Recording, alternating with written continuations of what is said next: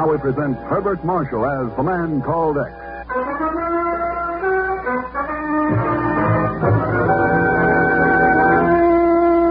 Herbert Marshall as the man called X. Wherever there's mystery, intrigue, romance, in all the strange and dangerous places of the world, there you will find the man called X.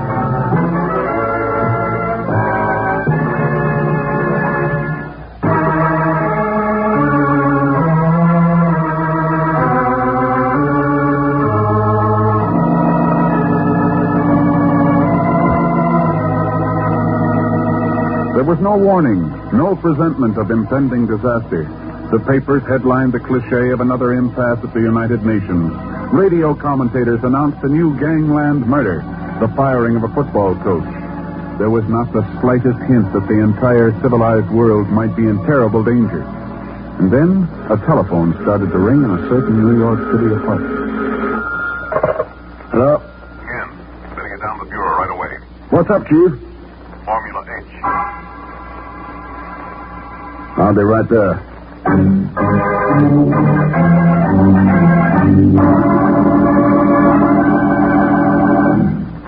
Sure there's no mistake, Chief? Not a chance, Ken.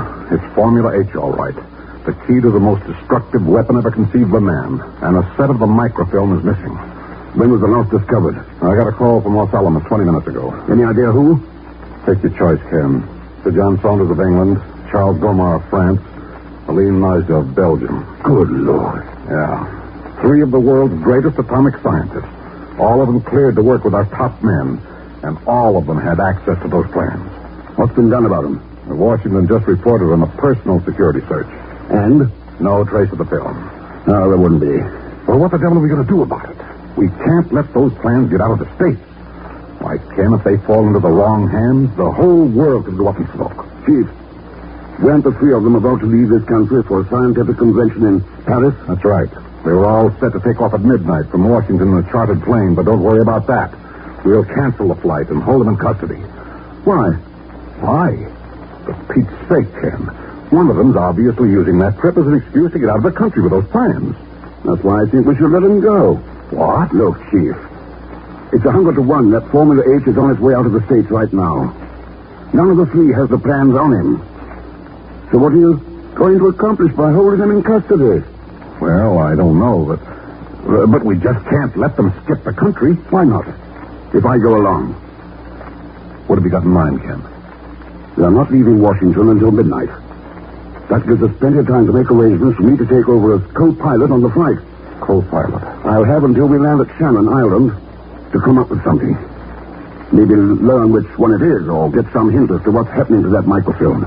Oh, but you haven't anything to go on, Ken. Nothing to work with. Got any other ideas, Chief? All right. Let's go.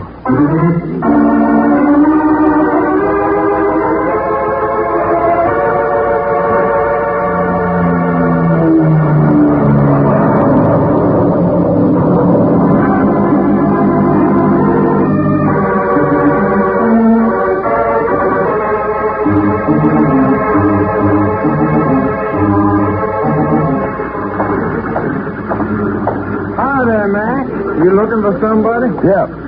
Captain Bill Allen. Have I found him? Well, you couldn't have done it better with radar, pal. You must be Thurston, the new call. That's right. Hope you don't mind the last-minute switch. Oh, brother, there's been nothing but switches on this flight. We're going. We're canceled. We're going again. I've even filed 2 flight plans, one for Shannon and one for the Savoy Bar. No, Thurston, you don't bother me a bit. Well, thanks, Allen. This our ship? Yep. Fuel check, cleared, and ready to go as soon as our 3 VIPs get in. Just the 3 of them going along? That's right. The 2 of us and the steward will make a total of 6. We'll be flying light, high, and handy. That's why I file non-stop. But, hey, looky there. Seems as if the brains are showing up. Hey, Thurston, I thought we were carrying electronic graybeards. Who's that streamlined jet guy? She must be one of them, Allen. Dr. Aline Nijda of Belgium. Well, don't tell me she's got all that and brains, too. Wow, we'll be flying the beam tonight. Are you all set to go, Captain? Well, just let them get aboard, sir, and we'll be off. Good. The plane's all ready. So if you'll all get aboard, Dr. Najda. But of course. Here, let me help you with that bag, Miss Najda. Well, thank you, Captain. Well, think nothing of it, ma'am. Nothing at all. Oh, you button up after we're all aboard, will you, Thurston? I'll see our passengers and make comfort. Sure. Passengers, did he say? That's a relief. For a moment, I thought Dr. Najda was the only one traveling tonight. You aboard, Mr. Thurston. You are certain that this plane is capable of making the journey, Monsieur Thurston? It does not seem very large or very strong. No need to be concerned, Professor Gomar. We'll make it easily. Perhaps. Still, this is such a long voyage and over water so much of the way. A boat would be so much safer, so much more... Oh, well, it is too late for that now, huh? That's fine. Yep, as you say, the die is now cast. It has been cast. Everything all right, Ken? Okay, here, Chief. What about you? Oh, they've been under constant surveillance. I'll guarantee not one of them is carrying the plans aboard. What about Allen? He's in check. Not a thing on record against him. You're going on a wild goose chase, Ken. You haven't got a prayer of turning anything up. Why don't I take them all into custody before it's too late? If I can't turn anything up, it's already too late, Chief. I'll let you know how I come out. See you later. Come on, Ken.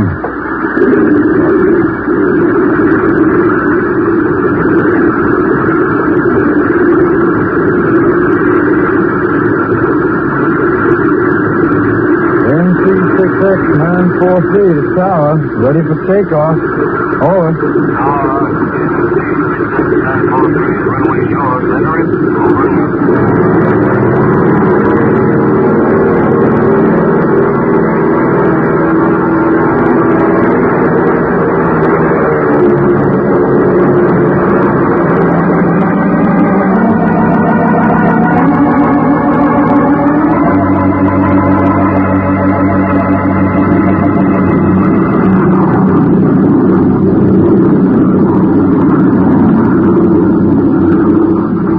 How do you make the altitude, Thurston? 10,001. Course?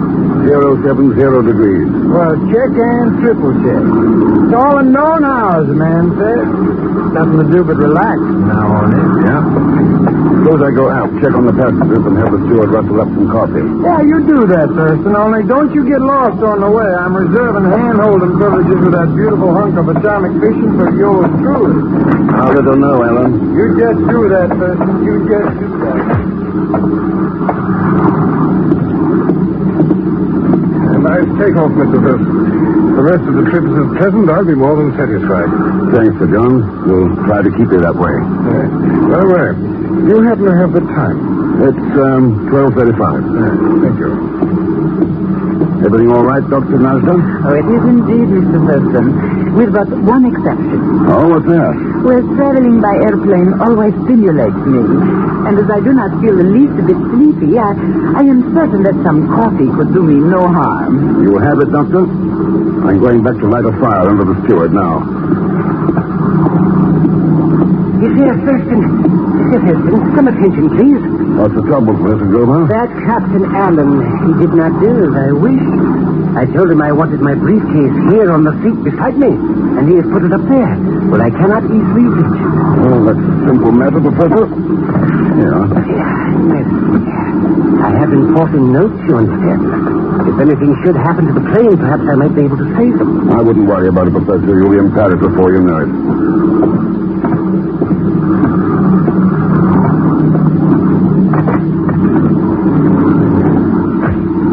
Hello, Pegon.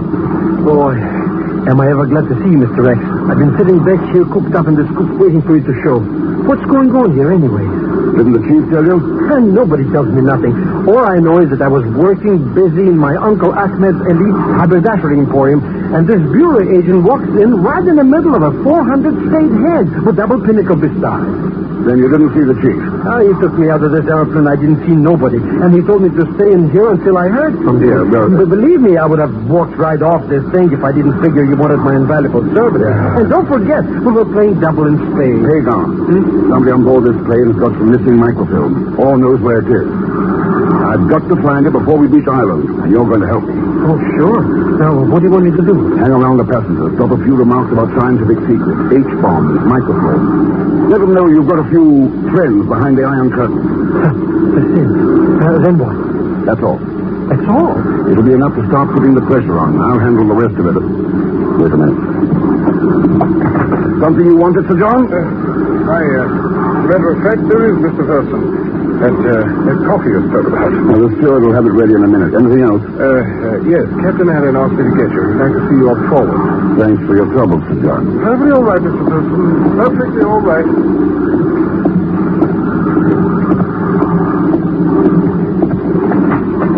You wanted to see me, Allen? Not nearly as much as I want to see Miss Nuclear Fission in 1951 and 2 and 3. Why don't you take over here and I'll take over there? Fair enough, Bill. Oh, and you might bend your ears around that radio headset. Some friend of yours in Washington wants to yakety-yak with you for a while. Oh, thanks. Yeah, now you just keep your Geiger counters handy, children. Daddy's going to be radioactive. NC6X943 Thurston, calling Washington 37. NC6X943 Thurston, calling Washington 37. Come in, please. Hello, Ken. All clear? All clear, Chief. Talk up. Ken, you're in trouble. There's something awfully wrong aboard that plane. That's not news, Chief. Well, this is. The Washington police found a dead man a couple of hours ago. Murdered. They just got a positive identification on him. What about it? He was an airplane pilot with the name of Bill Allen.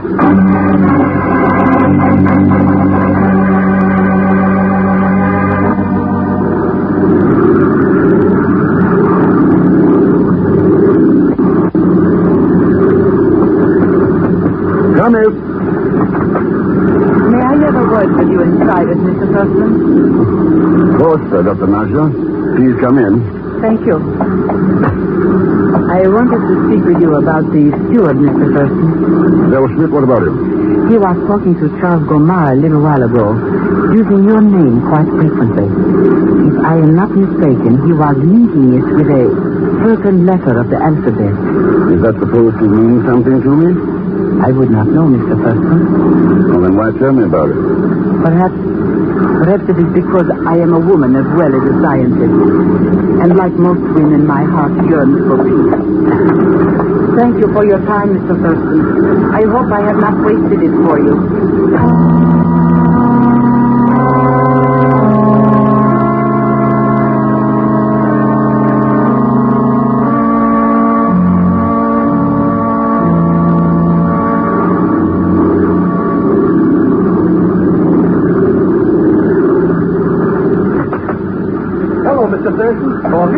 Come in here, you idiot, and close that door. Oh, sure.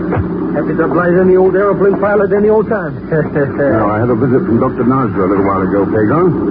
She told me you were up your old tricks again. Well, once the salesman always leave him laughing, you know. Well, here you are, Mr. X. Did you learn anything out there? Did I learn anything?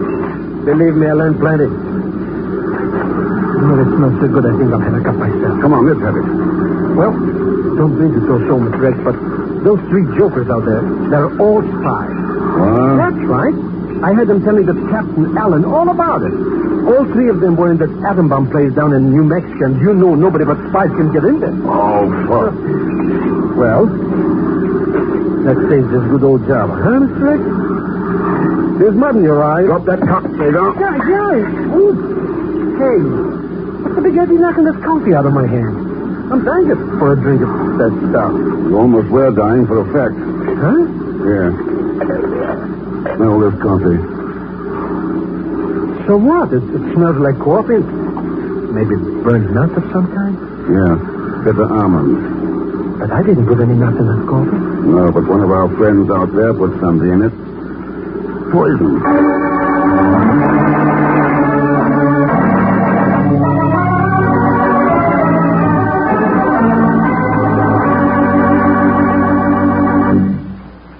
We'll return to The Man Called X in just a moment. And now, Act Two of The Man Called X, starring Herbert Marshall, with Leon Belasco as Pegon Zellschmidt.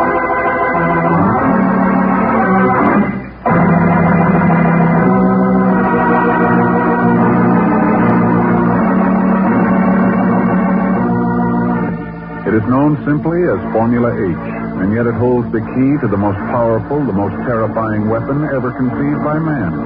and a microfilm set of the plans is suddenly discovered to be missing. Ken Thurston, acting as co-pilot, is aboard a transatlantic plane chartered by 3 international atomic scientists, all under equal suspicion of having stolen the missing plans. And now, in the pilot's compartment, Ken has just become aware of an attempt to kill him with poisoned coffee. Poison? That's right, Pegon. But who? But why? Oh, but what? Take your pick. There are 4 to choose from. 4? Our pilot, he's a phony. The real Bill Allen was found a couple of hours ago by the Washington police, murdered.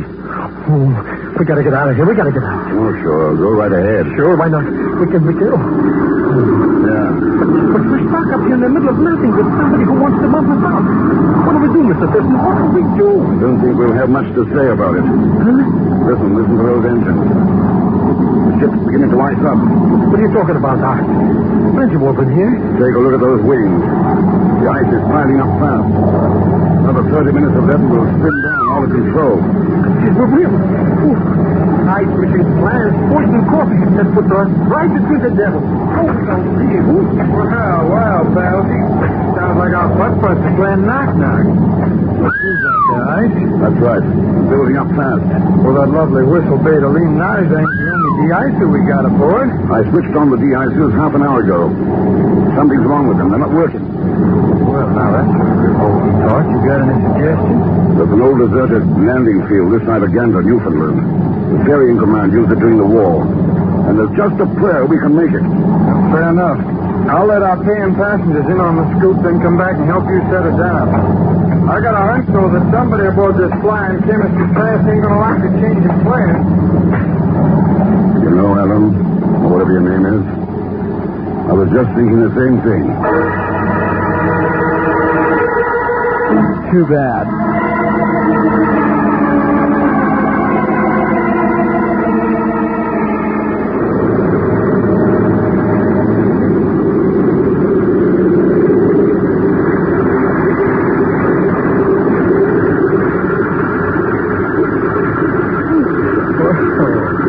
Nice flying, Thurston. Bill Allen couldn't have done better himself. I don't know about Bill Allen, but I think you could have put it on. Well, that friend of yours back in Washington kicked you off to the switch. Huh? That's right. Well? I just didn't know any. Well, now, you can't chew out a guy for helping out a pal in the jam. What kind of jam? Too much elbow bending. When this flight was canceled the first time, he made for the Savoy bar. He wasn't in no fitting condition when it was scheduled again, so I took over. It won't wash. Allen's dead, murdered. Are you leveling, Thurston? Yeah. Well, then I'll tell you what. Let's take care of the pay and freight while I think it over. Weather ought to clear in a couple hours, and it could be I'll have something mighty interesting to talk over with you by then.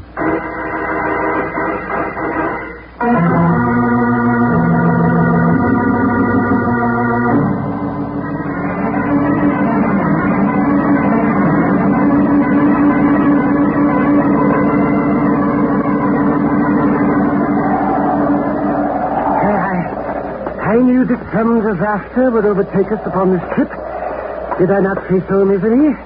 Did I not? Oh, it's not as bad as all that, Gomar. Can't you look upon it as an adventurer's lark? I do not care for adventure in a nice-bound wilderness, Sir John. Only in a safe passage back to Paris. What is to be done now, Mr. Thurston? I ask of you. As soon as the steward and Captain Allen secure the plane, we'll head for that shelter hut at the end of the runway. You can light a fire and be comfortable in there until the weather clears. Now, those are pleasing words, Mr. Thurston. What is more inviting than a roaring fire and good company while a storm rages outside? Very well, very well. If we have no alternative, let us be about it. Ellie and I will go with him, Thurston. We'll have the fire going by the time you get there. Thanks, Sir John. Oh, by the way, you have the time. Yeah, it's 7:15. Thank you. One of the penalties of exacting scientific research seems to be a nervous stomach. Pills have to be taken on schedule. Come along, Ellie, my dear. See you later, Thurston. Yeah. Well, I got the sandwiches and the hot drinks, Mr. X.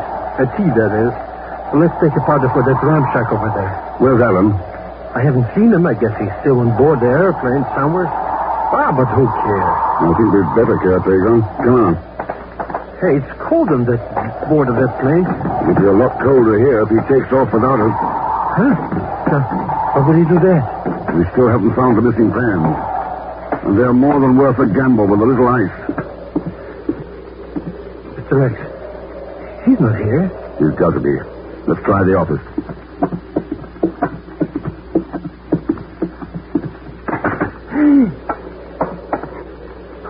Mr. Rex. Yes. But who? How? This time the coffee gag worked, Pegon. Poison.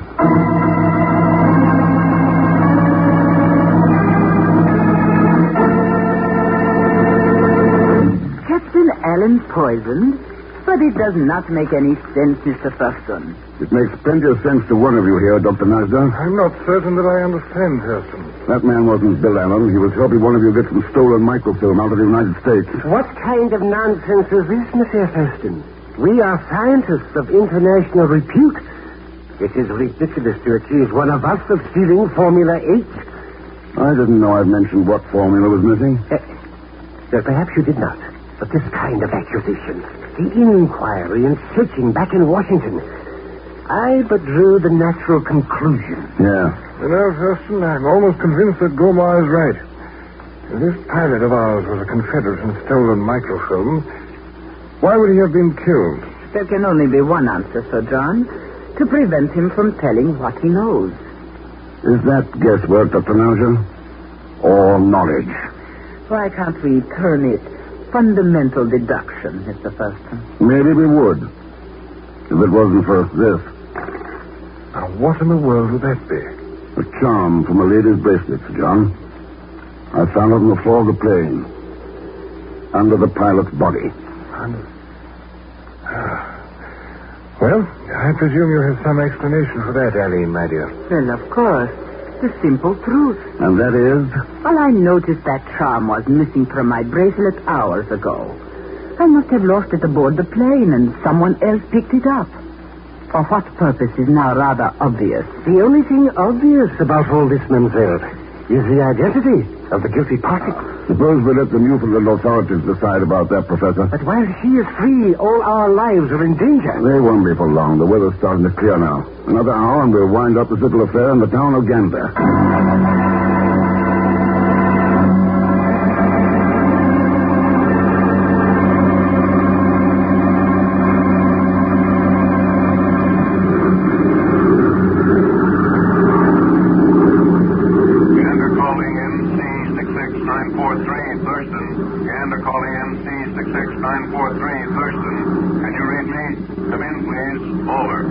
Read you loud and clear, Chief. Glad to hear you got the Gander all right. Sure. The Army just got me in plenty of time. But what's been holding you up? According to our plan, I expected you 8 hours ago. Had a little trouble, Chief. Ice. Murder. What? Ought to land in about 30 minutes now. Have a private office ready for us. I'll tell you all about it then.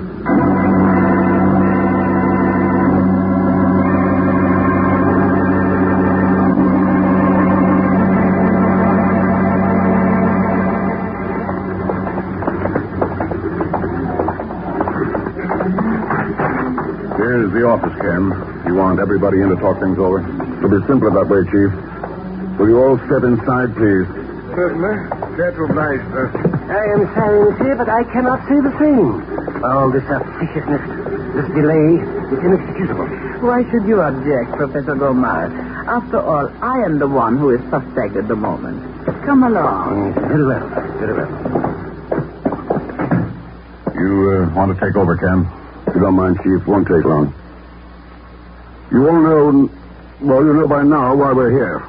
One of you is suspected of espionage, of having stolen top-secret microfilm. Microfilm of Formula H.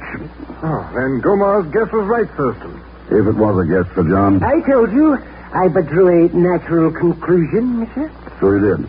And Dr. Nasda told us she was innocent of the pilot's murder. Now, I'm wondering what Sir John has to say. What I have to say? What about Mr. Thurston? About your stomach pills, your Wristwatch. What? A poisoned pellet can easily be disguised as an innocent pill. And I'm curious as to why a man who is wearing a watch is always asking the time. I don't know what you're driving at, Thurston. Is there anything unusual about a man's watch stopping? Not unless there's a microfilm concealed in the case that's caused it to stop. Microfilm. Ken. I told you I'd wind things up in Gander, Chief. You better take him away.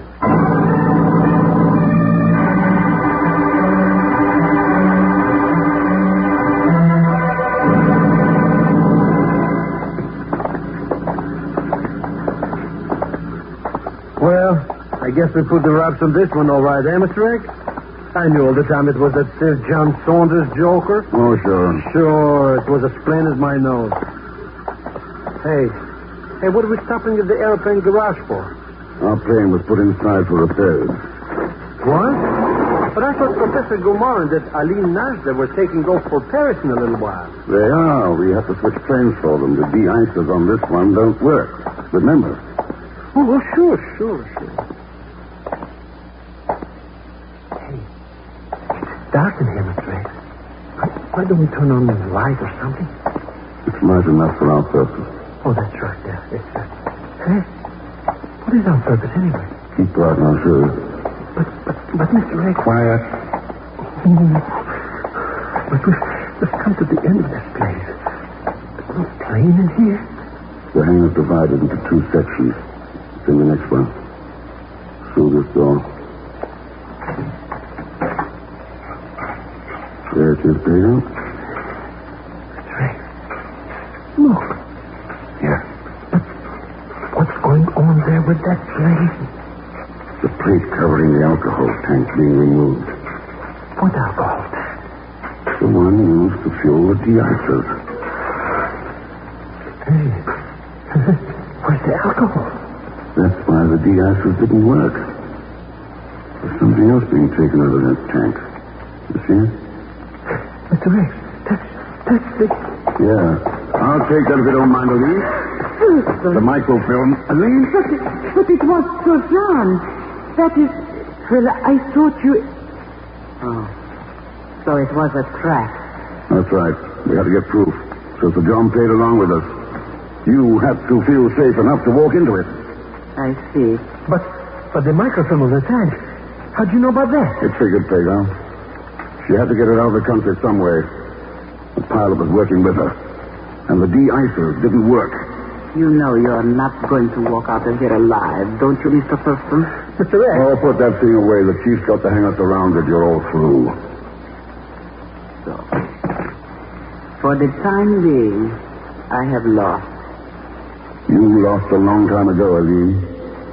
When you decided you'd try to help destroy the world. Well, someday we'll find a remedy for what's wrong with you and a lot of people like you. We've got to find it. Let's pray that it's short of war.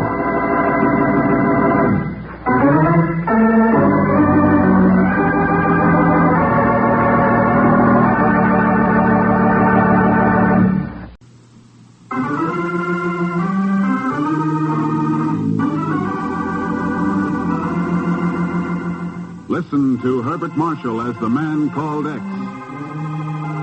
Wherever there's mystery, adventure, intrigue, in all the strange and dangerous places of the world, there you will find the man called X.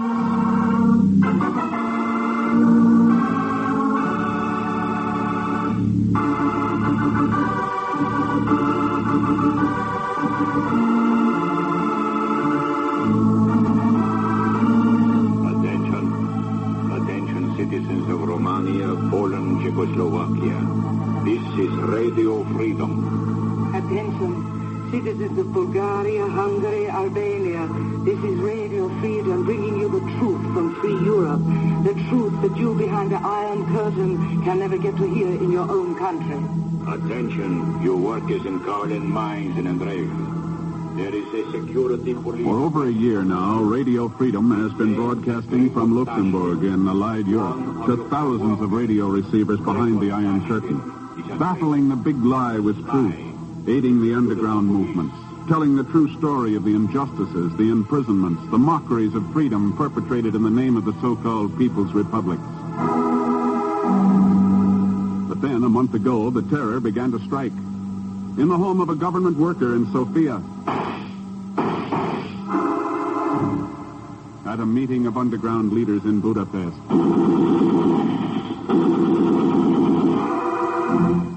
A party of refugees attempts to cross the Albanian-Greek frontier.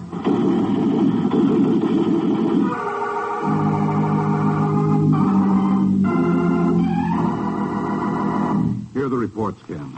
Romania, Czechoslovakia, Poland. The same things happening in practically every country behind the Iron Curtain. How long has this been going on? About a month now. And if it keeps up, well, something will have to be done about radio freedom. Oh, now, wait a minute, Chief. Radio freedom is the biggest punch we can throw at the Kremlin, short of war. Not anymore, Ken. Not since it stopped broadcasting the truth. Since it started to give advice that turns into a death trap for anyone falling for it. Every one of these, the result of radio freedom broadcast? That's right. These people believed they were hearing the truth, took the advice that was given to them, and ran right into the waiting arms of the security police. A few more weeks of this sort of thing, and we'll never get those people to believe what we say again. That's why we've got to yank that radio station off the air. Well, we can't afford it, Chief. We've got to get the truth across, now, before it's too late. But what other answer is there, Ken? Suppose I let you know. From Luxembourg.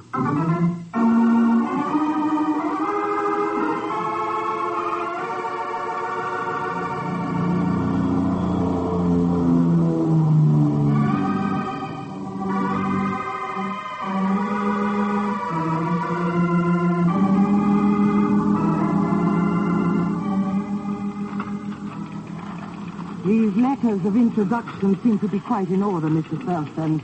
But I am not quite certain as to the reason for your visit here to Radio Freedom. I'd like some information, Miss Stepanek. You mean concerning our operations here? That's right.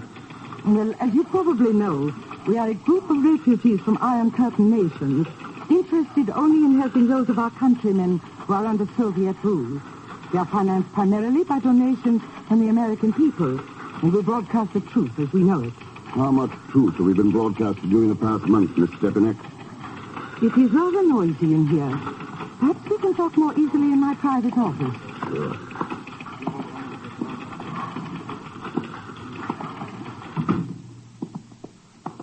You are a governmental agent, Mr. Thurston. You've read my letters of introduction. They are not specific as to that point. They're specific about the managing director of Radio Freedom giving me information. Very well. You are interested in the broadcast that we have been having so much trouble with to the very people we are attempting to help. What can you tell me about them? Only this. None of those broadcasts has come from here, from Radio Freedom. That doesn't make sense, unless you mean there's an outlaw transmitter operating somewhere. Exactly. Someone in Western Europe is operating an illegal station, deliberately using the same wavelength, the same format that we use on Radio Freedom. That station is the one that is broadcasting lies, confusing our listeners, ruining the reputation we have established for bringing them only the truth. You've got proof of that? We have caught the station on the air, have made recordings of actual broadcasts. Does it have a regular schedule? It can usually be heard around 8 o'clock at night. Where's it located? We do not know. Haven't you ever heard of using directional antennae to locate a broadcasting transmitter? I have. Then what's been stopping you? Mr. Thurston, what do you know about the Matterhorn? Why? The Matterhorn is a 14,000-foot peak of rock, snow, and ice in the Swiss-Italian Alps.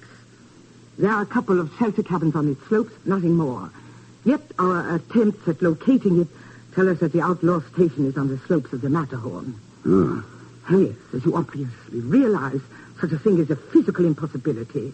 In other words, the work of Radio Freedom is being destroyed by a radio station that does not exist. Yeah. Well, you've been most helpful, Miss Stepanek. Thanks for your time. You are leaving? That's right. But you have told me nothing of your purpose in visiting here. Why you came, what you intend to do. Let's put it this way. Radio Freedom is organized to bring the truth behind the Iron Curtain. I intend to see that it does just that. Goodbye, Miss Stepanek.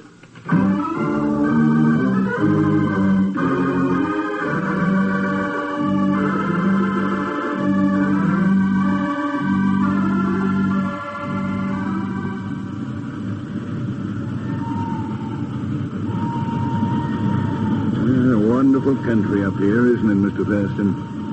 I don't think I've ever seen anything approaching the majesty, the regal beauty of the Matterhorn. Have you been up here before, Professor Hartley? No. This will be my first visit to Zermatt. But my business has taken me to many other mountains around the globe. And just what is your business, Professor Hartley? It sounds rather adventurous and romantic. I'm afraid not, Mr. Reader. I'm a weatherman, a meteorologist. Visiting Zermatt on business or pleasure? Oh, a little of both. The Italian government is establishing a weather station on the Matterhorn. They've asked me to check it over for them. Make sure they've got it operating correctly.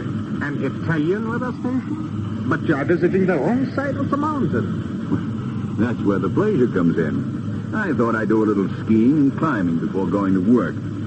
Is that your intention also, Mr. Thurston? Something like that, Professor, yes. What about you, Mr. Reader? You up here for a bit of climbing, too? You speak of the Matterhorn rather lightly, gentlemen. It is not a very wise attitude with which to approach one of the most dangerous mountain peaks in the Alps. Well, that's hardly my understanding. Thousands of tourists have climbed it. And many have died trying. The cemetery of Zermatt will attest to that. You make the mountain sound rather grim, Mr. Reader. Well, perhaps that was my intention, Professor. As a warning? If you wish. Why? We are not professional climbers. At this season of the year, an amateur attempting the Matterhorn is facing almost certain death. I take it you are a professional then, Mr. Reader? I have made it a philosophy of life, Mr. Thurston, to be a professional at whatever I may attempt to do. Well, we have reached Zermatt, gentlemen. I trust your stay here will be a pleasant one. I'm certain it will be if you take my advice regarding the Matterhorn. Auf Wiedersehen. What's the bag over here? Well, strange man, Mr. Reader. I wonder why he tried to confuse us. What do you mean, Hartley? Why make us believe he was a professional mountain climber when his business is connected with radio? Radio? What makes you think that? I noticed his baggage being placed aboard the train. He's brought a very complete shortwave radio outfit along with him.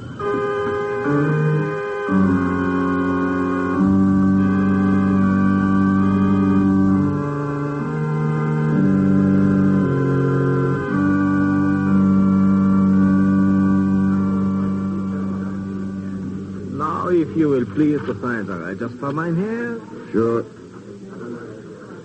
There you are. Yeah, thank you. Welcome to the Cabal Hotel, mein Herr, sir. Oh, thanks. Eckhart? You called me Eckhart? Well, that's your name, isn't it? What is it gives you that idea? We've met before. I do not recall it. Sure you do, Eckhart. 1944, Italy, above Casino. You were communications officer in the 8th Nazi Battalion. I interrogated you after your capture. Oh, you are mistaken, sir. I have never been in Italy. I did not serve in the Nazi army, and my name is Abdul. York Abdul. All right, Abdul. Have it your way. The war's over. Yes, the war is over. You will be in Zermatt long, Herr Thurston? Long enough to do a little climbing. Can you recommend a guide? Well, I usually recommend my own services as guide to special guests. Good. Will you be free to make a climb tomorrow morning? I shall be free, but the Matterhorn will not. There's a storm brewing. The skies look clear enough to me. One must learn not to judge by appearances in the Alps. On the Matterhorn, death often strikes without warning. The key to your room, Thurston. I shall have your luggage brought in. Yeah. Thanks, Abdul.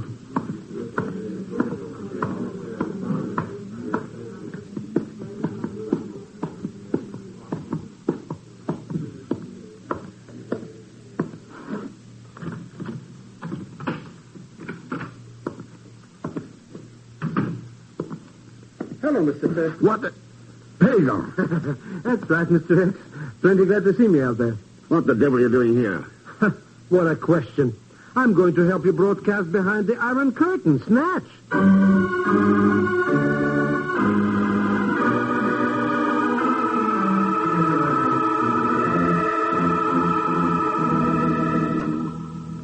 But it's just like I told you, Mr. X. There I was in Milan. That's in Italy, you understand. No. Oh, sure. And I was a little financially embarrassed for fun. Yeah, so you called me at the bureau. That's right. Only you weren't there. No, but Miss Brooks was. Pegon, sir, help But me. Mr. X, can I help it if she goes for me and tells me things? Anyway, here I am and here you are, and... What the thing you got up hooked up there? Anyway, eh? A portable shortwave receiver with a directional antenna. It is? But why are... Hey, that's right. What's right? It's Tuesday night, around 10:30 New York time. Tune it in, Mr. X. Tune what in? Oh, that program I always listen to on NBC. Boy, what a screw-loose character they got on it.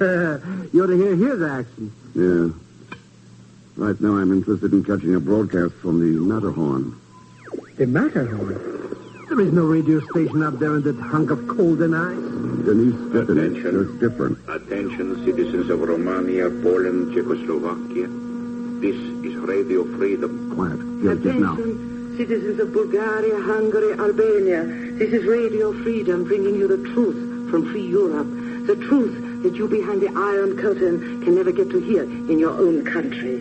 But that's not coming from the Matterhorn, Mr. X. That's the cornball station that broadcasts from Luxembourg. I know the dame's voice. So do I, Pegon. Attention. She's Denise Stepanich. But that broadcast isn't coming from Luxembourg. It's not? How do you know? Listen while I change direction of the antenna. On Route 5, take alternate route 2. So it gets louder. So what? So the directional antenna is pointing toward the Matterhorn. That's where the broadcast is coming from. Oh, but how could that stepping cookie be up there in those mountains at night like this? And where could there be a radio station up there anyway? We're going to find out tomorrow. We'll take this set up the mountain with us. The directional antenna will lead us right to the transmitter. And then what? Then we destroy it. But that don't make no sense, Mr. X. Did you hear what it was broadcasting before this music? I heard it. And I'll give 8 to 5 that if those people in Berlin and Czechoslovakia follow that advice, they'll wind up dead. What? That's why we're going to destroy that transmitter. Make sure that nothing but the truth gets behind the Iron Curtain from Radio Freedom. Yes! Watch it! How they came from out there on the terrace. Come on. But it's dark out there, Mr. X. Come on! Okay.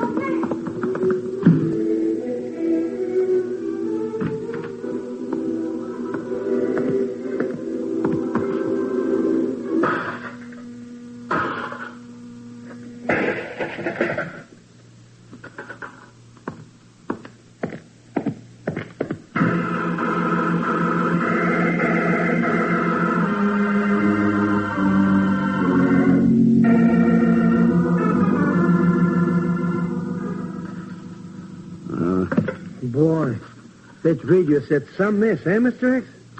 Who did it anyway? Whoever had those shots fired to get us out of this room. So how can you find that phony radio station without this direction stuff to help you? It's going to be tough. Hey, maybe you could send to Paris or somewhere for another gimmick. Take too long. We'll have to tackle the Matterhorn without it. Now, what kind of a joke is that? You could wander around that mountain for weeks without finding anything but snow and ice. Or maybe snow. You better just relax for a couple of days or two, Mr. X. Oh, sure. Hello? That you, Ken? Chief, what's up? Plenty. We just got a report from Radio Freedom. Somebody's gone through their files. There's some top-secret information missing. What's Denise Stepanich got to say about it?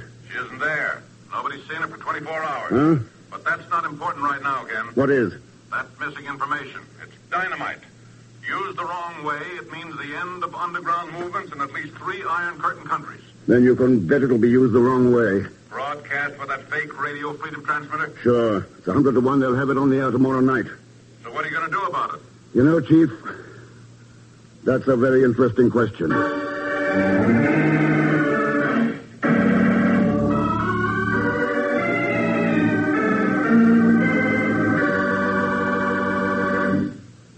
We'll return to the man called X in just a moment.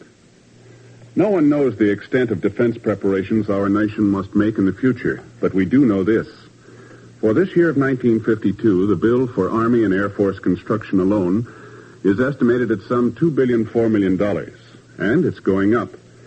Airfields, utilities, cantonments, radar stations, communications and navigational aids, fuel and lubricant depots, these are only a part of the long list of construction projects for defense.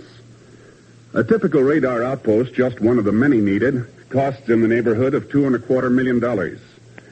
Now, it's easy to see that if America is to be strong in the men and weapons of defense, she must be strong financially. And that's where we can all help through regular, automatic purchases of defense bonds through the payroll savings plan where we work, or the bond-a-month plan at our bank. Yes, defense is everybody's job today. Be sure your dollars are on the bond wagon. Every one you can spare.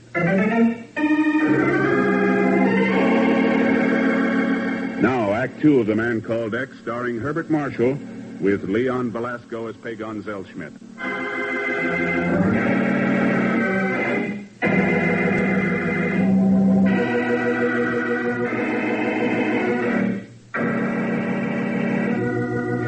An illegal radio station located somewhere on the icy slopes of the Matterhorn has been destroying the efforts of radio freedom to broadcast truth to the countries behind the Iron Curtain. And Ken Thurston is faced with the almost impossible task of locating that outlaw transmitter within 24 hours in order to prevent it from broadcasting information that would mean the end of democratic underground movements in at least 3 of the Soviet satellite nations. And now Ken is walking toward a climber's rendezvous area outside his hotel at the foot of the Matterhorn. Looks like you're about to take a party up the Matterhorn, Abdel. That is quite correct, Thurston. Pretty risky, isn't it? Making the climb at night. My clients are paying me well, and I told you that part of my business was acting as a guide. Well, you also said you wouldn't act as guide for me in full daylight. Something about a storm coming up, remember? Oh, I must have been mistaken about that. Yeah, you must have been. Well, hello there, Mr. Thurston. I didn't know you were making the climb with us. I'm not so far, Professor Hartley. Well, there's no reason why you shouldn't join us. That right, Mr. Reader? Unfortunately, I do not agree with you, Professor. Why not, Reader? Don't you like my company? I don't care for amateur climbers. Yeah, I remember. Yes, you said that. No, wait a minute, Mr. Reader. The route we're taking isn't too tough. The mostly flat ledges, the shoulder, and down the Shell Jordan. I'm sure Thurston can make it with us easily enough. Perhaps, but I never undertake to guide for a party of more than 2, Herr Professor.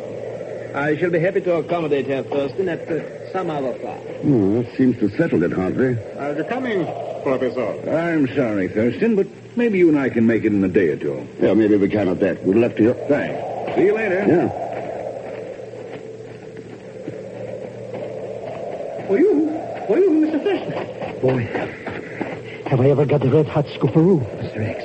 What is it, Pegon? Guess who just came into the hotel looking for you? Denise Stepanek. That's right, Denise Stepanek. How did you know? What's more important is how Professor Hartley knew. Huh? How he knew what? How to climb the Matterhorn. If he'd never been here before.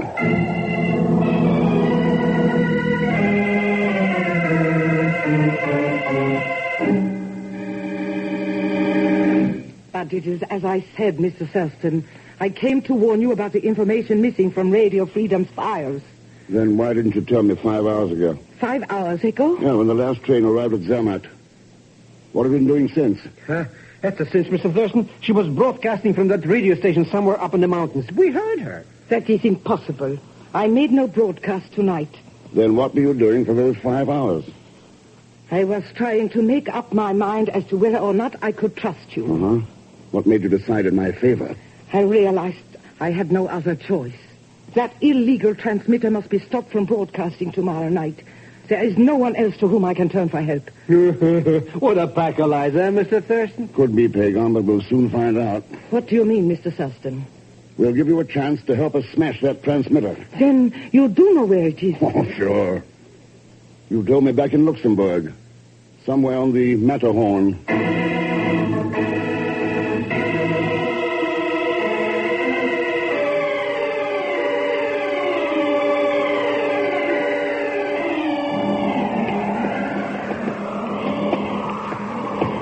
I don't get it, Mr. Thurston. How can we find any radio station on this mountain? There's not a thing up here, not even pageboard. Cheer up, Pegon. I think we've got some pretty good guides. Are you referring to that party climbing ahead of us, Mr. Thurston? That's right, Denise. Who are they anyways? Abdel, Reader, and Hartley. Do you know any of them, Denise? I know. Do they have some connection with all this? One of them must have. What makes you think that? That transmitter is going to broadcast information stolen from Radio Freedom. Somebody's bringing that information to it. And that part is heading for the Italian slope. You are right. But there's nothing over there either. Only a weather station and a couple of shelter huts. What was that, Mr. Thurston? Somebody up there fired a couple of shots. Shots? But what on earth for? Listen. Mr. Thurston, that noise. Where is it coming from? Look up there. An avalanche. It's an avalanche. Yeah, the concussion from those shots. But they'll bury us. What do we do? What do we do? That ledge beneath the overhang. It's our only chance. Come on.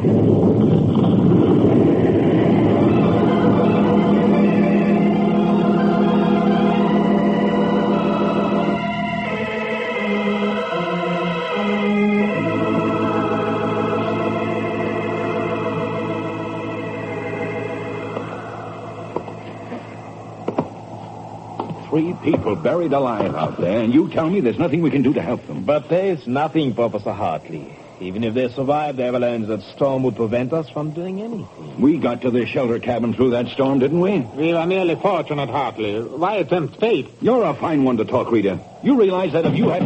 Look, guys. The door. Yeah. Here. Give me a hand with her. What? That woman first. No, she's all right. Just shock and exposure. Close the door, Pegon.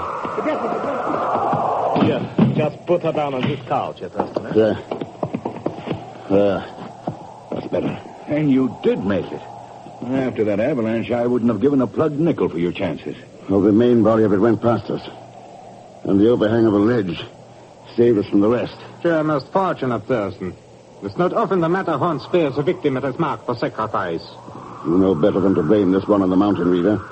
The Matterhorn didn't fire those shots. Are you accusing me of having deliberately started that avalanche? You got a better explanation? The true one. We could see the storm approaching from the Italian slope, while you could not. I fired those shots to attract your attention to the shelter cabin. I had no idea the concussion might start an avalanche. Coming from a supposed expert on mountain climbing, that's a little hard to believe, Rita. But we'll skip it for now. How long do you think this storm will last, Abdal? Perhaps 12 hours, perhaps 24. 24, Mr. Thurston. Looks like we're going to be a little late.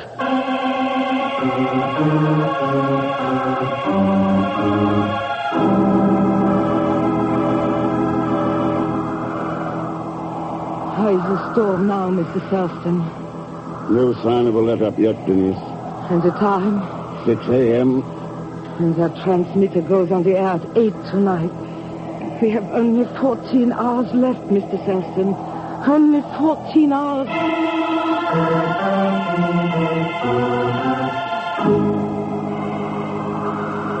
Boy, listen to that thing outside.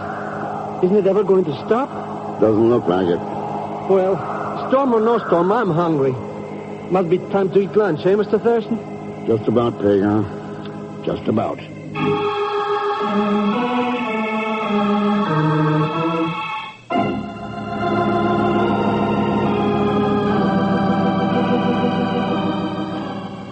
Well, I'd say the storm has finally quieted down enough for us to leave here, Mr. Updown. If there were daylight hours ahead of us, I would quite agree, Professor Hartley. But why risk traveling in the dark? It's already 5 o'clock.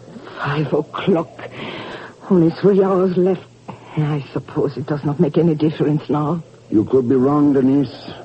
Might I inquire as to what you are talking about, Herr Thurston? Mr. Reader, we might be talking about how long it's going to take me and Pegon to get back to Zermatt. Boy, you're not serious. Well, after all, Updal's right. It's practically suicide. Could be, Hartley, but you never know until you try. Come, Pegon, let's go.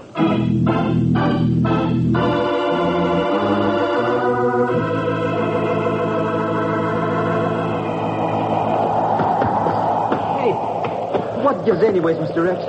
We've been wandering all over this mountain joint, and I don't even see either of that Zermatt place. That's not surprising. We're on the Italian slope. The Italian slope? But what are we doing over here? That is. Just ahead. Huh? You mean that old ranch shack? It's a weather station. Why do we want to go there for? No lights or nothing, and nobody's home. Pegon, I have a hunch things will be different by 8 o'clock tonight.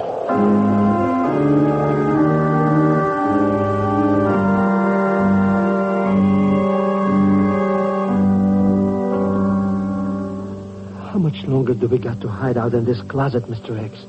Just a few more minutes now. It's almost 8 o'clock. 8 o'clock? You keep on talking like this was a radio station that was going on the air or something. You know, Pegon, you might be right. Huh? Hey, Mr. X. Yes. Someone came into the next room.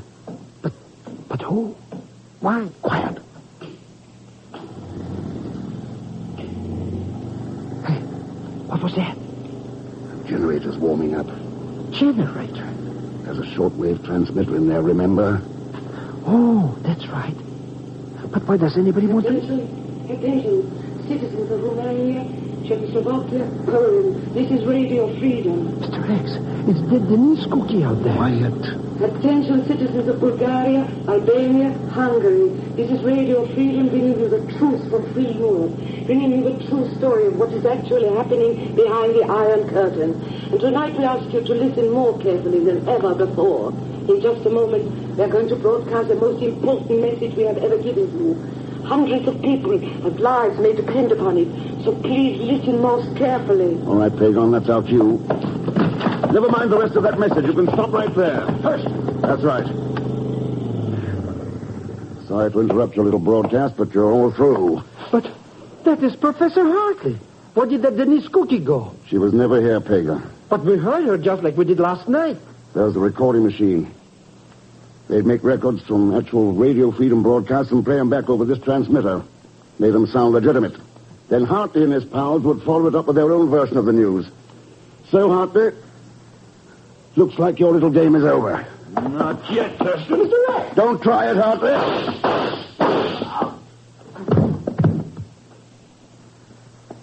All right, Pegon. Let's get him down to a doctor. Then we can start back home.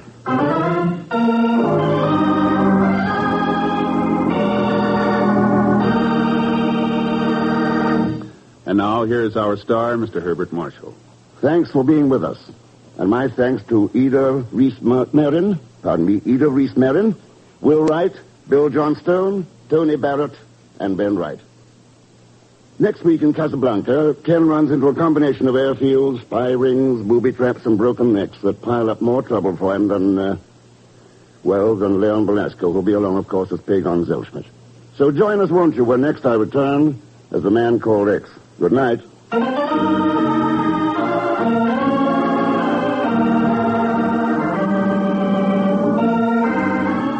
The Man Called X, starring Herbert Marshall, is a J. Richard Kennedy production with music by Milton Charles. Tonight's story was written by Sidney Marshall. This program is directed by Jack Johnstone. All characters and incidents on this program are fictitious, and any resemblance to actual characters or incidents is purely coincidental. And now, until next week, same time and station, this is Hal Gibney saying good night for The Man Called X.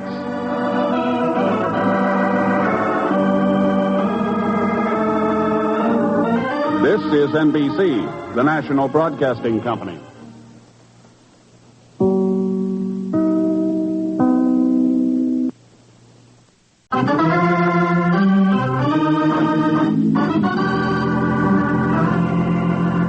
Listen to Herbert Marshall as The Man Called X. Wherever there is mystery, adventure, intrigue, in all the strange and dangerous places of the world, there you will find The Man Called X.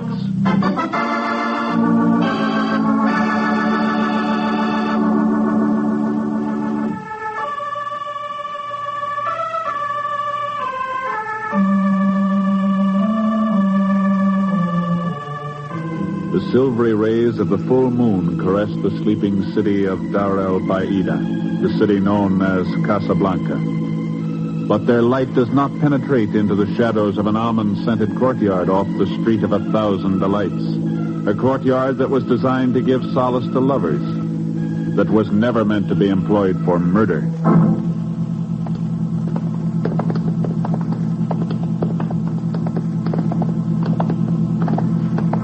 This is far enough.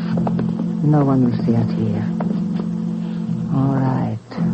Are you ready to talk now? You know what will happen to you if you insist on being stubborn. I said, are you ready to talk? All right, take care of him. Hit him again. Hit him again. Again. Now talk. Do you hear? Talk. Give us the information we want, or we... Get where you are. Mission down. We must get out of here. Come on. Hey! I will set fire! Over here!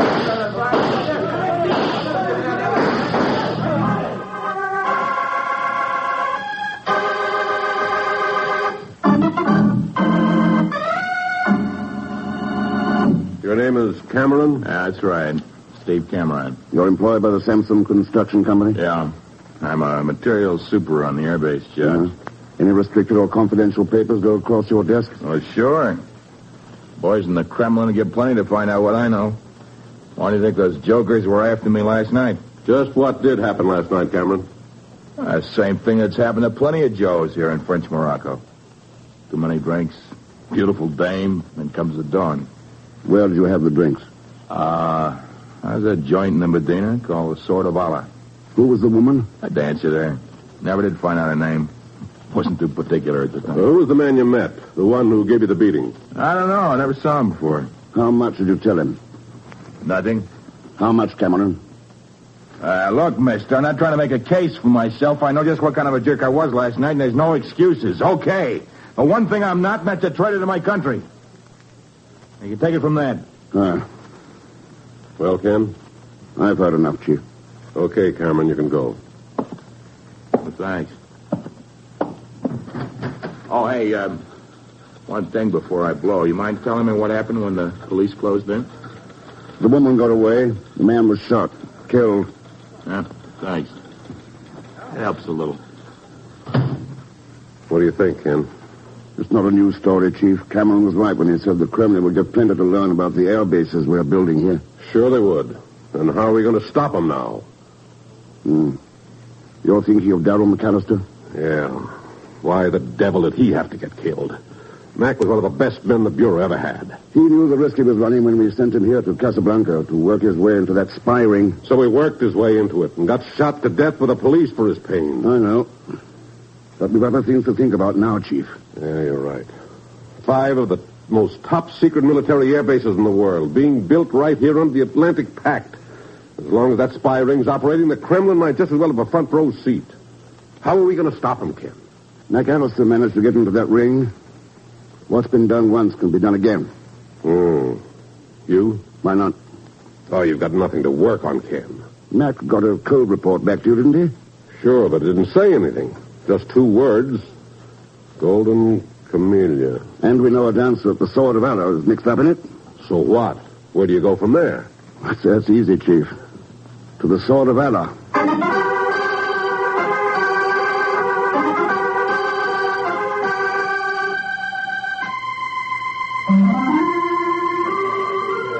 Welcome, gentlemen. Welcome. Petrov himself greets you at the Sword of Allah. Well, thanks, Petrov. How about a table and a bottle of stock? But of course. Here.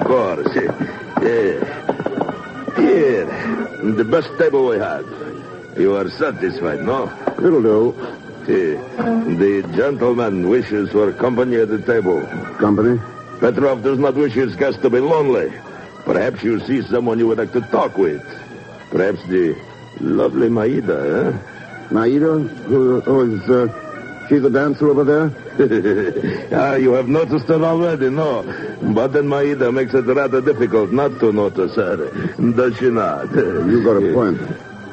Why are you interested in having us come to my table? Petrov is always frank. He always tells you the truth. He believes that charms of Maida will change the gentleman's orders from stock to champagne. Is Petrov right? You win. Champagne. If Maida comes to my table. I promise that she will, my friend. Petrov will send them both right over. Arms, Effendi. Arms for the love of Allah. Arms for the unfortunate Effendi. Sure, natural. Willing to settle for 2 bits, Pegon? You're kind, Effendi. Most... Pegon?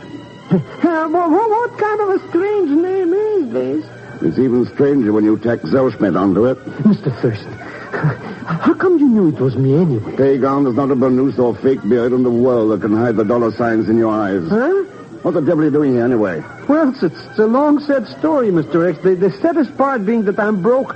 You wouldn't happen to have a spare $20 until your next payday, eh? And if I have? Well, being that I'm in such a financially embarrassed position, without funds, you understand. What do you know about golden camellias? A cinch. I can tell you anything you want to know about. But what? Skip it. You sure you want the $20? The Stalin won Berlin. Just pass it over, Mr. X. At 10 and 2 5 will be fine. Not so fast. You have to work for it. Work? Tell you about it later. We're going to have company. But, Mr. Quiet. Good evening, Effendi. Petrov says you have been gracious enough to invite me to your table. That's right, Maida.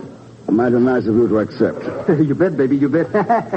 Sit down, Maida. The champagne will be right here. Yeah. Would it not be more pleasant and more comfortable to become acquainted over champagne in Maida's dressing room? Dressing room? Why? Sure, why not? You bet. Come on. What are we waiting for? Hamid, Hayawan. Huh? The invitation was for one, not two. But, baby... You heard the lady. But, Mr. Oh, shut up. See you later. Ah, how do you like that? Gives me the brush up just because he's jealous of my accent. Yeah, and what's that Maida cookie got to be stuck up about? I've seen plenty better fish. Even if they do call her the golden camellia.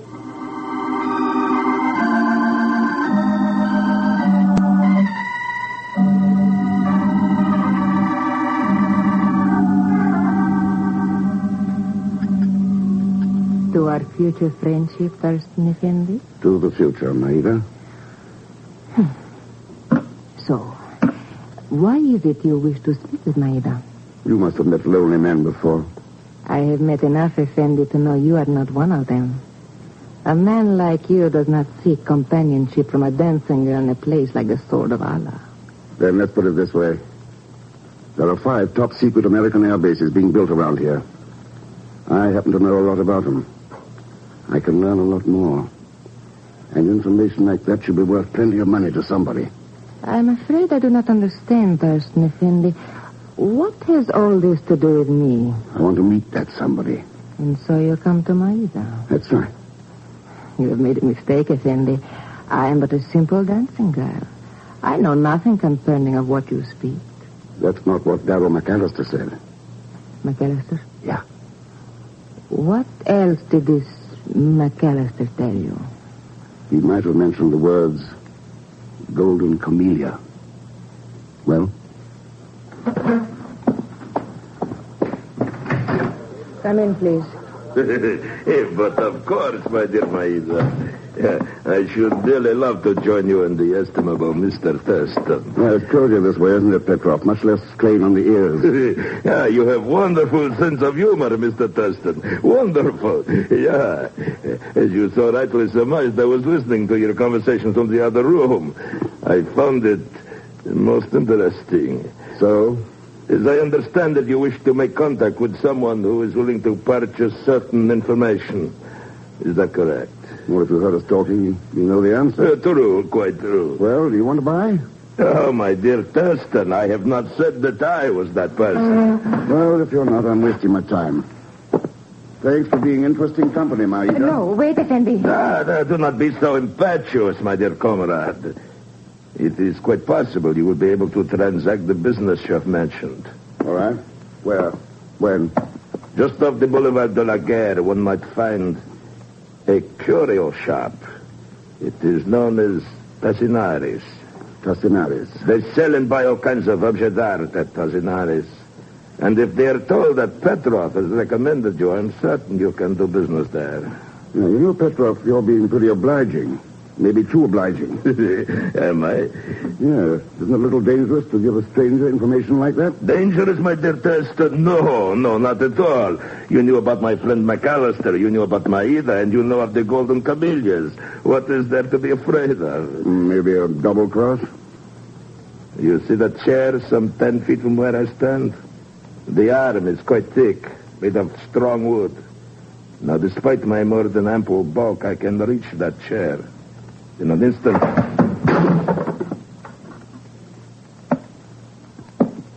A little trick I learned in the Orient, my friend.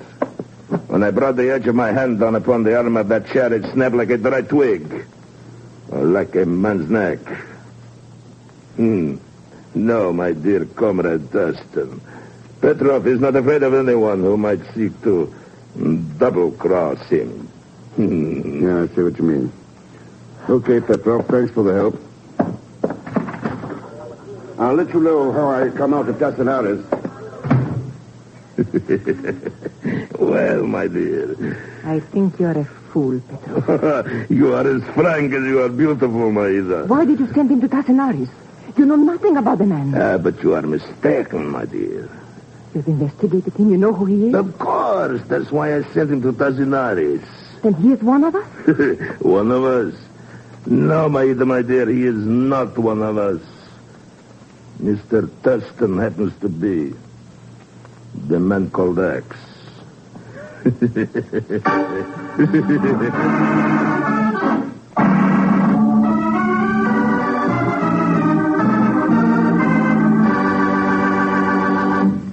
We'll return to the man called X in just a moment. Here is an urgent message for all ships' radio officers. The Federal Maritime Administration is calling all former merchant marine radio officers to come back to sea. Right now, scores of ships are riding at anchor, loaded and ready to sail. Their cargoes are vitally needed by our fighting forces and by our allies. Especially right now, the need for radio officers is acute. If you have had 6 months merchant marine radio operating experience since January 1935 on any kind of FCC license, the American Radio Association, CIO, will help you get an emergency license to ship out at once. You will earn more than $600 a month. Former radio men are urged to write, phone, or wire to the American Radio Association, 5 Beekman Street, New York City, which will put you in touch with the port office nearest your home. Or go now to the American Radio Association, 5 Beekman Street, New York City. Now, Act 2 of The Man Called X, starring Herbert Marshall, with Leon Belasco as Pegon Zellschmidt.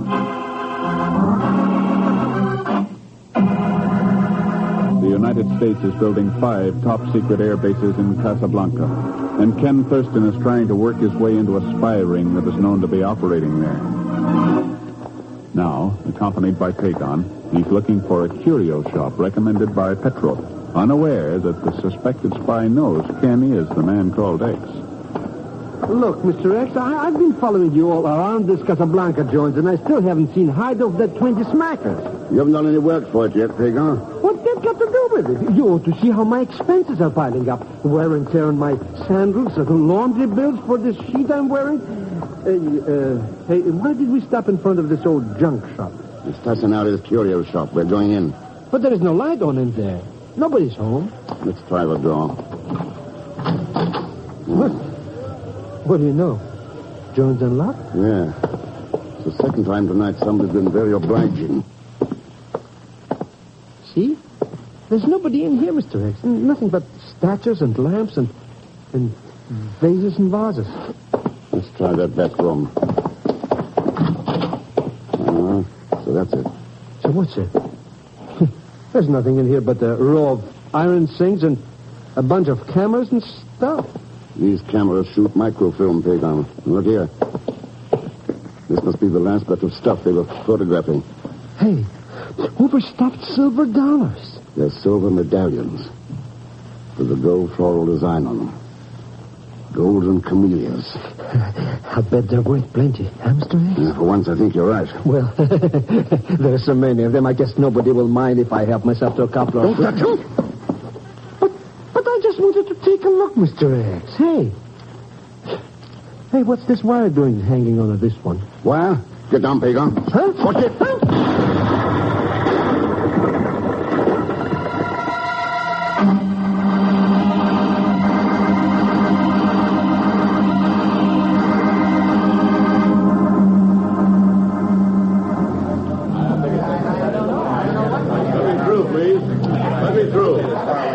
Please, let me through. You can take your time, mister. There's no hurry. Camera. That's right. If you're looking for your sidekick, the Thurston guy, you don't have to go inside. He's not in Tassanari's. How do you know? As I was just in there digging through the wreckage. No bodies. Cameron's right about that, Chief. I know, man, but Ken Thurston... Ken, what the devil's going on here? What happened? That'll wait, Chief. How'd you get mixed up in this, Cameron? I'm a funny kind of guy, Thurston. I don't like to be shoved around like I was last night. So I went back to the Sword of Allah to have a few words with Maida. Only you beat me to it. That still doesn't explain what you were doing here. That's simple. When Thurston and that phony Arab left the joint, I followed him. Thought maybe I could be of some help. Well, they went inside Tassinari's, and I waited outside. And boom! What was it, anyway? A booby trap. Wired to the pin of a grenade. Saw it in time to drop down behind some heavy iron sinks in there. Somebody's sure playing for keeps in this game, Thurston. How about dealing me in on your side, huh? Thanks, Cameron, but you're already in. You boys build those air bases. We'll take care of this. You're the boss.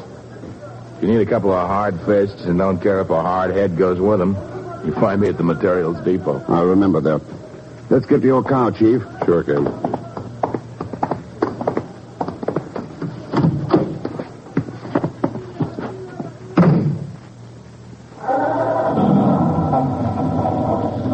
So you got my phone message, Chief? Yeah, I got it all right, but a little too late to do any good. When I reached Tassinari's, I was sure you'd been blown to Zellschmidt.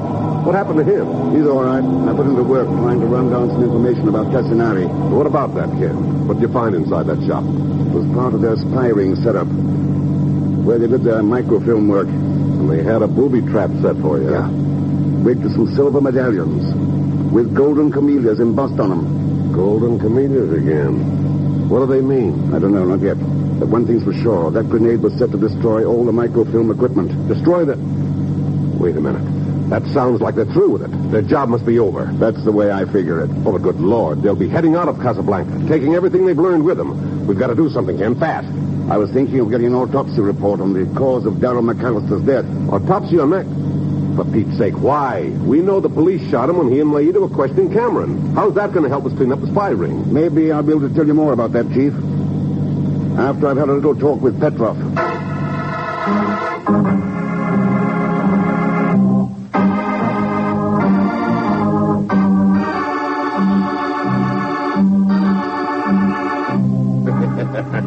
So you've come back to face Petrov once again, my friend. You are a very brave man. Very brave. But foolhardy, too. I'm glad you find it so amusing, Petrov. But of course, my friend. You must be very desperate indeed if you've come back here now. I take it then that Tassinari did not wish to purchase your information. We can cut the double talk, Petrov. You know who I am. Does that mean you believe you know who I am, too? It's not too tough to guess at this stage of the game. So? You gave me a warning once, remember? Quite well.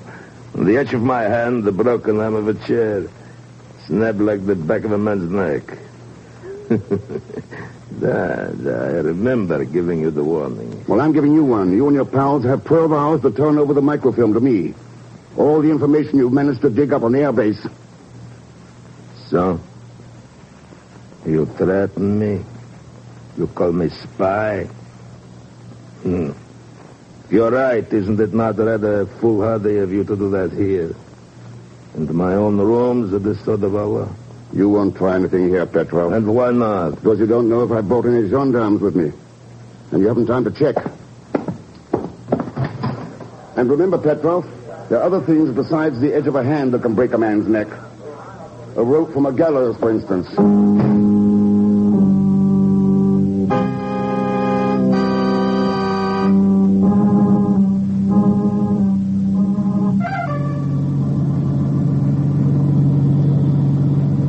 Okay, Mr. X, there's been enough shilly-shallying about these $20. How's about forking over on the line? I want to talk to Tassinari first.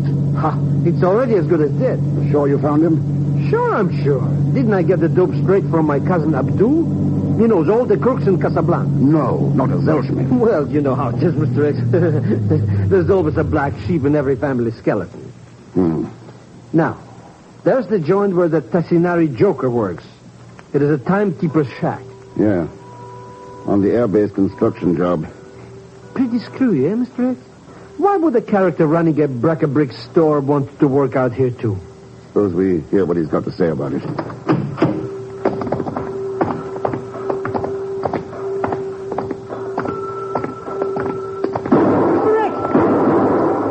He came from the time shack. Come on.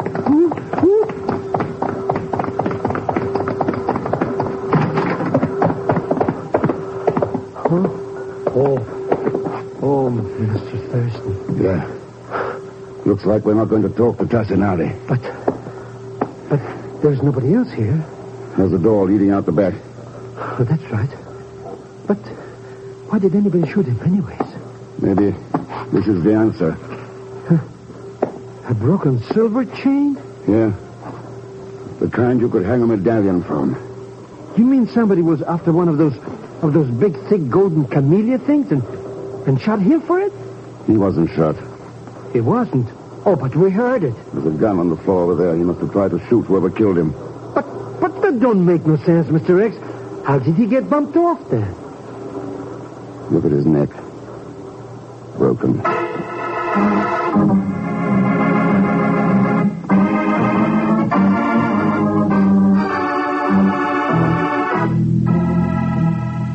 So Tassinari's dead, too. That's right, Chief. Ken, what the devil's this all about? Who's behind it all? Petrov? Maida? Have you got that autopsy report on McAllister's death yet? Sure I have.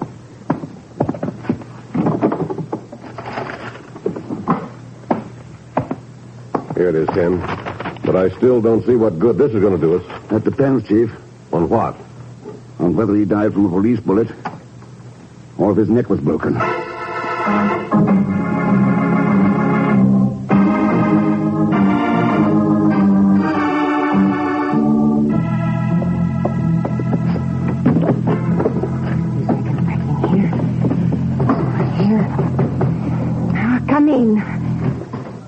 Hello, Maida. Why, Thurston Effendi. That's right. I see you're packing. You going somewhere? And if I am? I was hoping you could explain a few things to me. For instance?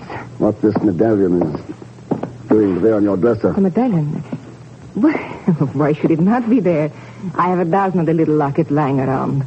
All with the embossed golden camellia? Of course. It is what you call my trademark. I give them away as favors. Then you don't mind my keeping this one? Why, no. No, I do not mind. Though I'm a bit disappointed. Why? You ask only for a trinket. Are there no other favors you would rather ask of Maida? No, I'll settle for this, thanks. A little more practical. What do you mean? Did you know that these things can be opened, Maida? By twisting them apart? No, Effendi. You see? Two halves, hollow. And inside them, this. Okay, Thurston, you can drop that microfilm now. Oh, Steve. Well, Cameron, I was wondering when you'd show up. You found out. Drop it. Sure. Get it, Maida. I have it, Steve. Good. Now get to the door and don't walk in the line of fire. Do not worry, Steve. I will not interrupt the proceedings. So you figured it out, Thurston. Well, you helped, Cameron. Yeah? How? Oh, you said you didn't know Maida's name, and then you mentioned it later. And there was your story about Maida and McAllister trying to get information out of you. Well, it sounded legit to me. Except for one thing. The police didn't kill him. His neck was broken. Yeah, what'd that tell you? That the two of you were really questioning him, trying to find out who he was, how much he knew. And when the police closed in, you shut him up for good. By breaking his neck? Petrov's the lad who uses judo. He hasn't got a monopoly on it. Tassinari could prove that, too, if he were able to talk. What did he try to do? Double-cross you? Get away with the film himself? Yeah. He learned it didn't pay. It's like you're going to learn it doesn't pay to buck up against me. Open the door to the corridor, Maida. Of course, Steve. Now take this gun. Stand guard outside. The gun, Take Steve? it and get out. But, Steve... Get out. Very well, as you wish. All right, Thurston. Now it's time for a little lesson in judo. Okay, Cameron, start teaching. But you'll have to do it in the dark. Okay, Thurston. So you smashed the lamp. As soon as my eyes get used to the dark, I'll find you easily enough. so it wasn't you. The room's not too big. I can move as quietly as you can. You can't get away, Thurston. I'm coming after you.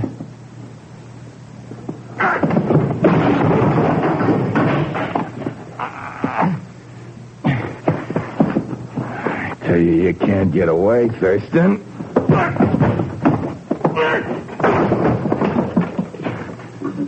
God, get you. Now! Now! Where are you? Where are you? Where?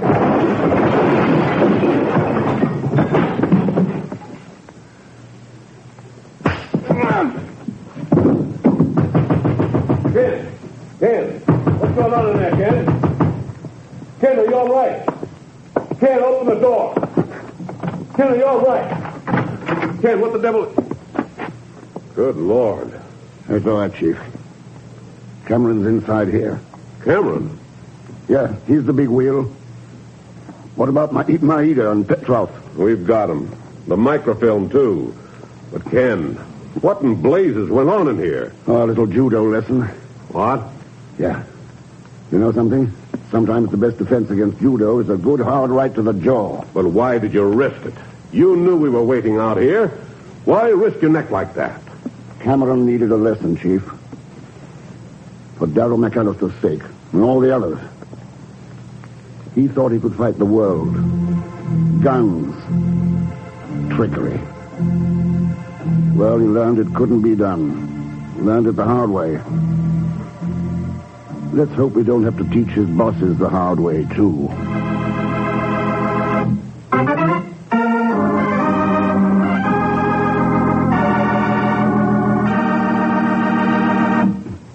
And now, here's our star, Mr. Herbert Marshall. Thanks for being with us. And my thanks to Lillian Bayef, Will Wright, Bill Conrad, and Lamont Johnson. There's a new and very dirty racket in this country that you and everybody you know ought to be wised up to. And next week, Ken Thurston really tangles with it. Of course, where there's a racket, you'll find Leon Belasco with Pegon Zellschmidt. So join us, won't you, when next I return as The Man Called X. Good night.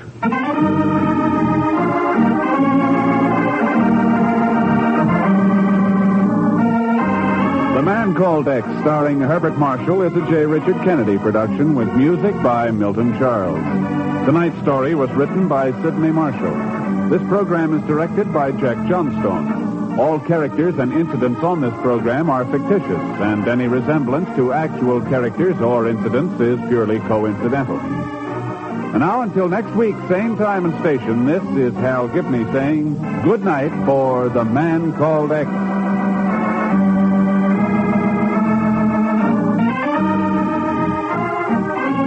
This is NBC, the national broadcasting company.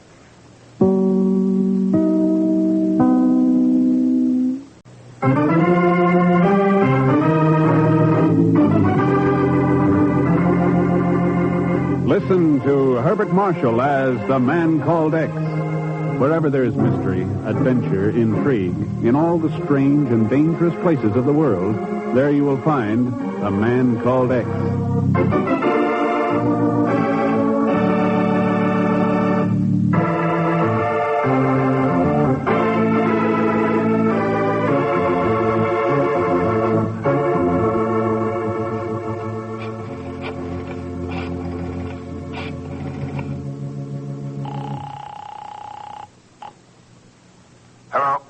Hello, Ken. That's right. Who's that? Bill Thompson. Bill, good to hear from you. When did you get back from Korea? How'd you know I was in San Francisco? That's not important now, Ken. Oh, what is? I'm in a mess, and I don't know what to do. Can you get over to my house right away? Sure. But what's the trouble, Bill? I'm right up to my neck in the filthiest game that's ever been played. It's a job for you in the Bureau. The dirtiest racket...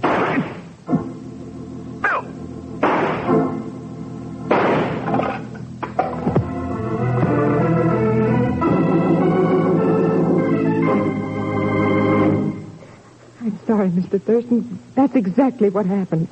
I didn't even know Bill had come home yet. I was in the living room with Mr. Connors here waiting for him. We heard the shots in the den. We rushed in and we found it. Easy, Nancy, easy. Any idea why he was killed, Mrs. Thompson? No, Mr. Thurston, I swear. There was no reason, Thurston. There couldn't have been. Bill Thompson didn't have an enemy in the world. Jim's right. It just doesn't make sense. Of course it doesn't. Bill just back from Korea, a wonderful new job. We were so happy. And then this. What was this new job? Well, he was working for a man named Weaver, George Weaver, selling stocks and bonds. That's right. Weaver Investment Company. They put Bill on as a customer's man. Paid him a healthy salary plus commission. It was a good deal. You must have been pretty close to Bill to know all these things about him, Connors. I was. Did you work with him at Weaver's? No. We got to know each other pretty well between Pusan and Heartbreak Ridge. So he gets through all that and then comes home to this. Yeah. Well, thanks for your trouble, Mrs. Thompson. I won't bother you anymore right now. Well, what are you going to do now, Mr. Thurston? Try to answer a couple of your questions. My question? Who killed your husband? And why?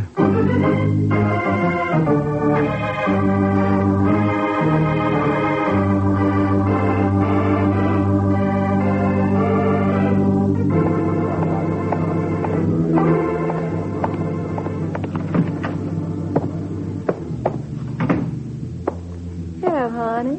Y'all looking for someone? I'd like to see Mr. Weaver. Well, I hate to disappoint you, honey, but that jolly little old rascal just ain't in now. When do you expect him? That's kind of hard to say. He don't hardly ever keep what you might call regular office hours. I'm Mary Jane. Mary Jane Walters, that is. Can't I do something for you? Maybe you can, Miss Walters. I'm looking for some information about investments. Tell me, what kind of securities do you handle here? Why, nothing but the best, honey. Stocks and bonds and things like that. Did you want it? Well, now, for heaven's sake, what y'all expect that is? Mice in the wall? Oh, sure. Pegon! Much as I hate to do it, here. Let me get that gag out of it. There you are. Boy, that's better. Pegon, what the devil's going on here? What happened to you? It was the dame that did it, Mr. Thurston. What dame? The one standing in back of you with that gun in her hand. Gun in her... Oh, now you went and done it to Mr. Thurston, too. Well, sure enough, sugar, I reckon I did. So's I can get on about my business. What kind of business? Why, I got a little old job to do, sugar. Murder.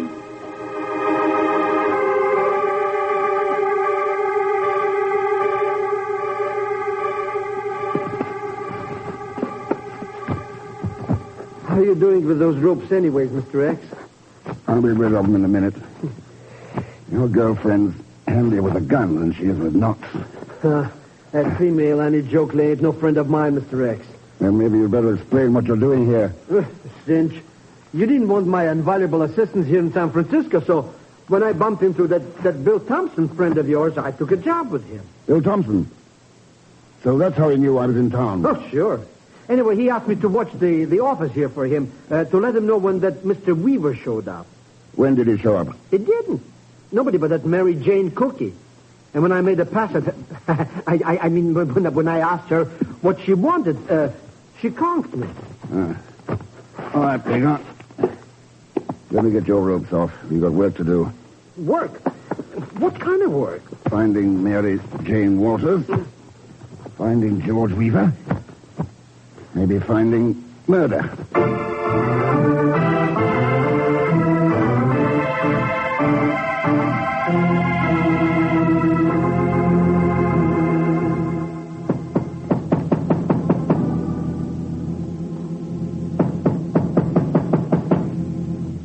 Well, that George Weaver ain't home, Mr. X. So let's go. So get out your knife and pick the lock. Oh, Mr. X, what kind of talk is this? Go on, open it. Okay. You know, but this is against the law or something. So is murder. Now what? We go in. See? What did I tell you? Nobody home. Take another look. Mr. X? Yeah. Who is it anyway, George Weaver? That's my guess. Y'all know something, honey? You all right? Well, so we meet again, Miss Walters. Why'd you kill him? Now, honey, laugh. Y'all don't really believe that I'd do anything like that, do you? I found him like that when I came here to collect the money. What money? Why, the money y'all and Mr. Weaver stole off in my poor widowed sister. Now, suppose you tell us just how we stole that money, Miss Walters. Y'all know right enough. Sending her that check after her husband, Charlie, got killed in Korea. Using it as a come-on so she'd trust you with the rest of her money. Let me get this straight. After your sister learned that her husband had been killed in Korea, she got a check from the Weaver outfit, is that it? You know it. Telling her it was some dividends on some investments he'd made before going overseas. Had he invested money with Weaver? Well, the check sure looked like it. And Bill Thompson said so, too. Thompson? That's right. Showed up a couple of days later. Dished out a smooth line about how her husband wanted to set her up financially with more investments in case he was killed. Only he didn't have time before he shipped out. Ah, the old story. Mailing a fake dividend check to a widow as a come-on so they could sell her a lot of phony stock. That's what happened, all right. Thompson and Weaver walked right off with the $10,000 she got from a GI insurance. Filthiest racket in the world.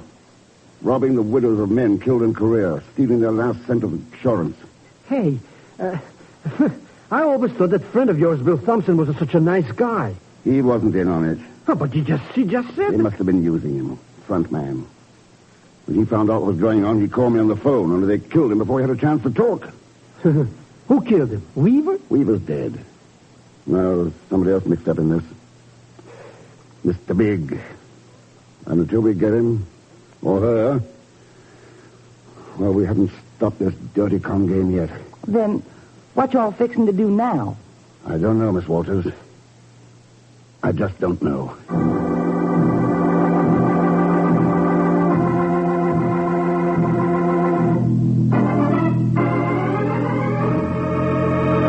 Sure, I'll put the Bureau of Machinery to work on it, Ken, but I think you're wasting your time. It's just a local racket. It'll blow over. What worked in San Francisco can work anywhere in the country, Chief. Unless we put a stop to it. Maybe you're right. We'll see what we can turn up. Meanwhile, what about you? Stymied right now, aren't you? Not quite, Chief. I've still got a... Sorry to interrupt, Mr. Thurston, but there's another call on your line. An emergency call, the party says. Okay, I'll take it. Talk to you later, Chief. Right, Ken. So long. Here's your party. Go ahead, please. Thanks. Hello? Mr. Thurston, this is Mary Jane Walters. Can you get up to my sister's house right away? What's up, Miss Walters? Some man's been up there threatening her. Better come right away before you find yourself with another dead corpse on your hands.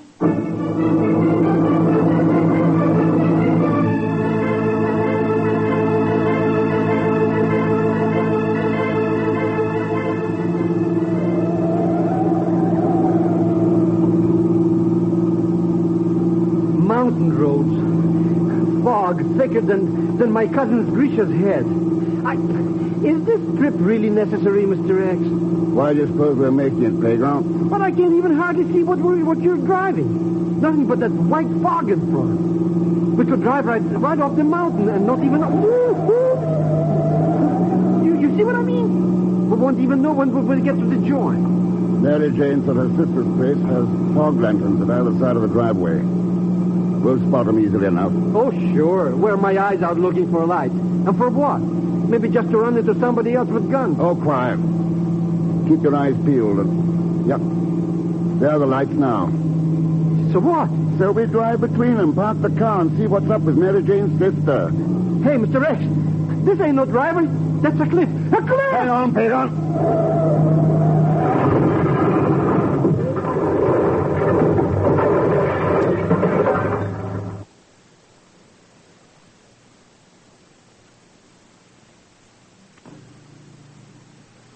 We'll return to the man called X in just a moment. Because of the increased birth rate during and since the war, an extra 7 million children are going to be seeking an education. Right now, there are not enough classrooms or equipment or books, and above all, there aren't enough teachers. America will need almost 250,000 more elementary school teachers within the next 7 years. This is to take care of the extra enrollment alone. It is over and above the hundreds of thousands of young teachers who will be required to fill normal vacancies. Today, more than ever before, teaching offers an attractive career for intelligent, imaginative young men and women who are attending college or high school. Teacher training courses are available to you students who wish to prepare yourselves. And millions of youngsters will be waiting for your services. The need for teachers has never been greater. The opportunities have never been finer. Now, Act Two of The Man Called X, starring Herbert Marshall, with Leon Belasco as Pegon Zellschmidt.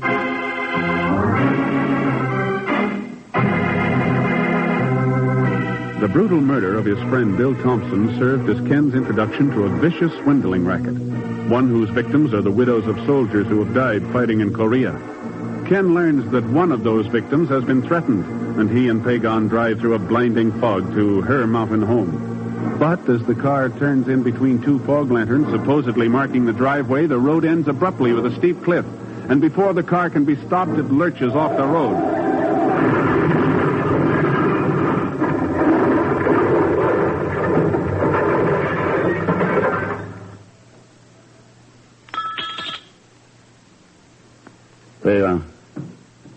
Pegon, you all right? All right, he says. Drive me over a cliff on top of a mountain. He wants to know if I'm all right. Well, that answers the question. And we didn't go over any cliff. Huh? Oh, well, then, you did see it. We only wound up in a ditch. Come on. Let's get out of here.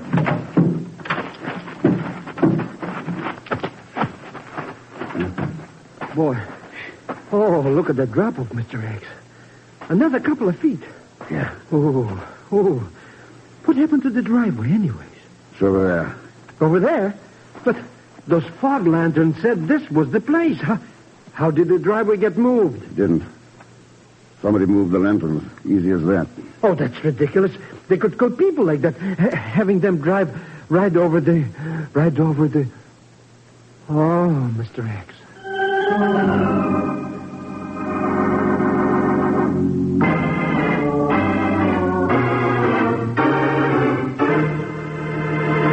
But my sister can't tell you nothing about those lanterns, Mr. Thurston. She just ain't here. Then what can you tell me about them, Mary Jane? Or you, Connors? Well, you can't prove anything by me, Thurston. The lanterns were beside the driveway when I drove up there. How long ago was that? About a half hour ago. Just driving around in the fog? Or do you make it a habit to look up the widows of soldiers killed overseas? Are you accusing me of something, Thurston? I'm looking for an explanation, Connors. Now, there's no need for the two of you to get all riled up this way. I can explain everything. That'll be refreshing. My sister was too scared by those threats she got to stay around here. She left for the airport, heading back to dear old Georgia. So you waited for me instead? That's right. And Connors? Miss Waller's called Nancy Thompson to see if she'd been threatened, too, and to get your hotel number. I was there at the time and decided to drive out here to see if I could be of any help. Well, I trust you're all satisfied now, Mr. Thurston. About everything but the lanterns and those threats your sister got. Oh, there. Some dirty old skunk called her up on the telephone. Told her to keep her pretty mouth shut about her insurance money being taken, or else. A man or a woman? Well, now, it might have been a man. Then again, it might have been a woman. My sister wasn't any too clear about that. There doesn't seem to be anything too clear about this whole setup. As far as I can tell, Thurston, you're just running around in circles. If I am, Connors, I'm bound to wind up back where I started.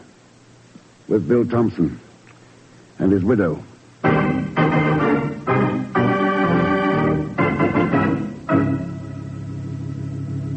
I'm certain that I'm right, Mr. Thurston. There just wasn't anybody connected with the firm Bill worked for except Mr. Weaver.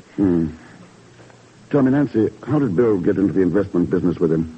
Oh, he met him at a veterans organization. You see, Mr. Weaver was interested in Bill's former outfit.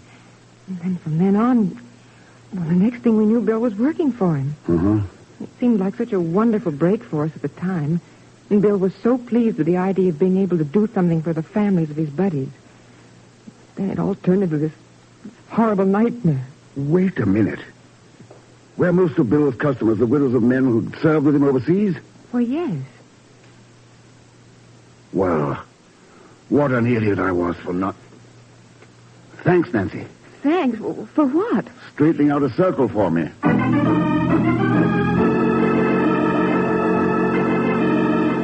Why, sure, Ken. I'll get you a complete list of all the casualties in Bill Thompson's outfit, but what the devil you want it for? Suppose you bring it out here in person, Chief. and I'll show you.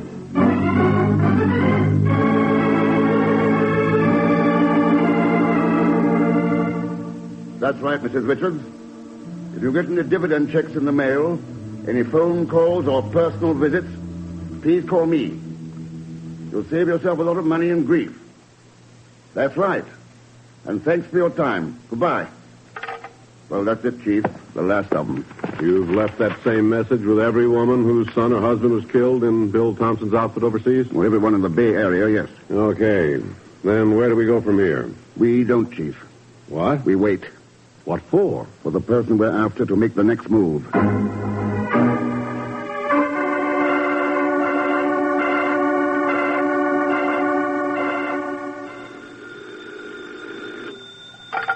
Hello? Yes, of course I do, Mrs. Carson. It came in the mail this morning. I see.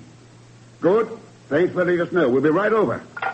How about it, Ken? Is that it? It is, Chief. Mrs. Saul Carson got a dividend check in the mail this morning. Who was it from? An outfit called the Thornburg Security Company. Never heard of them. No. But they're going to hear plenty from us.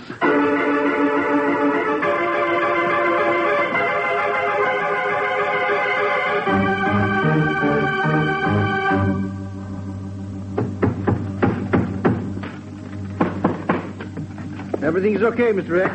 I got this little dingers attached to behind that, whatchamacallit. Good, Pegon. What about you, Chief? Here, got it. There. All set here, Ken. This room's really wired for sound. Those microphones will pick up every whisper. Good. How do you feel about it, Nancy? Better to go ahead? You know I am, Mr. Thurston. There's nothing I wouldn't do to get the man responsible for Bill's death.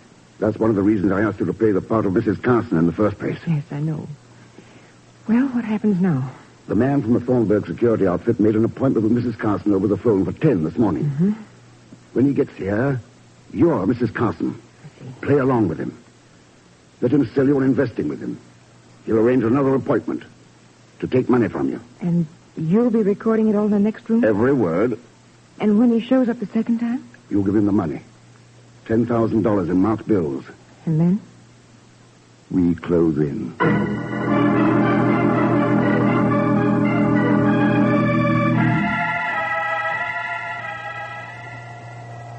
Then I'll drop by tomorrow morning at the same time, Mrs. Carson. You will have the money ready? In cash? Oh, yes, I'll have it ready, Mr. Thornburg. And thank you. Believe me, you'll never regret it. I know it'll turn out the way your husband wanted it. Yes, I'm sure of that, Mr. Thornburg. Goodbye. That's it, Ken. Act 1. Yeah. Tomorrow, Act 2.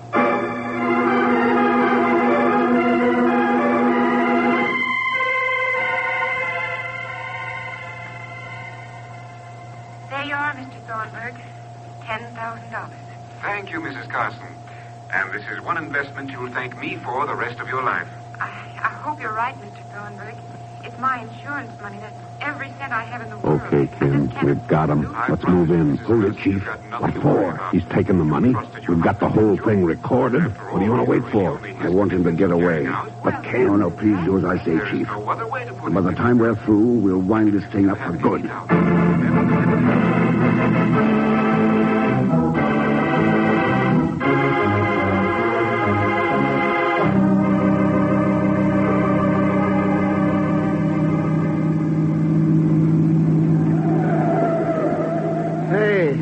That Thornburg character isn't wasting any time getting wherever he's going, eh, Mr. X? And where's he going anyways? To pay off $10,000 to his boss. Hey, who's his boss? We'll find that out when we get there. Yank!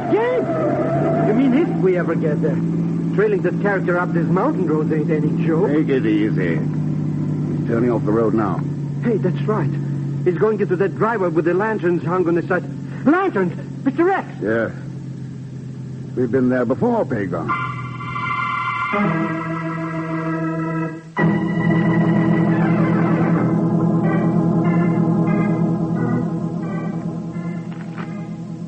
$800, $900, $1,000. There it is. $10,000, cash. Mrs. Saul Carson was a pushover. Yeah, okay. All right, here's your cut. Thanks. Well, where do we go next? And whoever it is, I hope she's as easy a mark as that little brunette. Brunette? What brunette? Why, Mrs. Carson.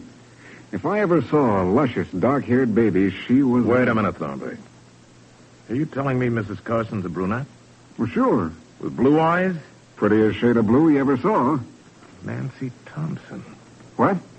Saul Carson's wife was a blonde. That easy mark he used was Bill Thompson's widow. Come on, we gotta get out of here. Hey, wait a minute. I don't get it, Jim. What's this all about? Time for explanations later, Thornberg. What? Thurston? That's right. Looks like your racket's over, Connors.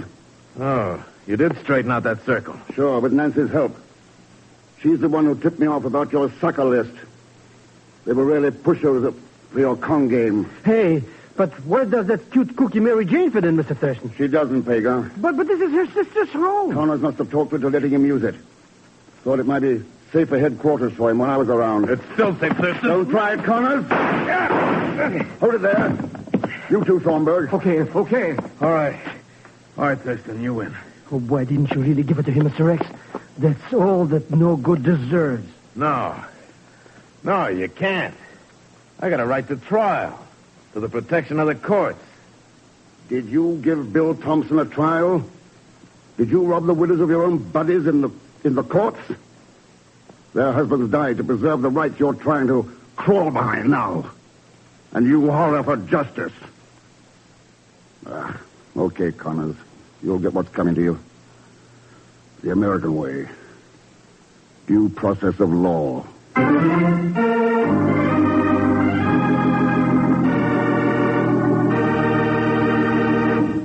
And now, here's our star, Mr. Herbert Marshall. Thanks for being with us. And my thanks to Gene Tatum, Lillian Bayef, Will Wright, Paul Fees, and Byron Kane. The title of next week's show is The Clicking Buddha. Sounds almost cute, doesn't it?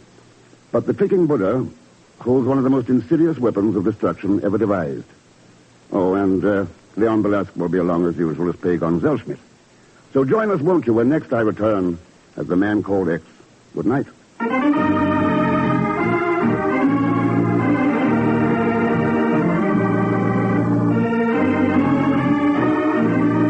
The Man Called X, starring Herbert Marshall, is a J. Richard Kennedy production with music by Milton Charles. Tonight's story was written by Sidney Marshall. This program is directed by Jack Johnstone. All characters and incidents in this program are fictitious, and any resemblance to actual characters or incidents is purely coincidental. And now, until next week, same time and station, this is Hal Gibney saying good night for The Man Called X.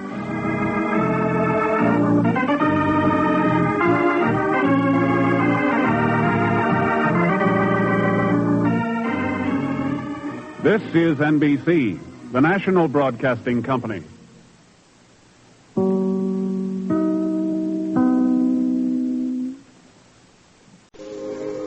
Wherever there is mystery, intrigue, romance, in all the strange and dangerous places of the world, there you will find The Man Called X.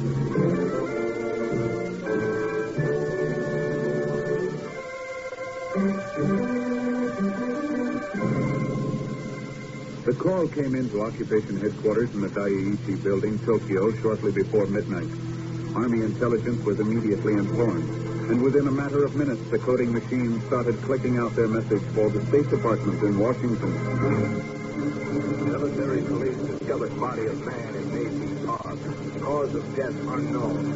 Preliminary investigation indicates identity as that of missing Bureau agent Ken Thurston. Please advise.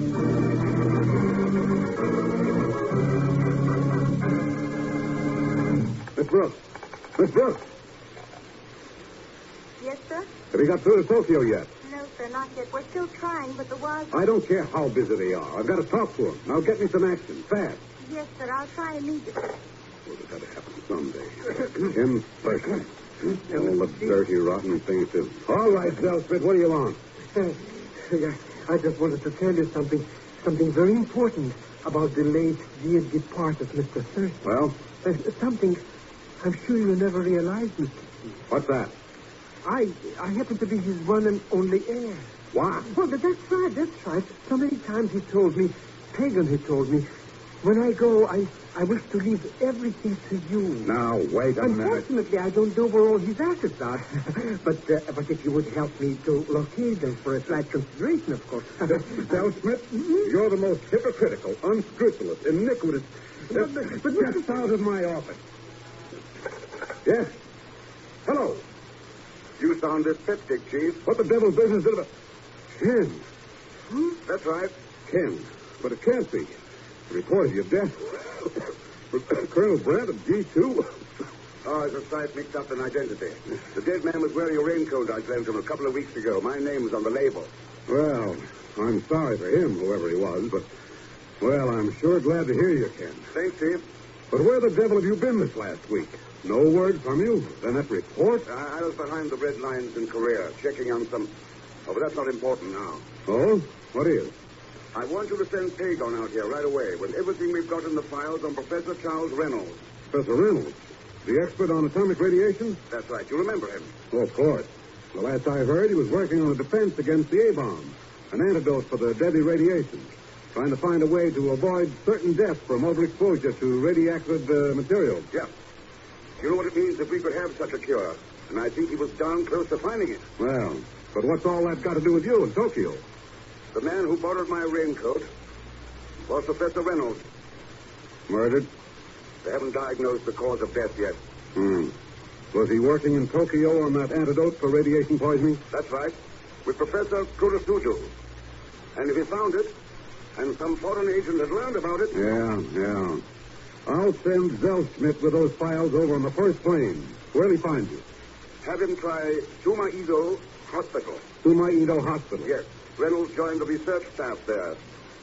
Just a week before he died.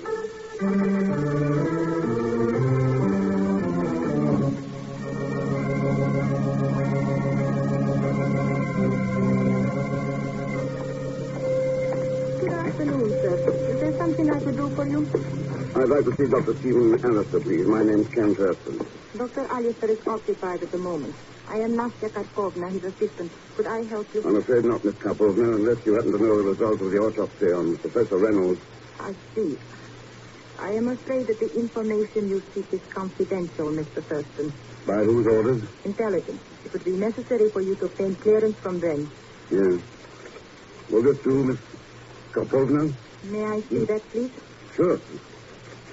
Yes. Everything appears to be in order. I believe you may speak with Dr. Alistair. I will see if he is free. Oh, thanks. Pretty cautious about things around here, aren't you? If we are, it is with reason, Mr. Thurston. Oh, what reason? Hello? Dr. Alistair?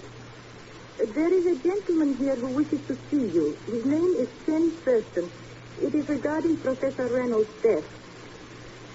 Yes, that is quite right. Very well, Doctor. Thank you.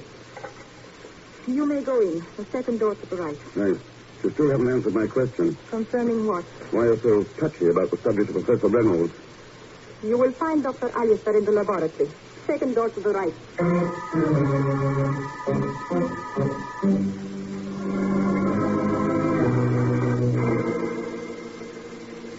Nastya said you were here about poor Reynolds. That right, Thurston? It is, Doctor. What can you tell me about him? I presume you have proper official approval and all that. Nastya would never have let you in otherwise. Excellent girl, all business, no nonsense. Yeah, I noticed that. Reynolds did too. Quite taken by her ability. Matter of fact, they spent more time working on his experiments than she did on mine. Those experiments of his, Doctor, they concern the effects of radiation and how to counteract them, eh? Oh, you're familiar with that, eh? Yes. Quite right. Reynolds had a theory that the lethal effect of overexposure to deadly radiation could be stopped completely. His goal was a compound that could be given hypothermically. A pretty radical concept, wasn't it? In my opinion, yes. And I can assure you he hadn't got anywhere. Hadn't found an antidote for radiation poisoning. What makes you so certain about that, Dr. Alistair? The autopsy report on his death, Thurston. Professor Reynolds died from overexposure to some radioactive material.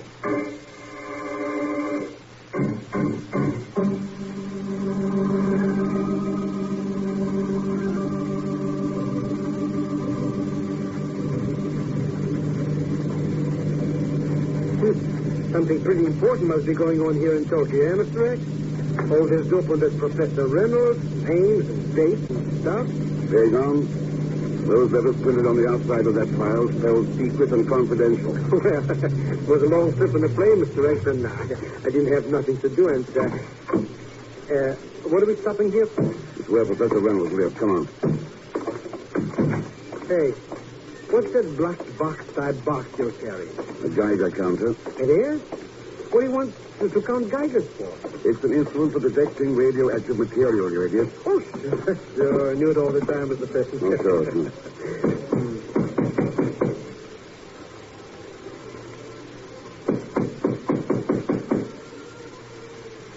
No, nobody home, Mr. X. But I'd be happy to see if I could pick that lock open for you. For slight consideration, of course. Hey, where did you get this key? It was Reynolds. The intelligence department gave it to me. Oh, what a terrible trick. Oh, look at all this jewelry.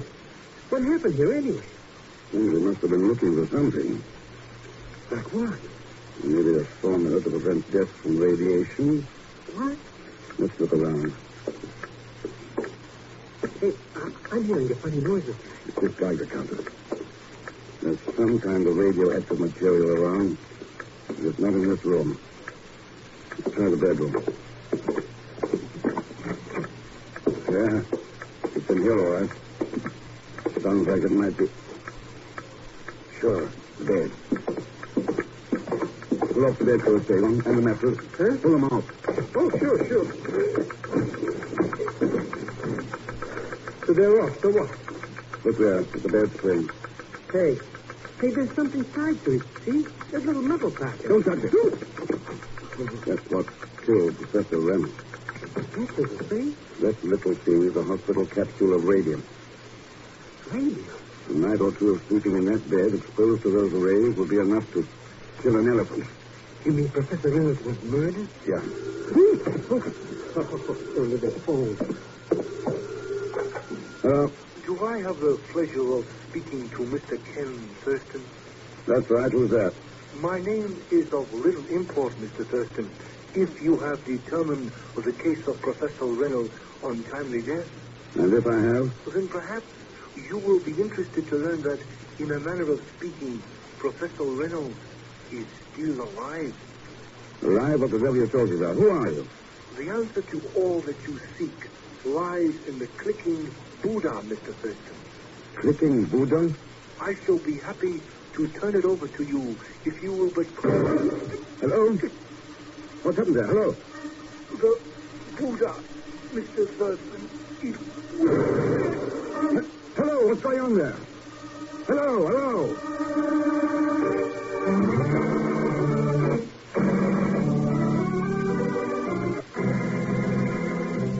When Professor Reynolds, working on a cure for the deadly effects of atomic radiation, was found dead in Tokyo, Ken Thurston suspected that some other country was after the professor's formula.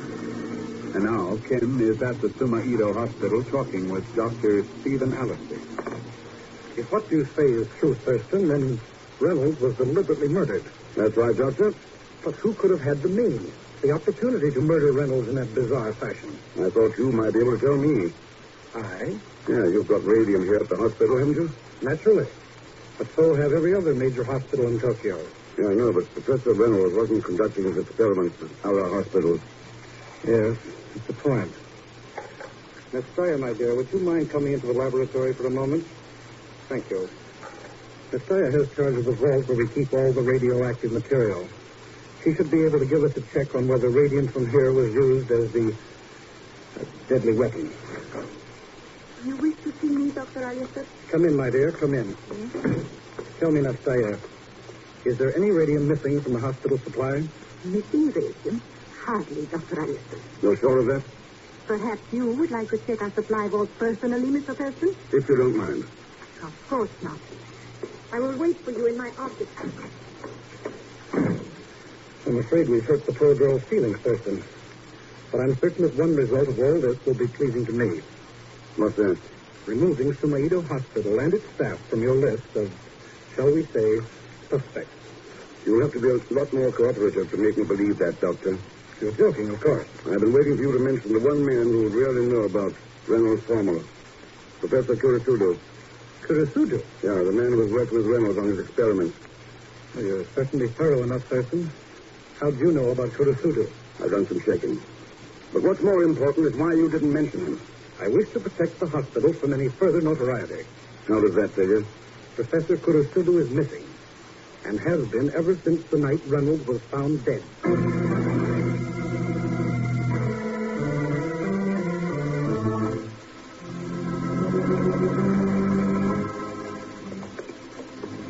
The vault in which we keep our radioactive materials is down here in the basement.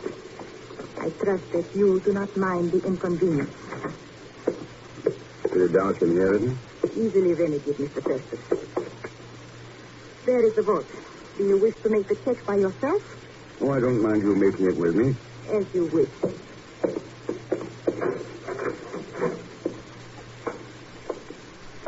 You see, we take no chances on losing any precious radioactive materials. You don't take any chances on accidents from radiation leakage, either. No.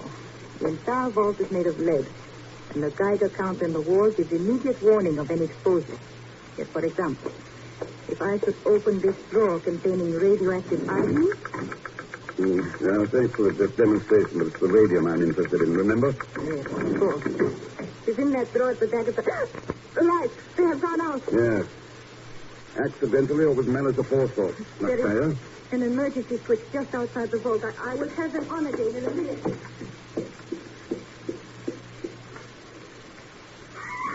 Messiah! What happened out there? Messiah! Oh, if I don't find a light.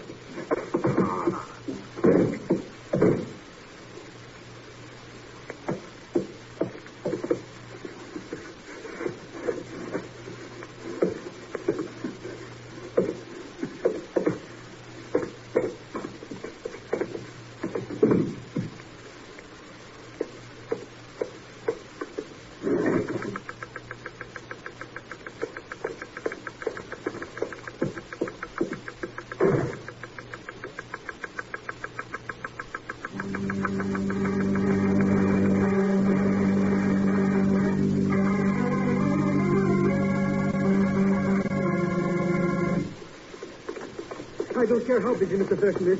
I'm going to talk to him right away, even sooner, maybe. You're right, Mr. Zellschmidt. He'll be more than interested in the radium he left you to guard at Professor Reynolds.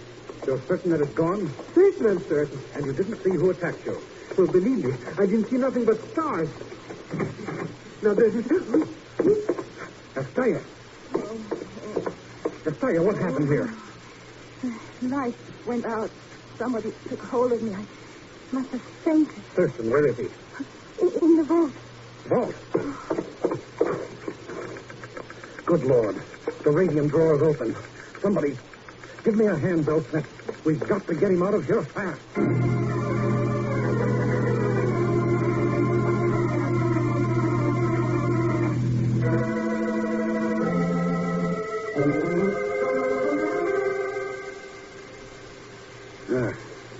So the radium of Professor Reynolds' house is missing. That's right, Mr. Thurston, but it wasn't my fault, honest. No, of course not. And I imagine your radium inventory is right up the snuff, Alistair. It is, Thurston. I just checked it. Of course, we don't know whether it was that way when you entered the vault or was replaced while you were unconscious. Yeah. So where does all this put us anyway, Mr. Thurston? Simple, Pegon. Right back where we started.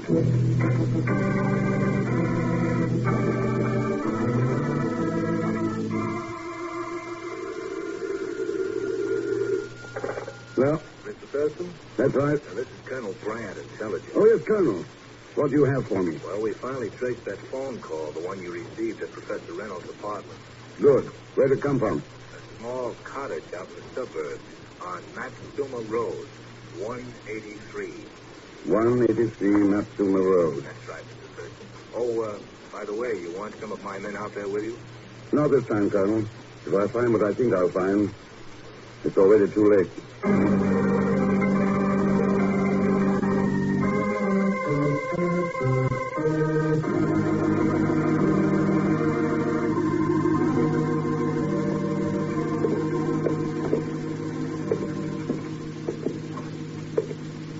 I don't get it, Mr. X. There isn't nobody home in this cottage, George. What are we wasting time for? I'm looking for something, Pegon. Like what, for instance? Oh, a cure for deadly radiation. Professor Kurasudu. A clicking Buddha. What? It must have been Kurasudu who called me on the phone. And he mentioned a clicking Buddha. So I'm looking for... Yeah, that's right. Right about what? Look at this. What? That little shelf in the wall? Yeah, some of the Japanese keep their household gods on them. But it's empty. There's nothing on it but dust. That keen ring in the dust says it hasn't been empty long. And the miniature statue of Buddha, a couple of inches high, would just fit in there. So what? So I've got one of the answers I'm looking for. Now, if I can not... Came from that closet. Come on. Oh, Mr. Blake. Is all shots full of holes? Yes. Who was he, Mr. Thurston? Answer number 2. Professor Kurasudu.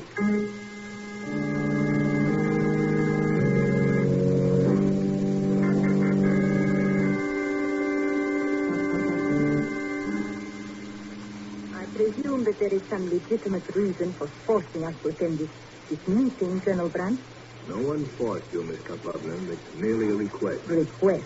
I'm afraid I feel the same way about it that Nastya does, Colonel. We've had enough interruptions lately to our work at the hospital.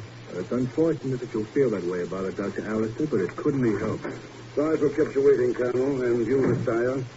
Dr. Alistair. I might have known you would be involved in this, Mr. Thurston. We're all involved in it, Miss Dyer. The entire world. Professor Reynolds' formula? That's right, Doctor. We all know that he and Kurasudu were working on a treatment for atomic radiation. Somebody wanted his formula and killed him to get it. Only the formula wasn't found. What makes you think the killer didn't get the formula from Reynolds? Because Kurasudu had it. But unfortunately was tracked down, killed, and then the formula taken. And the killer happens to be in this room. Mr. Thurston, you're making a very serious accusation. I hope you've got the proof to go with it. I don't need any proof, Colonel. The killer's death warrant has been signed by Reynolds and Kurasudu. That doesn't make much sense, Thurston. Those men were radiation experts. They have a top-secret formula. Doesn't it make sense that they protect it? Protect it? But how? Simply by putting the formula in a radioactive hiding place. Radioactive? Sure, by exposing the hiding place to radium. Then whoever stole the formula would be carrying death around with him, without knowing it. But you said the killer was in this room. Then... Oh... That's right, Messiah. There's certain death from radiation staring one of us in the face. You still haven't proved anything, Mr. Thurston. Okay, if you insist, Colonel. Bring it in, Pegon. Oh, you bet, Mr. Thurston. Got it right here with me. All ready to count Geigers and stuff. A counter? Yeah. And if the killer thinks I was bluffing, well, wait till I switch it on. You hear that? Listen to it. Every one of those clicks is a heartbeat. Racing toward the end. There can be enough radiation tearing through somebody's body right now to cause death in a matter of hours. Destroying blood, tissue, muscle. Listen to it. Listen to it. Here! Get it away! Get it away from me! Take it! Let me out of here! Before it's too late! Let me out! Let me out! Doctor, Yes. But he's getting away, Mr. Thurston. Not far, Pegon. The MPs are waiting. Oh, that little statuette he took out of his pocket and threw at us. That silver Buddha. That's right, Colonel. You'll find Reynolds' formula inside. Open it up. Open it? You're crazy if you think I'm going to get anywhere near that thing. It's deadly. It's all right. It's harmless. Harmless? The way that Geiger counted acted? Yes. Colonel, Alistair Game was one of the dirtiest in the world. Selling out his country. The lives of human beings for a handful of phony money. Well, I'd like to think that in some way I paid him back in his own coin. But I don't get it, Mr. X. What's that got to do with the Geiger counter clicking like crazy? That little statue of Buddha isn't radioactive. Huh? But Pegon, the radium dial of my watch is.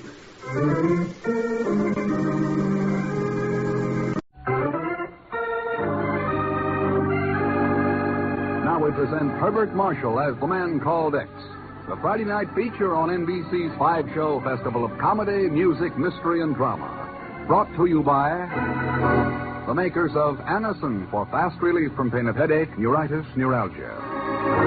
By RCA Victor, world leader in radio, first in recorded music, first in television. And by Chesterfield, always milder, better tasting, cooler smoking, plus no unpleasant aftertaste.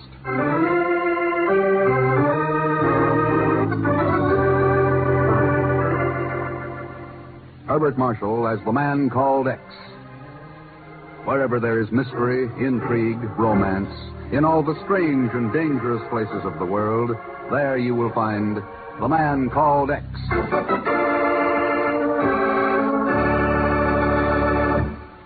When we ask you to try Anacin for the relief of pain due to a headache, neuritis, or neuralgia, we are not asking you to try a new or unproved method. For there are many people listening in now who have been introduced to Anacin tablets by their own dentist or physician.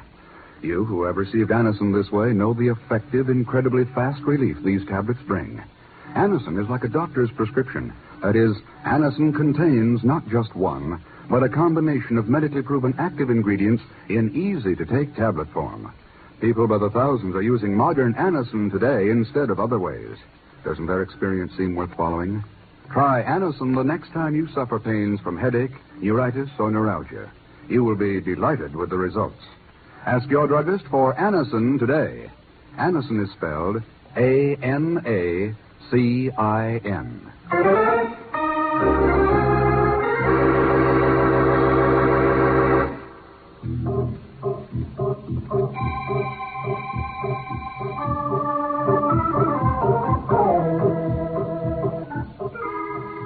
It began in a dank green world of fetid, rotting vegetation, a world of oppressive heat, of loathsome insects, and of even more loathsome disease.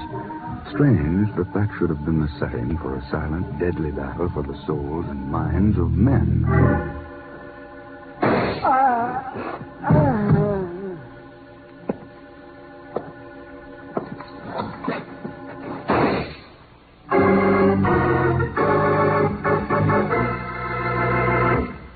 So Dr. Mallett's been murdered. That's right, Ken. Sorry to hit you with news like that about an old friend on your first day back from Calcutta. Where did that happen, Chief? In a little village called Belterra, up the Amazon River in Brazil. What was he doing there? Establishing a new medical clinic? Yeah. You knew, of course, that he was working with the Institute of Inter-American Affairs, cooperating with the Brazilian government. Yeah. Trying to stamp out disease, malnutrition. So somebody killed him. Chief, it's an old pattern. We've been running into it all over the Americas. Wherever we're getting strategic materials. And it's not coincidence. You think Dr. Maddox's death is tied up with a plan to sabotage our defense efforts? What do you think? Maybe you're right, Ken. After all, rubber is a pretty vital material these days. So are human lives. Oh, well, you'll hear from me, Chief. From Brazil.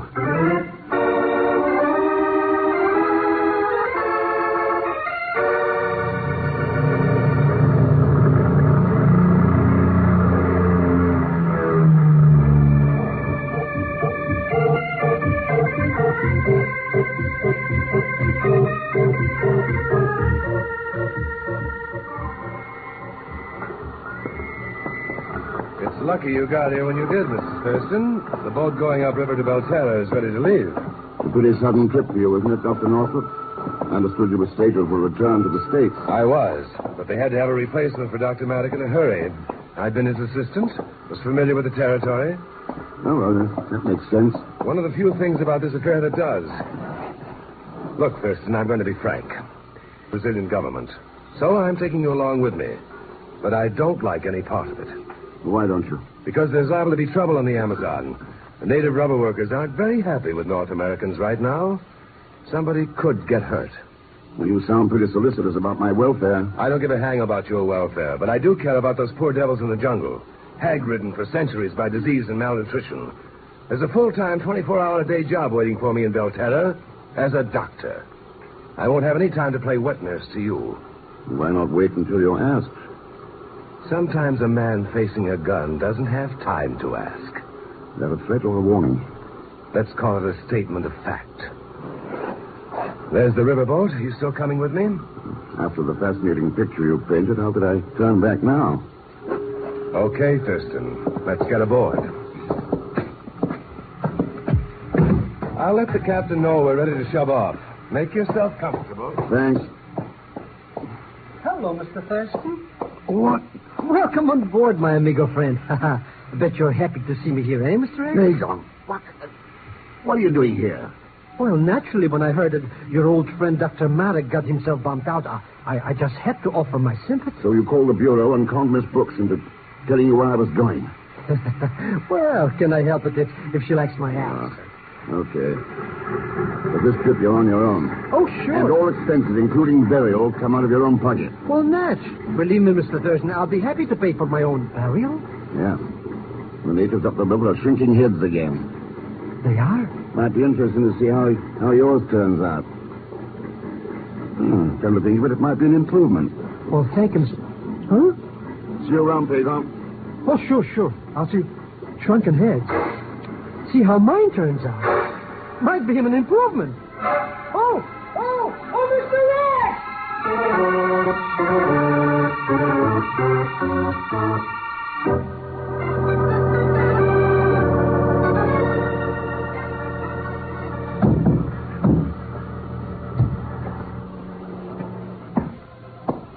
There's our clinic, Thurston. Everything seems peaceful enough right now, Northrop. Oh, sure it does. Hey, maybe there won't be no trouble over here after all, eh, Mr. Thurston? The Amazon jungle doesn't announce its deadliness, Zellschmidt. It doesn't? Maria could be dead inside there, and the setting would be just serene. That's a cheerful thought. Who is Maria? Maria Costello. She was Dr. Maddox's nurse. And she's been up here alone ever since Maddox was killed? Maria has a way with the natives. Unfortunately, the same doesn't hold true for you. Hey, what about me? Not even my Uncle Ahmed wasn't here. That's from the clinic. Come on. You're right with you, Mr. Thurston. As soon as I tie my shoelaces. No, I will not let you kill my filho. My baby. I will kill you all first. Kill you all. That is nonsense, Luis. We are not trying to hurt your son. Only to keep him from dying. Maria, what is going on here? What were those shots? Vilas. No, Dr. Northrop. It was not I. Our old friend Luis was a bit upset. I had to take his gun away from him. There are other pistolas, Senor Vilas. You cannot take them all. If my baby dies, you all die. You understand? You all die. Sounds like he meant that. I can assure you that he did, Senor. My name's Ken Thurston. Thurston, this is Ferdinand Vilas, manager of the rubber plantation. Senor? And this is Maria Costello, my nurse. Senor Thurston? Did we always find the practice of medicine here as exciting as this, Senorita Costello? Oh, I cannot understand it. His wife brought their infant child here. He was due for his smallpox vaccination. And then Luis broke in with a gun, threatened to kill me if I even touched the child. But you've certainly vaccinated children here before. Hundreds of them. Well, then what's the explanation for this? The natives here have developed a great distrust of all Americanos del Norte, Senor Thurston. They say that they are bringing death to the Amazon. Death with their shiny medicinal needles. That's superstitious nonsense, Vilas. Where are the mother and child now, Maria? In the examining room, Doctor. It is really most urgent that I vaccinate the child. A smallpox epidemic has broken out upriver. All right, Maria. Take care of it at once. Very well, Dr. Northrop. I do not think that was very wise, Dr. Northrop. Oh? Why not, Senor Vilas? You superstitious, too? Merely realistic. Luis is the head man of the village. If anything should happen to his child, I'm afraid there will be a great deal of danger to all of us.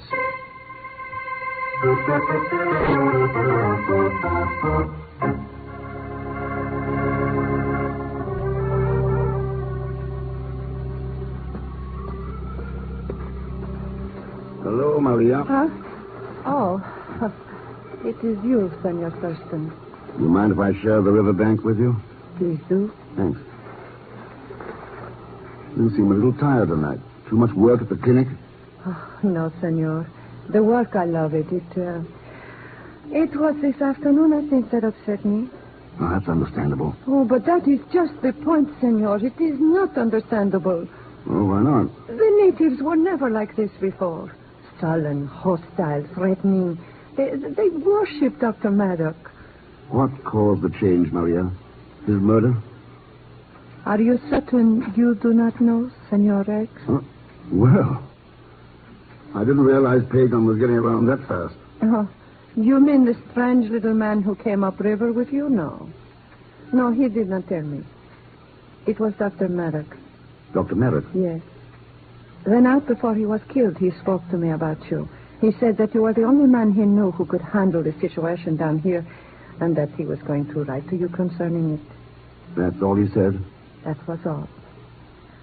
But I will make a guess as to what he had in mind. Okay, go ahead. Someone is stirring up the trouble among the natives.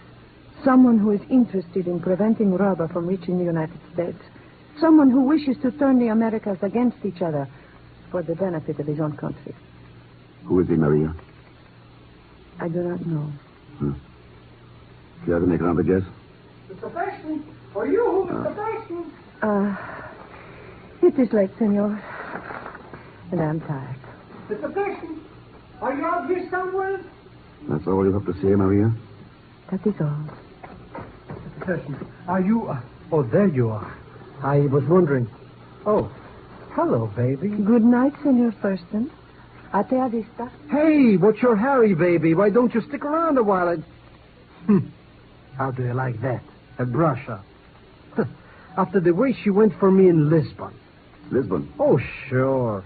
I ran into her during the war. Boy, she knew more military secrets. A regular Hatamari.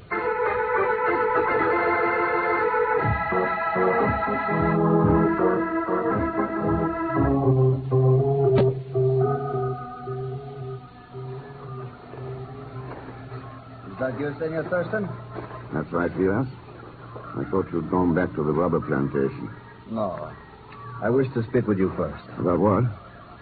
Northrop tells me you came here with papers from the Brazilian government. Is that true? Go on.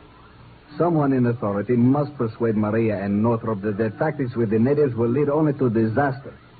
They're antagonizing the natives. The incident of the baby this afternoon is a case in point. Well, somebody's got a cart before a horse, Vilas. The natives were worked up before this afternoon. Before Dr. Maverick's murder. That is unimportant. Is it? What matters is that they are worked up. To such a pitch that the slightest spark will bring about an explosion. And if anything happens to that baby of Luis, believe me, Senor Thurston, our lives will not be... Senor. Came from that hut. Come on. But that is Dr. Northrop's hut. Yeah.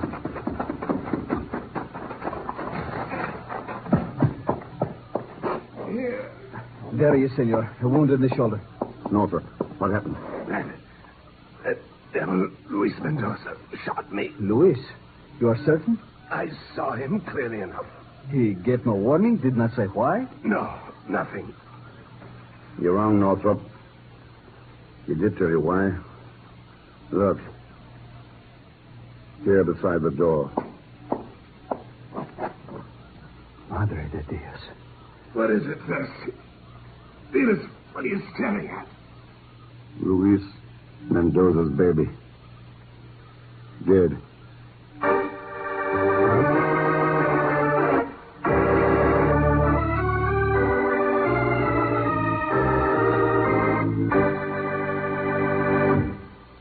We will continue with The Man Called X in just a moment. Here's a word from RCA Victor.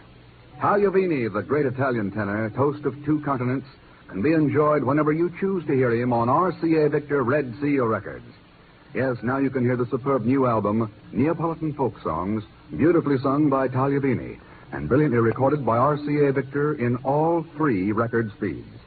This wonderful album is available now at your record dealers, and it will be a magnificent addition to your record library, these Red Seal records, you'll want to own and play over and over again.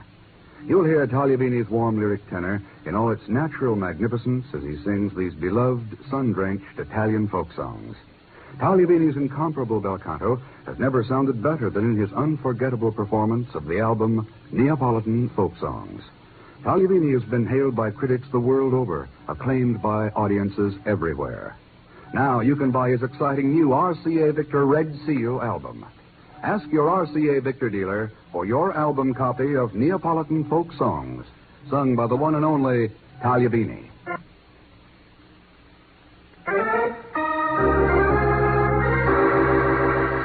return to The Man Called X, starring Herbert Marshall, with Leon Belasco as Pegon Zellschmidt.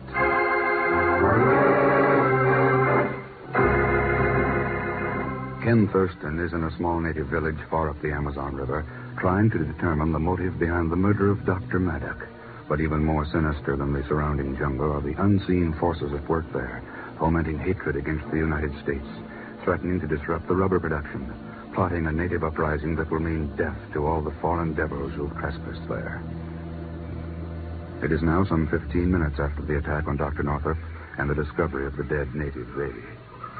But it is not possible, senores. I tell you that smallpox vaccine could not have killed that child. That's not entirely true, Maria. But there's always the remote possibility of faulty body chemistry, lack of normal antibodies. I think you are being very professional, very scientific, and completely unrealistic about the entire situation, my friends. You mean the attack on Northrop? And what's liable to follow? But of course, that attack was a warning that the natives are rising against us. That is what matters, not how the baby died. You're wrong, Vilas. Wrong? How can you doubt that we are all in danger now? I don't. And the way the baby died proves it. What kind of double talk is that, Thurston? Did you or Maria examine the child's body? No. We were too busy with my shoulder. You should have. The vaccine wasn't the cause of death. It was botulism. Botulism? Yeah. The deadliest kind of food poisoning. But that is not possible, Senor Thurston. The child had not been weaned. A breastfed child could not possibly have died from botulism. Unless... That's right, Maria. Unless it was deliberately poisoned.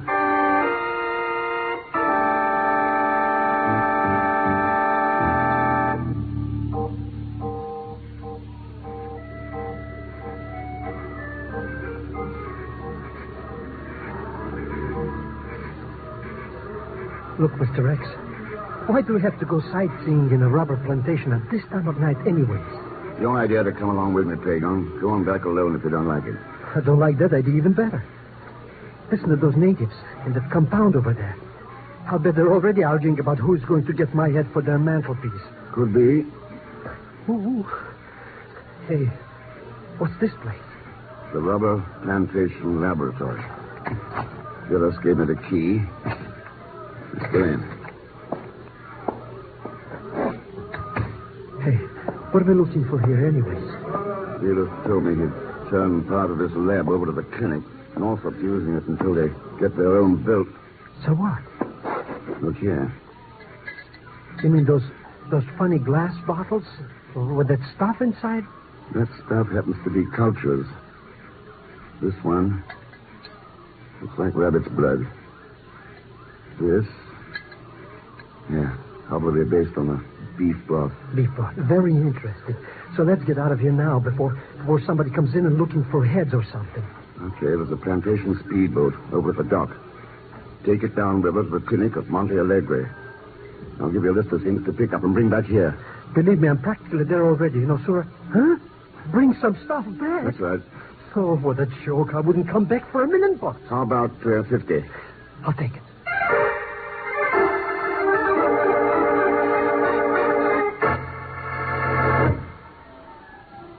You must be crazy, Thurston, letting Zellschmidt take that speedboat.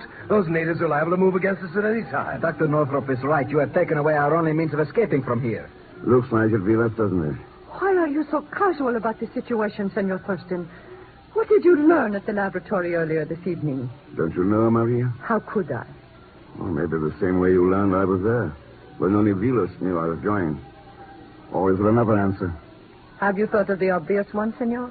That I followed you there to learn for myself what is going on? I thought of it. What the devil is all this talk about the laboratory? What's that got to do with the spot we're in? Everything, Northrop. I learned that we're not in a spot. Unless someone in this room wants us to be. That is a rather strange statement to make, Senor Thurston. Is it? Somebody murdered Dr. Maverick, then poisoned that little child. To stir up those natives. Now, why? Why? Well, there is no answer. None of it makes any sense. No, that is not so, Dr. Northrop. There are some very obvious answers. To stop the production of rubber, turn natural allies against one another. Now I see what you mean, Senor Thurston. Only one of us could have had the opportunity to do all these things. That's right, Vilas. I can't believe it. You two are actually serious about all this. Of course they are serious, Doctor. But they have left one thing unsaid. The name of the person who is responsible. Just who do you have in mind, Senor Thurston? Suppose the three of you work it over for a while. Oh, and let me know how you come out, will you? I'm going to get some sleep.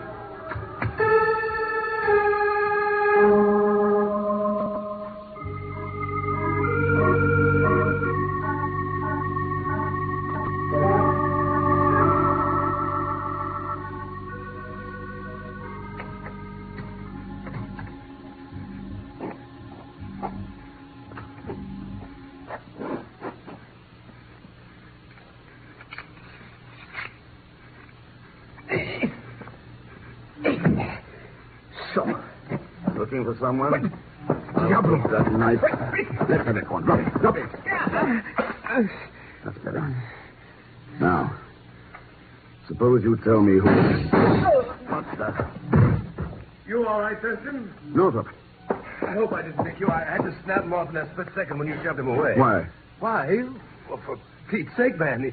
He was trying to kill you. After he dropped the knife? But he was Luis Mendoza's brother. He was after you to avenge the baby's death. Oh, you're having a little trouble making a diagnosis tonight, Northrop.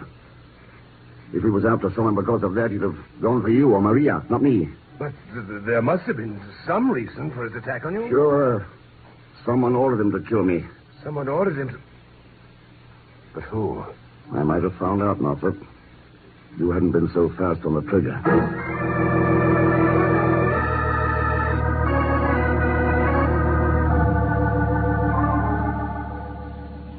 You brought the stuff back with you? Oh, sure.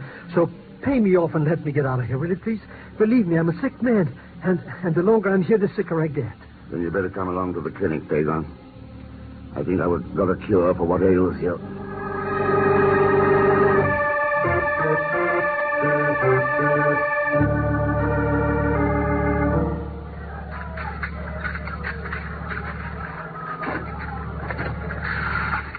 Well, going somewhere, Dr. Northrop? What? Oh, it's you, Thurston. Yes, we're leaving. Zellschmidt came back with that speedboat just in time. The natives? That is right, senor. I have learned that they intend to strike here at the clinic just before dawn. Oh. Oh, I wonder how we'll make out. What do you mean, make out? We will not be here then. I wouldn't be too sure, Maria. Take a look at Pegon, will you, Northrop? Zellschmidt? Of course. Hey, why do you want to look at me for? There's nothing wrong with me that a quick trip to Rio won't fix up. I'm afraid you're wrong, Zellschmidt. Huh? You mean I got something? Smallpox. Smallpox? Oh, no. That's what I thought. Thought postpones that trip downriver, doesn't it? Looks like it. I can't risk anyone else being exposed to him. We'll have to stay here until the infectious stage is over. But we cannot do that, Doctor. The natives. Sorry, Maria. There's no other answer. Perhaps there is, Senor Thurston. Allow me to remain here with him while the three of you go downriver. I didn't know you were such a self-sacrificing creature, Vilas. I am not. Merely realistic. After all, the responsibility of the plantations and the inhabitants of Belterra is mine. Suppose we let Maria go and the rest of us stick around. How about it, Maria? Do you know how to run the speedboat? I am more familiar with administering smallpox vaccines, Senor Thurston. And I believe Dr. Northrop is about to prescribe vaccinations for all of us here. I will stay. Okay. At least we'll have the satisfaction of knowing that we won't die of smallpox.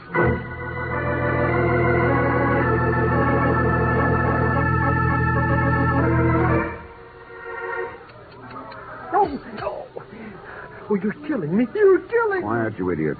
It doesn't hurt. All right, Vilas, you're next. The rest of us are through. If you do not mind, I will forego the pleasure. There's no time to waste joking, Vilas. He's not joking, Northrop. What? You are right, Thurston. As a realistic man, I have a very healthy fear of Bacillus botulinus. Of course. Bacillus who? Botulism. What the baby died of. Yes, Maria. And what all of you are about to die from very shortly. What does he mean? What does he mean? Remember those beakers we saw in the lab, Pegon? With the rabbit's blood, beef broth? Well, our pal Vilas was cultivating death in them. Bacillus botulinus. The vaccine. We gave it to the baby, and he died of botulism. Velas must have introduced the culture into all the vaccines. Sure. He was doing a pretty good job for the country that was paying him. Stirring up anti-American feeling. Sabotaging that rubber plant production. Velas. But why did you kill Dr. Maddox? Because he was onto you? Yes, that is quite right, Thurston. I am certain you will all excuse me now if I leave. I cannot bear the sight of suffering. And they tell me that death from botulism is quite painful. Goodbye, comrades. Senor Thurston. Oh, we're going to die. We're going to die. Okay, don't relax. You haven't got smallpox. And there's nothing wrong with that vaccine. Josie Christ, the government. No, nothing wrong. I took up the smallpox diagnosis at Northrop. Just to trap Velas. But the vaccine, Senor Thurston. Fresh, untampered stuff. That's why I sent Pegon to Monte Alegre. He brought it back with him. It worked out as you figured, Thurston. I'll hand it to you for that. But what about Velas? He's getting away. I don't think so, Northrop. I had Luis Mendoza listening at the window. He heard enough to learn the truth. He'll take care of Velas. Oh. You know, Velas said he was being realistic. But he wasn't. He was living a bad dream. A nightmare of terror and conquest and murder. The only thing realistic about it... Mr. Rex. Yes? Come on, Pegon.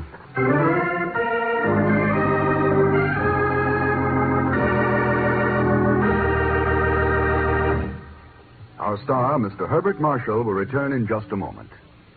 Say, Bing, how are you planning to spend Father's Day this Sunday?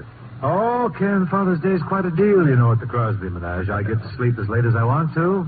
Then the kids bring me a big breakfast in bed, ham and eggs, cereal, waffles, pancakes, sausage. Then what do you do when you get up? What else? I wash the dishes. Well, I know one gift that'll be on that breakfast tray, Bing. Right you are, Ken. A carton of milder Chesterfields. Folks, we have a fine new Chesterfield gift carton this year, and it's just the thing for Dad on Father's Day. It's got a picture of Godfrey on it and a place to write your greetings, and inside, 200 of those milder Chesterfields. Remember, Chesterfields gives you mildness plus no unpleasant aftertaste, and that's the biggest plus in cigarette history. So drop around your favorite dealers and pick up a gift carton.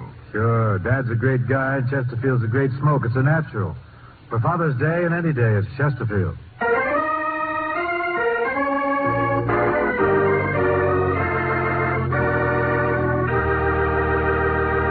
Now, here again is our star, Mr. Herbert Marshall.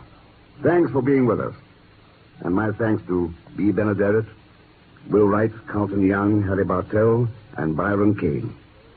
Next week, Vienna, where an ex-wrestler, a beautiful girl, and a spotless printer's ink all add up to real trouble for Ken. And, of course, where there's real trouble, there'll always be Leon Belasco as Pegon Zellschmidt. So join us, won't you, when next I return as The Man Called X. Good night. The Man Called X, starring Herbert Marshall, is the Friday night feature on NBC's 5-show festival of comedy, music, mystery, and drama. Brought to you by the makers of Anacin for fast relief from pain of headache, neuritis, neuralgia. By RCA Victor, world leader in radio, first in recorded music, first in television. And by Chesterfield, always milder, better tasting, cooler smoking. Plus, no unpleasant aftertaste. The Man Called X is a J. Richard Kennedy production with music by Milton Charles. Tonight's story was written by Sidney Marshall. All characters and incidents on this program are fictitious, and any resemblance to actual characters or incidents is purely coincidental. Be sure to hear The Magnificent Montague with Monty Woolley, formerly heard on Friday, now brought to you as a Saturday night feature on NBC's All-Star Festival. And until next week, same time and station, this is Jack Latham saying good night for The Man Called X.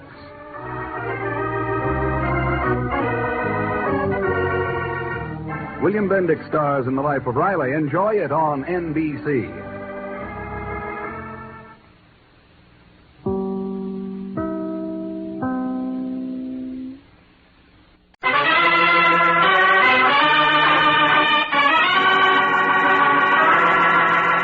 Listen to Herbert Marshall as The Man Called X.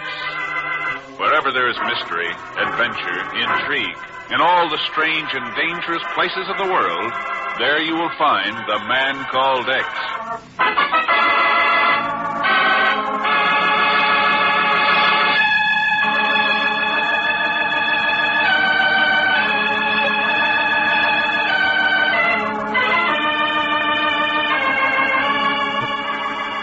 From the oil fields of Iran to the fertile delta of the Nile, the smoldering coals of ancient hatreds, of militant nationalism, threatened to burst into a fiery inferno that could well be the start of World War III.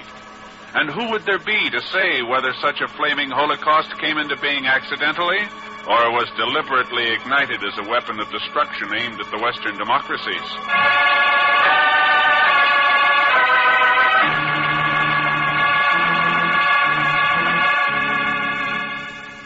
The time is 9:45 p.m. The place, a dark, crooked alleyway near the dock area of Cairo. The furtive figure of a man moves cautiously, hesitatingly, through the black, enveloping shadows of the Egyptian night. Why do I do these things anyway? A guy could get his throat cut out here, and for what? A few measly bucks. Believe me, if it wasn't for that, I'd never do it. Where's Uncle Ahmed anyways? He said he'd meet me here. Where is he? Where is Cousin Ismail? Oh, where is anybody? Right behind the fender. Who? Oh, Uncle Ahmed, it's so dark for a minute I thought you were somebody else. Oh, you are somebody else. Quiet, Zellschmidt. That is the blade of a knife you feel pressing against your throat. It is? Listen. There is a certain man aboard the British cruiser Hellenic out in the harbor. A certain Pasha Ken Thurston. He must board the Cairo Port Said Express at midnight. Compartment C3. With him, he must have 100,000 pounds sterling. Repeat that. Cairo Port Said Express, midnight. Compartment C3. 100,000 pounds sterling? You will see that he is there with the money. Otherwise, your life will be forfeit. But what if he don't want to go? He will go, Zellschmidt. When you tell him that with 100,000 pounds, he will be able to purchase a halfpenny stamp.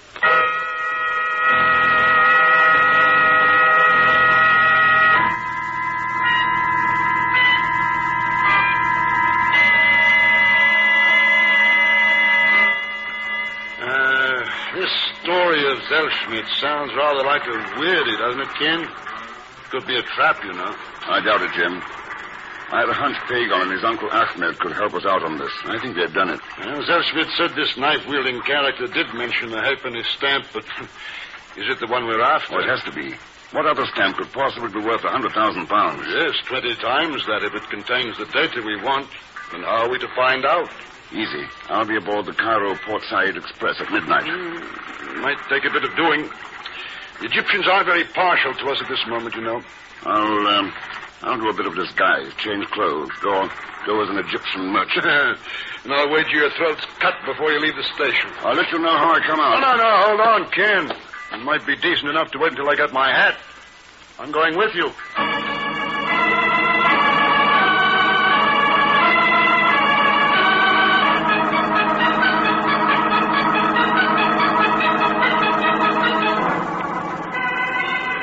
Sure this is the right car, Ken?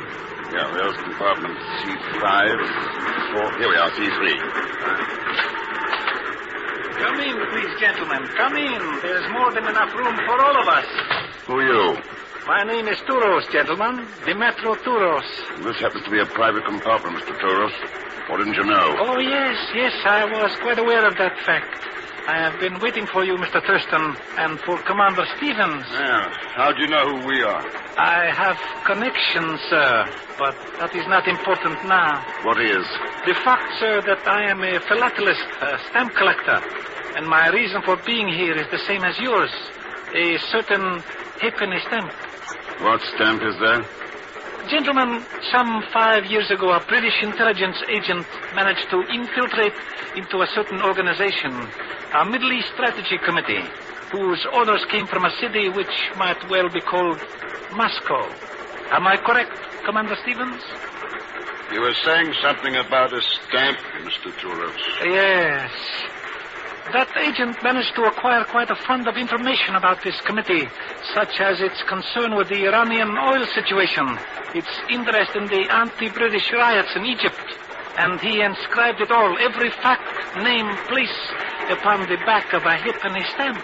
Oh, come now, tourist. One could hardly write a phone number on the back of a stamp, let alone all that data you're mentioning. As you know, the agent was a specially trained calligrapher, one who could inscribe the Lord's Prayer on the head of a pin. So?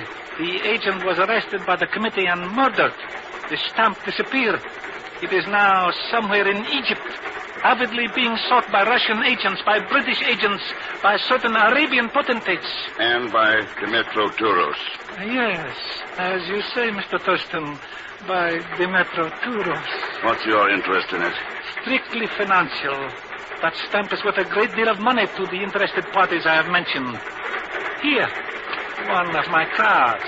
I trust you will visit me one day soon at my home in Port Said. Thank you, gentlemen. Good night. Well, now what you make of that, Ken? One thing's for sure. Our friend Touros is well informed about that halfpenny stamp. But he's not the man we came to meet. Oh? What makes you think that? Those bloodstains on the carpet. Bloodstains on the... Yes. Right next to that window seat. What in the world? There's luggage space under that seat. Let's take a look.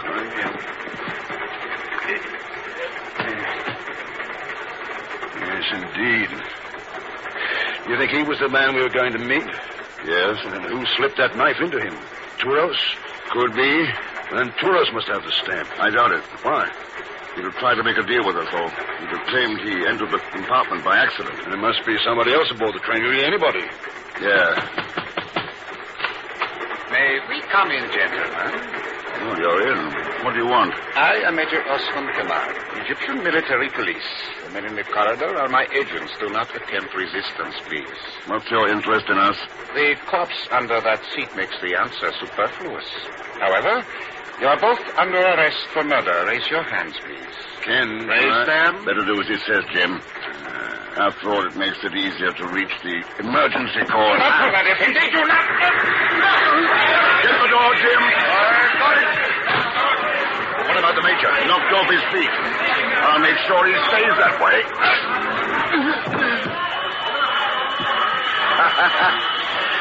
Touch of genius, Ken, pulling an emergency cord. There's certainly no time to mess around with a murder charge, but where do we go from here? Port Said. Port Said? If the stamp's aboard this train, that's where it's headed. The window, Jim. We'll get out that way. Come on!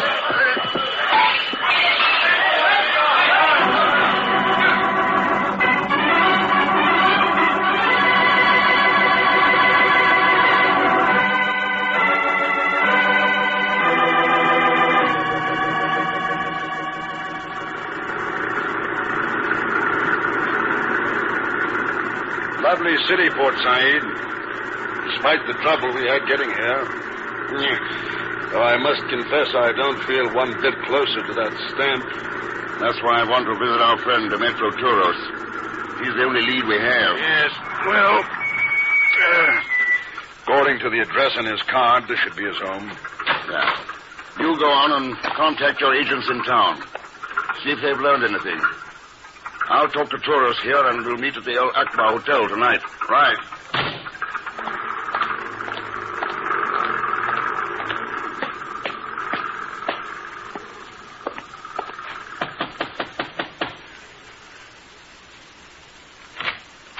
Hello, Mr. Thurston. Welcome to Port Said. Well, I'll be... And surprised to see me, eh, Mr. X? I should have known you were aboard that train last night. What did you do? See Touros leave that compartment and follow him here? That's right. Only stood to reason you'd be showing up here, too. So when the tourist character left the house, I got in. Yeah. How long have you been here? Only a couple of minutes, Mr. X.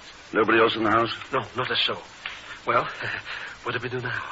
Look for a halfpenny stamp. The one worth 100,000 pounds. Sterling? Yeah.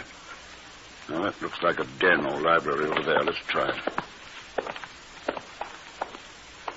Hey, it's blacker in here than my own Zenobia's heart. There's a lamp on this desk. Yeah. Hey. Some joint, eh, Mr. X? Must be plenty of dough in this damn business. And look at the painting of that cute cookie dancing. We're interested in stamps, not dancing girls. Remember? Oh, sure. So, where do we start, Mr. X? I suppose we try those albums on this desk. Hey, look at those books. All covered with leather and stuff. Artificial diamonds and stuff. Well, those diamonds are real, Pegon. Oh, sure. I knew it all the time. Would they ever put diamonds on a book? That was real. That's right. Then what are we waiting for? Let's grab those books and screw them out of here. Shut up.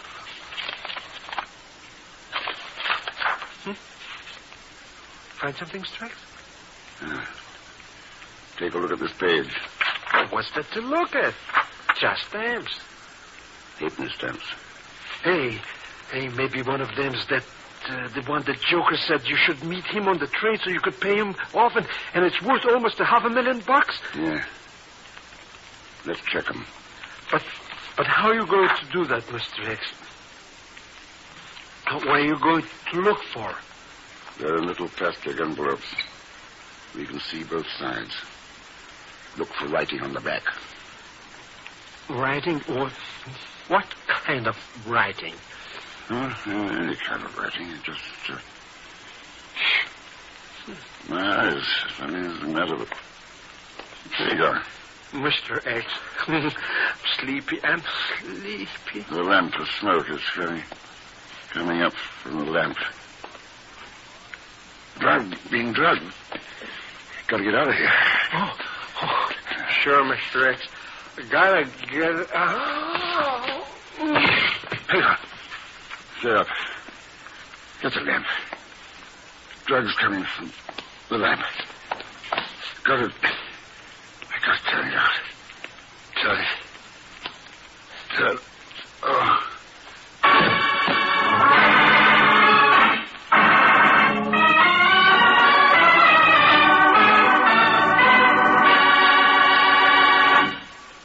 We'll return to the man called X in just a moment.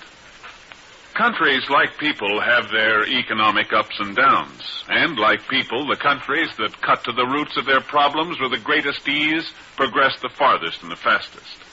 Our own country has become the envy of the world in this respect. And why? Because the better we produce, the better we live. Throughout our history, living conditions have been geared to productivity, improving with industry's vast strides, bringing shorter work hours, more leisure time, and greater well-being to us. And American production has taken place in a setting of liberty, the liberty to work where one desires, to profit from initiative and enterprise. The American way has brought more benefits to more people than any other system in the world. So that's what we mean when we say, the better we produce, the better we live. And now, Act Two of The Man Called X, starring Herbert Marshall, with Leon Belasco as Pegon Zellschmidt.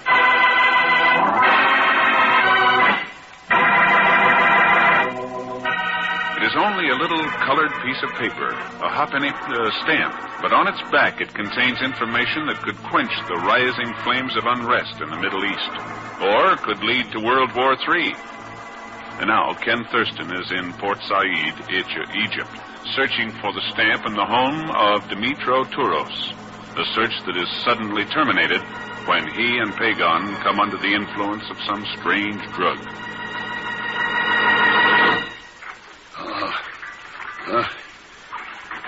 So, Thurston, attendee, you are regaining consciousness at last. Yeah. Yes, looks as though. Who are you? I am known as Erdry. Does the name mean anything to you? That picture on the wall in Touros' library. The dancing girl. Oh, I am flattered that you recognize me, attendee. Pegon, where's Pegon? Your companion is sleeping comfortably in the cabin next to this one. So we're aboard ship. The Abdullah Bay, anchored in the harbor of Port Said. It is my husband's yacht. Husband? You have already met him. Dimitro Touros. That is quite correct. Why bring me here? Is it so difficult to fathom, attendee? We are all after the same thing. The halfpenny stamp. No, it still doesn't make sense. Unless You working with your husband, Audrey, or against him? The matter is a pig. Does that answer you? It gives me a general idea, yes. Well, then let me give you more specific ones. On the port side waterfront, there is a cafe known as the Star of Heaven. Tonight, in the Star of Heaven, you may be able to find the halfpenny stamp that you seek. That's interesting. Anything else?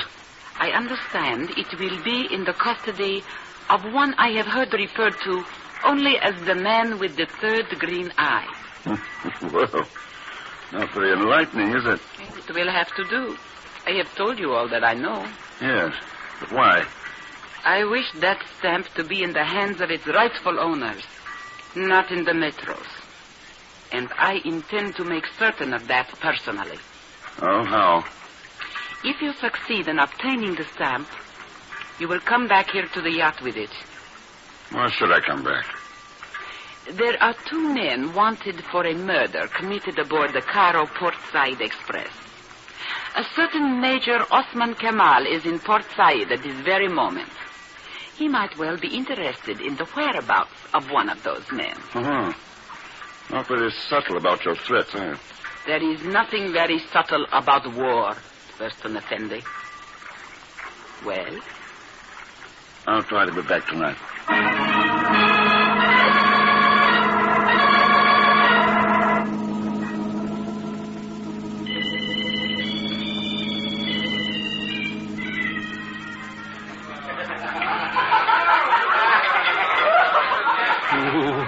These carriages would cut your throat for nothing, even less maybe. Why don't we give this press a couple of quick powders? No, not until we find the things we're looking for. What things? A halfpenny stamp. A man with a third green eye. Now, what kind of talk is that? Pardon, Effendi, your order. For you, Effendi, best coffee, black, thick, and hot. Thank you. And for you, Effendi, Halib, milk, pure and sweet from the cow. Milk? But I ordered a triple scotch. I changed the order. What do we owe you, waiter? Nothing, Effendi. It has been paid for. How do you like that? First free loading I get in 6 months, and I went up with milk. Mighty nice, waiter. Who arranged it? The proprietor, Abdul Hafiz Ben. Hafiz Ben? That is he, standing near the rear door. Hey, Mr. Thurston, that Hafiz Ben joker. He's Yeah. Thank him for us, waiter. And here for you. Oh, 1,000 thanks, Effendi. May the blessing of Allah... But, Mr. X, look at that Hafiz Ben guy. And what's on the turban he's wearing? I see it, Pegon. A brilliant green emerald. Sure, and it's sitting almost in the middle of his forehead. A guy with a couple of drinks or 2 under his belt could even think maybe it was A third green eye, Mr. Zellschmidt? That's right, a third green... That a guess, Touros? What do you know? I know. I can assure you that Abdul Hafiz Ben is the man with the third green eye. And the man who has the stamp? Quite nice of you to invite me so cordially to join your table, gentlemen. The gun you've got inside that napkin says we haven't much choice. Quite right, Mr. Thurston. Though it is only .22 caliber, it would be quite deadly if aimed properly. Well, sir, shall we indulge in some friendly conversation regarding a halfpenny stamp? You must realize by now that I want it, sir. Want it very badly. And before this evening is out, I shall possess it. Then why waste time with me? My dear sir, it is hardly a waste of time to remove the last obstacle from one's path. You will notice that the band is playing louder. The music will shortly reach a pitch where the sound of 2 shots muffled in this napkin will go entirely unnoticed. Just like that, eh? Just like that, sir. Well, at least there's time for me to finish this coffee. My face! My face! Let's have that gun, Touros. I will kill you, Thurston. Let's have it, Touros. I will. Oh, Mr. Thurston! Come on, that rear door. Yeah, but where are we going? We've got a date, Pegon. The man with the third green eye.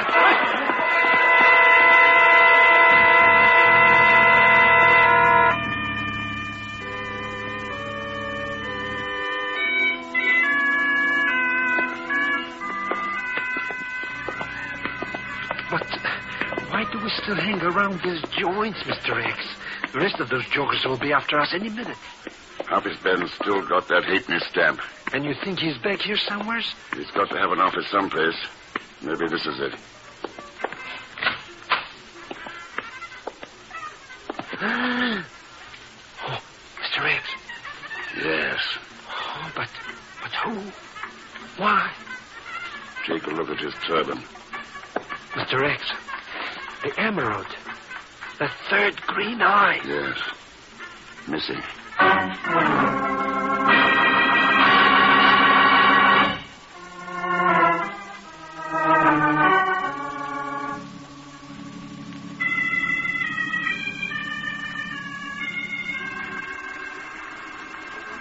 So the man with the third green eye is dead, Thurston Effendi. And the halfpenny stamp is missing once again. Looks like it, Audrey. This is too bad.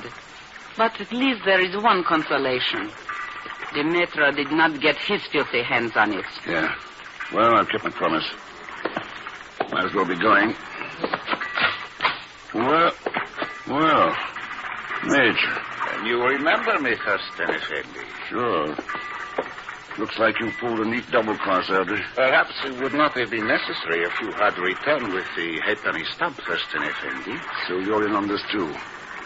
What about that military police gag? Merely a subterfuge to question you on Commander James Stevens at leisure. Circumstances prevented that aboard the train. Nothing shall prevent it now. What do you think you'll find out from me? The present whereabouts of the stamp? You think I'm the one who killed Hafizben and took the stamp from him? No other explanation will fit the circumstances. Major Cabal, start questioning him. He will tell us where it is hidden quickly enough. Oh, you don't have to bother. I'll tell you where it is. But I want to get something straight first. Huh? What? As I see it, Hafizben spread the word that he'd sell the stamp to the highest bidder, and the vultures started gathering around. Tourists who had the money to buy it, and the two of you who sent me to the cafe to get it for you. So? But you didn't figure that one of you would double-cross the other. What do you mean? While Touros and I kept each other busy, one of you killed Hafizben and took the stamp. Didn't you, Audrey? What? You're lying. Better not wear such spicy perfume. The scent was still in Hafizben's office. Now, where's the emerald? The one that's got the stamp concealed inside. In your purse? No, stay away from there. No. Okay, Major. It's your move. So, you did double-cross me, Audrey. I should have known. No, Osman. Put away that gun. You can't shoot me. You can't. I am going to...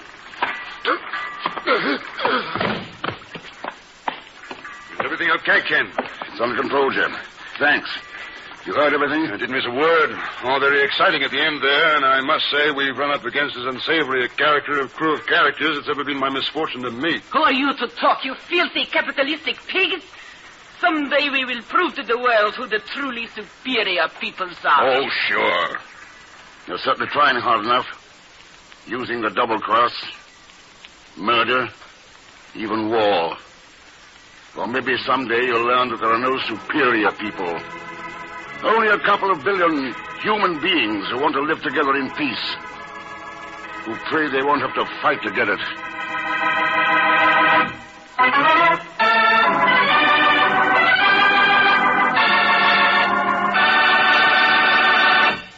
Now, here's our star, Mr. Herbert Marshall. Thanks for being with us. And my thanks to Lucille Meredith, John Dana, Ed Begley, John Stevenson, and Lou Krugman. Next week, South America. The basin of the Orinoco River, where, believe it or not, a ton of dynamite and one Pegon Zellschmidt produce an explosion that threatens the whole country. Pegon? Leon Belasco, of course.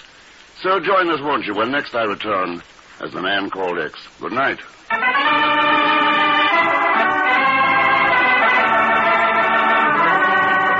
The Man Called X, starring Herbert Marshall, is a J. Richard Kennedy production with music by Milton Charles. Tonight's story was written by Sidney Marshall. This program is directed by Jack Johnstone.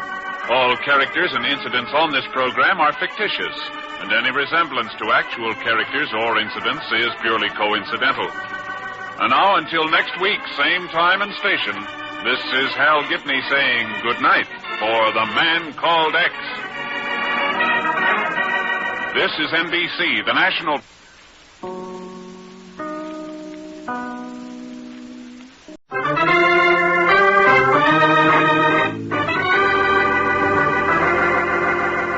Listen to Herbert Marshall as the man called X.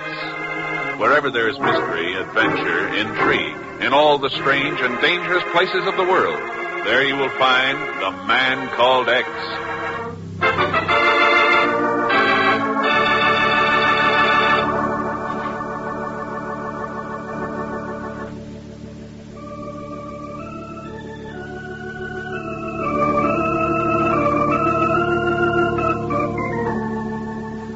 A century and a half ago, a dream was born in the mind of a man. A dream of a country where life, liberty, and the pursuit of happiness were the birthright of every citizen. And on the day he was elected as his country's first president, he knew that his dream had come true. The man, Simon Bolivar. The country, Venezuela.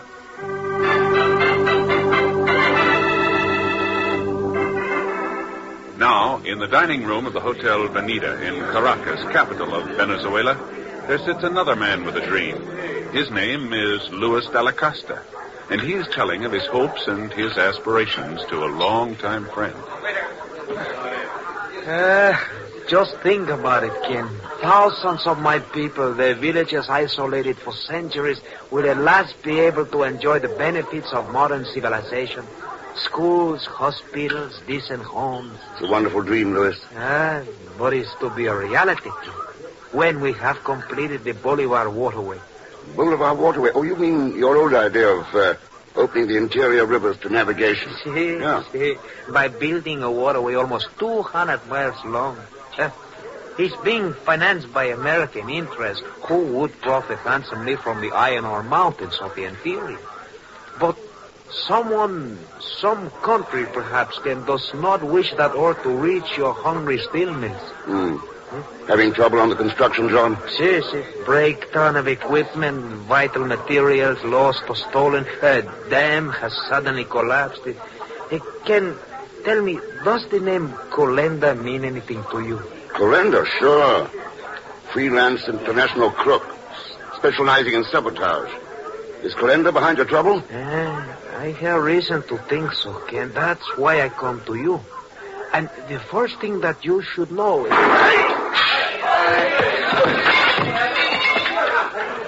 right, Chris.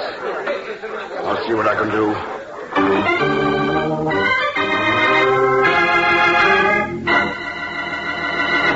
But, Mr. Chief, be reasonable.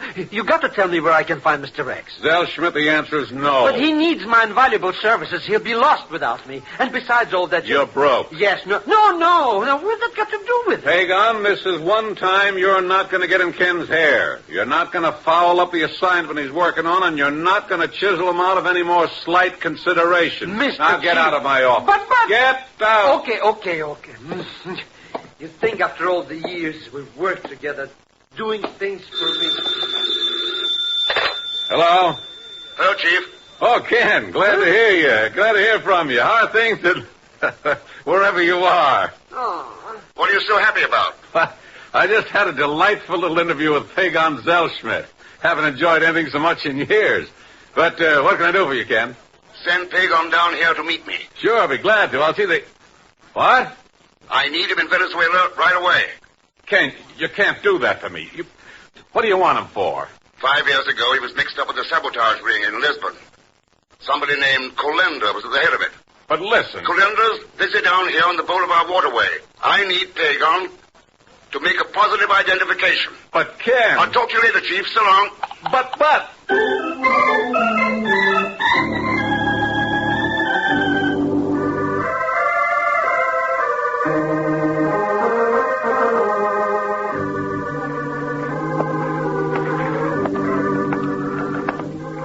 What can I do for you? But I'm lost without my dictionary. Positively lost. English, Spanish. Oh, Spanish, English, that is. And I must find Maria Luisa. Yes, I positively must. Maria Luisa? A boat, sir. Riverboat, going up the Orinoco to the Bolivar Waterway. Yes, the Bolivar. Oh, by the way, I'm Professor Harkness. Archimedes is the waterway. My name's Ken Thurston, Professor, and the boat you're looking for is right over there. Eh? Well, thank you, Mr. Thurston. Thank you very much. What's your interest in the waterway, Professor? Why, the Lalia preparata, of course, yes. The Lalia preparata. Saprophytic, that is, yes. Saprophytic. You're looking for rare orchids. Well, that's what I said, didn't I? Yes, I'm a botanist, Yes, a botanist. Many rare specimens in the interior. Very many. Wonderful opportunity to travel by water. The Boulevard Waterway, Yes, I know. Here's the Maria Luisa. Maria Luisa? Oh, yes, thank you. You looking for something, gents? My name's Ken Thurston. This is Professor Harkness. We're looking for the skipper of this boat. You found her, mister, so what? Well, I have passage. There's a ticket somewhere. I purchased it, Ah, yeah, Professor. I already got you booked. It's this Thurston I want to know about. You interested in going upriver to the waterway? That's right. It'll be $50 American, cash in advance. Sure. Be glad. Here you are. Okay. We're shoving off in 10 minutes. Stow your duffel below. Duffel? Luggage, Professor. Oh, yes. Yes, you can. Luggage. Oh, of course. All right, Thurston, what's the pitch? What's with you in the waterway? Well, that's pretty much my business, isn't it? Not the way I figure. Just how do you figure? You're traveling light. You're no construction stiff. You're going up to the waterway, and that, to me, adds up to a snoop job of some kind. That means I got something you need. Like what? Insurance. What kind? The kind Lua Della Costa needed and didn't have. Oh. News travels pretty fast around here, doesn't it? We were talking about an insurance deal. I suppose I think it over. Sure. Take your time. You'll be okay till we hit the construction job. And after that? You name it, pal. Yeah. Well, speaking of names... Betty Corcoran. Corcoran. That's right. What did you think it was going to be? Glenda?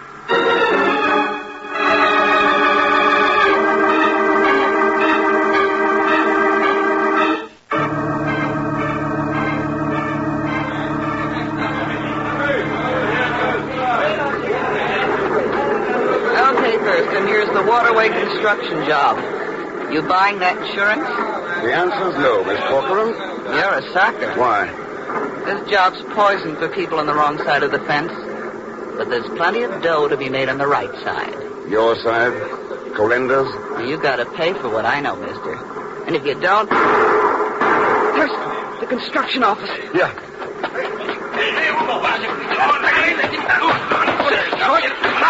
Quiet, let's have that gun. Let's have it.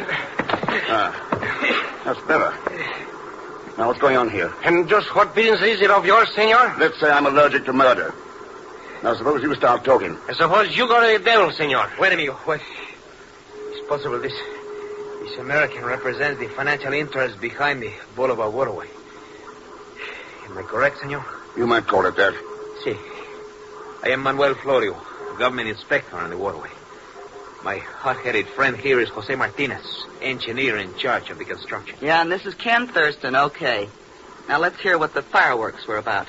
It's really quite simple. My friend Martinez is about to blast a passageway for the new riverbed. I expressed the opinion that he was using an excessive amount of dynamite. Enough to bring the hillside down upon the cut that we have made. By way of answer, he reached for his gun. Wait, you filthy lying dog! Hold it, Martinez. The only thing that's important now is that waterway. Let's go down and take a look at the dynamite charges. I'll be able to tell soon enough. Oh.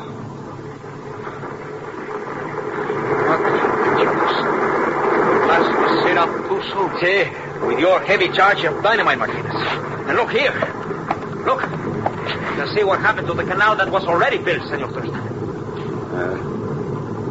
Deeply buried. Yeah, a couple of $1 million worth of waterway shot. Just like that. Too bad you weren't carrying any insurance, isn't it, Mr. Thurston?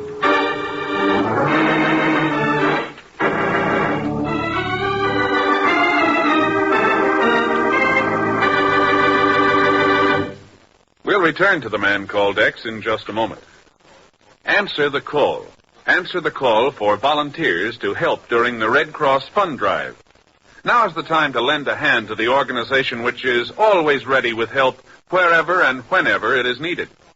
As a Fund Drive volunteer, you help to save the life of a wounded soldier through the Red Cross Blood Center.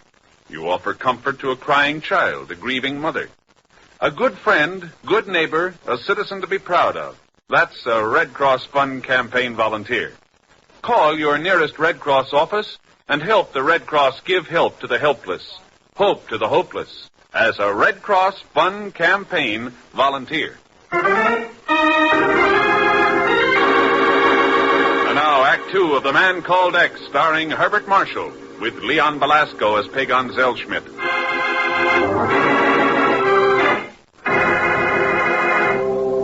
Louis Delacosta's dream was about to be realized.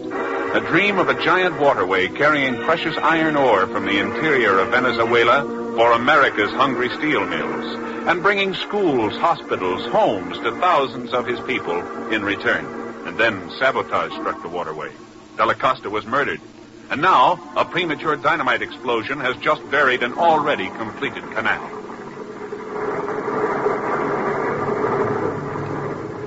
Yeah, Thurston? That's what this job should have had, all right. A little insurance to take care of things like that powder blast. You're wrong, Senorita Cockburn. What this waterway needs is guns to protect it from its enemies. Or perhaps, Martinez, it needs engineers who will listen to advice regarding an excessive amount of dynamite. That kind of talk won't get us anywhere, Florio. Martinez, the damage is done. Suppose you check, see how bad it is, see what can be done to rectify it. I already know the answer to that, senor. But you have taken my gun away from me. Oh, that's too bad. I'm afraid our construction engineer is too hot-headed and impulsive for his own good. It's a cinch he's got blood in his eye when he looks at you, Florio. Maybe he doesn't like the idea of being blamed for that premature blast. Maybe he figures somebody else is responsible. And just who would that somebody else be, Senor Thurston? It's your question. Got an answer? If you will excuse me, I shall check upon the damage with Martinez. But a word of advice first, if you do not mind. No, go right ahead. The construction of a waterway such as this is best left in the hands of experts. Amateurs are prone to run into accidents, senor. Possibly even fatal ones. Hasta luego, senor.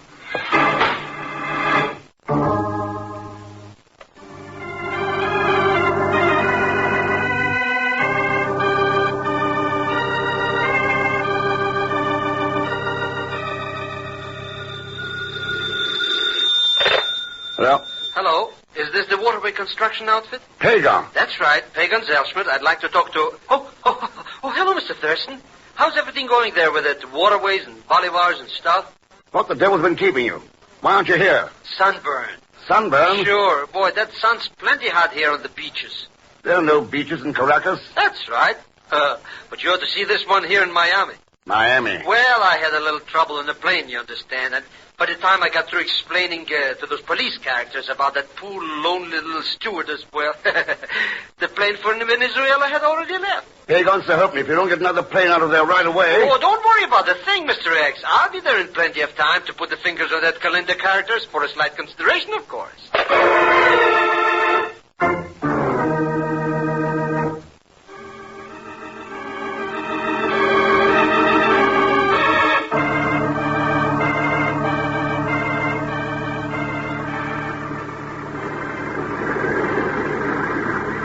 Swing the tranches over onto the other side of the hill.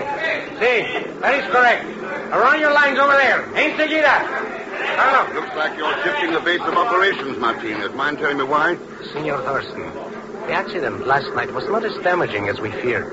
It will be possible to reroute the channels, and a simple blasting operation will do it. Like the last one? Senor, I agree that the blast was much greater than it should have been. But the extra dynamite was not placed there by me, nor did it come from our powder house. What makes you think that? Because there is a sulfur mine operating back in those hills. Early this morning, I found over 50 empty dynamite boxes near that mine. They still had yellow sulfur dust on them. Anything else? Only this.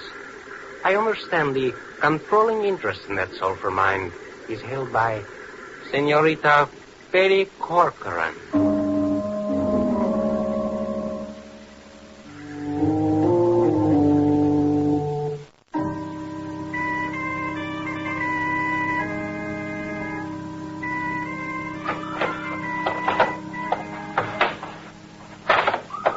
Oh, Mr. Thurston. Just one moment, please. Just one moment. Well, I thought I'd never find you. Never. Oh, Professor, what's on your mind? Miss Corcoran. That is, she asked me to give you a message. Oh, yes, a message. What is it? Well, she would like to see you, I believe. It was about... Oh, those boxes. My, there are a lot of them. What are they, Mr. Thurston? Empty dynamite cases. Dynamite? Are they real? Oh, well, imagine that. Empty dynamite cases? Oh, well. No, the message, Professor, from Betty Corcoran. Oh, yes, Miss Corcoran. Well, she wanted to see you about dynamite. And a man named, oh, dear, what was that name again? Colinda? Oh, yes, that's it, Colinda. She's waiting for you now, Mr. Thurston, at the sulfur mine.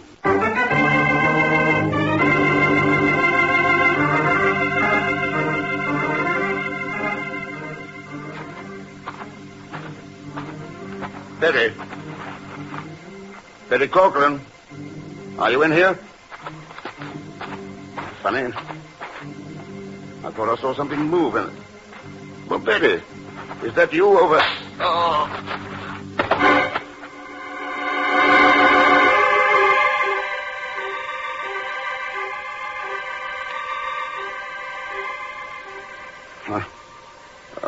Are you feeling better now, Senor Thurston?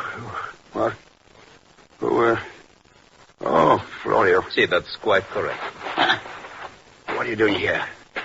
Why do you make a habit of dropping into sulfur mines at odd hours? Professor Harkness informed me as to where I might find you. Before or after I came into this mine? I'm not quite certain I understand your meaning. Somebody hit me, Florio. Right now it looks like a toss-up between you and Betty Corcoran. It was neither of us, senor. What makes you so sure? Because when I entered the mine, you were already unconscious. And I am certain that you cannot doubt Senorita Corcoran's alibi. Why not? Here, I show you. There, senor. Oh. See? As you can see, she's quite dead.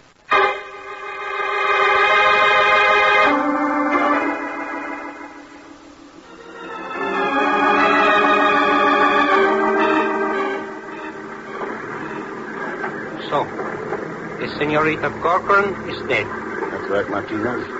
Murdered. And I suppose the work on the Bolivar Waterway will come to a halt until her murder is solved. See, Martinez. I have placed a telephone call to the authorities in Caracas. Meanwhile, all work on the project will cease. Of course. You could not afford to wait another 24 hours. For then we will be ready to blast open the new riverbed and the Bolivar Waterway will be finished. I'll get it. Well? Hello, Mr. Thurston. This is Pegon Zellschmidt. Guess who? Oh, where are you calling from now? That's right, Mr. Thurston. I'm calling all right from Trinidad. Trinidad? Well, the aeroplane lost a couple of wheels or something, and I got all grounded up here. Hurry up, Pegon, darling. Carmen Bujituta. Oh, sure, baby, sure. Pegon, you've got just 24 hours to get up here. And so help me if you're even 1 second late. Mr. Thurston, if there's one thing you can always depend on, you can always depend on a Zellschmidt.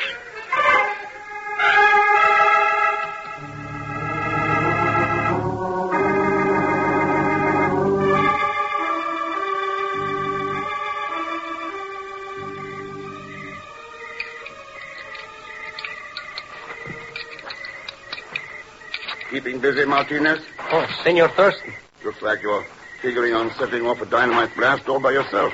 The 24 hours is up, and I intend to see that the Bolivar Waterway is completed tonight. Pretty risky, isn't it? What risk, senor? I detonate the explosive, and the river rushes into its new channel. Then there will be nothing that Florio can do. Yeah, if it works out. And why should it not? I just found 30 more dynamite cases from the sulfur mine lying over the hill. Empty.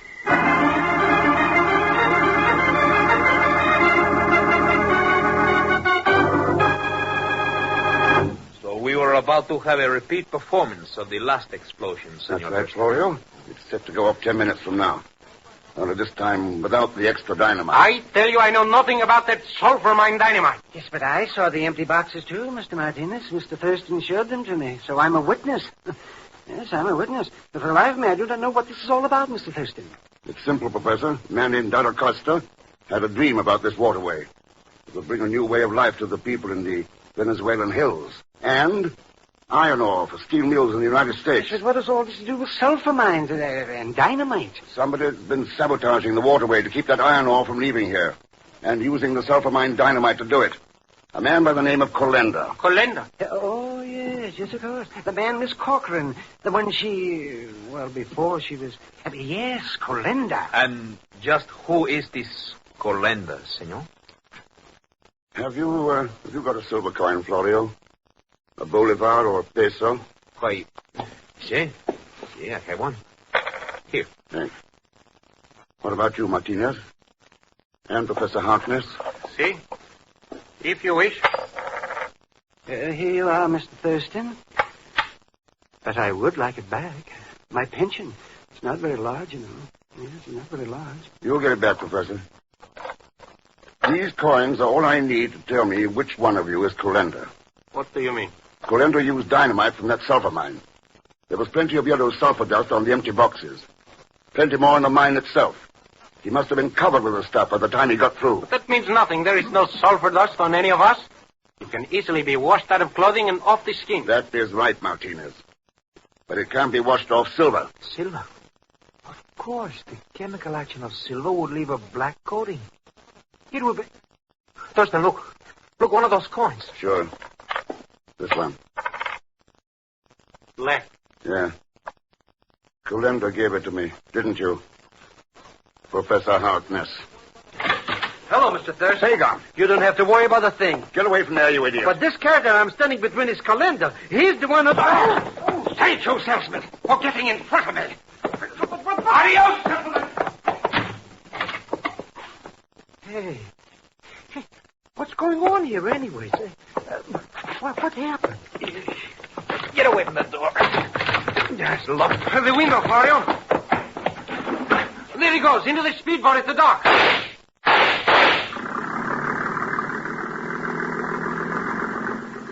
Oh, it's no use, Martinez. He's getting away. I don't think so, Florio. But you can see for yourself. It's already going downriver, approaching the new channel where the new waterway will run.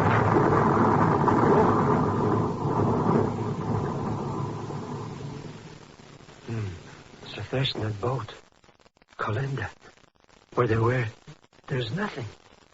Nothing but... Yeah. That's right, Pegon. Hey, that noise. What is it? Well, you might call it the beginning of the Bolivar Waterway. But somehow I'd like to think of it as a dream coming true.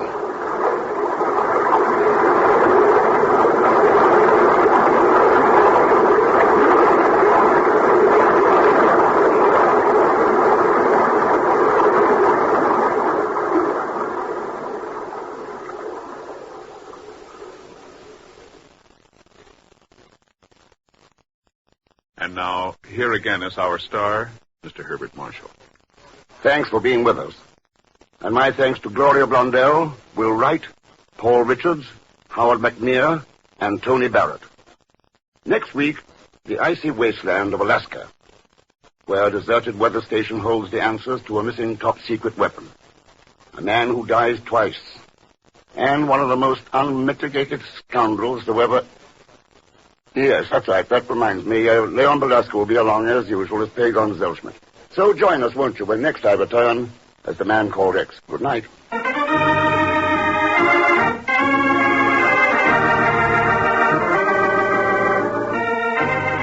The Man Called X, starring Herbert Marshall, is a J. Richard Kennedy production, with music by Milton Charles. Tonight's story was written by Sidney Marshall. This program is directed by Jack Johnstone. All characters and incidents on this program are fictitious.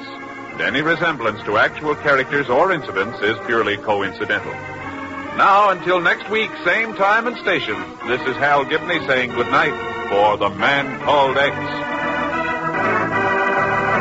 This is NBC, the national broadcasting company.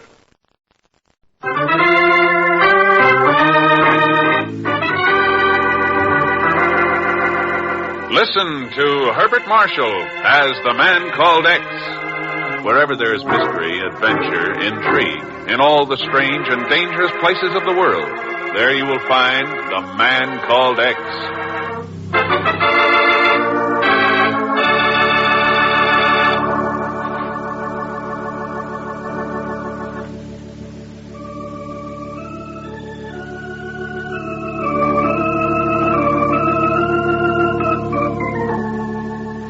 A century and a half ago, a dream was born in the mind of a man. A dream of a country where life, liberty, and the pursuit of happiness were the birthright of every citizen. And on the day he was elected as his country's first president, he knew that his dream had come true. The man, Simon Bolivar. The country, Venezuela.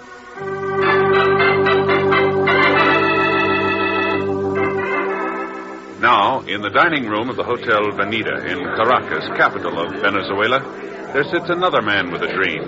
His name is Luis de la Costa, and he is telling of his hopes and his aspirations to a long-time friend.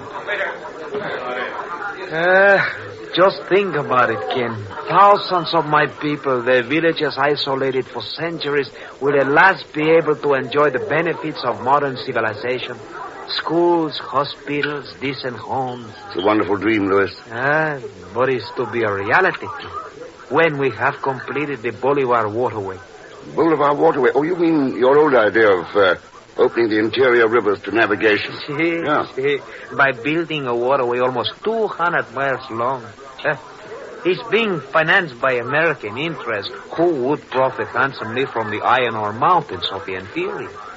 But some country perhaps, Ken, does not wish that ore to reach your hungry steel mills. Having trouble on the construction job? See. Breakdown of equipment, vital materials lost or stolen. A dam has suddenly collapsed. Ken, tell me, does the name Colenda mean anything to you? Colenda, sure. Freelance international crook, specializing in sabotage. Is Colenda behind your trouble? I have reason to think so, Ken. That's why I come to you. And the first thing that you should know is... All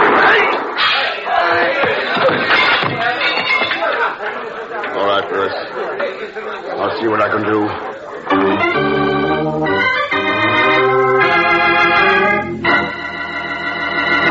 But, Mr. Chief, be reasonable. You got to tell me where I can find Mr. X. Zellschmidt, the answer is no. But he needs my invaluable services. He'll be lost without me. And besides all that... You're broke. Yes, no. What's that got to do with it? Pegon, this is one time you're not going to get in Ken's hair. You're not going to foul up the assignment he's working on, and you're not going to chisel him out of any more slight consideration. Mr. Now get Chief. out of my office. But... Get out. Okay. You think after all the years we've worked together, doing things for me... Hello? Hello, Chief. Oh, Ken, glad to hear you. Glad to hear from you. How are things at wherever you are? Oh. What are you so happy about? I just had a delightful little interview with Pegon Zellschmidt. Haven't enjoyed anything so much in years. But what can I do for you, Ken? Send Pegon down here to meet me. Sure, I'll be glad to. I'll see the... What? I need him in Venezuela right away. Ken, you can't do that to me. What do you want him for? 5 years ago, he was mixed up with the sabotage ring in Lisbon. Somebody named Colenda was at the head of it. But listen... Colenda's busy down here on the Bolivar Waterway. I need Pegon to make a positive identification. But, Ken... I'll talk to you later, Chief. So long. But...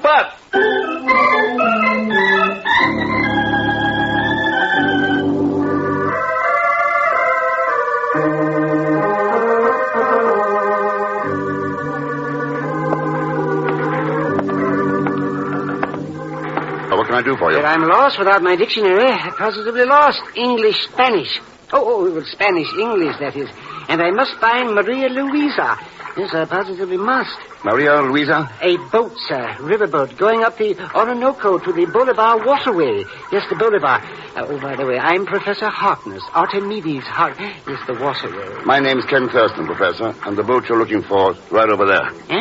Well, thank you, Mr. Thurston. Thank you very much. What's your interest in the waterway, Professor? Why, the Lalia Preparata, of course, yes. The Lalia Preparata. Saprophytic, that is, yes. Saprophytic. You're looking for rare orchids. Well, that's what I said, didn't I? Yes, I'm a botanist, Yes, a botanist. Many rare specimens in the interior. Very many. Wonderful opportunity to travel by water. The Bolivar Waterway, Yes, I know, yeah. Here's the Maria Luisa. Maria Luisa? Oh, yes, thank you. You looking for something, gents? My name's Ken Thurston. This is Professor Harkness. We're looking for the skipper of this boat. You found her, mister, so what? Well, I have passage. There's a ticket somewhere. I purchased it, you know. Yeah, Professor. I already got you booked. It's this Thurston I want to know about. You interested in going upriver to the Waterway? That's right. It'll be $50 American, cash in advance. Sure. Be glad. There you are. Okay. We're shoving off in 10 minutes. Stow your duffel below.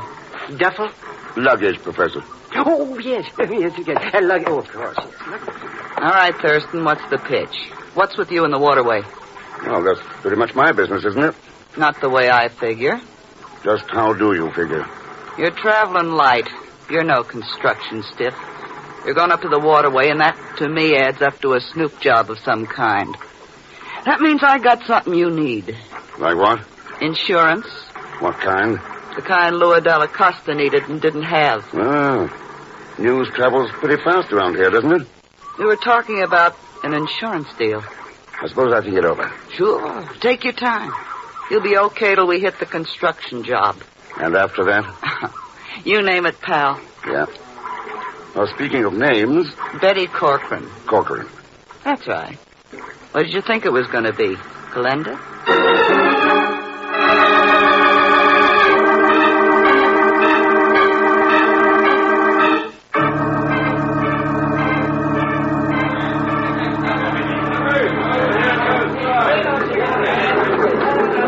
Okay, Thurston, here's the Waterway construction job.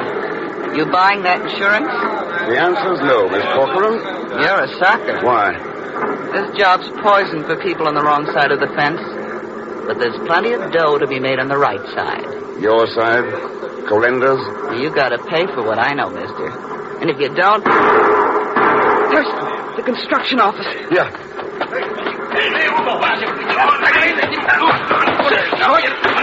Quiet, let's have that gun.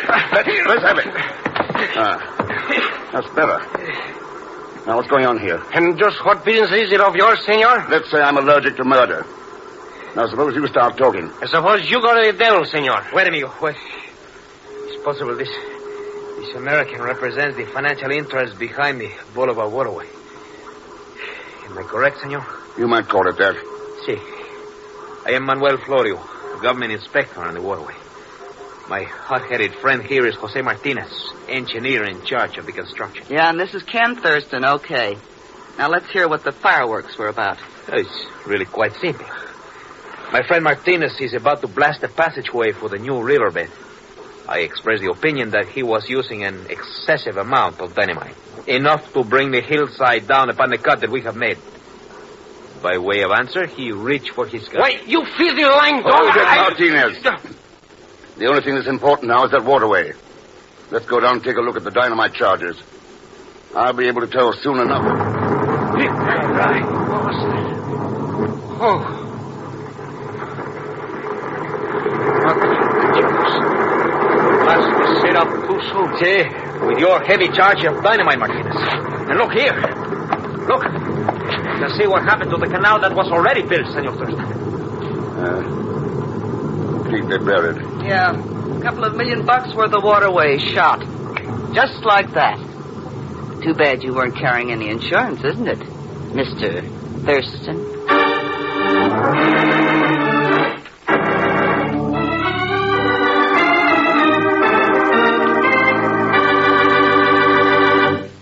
We'll return to the man called X in just a moment. Answer the call.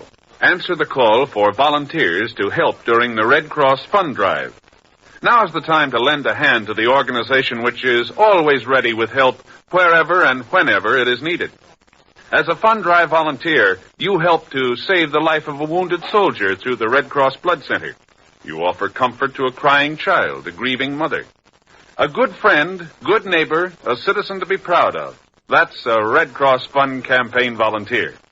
Call your nearest Red Cross office and help the Red Cross give help to the helpless, hope to the hopeless, as a Red Cross Fund Campaign volunteer. And now, Act 2 of The Man Called X, starring Herbert Marshall, with Leon Belasco as Pegon Zellschmidt.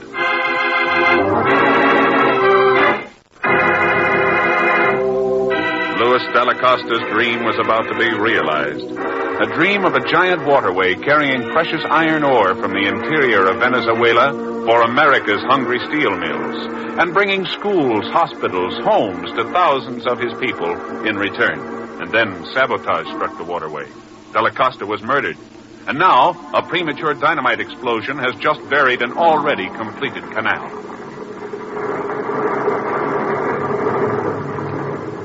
Yeah, Thurston? That's what this job should have had, all right. A little insurance to take care of things like that. Powder blast. You are wrong, Senorita Corcoran. What this waterway needs is guns to protect it from its enemies. Or perhaps, Martinez, it needs engineers who will listen to advice regarding an excessive amount of dynamite. That kind of talk won't get us anywhere, Florio. Martinez, the damage is done. Suppose you check, see how bad it is, see what can be done to rectify it. I already know the answer to that, senor. But you have taken my gun away from me. Oh, that's too bad. I'm afraid our construction engineer is too hard-headed and impulsive for his own good. It's a cinch he's got blood in his eye when he looks at you, Florio. Maybe he doesn't like the idea of being blamed for that premature blast. Maybe he figures somebody else is responsible. And just who would that somebody else be, Senor Thurston? It's your question. Got an answer? If you will excuse me, I shall check upon the damage with Martinez. But a word of advice first, if you do not mind. No, go right ahead. The construction of a waterway such as this is best left in the hands of experts. Amateurs are prone to run into accidents, senor. Possibly even fatal ones. Hasta luego, señor.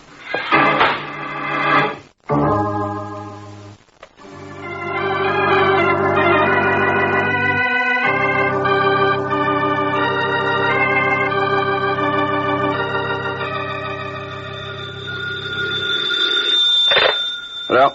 Hello. Is this the waterway construction outfit? Pegon. That's right. Pegon Zellschmidt. I'd like to talk to... Oh, hello, Mr. Thurston. How's everything going there with it? Waterways and bolivars and stuff? What the devil's been keeping you? Why aren't you here? Sunburn. Sunburn? Sure. Boy, that sun's plenty hot here on the beaches.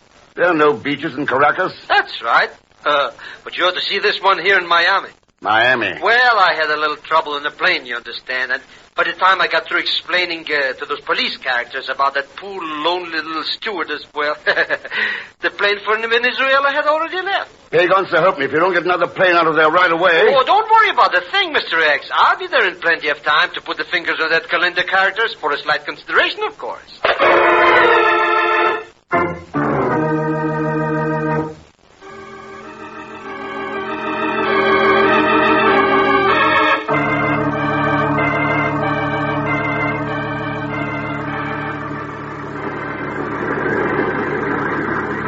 Swing the trenches over onto the other side of the hill.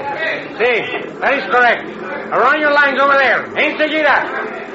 Looks like you're shifting the base of operations, Martinez. Mind telling me why?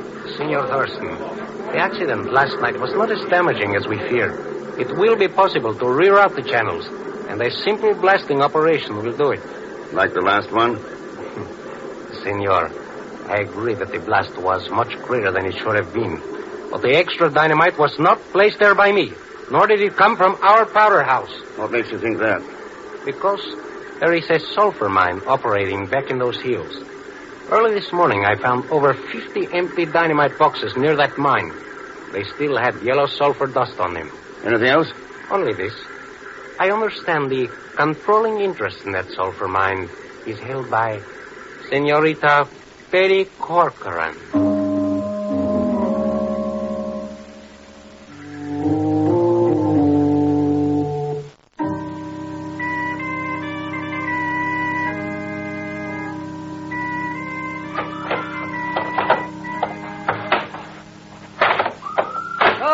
Mr. Thurston, just one moment, please. Just one moment. Well, I thought I'd never find you. Never. Oh, Professor, what's on your mind? Miss Corcoran. That is, she asked me to give you a message. Oh, yes, a message. What is it? Well, she would like to see you, I believe. It was about, those boxes. My, there are a lot of them. What are they, Mr. Thurston? Empty dynamite cases. Dynamite? Are they real? Oh, well, imagine that. Empty dynamite case? Well. No, the message, Professor, from Betty Corcoran. Oh, yes, Miss Corcoran. Well, she wanted to see you about dynamite. And a man named, oh, dear, what was that name again? Colinda? Oh, yes, that's it, Colinda. She's waiting for you now, Mr. Thurston, at the sulfur mine.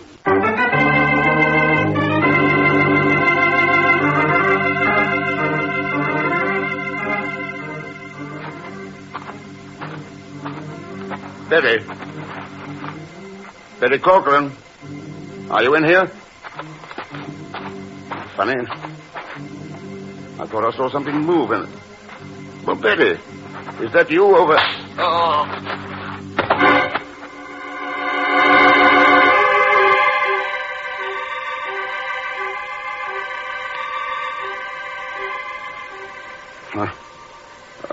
Are you feeling better now, Senor Thurston?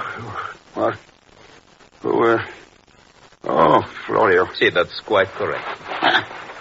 What are you doing here? Or do you make a habit of dropping into sulfur mines at odd hours? Professor Harkness informed me as to where I might find you. Before or after I came into this mine? I'm not quite certain I understand your meaning. Somebody hit me, Florio. Right now it looks like a toss-up between you and Betty Corcoran. It was neither of us, senor. What makes you so sure?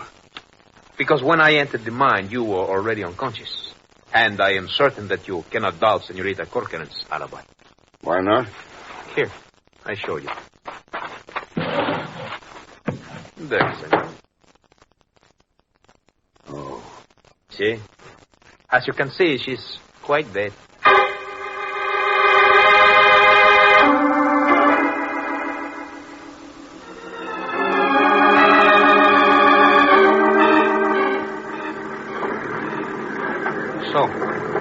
Senorita Corcoran is dead. That's right, Martinez. Murdered. And I suppose the work on the Bolivar Waterway will come to a halt until her murder is solved. Si, Martinez. I have placed a telephone call to the authorities in Caracas. Meanwhile, all work on the project will cease. Of course. You could not afford to wait another 24 hours. For then we will be ready to blast open the new riverbed and the Bolivar Waterway will be finished. I'll get it. Well... Hello, Mr. Thurston. This is Pegon Zellschmidt. Guess who? Oh, so where are you calling from now? That's right, Mr. Thurston. I'm calling all right from Trinidad. Trinidad? Well, the aeroplane lost a couple of wheels or something, and I got all grounded up here. Hurry up, Pegon, darling. Carmen bouge tuta. Oh, sure, baby, sure. Pegon, you've got just 24 hours to get up here. And so help me if you're even 1 second late. Mr. Thurston, if there's one thing you can always depend on, you can always depend on yourself.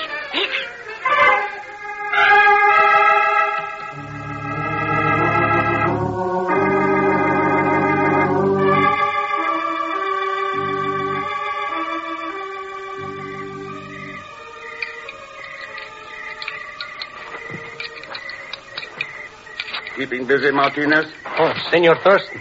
Looks like you're figuring on setting off a dynamite blast all by yourself. The 24 hours is up, and I intend to see that the Bolivar Waterway is completed tonight. Pretty risky, isn't it? What risk, senor? I detonate the explosive, and the river rushes into its new channel. Then there will be nothing that Florio can do. Yeah, if it works out. And why should it not? I just found 30 more dynamite cases from the sulfur mine lying over the hill. Empty.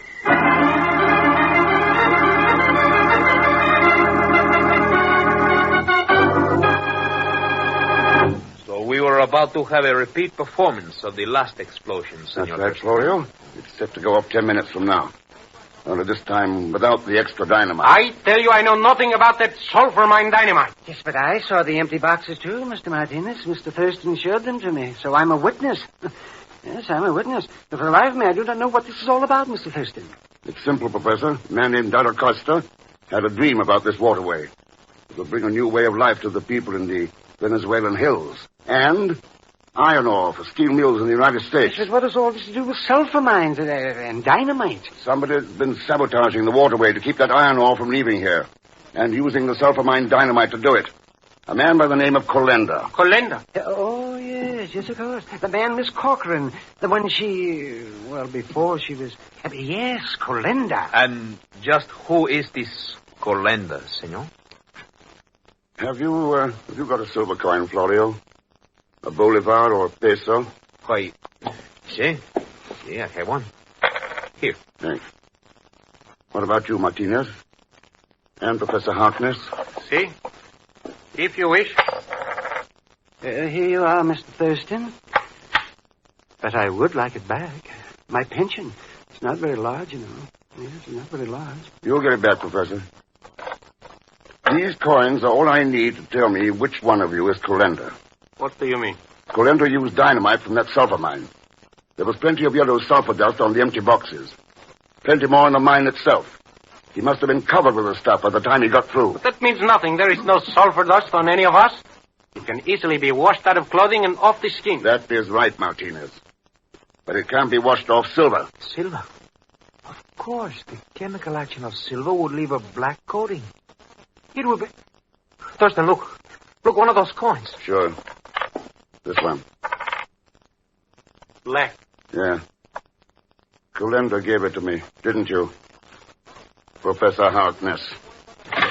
Hello, Mr. Thurston. Pegon. You don't have to worry about a thing. Get away from there, you idiot. But this character I'm standing between is Colenda. He's the one who... Thank you, Zellschmidt, for getting in front of me. Adios, gentlemen. Hey, what's going on here anyways? What happened? Get away from the door. Yes, locked. The window, Florio. There he goes, into the speedboat at the dock.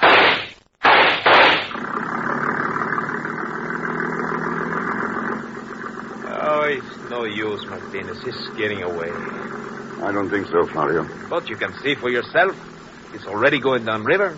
Approaching the new channel where the new waterway will...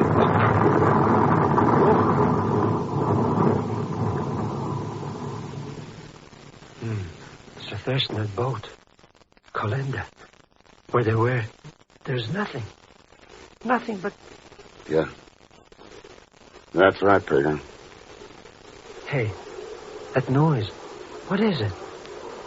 Well, you might call it the beginning of the Bolivar Waterway. But somehow I'd like to think of it as a dream coming true.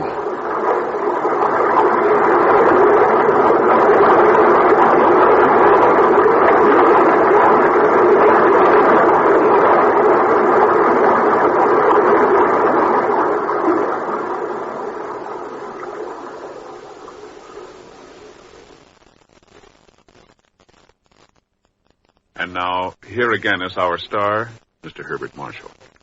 Thanks for being with us.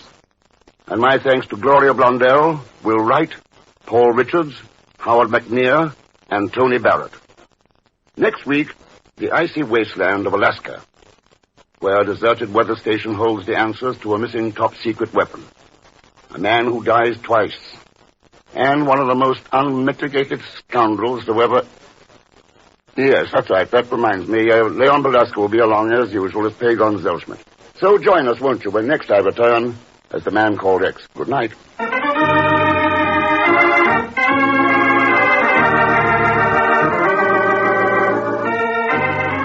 The Man Called X, starring Herbert Marshall, is a J. Richard Kennedy production, with music by Milton Charles. Tonight's story was written by Sidney Marshall. This program is directed by Jack Johnstone. All characters and incidents on this program are fictitious, and any resemblance to actual characters or incidents is purely coincidental. Now, until next week, same time and station, this is Hal Gibney saying good night for The Man Called X. This is NBC, the national broadcasting company.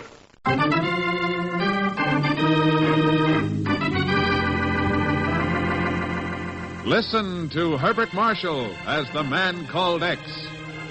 Wherever there's mystery, adventure, intrigue, in all the strange and dangerous places of the world, there you will find The Man Called X.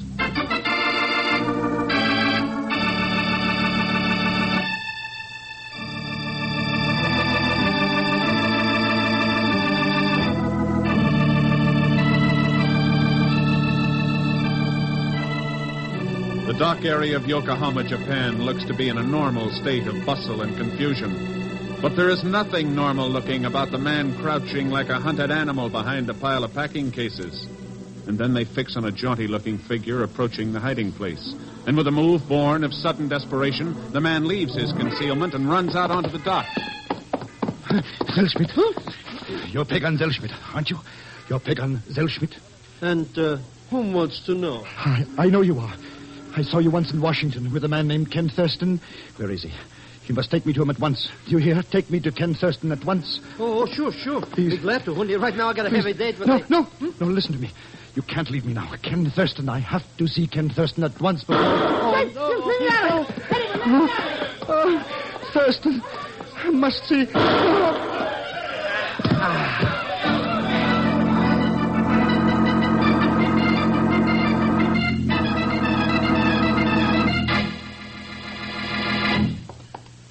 The body's right there, Mr. Thurston, in the morgue. Thanks, Doctor. You haven't been able to identify him? No papers, wallet, laundry marks, nothing. I see.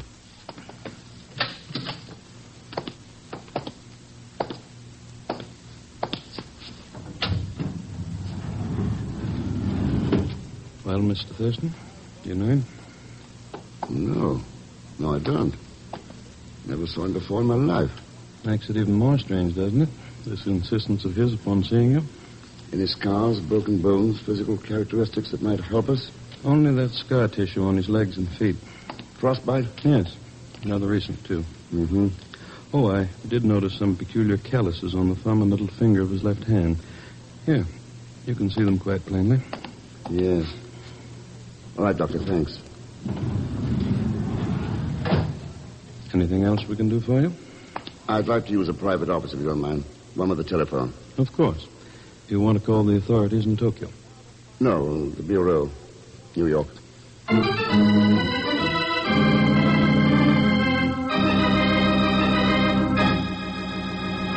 Okay, Ken. I've got the file right here. But what connection Professor James Abbott could have with the murdered derelict there in Japan, I don't know. Oh, let's see if we can find out, Chief. Professor Abbott was working on robot weather stations in Alaska, wasn't he? That's right. Establishing a string of stations throughout the Arctic. All self-operating, not requiring any maintenance personnel. Wasn't there some connection between those weather stations and our radar defense system up there? Right.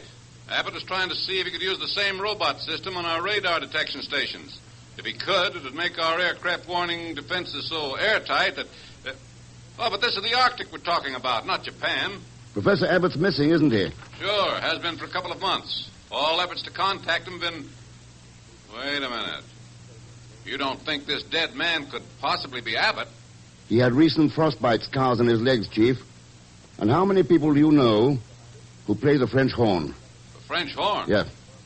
Wasn't Abbott a well-known amateur musician? A French horn player? Well, sure. But what's that got to do with it? The dead man had well-developed calluses on the thumb and little finger of his left hand.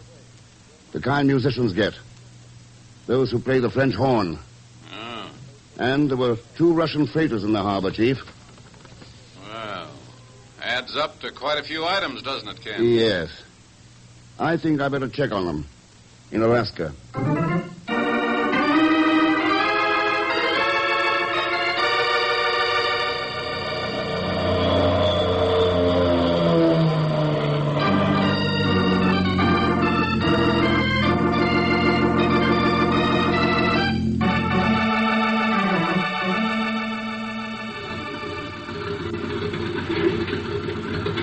I'm afraid there isn't much information we can give you about Professor Abbott here, Mr. Thurston. He was working out of the Elmdorf Air Base, wasn't he, Colonel? That's true, but as far as his work was concerned, well, it was top secret.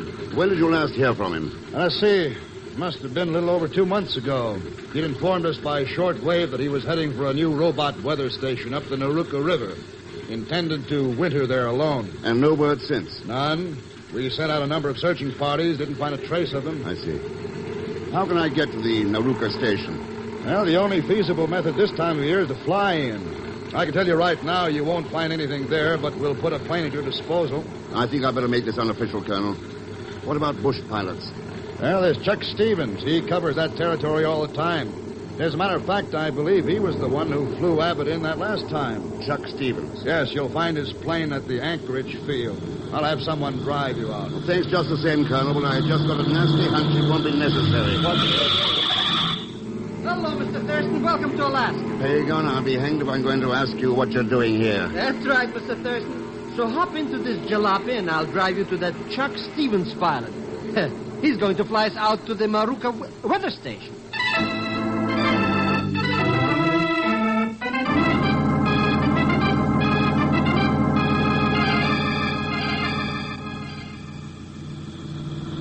That's right, Mr. X. I knew you made a big mistake giving me the brush up in Yokohama, so I got the next plane out for Alaska. You mean you stowed away? Yes. No. Anyways, here we are. The Zellschmidt Stevens Air Taxi Cab Service and Company. Oh, fuck. Hello there. You must be Thurston. That's right. You, Stevens? You named it. Your friend Zellschmidt has been spreading the word around Anchorage that you're trying to get some dope about a Professor James Abbott. Thank you, Pegon. Don't think nothing of it, Mr. Thurston. That's why I asked him to bring you here. Figured I might be able to help you. Mighty nice of you, Stevens. What do you know about him? Why, I flew him up to a weather station on the Naruka River a couple of months ago. It's a pretty lonely spot. He'd be glad to have company. I guess you haven't heard. Professor Abbott is missing. Missing? That's right. Has been for 2 months. How come you didn't know? Well, that's simple. I flew over that weather station day before yesterday. And Professor Abbott was still there.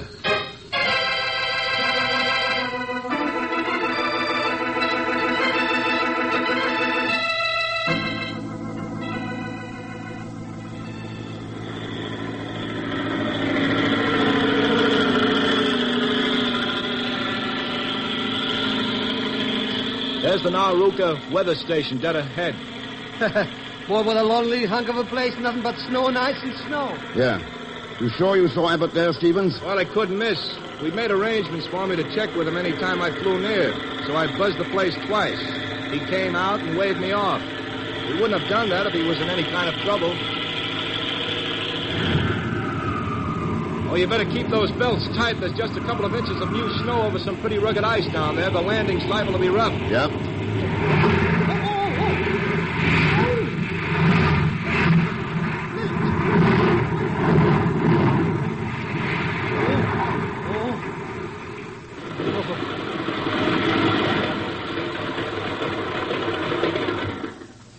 Well, that does it, gents. Now let's go in and say hello to the professor.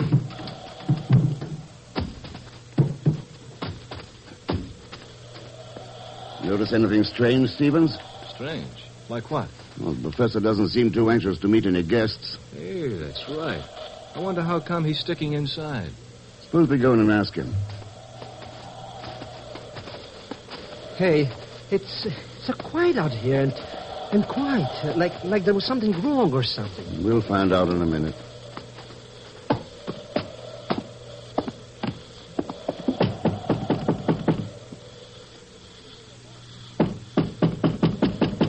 See? Nobody home. Hey, maybe he's getting a short beer or something. Oh, sure. Come on. Nobody's home inside either. I don't get it, Thurston. There weren't any tracks in the snow leading away from here. Abbott's got to be around somewhere.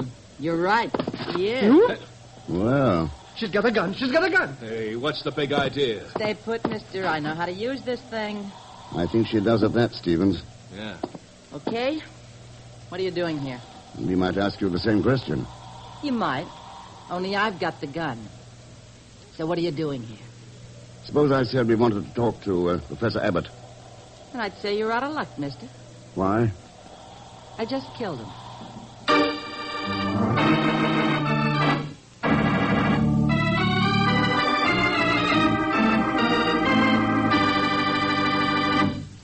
We'll return to the man called X in just a moment. Today, throughout the nation, driving conditions remain precarious. Longer hours of darkness, poor visibility caused by ice, snow, rain, and fog, and slippery streets call for extra precaution when you drive. Adjust your speed to road and weather conditions. Keep windshield clear of rain, snow, ice, and fog. Never slam on your brakes if the road is wet or slippery. Guard against that one accident that might take your life or ruin it. For your own sake, be careful. And now, Act Two of The Man Called X, starring Herbert Marshall, with Leon Belasco as Pegon Zellschmidt.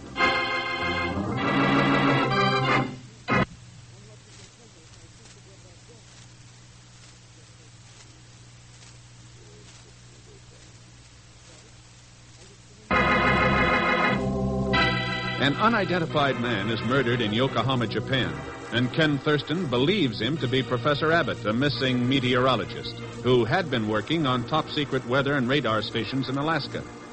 But when they arrive at the Naruka weather station, they're met by a girl who greets them with a gun in her hand and a startling statement. You heard me. You're too late to speak to the professor. I just killed him.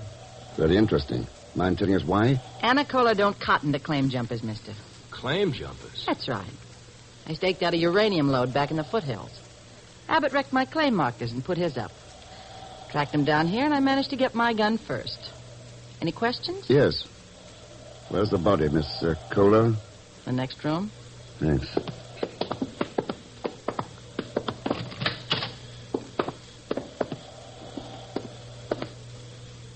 Boy, he's deader than a mackerel.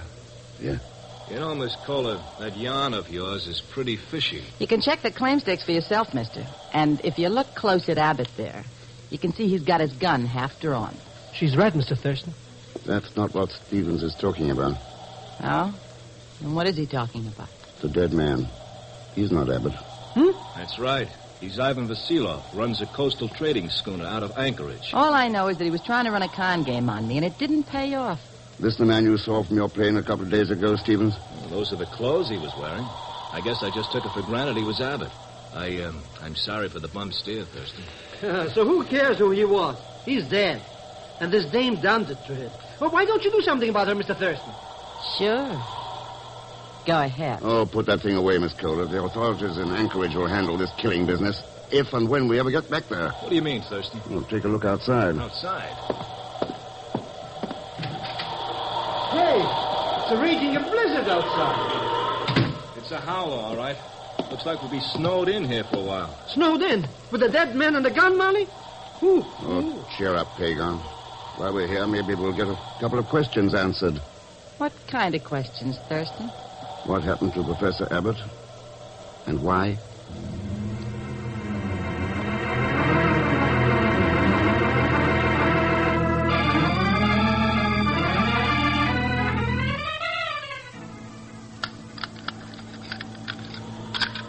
I don't get it, Mr. X. Why do you want to monkey around with all that junk and stuff? What's here in this weather tower that can tell you anything? It's not what's here, Pegon. It's what's missing. Huh?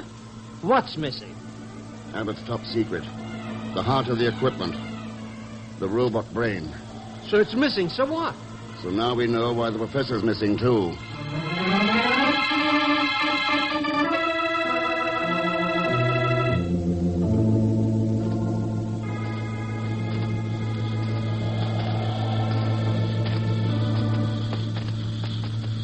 It's over this next little hill, Thurston. I spotted it this morning while snooping around for that uranium claim of Anacola's. What about that claim, Stevens? Well, I didn't find a trace of it. But there. That's what I did find. Ah. A remodeled Russian Yak fighter plane. Sure. Made over into a nice three-place cabin job. That dead man Vasilov must have flown it in here. Why not Anacola? No. She came overland in a snow track. I saw it. So, what do you think, Thurston? About what? Oh, now, look, I'm no idiot. Abbott was working on something up here, and it must have been something big, maybe top secret. So? So maybe he didn't disappear because he wanted to. Maybe somebody was after him for that top secret. Maybe Anacola or Vasilov. Or both. You're coming up with a lot of theories, Stevens. What about proof? I got a hunch that's your job, Thurston. But I'd sure like to know what's going on in Anacola's mind.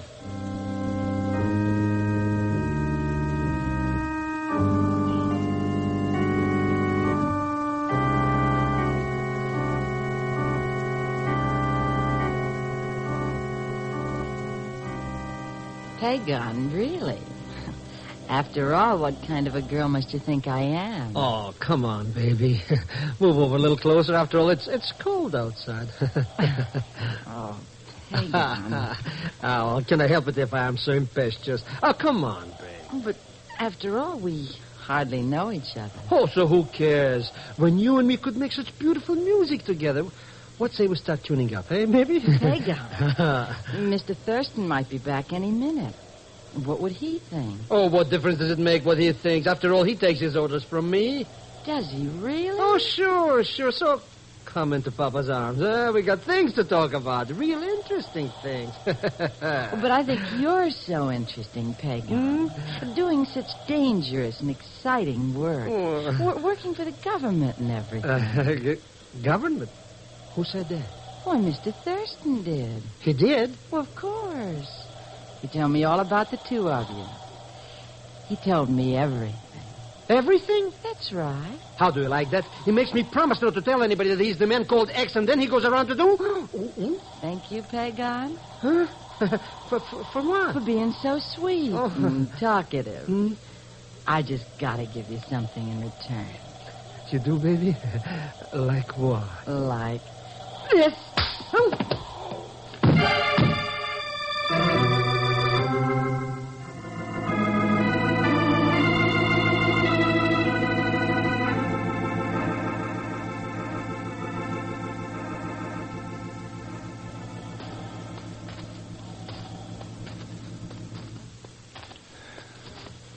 Looks like we're beating our feet for nothing, Thurston. If Anacola did stake out a uranium lode around here, the storm's covered it. Yeah. Might as well head back for the weather station. Storm's died down enough now for us to... Hey, what's the matter? Listen. Holy smoke, my plane. Thurston. Yeah. Anacola.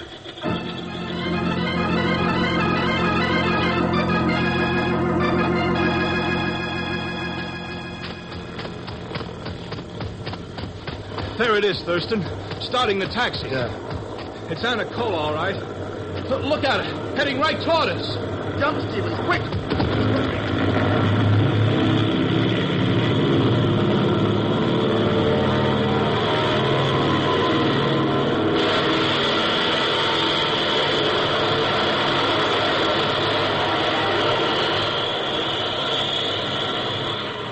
How do you like that? The seal-off wasn't enough for her. She tried to get us, too.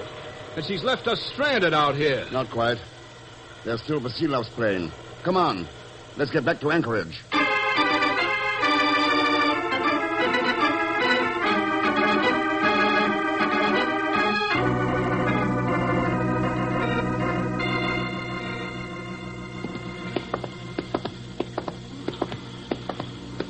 Hey, I don't get it, Mr. X. Why all this rushing around Anchorage this way?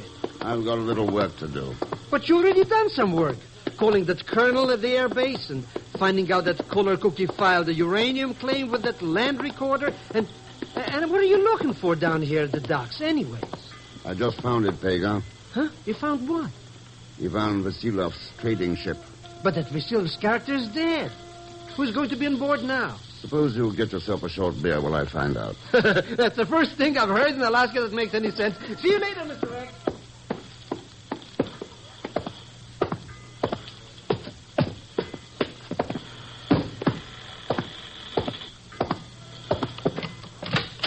Welcome aboard, Mr. Thurston. Well, who are you? I merely happen to be the dead man you found at the Naruka weather station, Ivan Vasilov.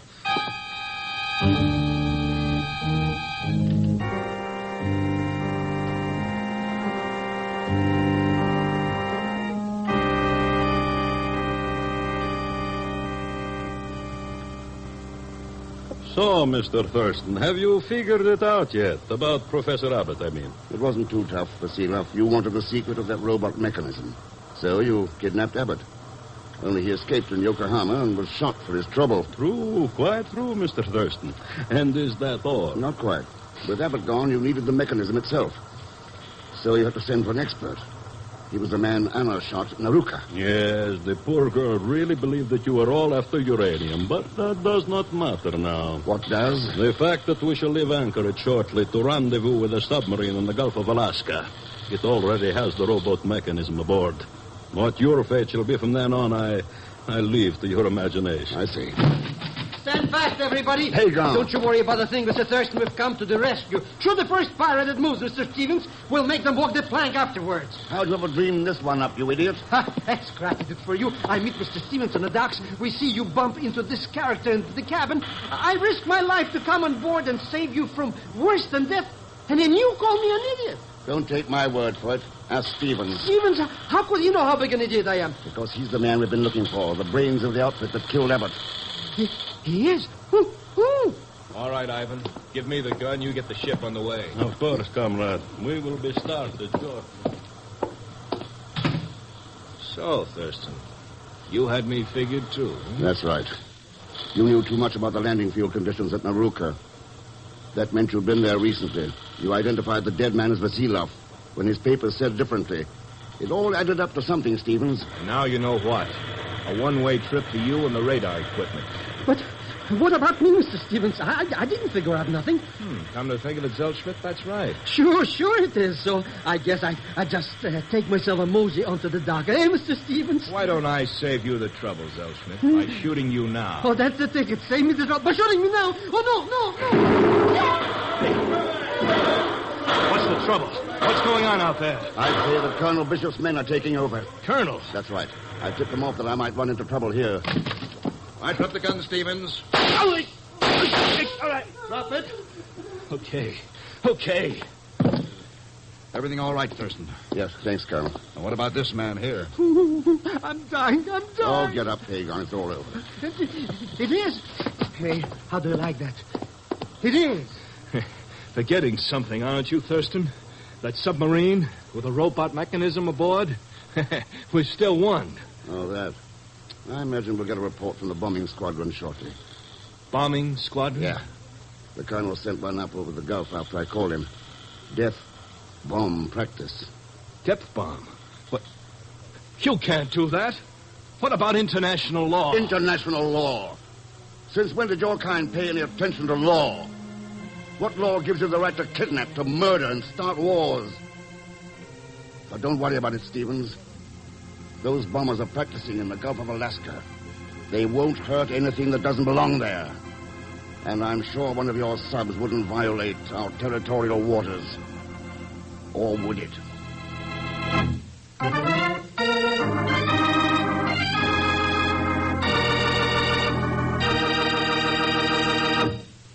And now here again is our star, Mr. Herbert Marshall. Thanks for being with us. And my thanks to Gene Tatum, Will Wright, John Dana, Lou Merrill, and Peter Leeds. Next week, Lisbon, Portugal, where Ken uncovers a plan to kill the North Atlantic Pact. A dumb waiter who isn't so dumb, and a man who dies 4 times. And let me assure you, the latter is not Leon Belasco, who'll be along, of course, as Pegon Zellschmidt. So join us, won't you, when next I return as the man called X. Good night.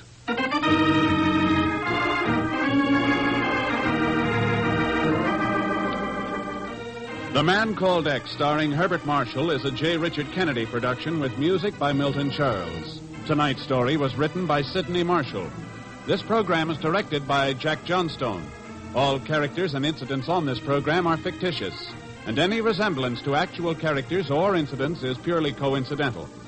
And now, until next week, same time and station, this is Hal Gibney saying good night for The Man Called X.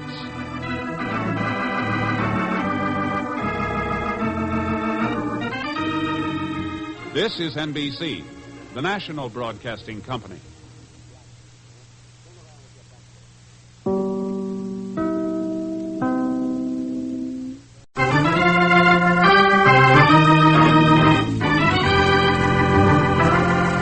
Listen to Herbert Marshall, transcribed as The Man Called X. Wherever there is mystery, adventure, intrigue, in all the strange and dangerous places of the world, there you will find The Man Called X.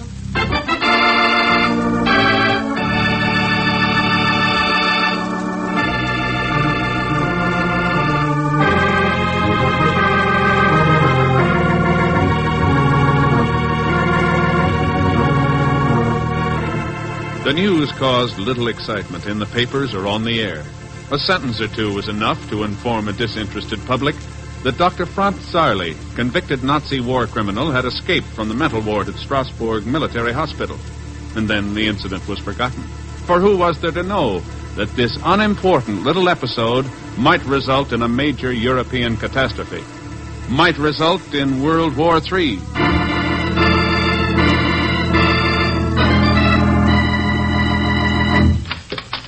Any word about Saudi yet, Chief?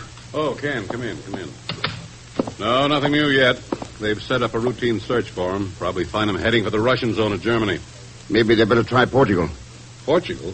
Why should Charlie go there? Well, because the heads of the North Atlantic Treaty are going to meet there in Lisbon. I don't get it, Ken. Chief, do you remember what he was working on for the Nazis during the last war? Oh, how could I forget? The deadliest gas ever invented by man, nerve gas. That's right. But we heard about it in time. Managed to grab both Sauli and the gas before the Nazis had a chance to use it. Yeah, I know. But what's that got to do with Lisbon? Chief, I was at Sauli's trial when he swore that someday he'd kill the man responsible for seizing the gas. You know who that man is? Well, sure. The chairman of the NATO meeting at Lisbon. The man responsible for the entire defense of Western Europe. Ken. Yes. Good Lord. If he was able to release some of that gas at the NATO meeting, he'd kill the heads of defense for every nation that's... Oh, no. I can't believe it. No, there's no reason on earth to think he'd try anything as fantastic as that. This report came in a few minutes ago, Chief. From Paris. Better read it. Sure. David Bonham, chief administrative aide to the chairman at the NATO meeting, died suddenly this morning while boarding a plane for Lisbon. Cause of death tentatively diagnosed as an epileptic seizure. Mr. what? Bonham was almost as responsible for stopping Zali from using the gas as the man at Lisbon. Bonham had no previous history of epilepsy, and the symptoms of nerve gas poisoning are identical with those of a seizure. Better keep in touch with me, Ken, from Lisbon.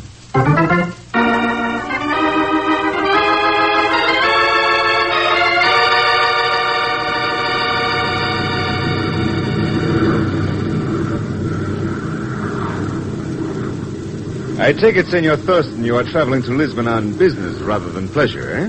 You might call it that, Senor Brava. And this business, it would be connected with the Western Europe defense meeting there, eh?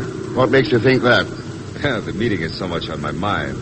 It is possible I leap to an unjustified conclusion. Yeah, it's possible. What's your connection with it, Senor Brava? I am an unofficial goodwill ambassador of the Portuguese government. What you might call a press agent. And this meeting is very important from the standpoint of Portugal's public relations. How about devoting some of your talent to private relations, Julio? Ill, sir. How could I have been so blind as not to see you get aboard the plane? For a most prosaic reason. I did not get aboard until the very last minute. But speaking of the prosaic, I believe that formal introductions come under that heading. Oh, 1,000 pardons. May I present Senor Ken Thurston? Senor Thurston, the most beautiful and entrancing of all newspaper women, Senorita Ilsa Heller. How do you do, Miss Heller? I will do much better, Mr. Thurston, as soon as Julio brings us cocktails. Cocktails, Ilsa? They are available now in the lounge. And we can drink to the NATO meeting. Oh, but of course. You will join us, Senor Thurston. I could hardly refuse to drink to Miss Heller's toast. A dry martini, please. With an onion, Julio. Well. And I will have the same. Certainly. I shall be right back. May I take Julio's seat while he's gone? That's why you sent him away, isn't it? I am a newspaper woman, Mr. Thurston, after a newsworthy story. And you think I can supply one? You have before. Contraband smuggling into the Russian zone. The so-called free youth movement in Berlin. You know quite a lot about me, don't you? My preference in cocktails, my work. What about this trip of yours to Lisbon? Sorry, Elsa. You could be making a mistake. Why? No one stops me from getting a story, even if it is necessary to cooperate with those on the wrong side of the fence. What's that supposed to mean? If I cannot get the story from you, perhaps I can get it from Julio Brava. And if not from him, well, there's always Dr. Franz Zarli, isn't there, Mr. Thurston?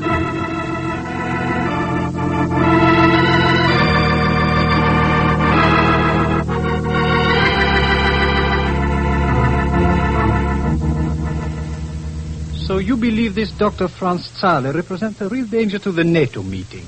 That's right, Colonel Estoril. I'm convinced he'll try to murder our man. Our man here. Probably by using nerve gas. It would be not a very discriminatory weapon, would it? If such an attempt were made at the meeting itself, Yeah. Well, Colonel? Senor Thurston, I have been placed in charge of security for the meeting. I do not take the responsibility lightly, and I can assure you that all necessary precautions to safeguard the delegates have already been taken. I doubt it, Colonel. Sal is brilliant, insane, and he's a scientist. He'll be one step ahead of every move you and your man will make. Then what precautions would you suggest? The meeting will be held tonight at the University of Camoens. Sim? We've got to keep him out of there. Close the building. Keep it closed until the delegates arrive. Meanwhile, make a security search of every room, every corner, every inch of it. Searching for this Dr. Charlie. And perhaps a cylinder of nerve gas. That's right. Such a procedure would require 100 extra men. Disrupt the work of half a dozen government agencies. All on the strength of your story. No, Signora. I'm afraid that what you ask cannot be... Your pardon. A story like this. Un minuto. For you. Oh? Thanks, Colonel. Hello? Hello, Mr. X. Don't say a word about to whom you're talking to whom, but this is Pegon. What? That's right. Pegon Zellschmidt. Oh, you'd better meet me outside. Boy, have I ever got some red-hot information for you. Information? Oh, sure. All about Dr. Sarli and nerve gases and stuff.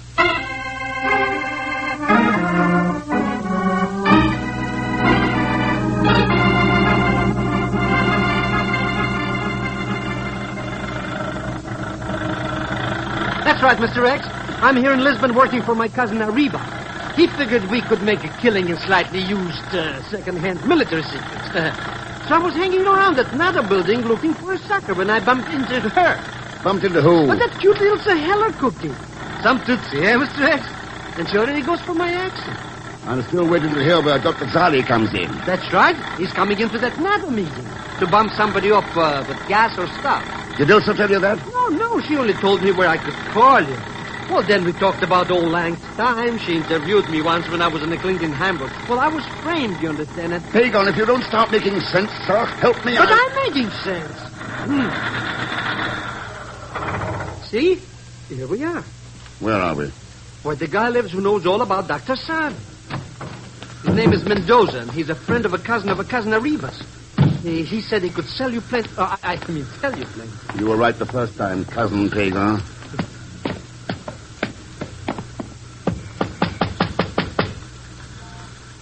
Well? Don't worry about the thing, Mr. X. Mendoza said we should walk right in if he wasn't home. He works for the Lisbon Telephone Company, and sometimes he has to go out and hurry up calls, you understand? Oh, Mr. X. Yes. Mendoza? It was. Oh, but look at him.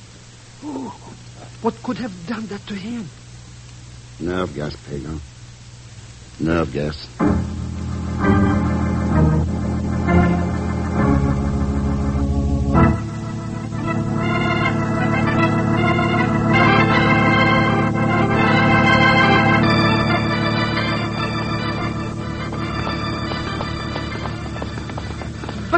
But what's the hurry getting to this university place, Mr. X? The meeting ain't started yet. I want to get in and look around before it does. Good evening, Senor Thurston.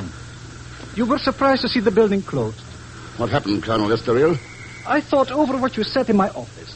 I could not afford to take any chances, so I ordered the security search made. And? We found absolutely nothing. Neither Dr. Sarli nor his nerve gas are inside. What about telephone wires? Telephone wires? Yes. Was any installation work done today? Why, yes. Additional facilities were placed in the meeting hall for the convenience of the delegates. By a man named Mendoza? Your details are most exact, Senor Thurston. You must have something in mind. A building this size ought to have a utilities conduit. For telephone wires, gas and water pipes, and electric cables. It has. Big enough for a man to crawl through, maybe hide in? There is an entrance to it at the edge of the ground. We will check on it at once.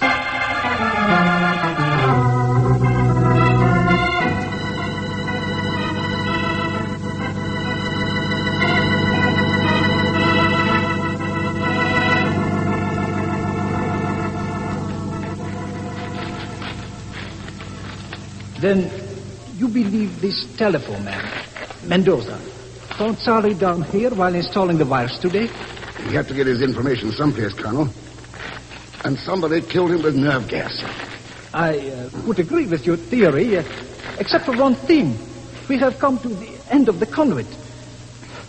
Nothing lies ahead but the basement, which we have already searched most carefully. I am afraid your Dr. Charlie simply is not down here. Maybe not, but he was here. What makes you say that? This dust on the wall. Someone has been writing in it, making strange symbols. Yeah. Apparently Charlie sat here doodling while waiting for your security search to end. An old nervous habit of his. As it is of many men. But these symbols are the formula of the nerve gas. And look here. Just below it. 10 p.m. Repeated a number of times. What time is it now? It's 8:45. Are you thinking the same thing I am? I'm thinking that Charlie came through this conduit. That he's hiding somewhere in the building waiting to strike. Colonel, we've got exactly 1 hour and 15 minutes to stop him.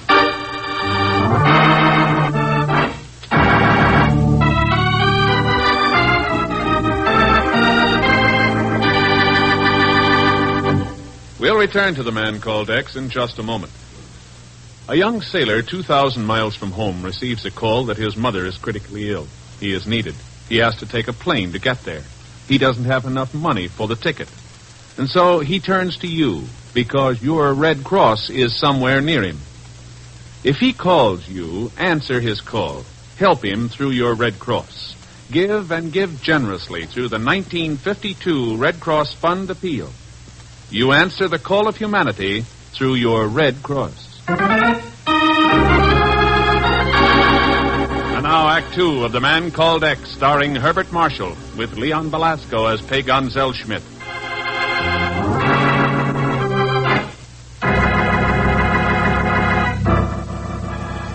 One hour and 15 minutes. That's all the time Ken Thurston has to stop Dr. Charlie from using his deadly nerve gas. 1 hour and 15 minutes to prevent the murder of all the men responsible for the defense of Western Europe. And somewhere in the huge rambling building where the NATO meeting is being held, Charlie lies waiting. Waiting for 10 o'clock, the hour he intends to strike.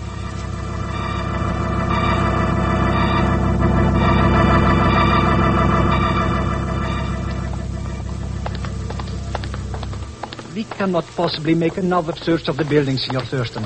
The delegates are already arriving. There is not nearly enough time. Then we'll have to concentrate on guarding the meeting hall.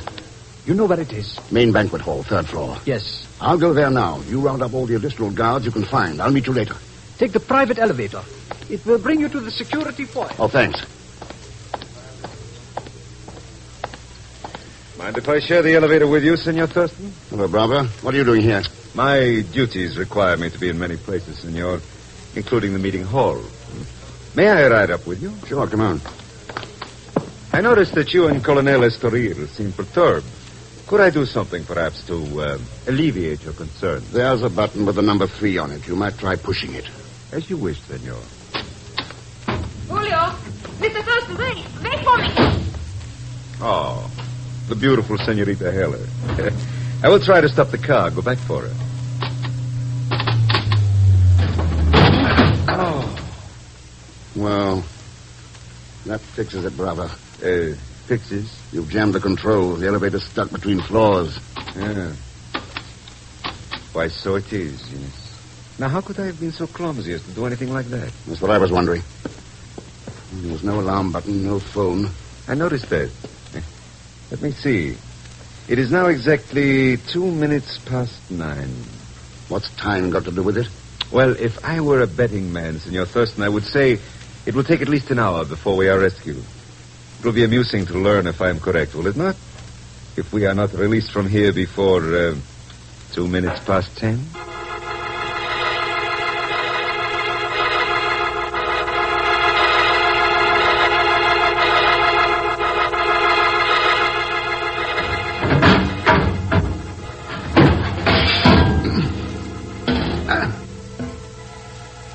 All right, Bravo, that does it.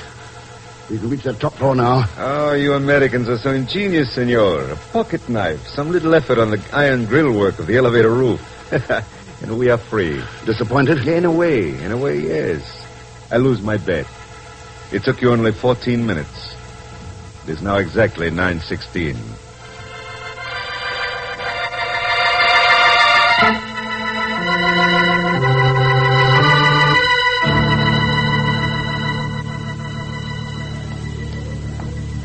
You seem to be looking for someone, Colonel Estoril.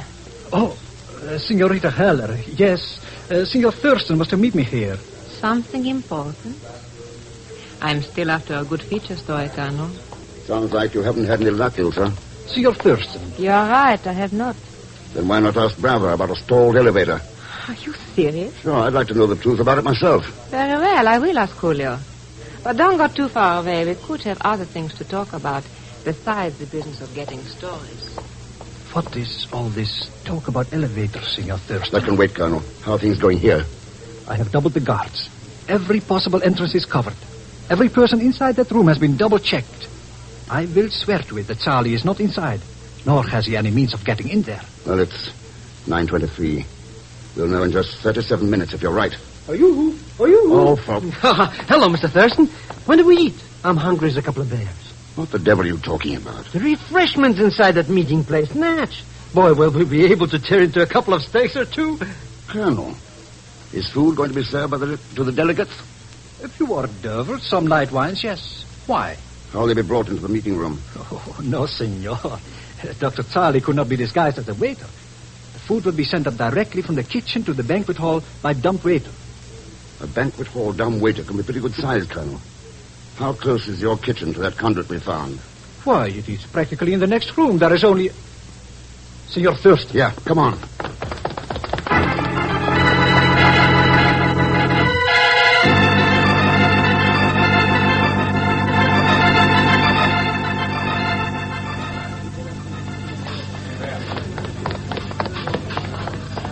Where is it, Colonel? Over there, to the right. Look, it is already on its way to the banquet hall. Take hold of that rope and... It has stopped. Yeah, at the second floor. But the banquet hall is on the third. Maybe we were wrong. Maybe Charlie is just getting on it now. Look, it is going up again. Grab the control ropes. Of course. I have stopped it, senor. But there is someone pulling on the rope from above. Someone is... Watch it. I call upon you to surrender, Dr. Charlie. In the name of the Portuguese government, I demand... We cannot get to him as long as he has a gun, Senor Thurston. He won't have it long. Keep him busy until I join him. Join him? Yes, on the second floor.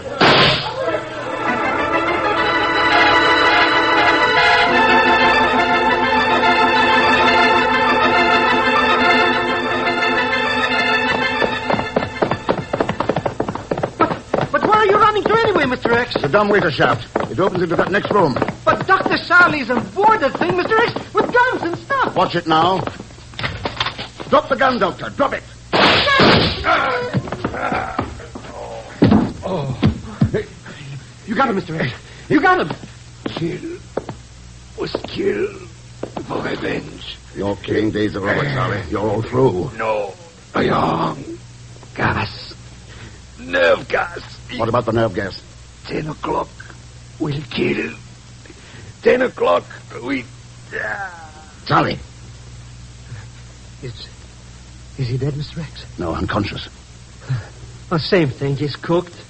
Well, I guess we got that thing all cleaned up, huh, Mr. X? Not quite, Pegon. Huh? Take a look at that dumb waiter. There's no gas cylinder in it. That means it's still hidden somewhere in this building. So it's hidden, so what? Charlie can't set it off. No, but a time mechanism can. Or somebody working with Charlie. And he said he was going to kill at 10 o'clock. 10 o'clock? But it's only 9:53. We got plenty of time to find it. We get on with... Oh, Mr. X. Yes. All of 7 minutes.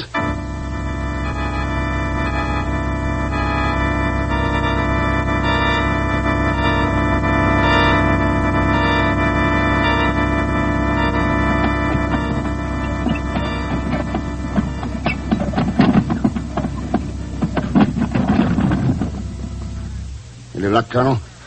None, senor. I have examined every inch of that dumb waiter shaft. Wherever Charlie has hidden that nerve gas, it is not in there. And it is now 3 minutes of 10. Yes. Brr, it gives my goose pimples. Oh, stop shaking, Pegon. Not going to do any good. Wait a minute. You are shaking. Oh, sure, it's getting cold in here. Cold. The air conditioning system. Of course. Where's the main unit located? In the tower of the building. But we have no time. We've got one chance. The dumb waiter. The dumb waiter? Sure. Come on. I am with you, senor. Stand here, Pegon. We're going.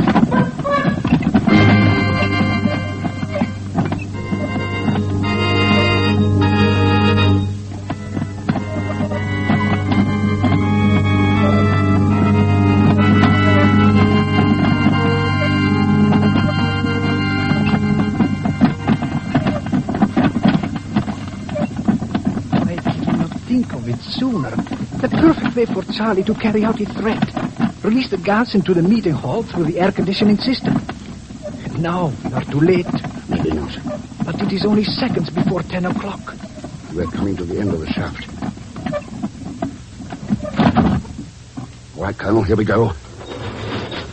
Look! The inlet duct with the gas cylinder. Hold it. Don't turn that valve. Don't. It's too late.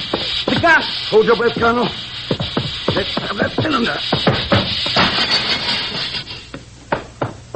Stand back, Colonel. Some of it got into the room.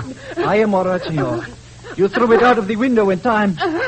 But look, the one who was going to... Oh. Yes. Looks like Ilsa Heller finally got her story. And it killed her. But I do not understand that beautiful young girl. Why should she do such a mad thing? Some kinds of madness are hereditary. Hereditary? The records show that Sally had a daughter. I see. What a pity. Two brilliant minds that could have done so much for the world, becoming twisted and warped, ending up like this. Ilsa and Sally couldn't help themselves, Colonel. But there are plenty of others who can. Sane men. Who deliberately try to stir up revolution and war in order to conquer the world. And don't realize they're only destroying it. Oh, Colonel, they're the ones who are truly insane.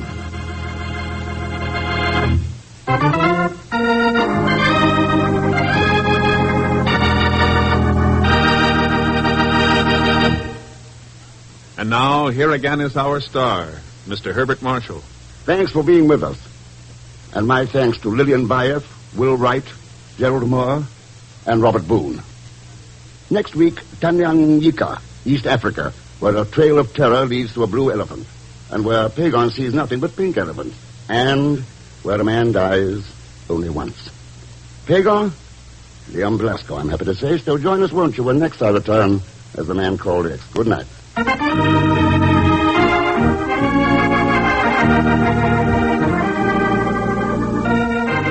The Man Called X, starring Herbert Marshall, is a J. Richard Kennedy production with music by Milton Charles. Tonight's transcribed story was written by Sidney Marshall. This program is directed by Jack Johnstone. All characters and incidents on this program are fictitious, and any resemblance to actual characters or incidents is purely coincidental. And now, until next week, same time and station, this has Hal Gibney saying goodnight for The Man Called X. This is NBC, the National Broadcasting Company.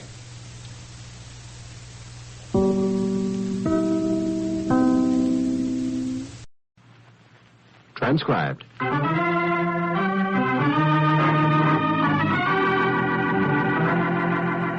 Listen to Herbert Marshall as The Man Called X. Wherever there is mystery, adventure, intrigue, in all the strange and dangerous places of the world, there you will find The Man Called X.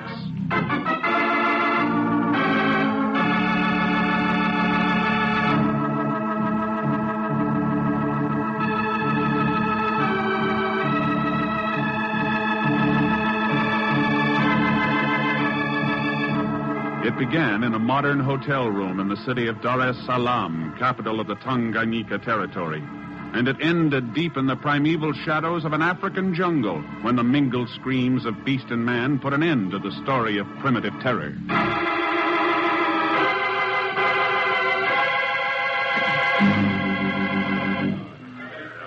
Moldova welcome you once again to Dar es Salaam, Bwana Thurston.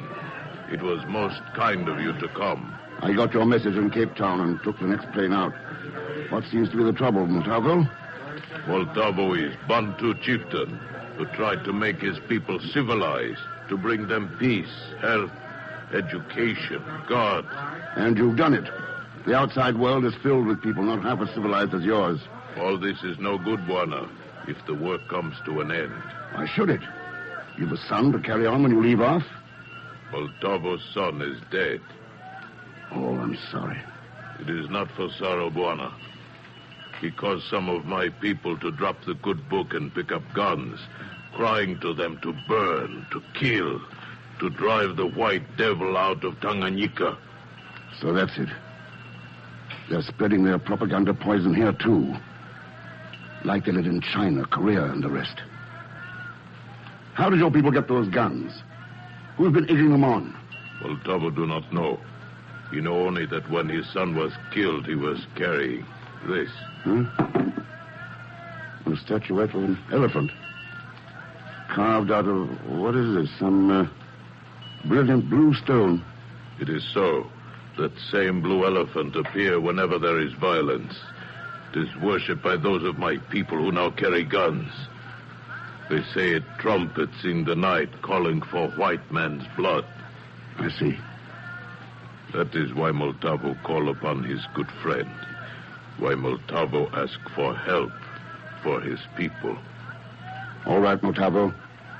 I'll see what I can do.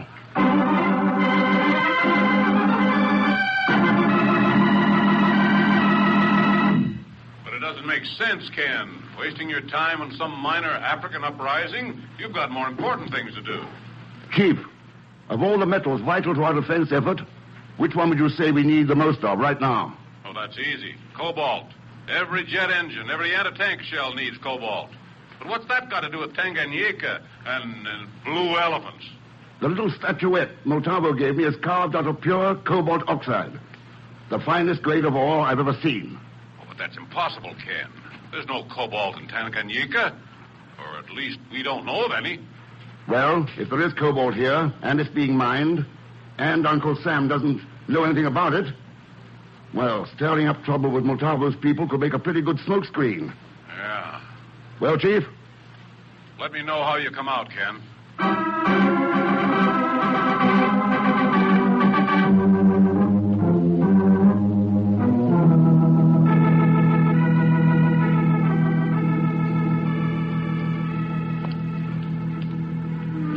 You're absolutely certain of your facts, Sir Robert? Of course I am, Mr. Thurston. As Commissioner of the Port, I can assure you that there is not 1 ounce of cobalt in all Tanganyika. Oh. No, Mr. Thurston, your theory about the native unrest simply will not hold water. Why not prove it for yourself? Be a weekend guest at my plantation near Kairobi.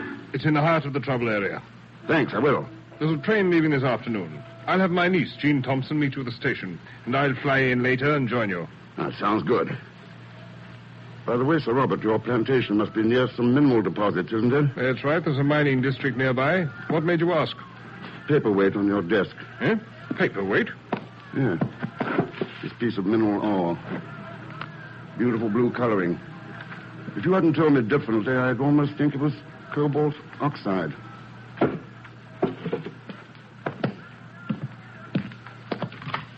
I'll see you at your plantation, Sir Robert.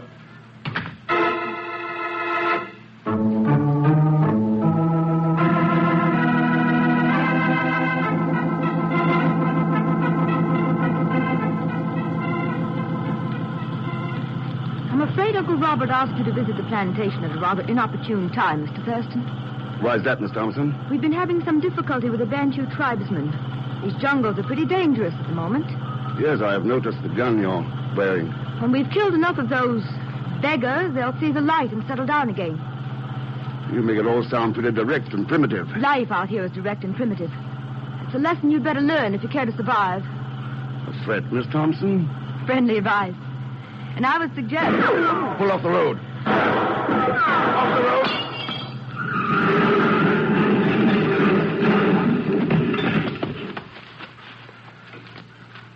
Thanks for grabbing the wheel, Ken. I'm afraid I was rather frozen with surprise for a moment. I suppose we get out of here before our trigger-happy friend checks up on the results. Yes, that might be a possibility. Listen. Yes. Come in this way. Over here. Here. This brush will keep us hidden.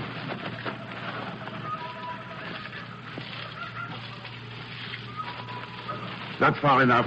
Get his gun, Ken. I have him covered. His gun? Covered, but... Well, hello, Mr. Thurston. Oh, for Pegon. Oh, that's right, Mr. Thurston. The devil are you doing here, and with that elephant gun? What a question. I'm hunting blue elephants, Natch.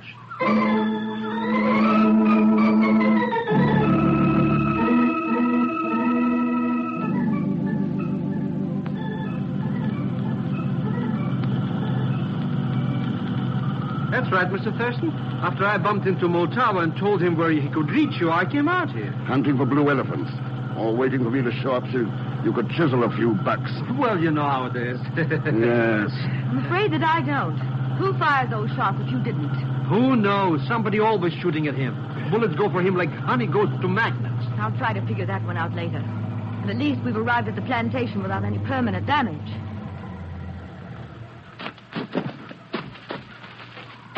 Hey, what happened to the windshield of this crate, Gene? Flying too low and run into a flock of buzzards? It was a buzzard, all right. The human kind, George, with something like a .375 Magnum Winchester, loaded for elephant. You're kidding.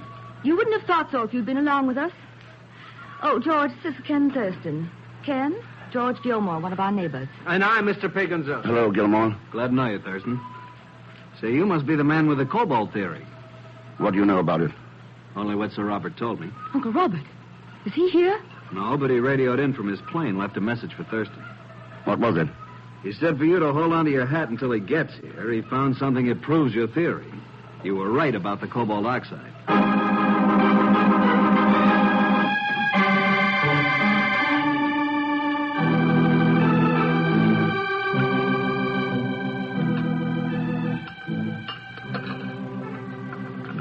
So that's your theory about this Bantu business, Thurston. You think it's a cover-up for a cobalt play of some kind? That's about it, Gilmore. That's ridiculous. There's no cobalt in Tanganyika. You're a mineralogist, George. You should know that.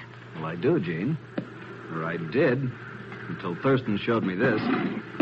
But this blue elephant is pure cobalt oxide and nothing else but. That doesn't prove a thing. Why not let the man who knows settle the argument for us? Sounds like Sir Robert's coming in now. Yeah, you're right. It's pretty dark out. How are the landing lights on the strip? More than adequate. There. See the strip? Yes. And there's something wrong with those lights. Wrong? Oh, look at the end of the strip. Don't those lights run right into the grove of palm trees?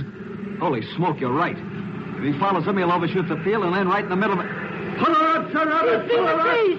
He is pulling up! He'll make it! He's got to make it!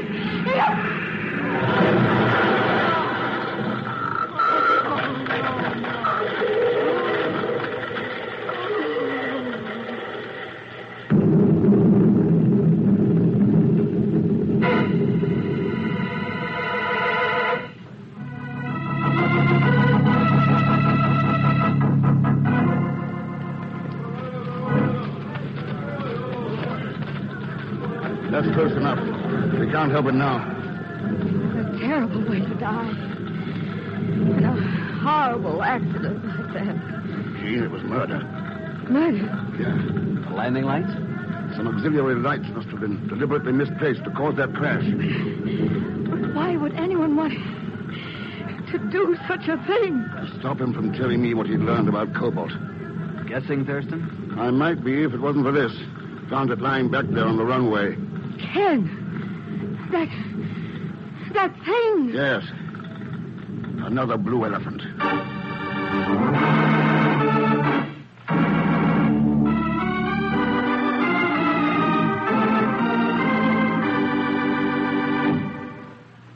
We'll return to the man called X in just a moment. Friends, there's no way of making an appeal to tornadoes. I can only appeal to you. Tornadoes, which recently swept through 6 southern states, hospitalized 696, affected 2,433 families, destroyed 1,007 homes, and damaged 1,348 homes. The Red Cross has made an initial allocation of $1 million for immediate emergency relief, and that is just the beginning. So great is the need that your Red Cross has increased its $85 million fund goal by $5 million.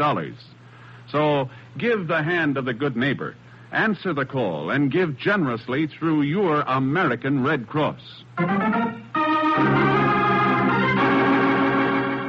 Now, Act 2 of The Man Called X, starring Herbert Marshall, with Leon Belasco as Pegon Zellschmidt.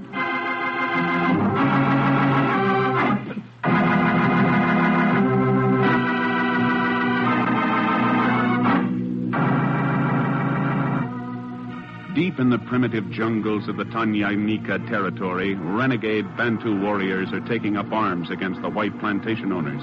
And Ken Thurston believes it's a deliberate screen for some kind of illegal traffic in one of the most vital of all defense metals, cobalt. And then Sir Robert Morstan is murdered in a crash landing shortly after he'd radioed that he could prove Ken's theory.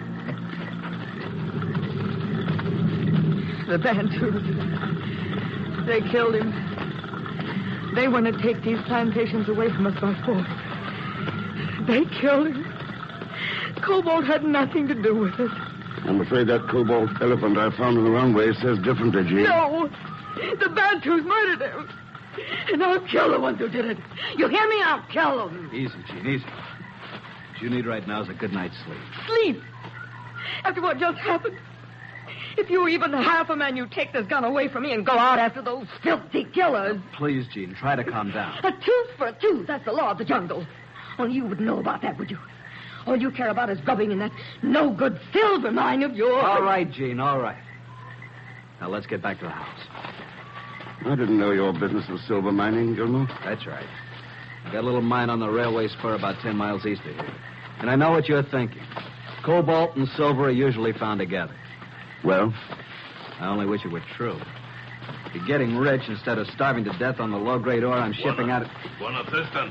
That you, Mutavo? Mutavo. I have things to talk about with you. I would like to... Mutavo. He's the Bantu leader. He's the one who murdered my uncle. Now it's my turn. Put down the gun, Jean. I'll kill him. You hear me? I'll kill him. Let's have it. No, give it back. I've got to kill him. I've got it. Watch it, Gilmore. I got it. That poor kid. It's no wonder after what she's been through. Yes. Can you get her back to the house? Yeah, sure. You two can talk. I'll take care of her, all right. Sorry, Montalvo. She's pretty upset. She didn't know what she was doing. I do not think so, Buona. I think White Lady tried to kill me because I know. Because you know what? She is one who gives guns to the Bantu so they can kill her own people.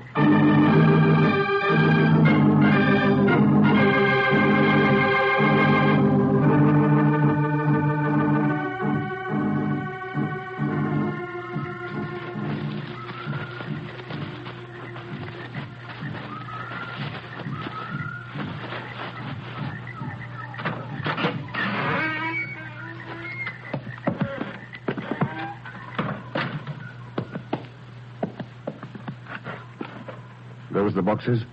Yes, Buona. They come from Dar es Salaam on railroad today. The labels say farm machinery, addressed to Miss Jean Thompson, Morstan Plantations, Kairobi. The lid is free on this one. Rifles, grenades, submachine guns. It is so. The White Lady bring guns to my people. She has caused them to forget the way of peace. She's killed my son. Wait. Someone is coming. Quiet now. All right, hold it. James, don't you? Oh, fuck. It is the strange one again. Strange one? How do you like that? The only thing strange is why Mr. Thurston keeps on jumping out at me all the time. All right, Pegon. Why'd you ship those guns here in Jean Thompson's name? Who shipped what guns in whose name? And I didn't have nothing positively to do with it. Buona. This one, he shipped those guns? Sure. I couldn't miss the handwriting on those labels. It's forgery, Mr. X. I swear it by my father. And besides, they don't really belong to me. I only got them on consignment. That's all. What? No, well, sure. When Multava told me somebody was shipping guns up here, I figured I might as well get into the act. So I sent this stuff here and charged it to that Jean Thompson cookie. So you would have my people kill and be killed, so you could reap a harvest of gold. Yes. No. I didn't want nobody killed. I only wanted to make a past couple of bucks. Mr. X, please. It's all right, Montavo. No harm's been done. We'll see if this stuff is sent back. The strange one should be punished, Buana. Don't worry, he will be. He's going to work. Oh, sure, don't worry. I will be. I'm going to work. Yes, looking for cobalt in a silver mine.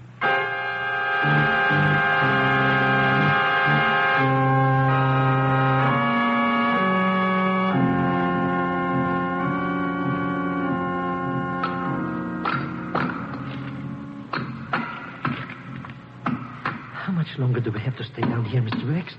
That George Gilmer could shoot us for trespassing on private mines or something. Take it easy, Pegon. We're not doing any damage. But we've been down here a couple of hours already. What are you looking for anyways? Oh, not what I've been finding. What's that?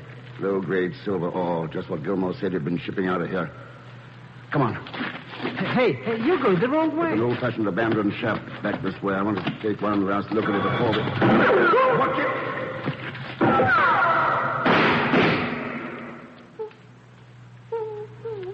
I told you that Gilmer would shoot us or something. Let's get out of here, Mr. Red. Not before I find out who it is.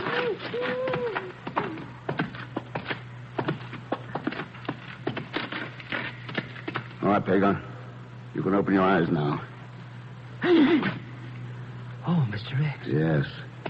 Oh, but it can't be. He's already dead. Burned up in that airplane crash. Then he died twice. Yes. Sir Robert Morstan.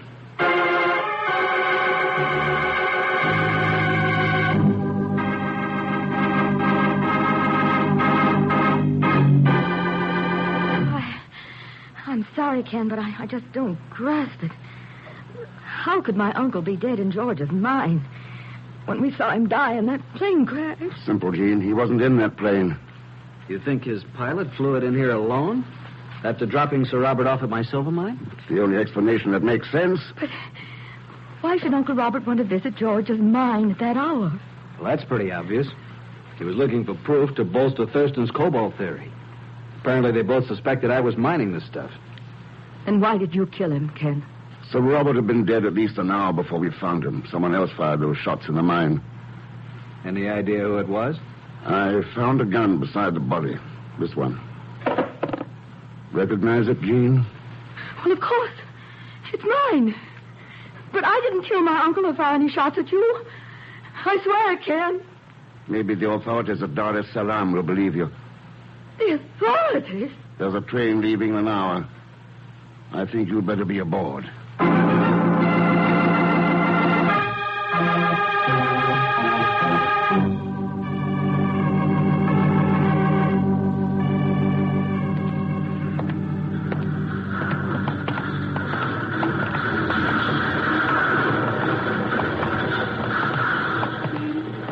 Well, I guess we got this one all washed up. Hey, Mr. X? Not quite, Pegon. But you already turned over the Gene Thompson to the Flatfoots. What else is there to worry about?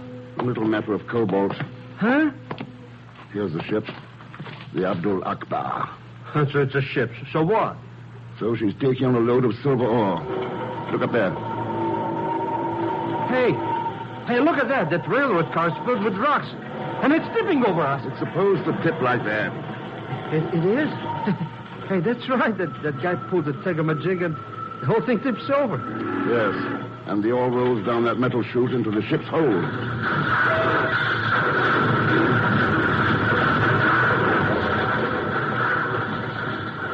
Pretty crisis stuff, eh, Mr. X? Whatever would they think of next? Suppose we find out. By paying a little visit to the hold of the Abdul Akbar.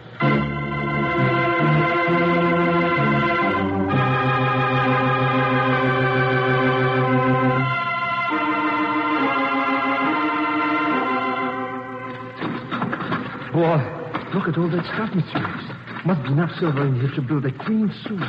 Plenty of valuable, all right, but it's not silver. Cobalt oxide. But you said they were unloading silver ore. That's the way they clear those ore cars for export, yes. And there was silver ore on the top layer of those cars, but all the rest of the load was cobalt oxide. That's how they've been getting it out of Tanganyika. Shipping it behind the Iron Curtain. And to think that sweet little sugar plum Jean Thompson was behind all that. She didn't have anything to do with it. She didn't? But you tossed her in the clink. That was a cover-up. to give us time to get the goods on the one really responsible. And it worked. Didn't it, Gilmore? Gilmore? Not quite, Thurston. You won't live long enough to prove anything. You were right, that orc. Get out of there! Get out! No! Don't dump that car!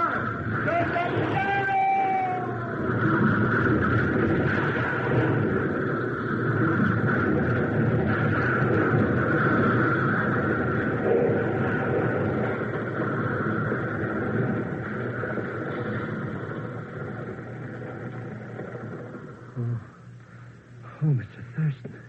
Yes. But he told this man not to dump any more cars. Look up there. Up the control lever. Mr. X, it's more turbo. Yes. The law of the jungle, Pegon. A tooth for a tooth. But when you come right down to it, take a look at Gilmore and then a look at Mutavo and... Oh, well, it's not too tough to know which one is really civilized.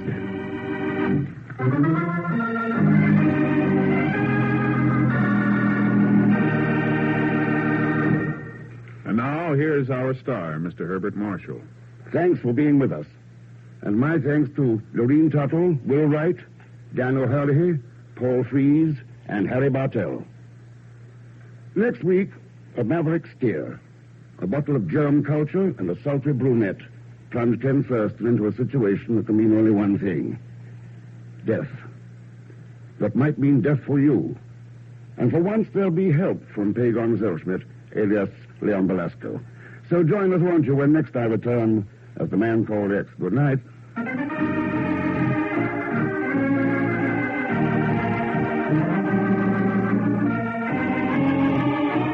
The Man Called X, starring Herbert Marshall, is a J. Richard Kennedy production with music by Milton Charles. Tonight's transcribed story was written by Sidney Marshall. This program is directed by Jack Johnstone. All characters and incidents on this program are fictitious, and any resemblance to actual characters or incidents is purely coincidental. And now, until next week, same time and station, this is Hal Gibney saying good night for The Man Called X.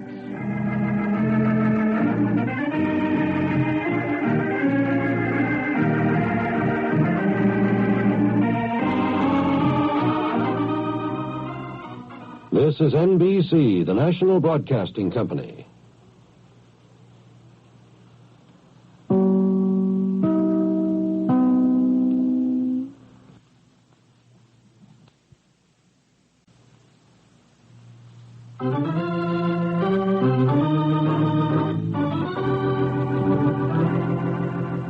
Listen to Herbert Marshall as The Man Called X. Wherever there is mystery, adventure, intrigue, in all the strange and dangerous places of the world, there you will find The Man Called X.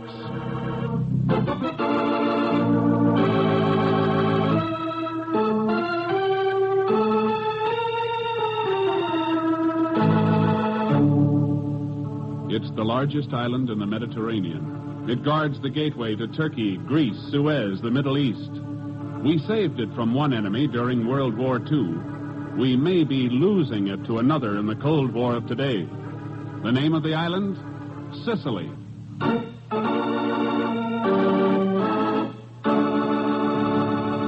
In the small village of Arizzi, Sicily, a country fair is being held. A lad of 16 stands in the throng surrounding one of the prize attractions, and then steps forward toward the proud, beaming exhibitor. Buongiorno, signor. Buongiorno, my young friend. Is there something I can do for you today? There is, signor. You have something for sale that I wish to buy. Ah, see. Undoubtedly, you are a wealthy landowner for somewhere about who wishes to purchase farming equipment for your large estates, eh? No, signor. But I am interested in something here. I wish to purchase that tractor. Ah, the farm tractor. It is no wonder you are interested in that, my lad. It is the only one of its kind ever to be brought here. It cannot be duplicated this side of Palermo. Look at it, my friend. A rugged giant of a machine that will do the work of 50 horses on your farm. Senor, we are wasting time. Please be quiet, young one. See, my friends, this marvelous machine was constructed in the United States of America, and I guarantee that it will not only... I said that we are but wasting time. I have already told you I wish to purchase the tractor. So, you wish to purchase it, do you? And what of the lire it will require to make such a purchase? That is unimportant, senor. That tractor will mean salvation for hundreds of people. Salvation? What nonsense is this? The tractor is priced at $2,500 American dollars. Now, either you let me see your money or get out of here. I have here, senor, enough lira for 273 American dollars. I ask that you accept them in partial payment for the tractor. Partial payment? Next fall, when our harvest is in, we shall pay the remainder. Why, you little... Surely you can no refuse. Not when the very life of our village... Get out, you! Waste of my time, will you? Talk nonsense about salvation, will you? Well, I shall give you a lesson you will long remember. I shall... All right, let go of the boy. Do not interfere in something that does not concern you, I senor. said let go of him. Si, senor, I will let go. So I can take care of you. Not that way, my friend. Thank you, senor. It was a great favor. Someday Alberto will repay you. Well, why not do it now, Alberto? How, senor? Satisfy my curiosity. I'd like to know the connection between a $2,500 tractor and salvation.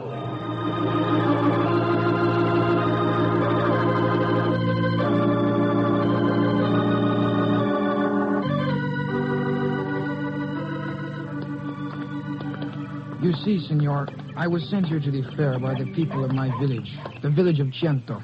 Cento? A small farm community, isn't it? Some 75 kilometers north of here? Si. Yeah. And without that tractor, Cento will be a dead village within a year. How does that figure? Our land is rough and barren, senor. Our farming equipment is crude and old. And most of our young men have gone to the cities for work. But you only have $273. It was all the money my people could raise. The women even sold their wedding rings. Well, didn't you know it wouldn't be enough? All I know is that my village cannot be allowed to die. Yes. I think you're right.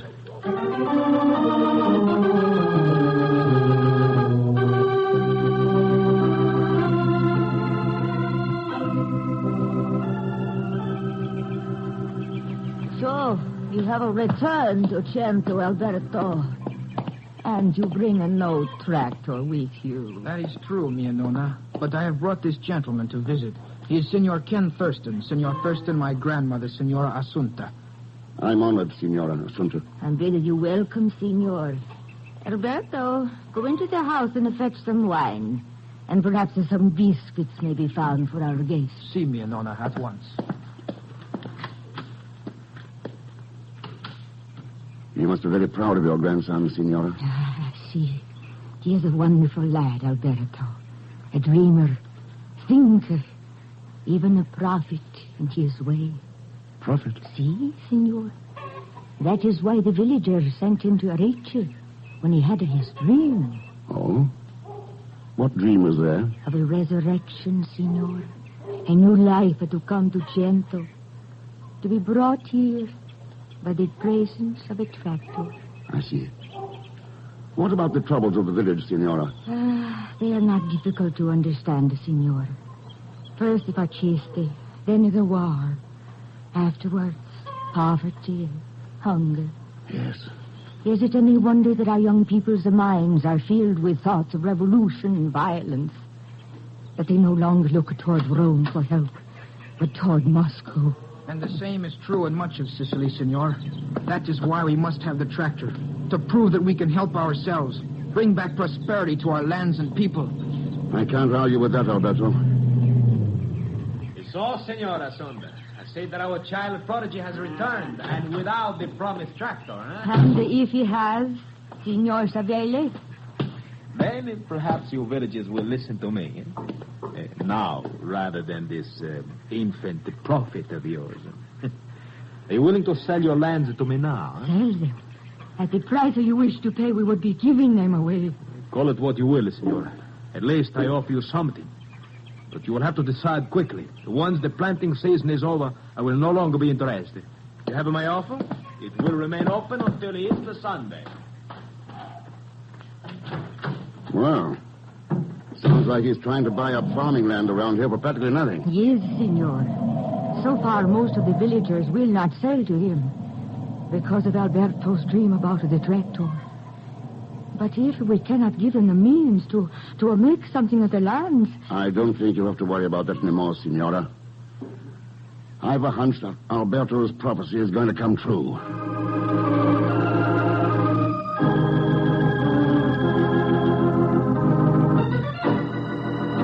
Let me get this straight, Ken. You want a requisition to purchase a tractor? That's right, Chief. We've got ECA funds earmarked for farm machinery. Well, sure, but not for individual purchases like that. When I think of all the red tape involved... Now, Chief, it's not red tape we have to worry about in Sicily. So what do you want me to do? Pegon Zellschmidt was hanging around the ECA offices in Palermo. Have him pick up a requisition order and bring it to me at the village fair in Arizzi. Well, all right, Ken. I only hope you know what you're doing. Chief, all I know is that hungry people get desperate. And desperate people are capable of anything. Even of taking swords that have been beaten into plowshares and beating them back into swords again.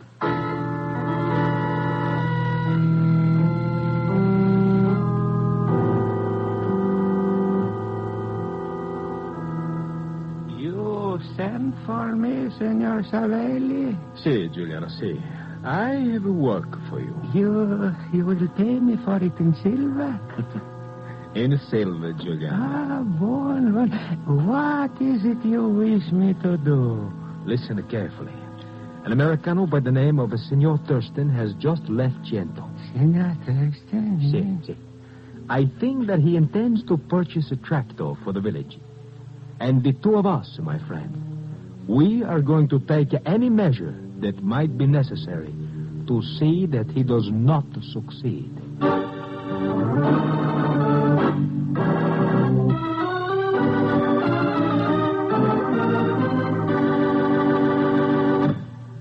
In just a moment, we will return to The Man Called X.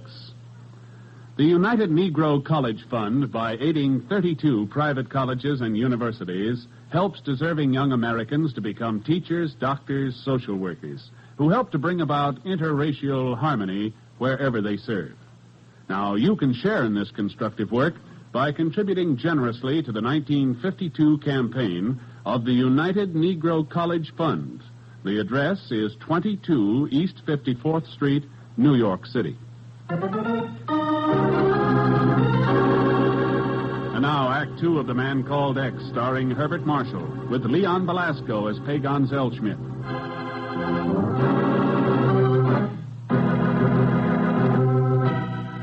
It was at a village fair in Sicily that Ken Thurston met the strange and somber lad, Alberto.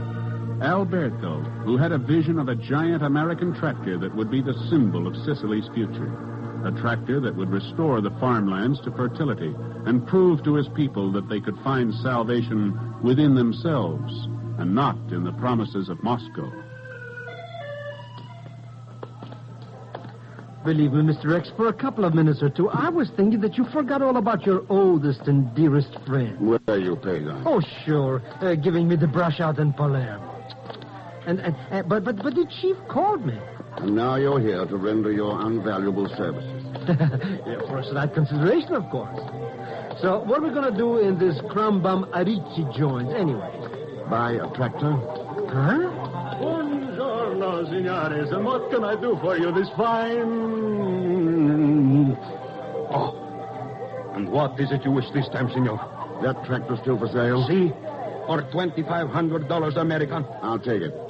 Here, an ECA purchase order. The bank here will honor it.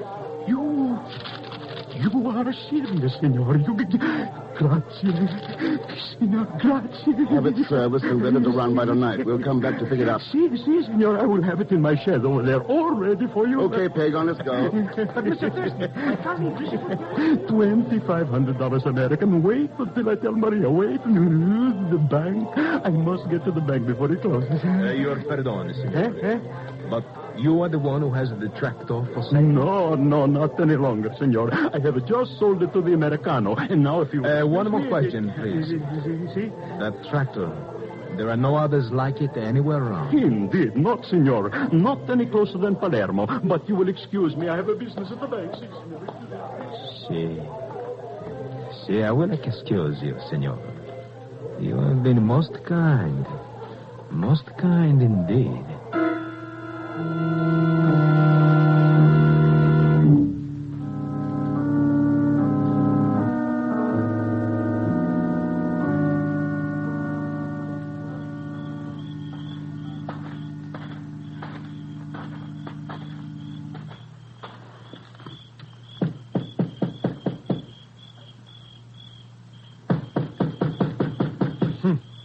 How do you like that? Chisel's yacht for $2,500 for a hunk of machinery, and he don't even come out of that shed to deliver it. There's a light inside. I wonder... Yeah. Come on.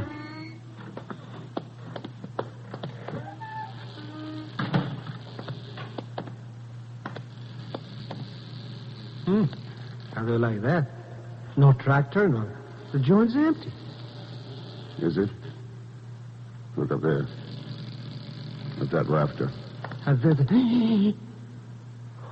Mr. X. Hanging from that rope. Yeah. But who did it to him, Mr. X? Somebody who didn't want that tractor to reach Chiento. Who didn't want a miracle to happen at Easter.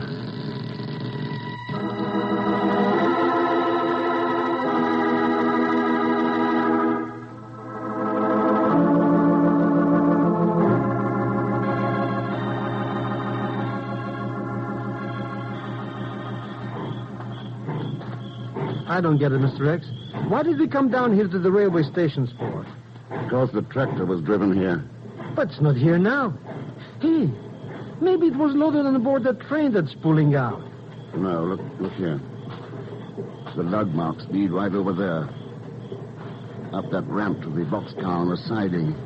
Hey, then maybe it's inside there. Mr. X, come on, let's see.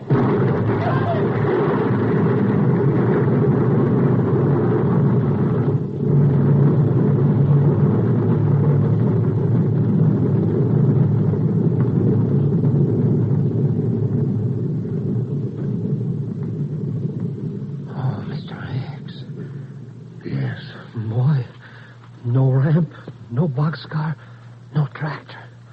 No dream coming true in Chiento.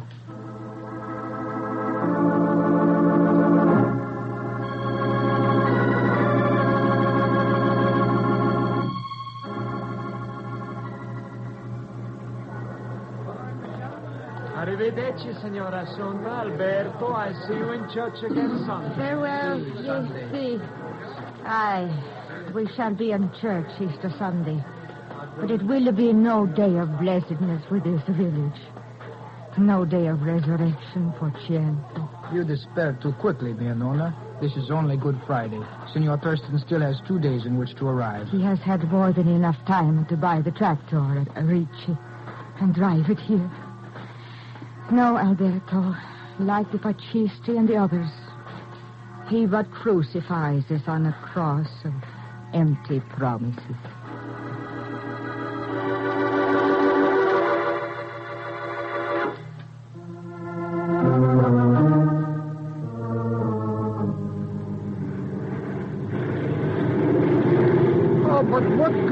For us to go to Palermo, Mr. X.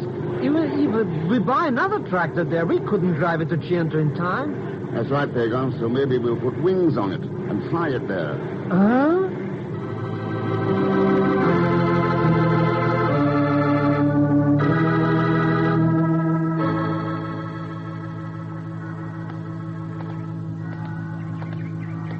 A moment, please, Senor Savelli. I have some information I think you want to hear. About Senor Thurston. What are you talking about, Giuliano, eh? What would you think if the Senor Thurston drove a tractor into Chiento on this beautiful Easter morning? Are you crazy, Giuliano? We blew up that tractor. See, but we did not blow up the ones in Palermo, Senor. Palermo? See? I saw a cargo plane land about an hour ago, some 20 kilometers from here. A tractor was aboard. Then what are you doing here, you fool? We've got to stop him. Senor, to get there, he must drive the tractor over the bridge at Devil's Gorge, see? See? See? See, that's right, Chileno. And what about that bridge? It has been prepared. Neither Senor Thurston nor that tractor will ever reach the end, huh?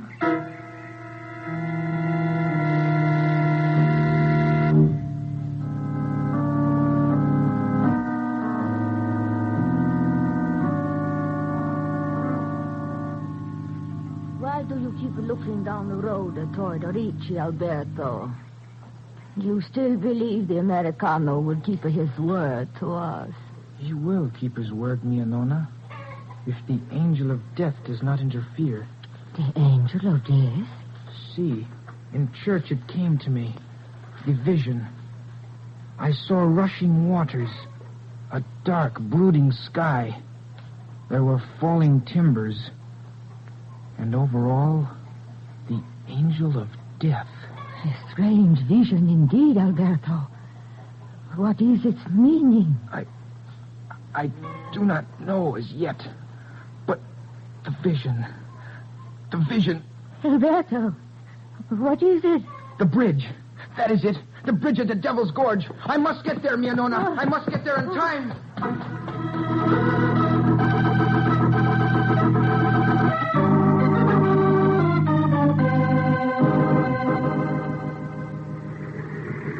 Some beautiful day, eh, Mr. X? Birds and bees and flowers and stuff. And I bet those people in Chienta will be plenty glad to see us all right, eh? I know they will. Oh, sure. This tractor will fix them up all hunky-doody. They'll be able to go to work again and have food again. They'll be singing and dancing in the streets. Oh, tongue of my heart today. And speak of I had a hurry today. Oh, no. Hold it, Pegon. Huh? Look there, at the road up ahead. Hey, what's that to look at? Just a bridge crossing in a big hole in the ground. And, hey, there's somebody in a buggy on the other side. Yeah, Alberto. He's waving at us and calling and stuff. Must be pretty heavy. We're getting there with a tractor, all right, huh? Suppose we find out, Pegon. Let's get across that bridge.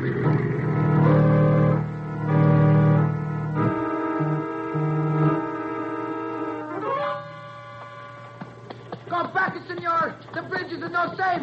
Go back before you. No, they cannot hear me. And they're just about to... Up there. Up now. Up. Oh, fella. Oh, hurry now. Up.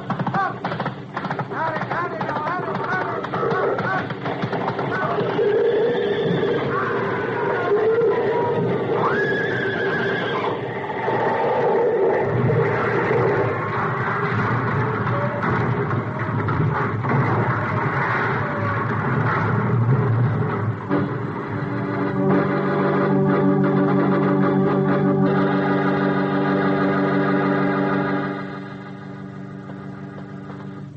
Well, Senor, Easter has come, the church services are over, and no wonderful Americano has brought a tractor to resurrect Chiento, huh? Come into the house, Signor Savelli. There's nothing I can do now but sell out our land. No.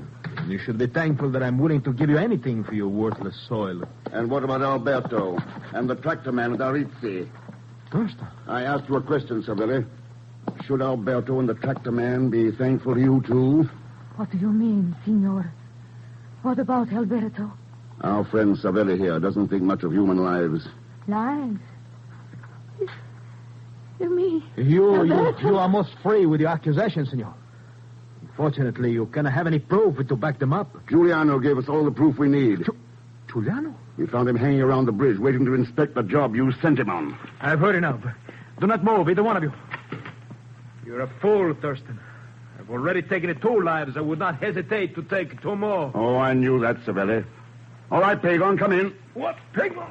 Here I am, Mr. Thurston. Jiminy, yes! He's got a gun. Not for long.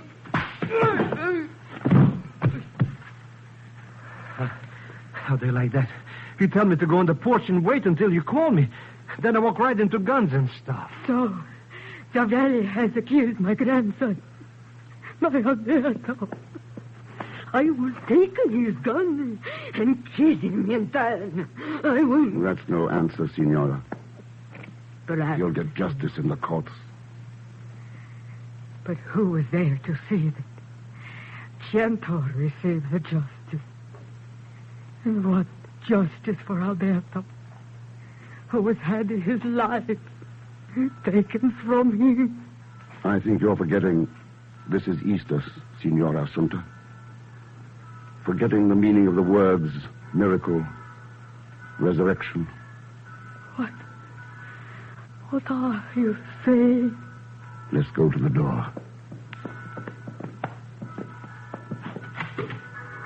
Look there, down the road. Signor, a tractor. I'm driving it, waving toward us and smiling. It's Alberto. My Alberto. That's right, Signora. But I thought Savelli... Oh, sure, he tried all right. I still don't know how the boy ever lived back there at the bridge. Why not, Pegon? It isn't the first time that a miracle's happened around Easter.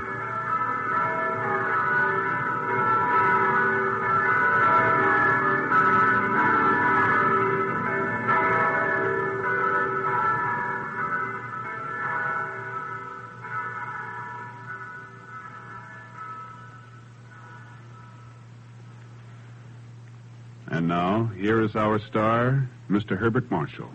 Thanks for being with us.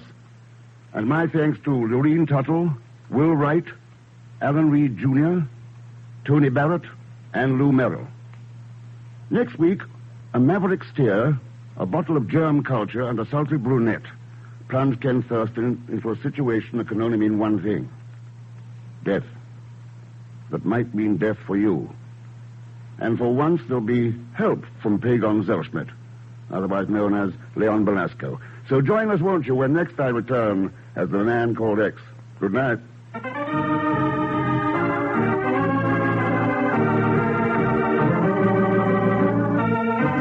Man Called X, starring Herbert Marshall, is a J. Richard Kennedy production with music by Milton Charles. Tonight's story was written by Sidney Marshall. This program is directed by Jack Johnstone. All characters and incidents on this program are fictitious, and any resemblance to actual characters or incidents is purely coincidental. And now, until next week, same time and station, this is Hal Gibney saying good night for The Man Called X.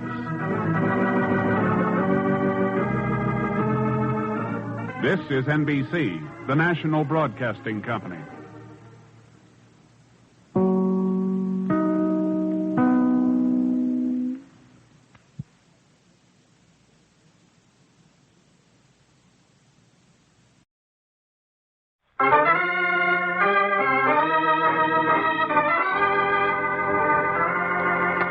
Listen to Herbert Marshall as The Man Called X.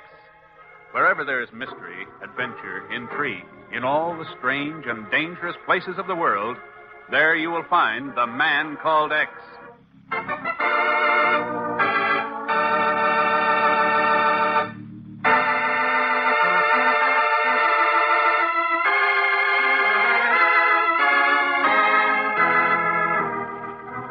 It began in Denmark during the Nazi occupation in 1943.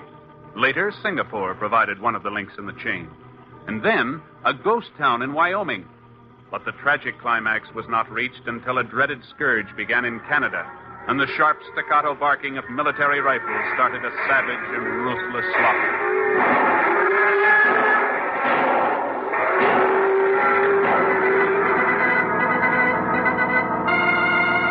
Yeah, I've seen the reports, Ken.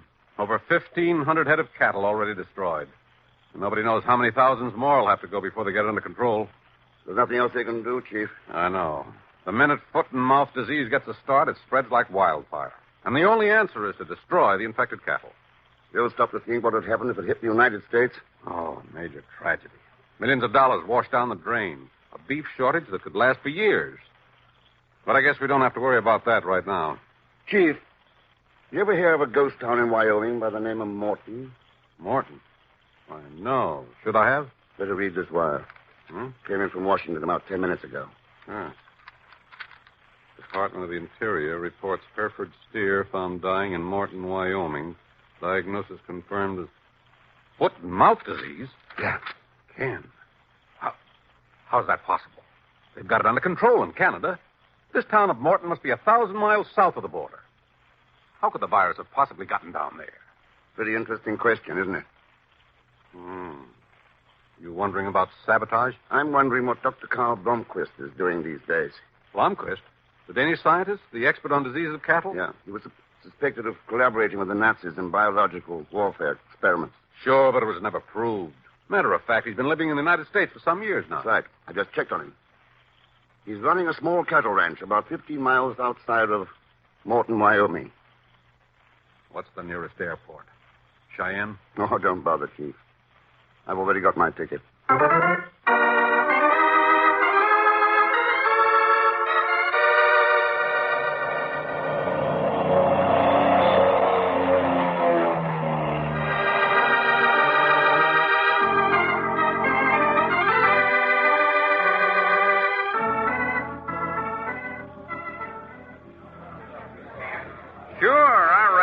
Fix you up with a charter plane, mister? Where are you figuring on flying to? Up around Morton. Morton? You sure that's where you want to go? Any reason why not? Well, it's none of my business, mister, but Morton's a ghost town. Nobody's lived there for over 50 years, except maybe Jim Saunders. Saunders? Yeah, that's him out there, gassing up that plane on the parking strip. He lives around there or somewhere close by, and maybe he'll fly you out there. But why not ask him? Yeah, I think I will. Thanks. Sure thing, mister. Glad to help.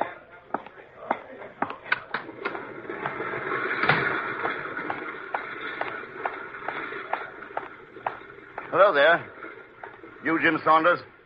So what if I am? Well, they tell me you're flying out toward Morton. Yeah, what's it to you, Mac? I'm looking for a lift out that way. Oh, sure. Another government snoop. One lousy cow gets foot-and-mouth disease, and you think a Russian A-bomb fell on the joint. Go peddle your paper someplace else, Mac. I'm flying out there alone. Have it your own way, Saunders. I can get another plane. Yeah, but if you do, Mac, don't come anywhere near Morton. You get that? Don't come near Morton. Why not? What are you afraid of? I'm not afraid of anything. You hear? I'll kill any guy who calls me Yellow. I'll kill him. Take it easy, Jim. Now take it easy. This knucklehead here called me Yellow. It's a laugh, huh, Bill? Guy who's thrown lead from Busan to Heartbreak Ridge, and he calls me Yellow. Why, that dirty low down. Jim, stop it. Stop it right now. Okay. Get the plane ready. I've got the supplies. Better start loading them aboard. Okay, I'll load them. Just remember what I said, Mac. Stay away from Morton. I'm sorry. Jim's a little ill. He's had some pretty rough sledding in Korea. Yeah, I guess he has. How are you, Bill? All right, Ken? Wyoming's pretty strange territory for you, isn't it? What makes you say that? The last time we met was in Singapore, 1949. The bar at the Queen's Hotel. Yeah, I remember. We had martinis with an onion. Uh-huh. We also had a little discussion about some Far East military secrets you were buying and selling. That was in 1949. Oh, there's still an open market in 1952. What would that have to do with Wyoming, Ken? That's what I was wondering. You can stop. My slate's clean. Belle Castino's gone legitimate. I'd like to believe that. You can. All right, Belle. We're ready to go. Be right there, Jim. What about him, Bill? Jim Saunders? I told you. He's sick. Yeah, but what's your connection with him and the town of Morton? I live near there. He's a friend. Come on, Belle. Let's scramble. Goodbye, Ken. It was nice seeing you again. Wyoming's a big place, but maybe we'll run into each other. Yeah, maybe we will. Man, don't look like you had any luck with Saunders, mister. No, I didn't. Well, I reckon we can find you another plane. I knew it was a queer one, but I figured you might have had a chance. Maybe you would at that if it wasn't for all that scientific stuff he's loaded aboard. What scientific stuff? Oh, all them test tubes and glass bottles and laboratory stuff. That's what he's packing along to Morton with him. sure is queer. Can't rightly figure what he'd want with junk like that in cattle country. Can't figure it at all.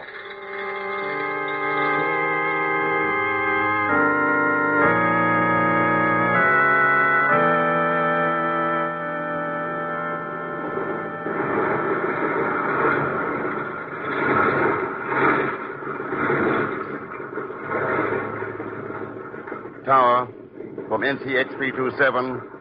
Request clearance for takeoff. Over. NCX 327. Runway's yours. Scramble any time. Wait, hold it. This guy just came in here. Hey, you can't do that. Hey, you! Help, Mr. Thurston. This is Pegon Zellschmidt. Don't take off yet. Wait for me. Wait for me!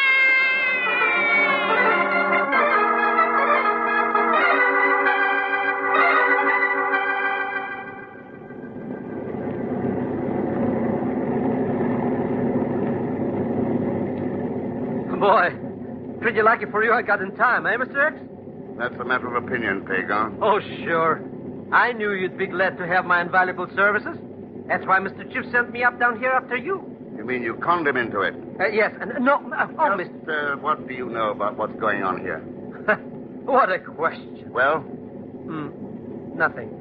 That's what I thought. Pegon, wait, please. I know just what you're going to say, Mr. X. Please, don't say it. Don't. Before I'm through, I'll help you plenty with all this sick cows with the hoops and the mouse and everything for a slight consideration, of course.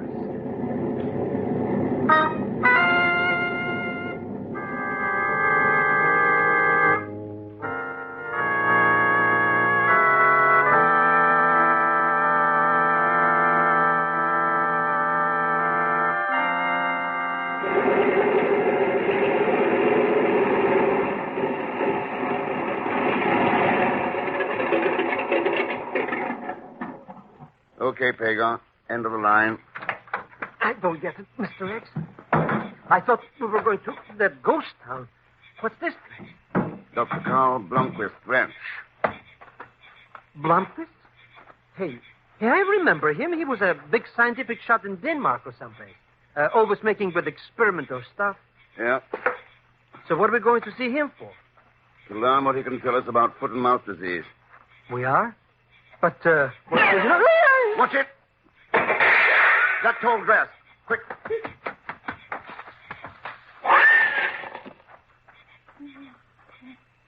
get out of here. Gotta get out. Yeah, that's going to be kind of tough. The shots came from the top of that mesa. Must have a scope sight.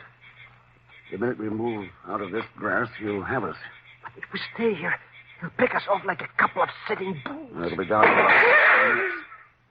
If he doesn't get us before then, we'll be in the clear. But...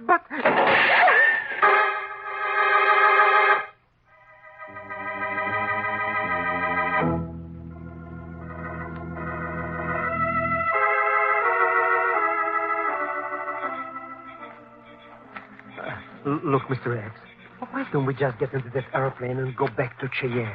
Maybe that character with the rifle is still hanging around. I came out here to ask Blomquist some questions about foot and mouth disease, Pegon. And I got a few more to add to the list. What kind of questions? We land a plane practically in the front yard. Somebody uses us for target practice. And nobody's come around to see what the fuss is all about. Hey, that's right. Hey, maybe the joint's deserted and everybody took it on the land. That's one of the things I want to find out. Look in the bunkhouse and the outbuildings. I'll check the ranch house. Then come back here and let me know what you find. But it's dark out there, Mr. X. Oh, go on. Okay. What's a mishmash just because I'm crazy talking.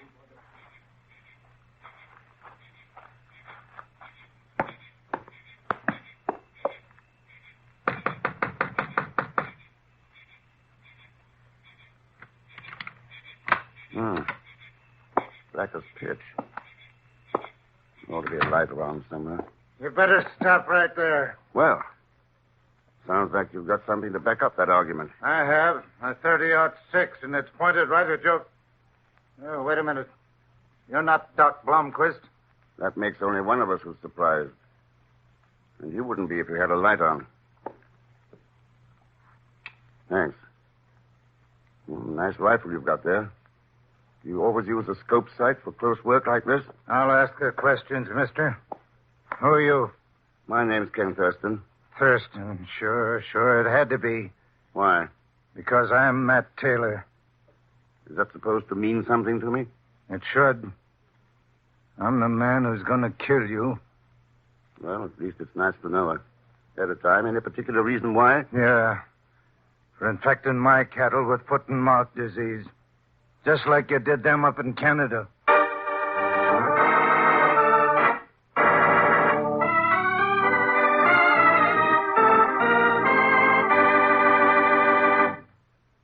We'll return to the man called X in just a moment.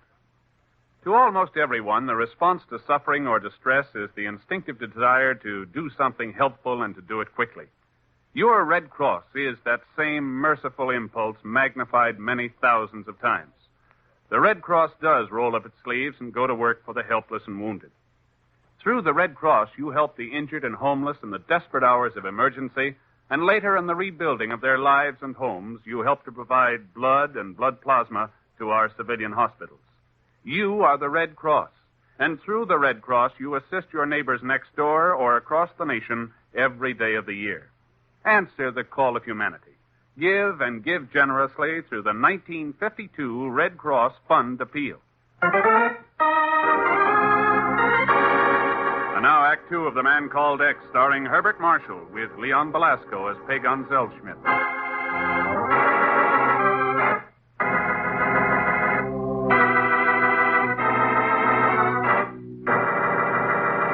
When a steer is discovered in the ghost town of Morton, Wyoming, infected with the dreaded foot and mouth disease, Ken Thurston, suspecting possible sabotage, flies to the ranch of Dr. Carl Blomquist, Danish expert in the diseases of cattle.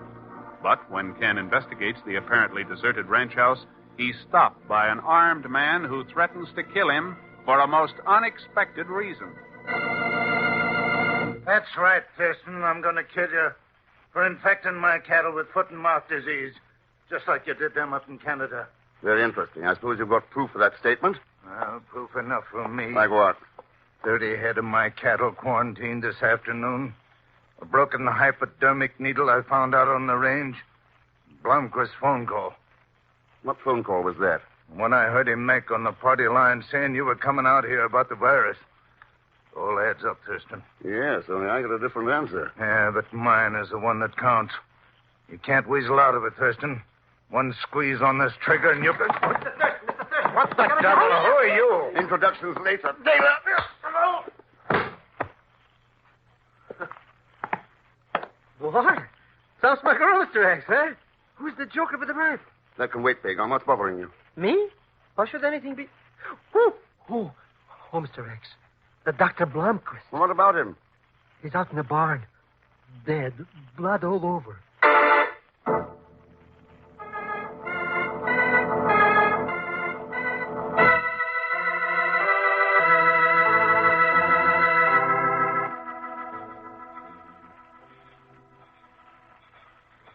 That's right, Mr. X. I went looking around in the barns and things like you said.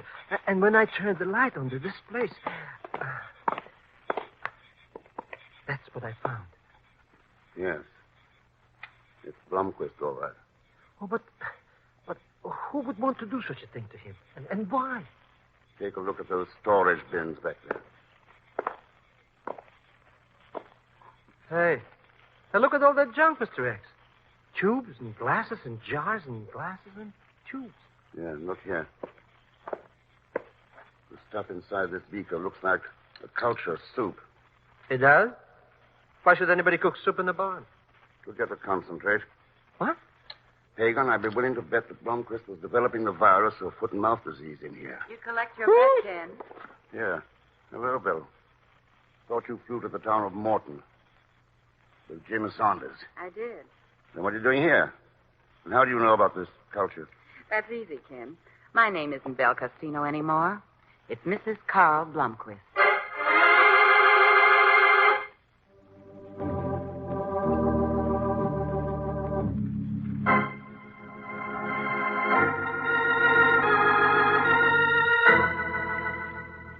Well, if they're showing you're spinning his straight goods, Thurston, I guess you got an apology coming.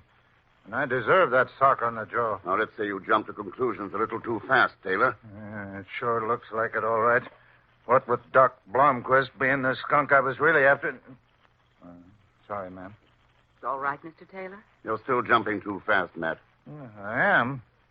You just said that Mrs. Blomquist here admitted that stuff in the doc's lab was foot and mouth virus. That's right. But my husband wasn't deliberately infecting cattle with it. He was trying to develop a vaccine that would wipe out the disease. Oh, I don't know. Maybe that poke you give me rattled up my brain some, Thurston, but I still don't see foot and mouth jumping all the way down here from Canada by itself. And you can't get around that dead steer they found at Morton. On my 30 head, the inspectors got in quarantine. I think you're right, Taylor.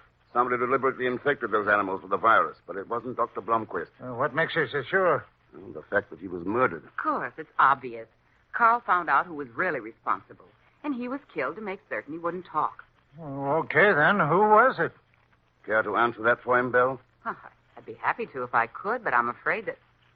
Oh, still thinking about Singapore in 1949. I was thinking that for a recently bereaved widow, you show a surprising lack of grief. How long were you married? 2 weeks. Where were you married? Still as brilliant as ever, aren't you, Ken? Where, Belle? Yes. You're right. In Canada.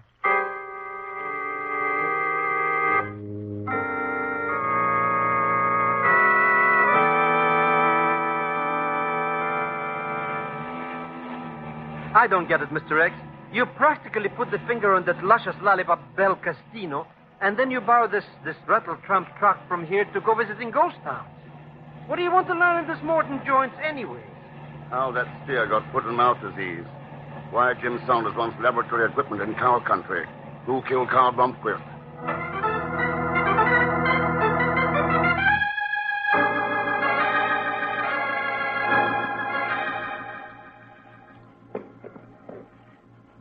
Look, Mr. X, if that Jim Saunders catches us monkeying around his laboratory, he's liable to blow our heads off a couple of times or two. Okay, Pegon, I've seen enough. Let's get out of here. You mean you found out something? Yeah. Why Saunders wanted all that lab equipment. I bet he's cooking up some of that virus soup. No. His interests run more to rocks. What kind of rocks? Oh, you wouldn't know. Carboniferous dolomite. Huh? Hey, there's Saunders' airplane up there. Yeah, that's why he wasn't around when we came calling just now. Believe me, I like it better that way. A bomb, Mr. X. He's starting to drop a bomb. That's no bomb. It's attached to the body of the plane by a cable. But it looks like a bomb. If it's not, what is it? It's a magnetometer. A magno who? Let's get back to the ranch. I got work to do. You're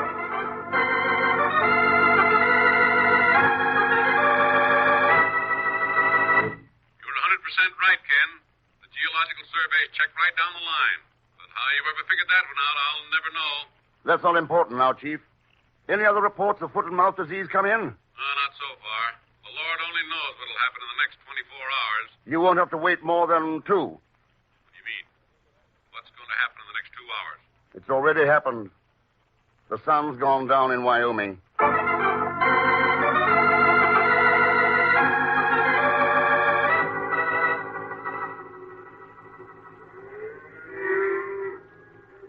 Oh, believe me, Mr. X, this ain't a fit night out even for cows.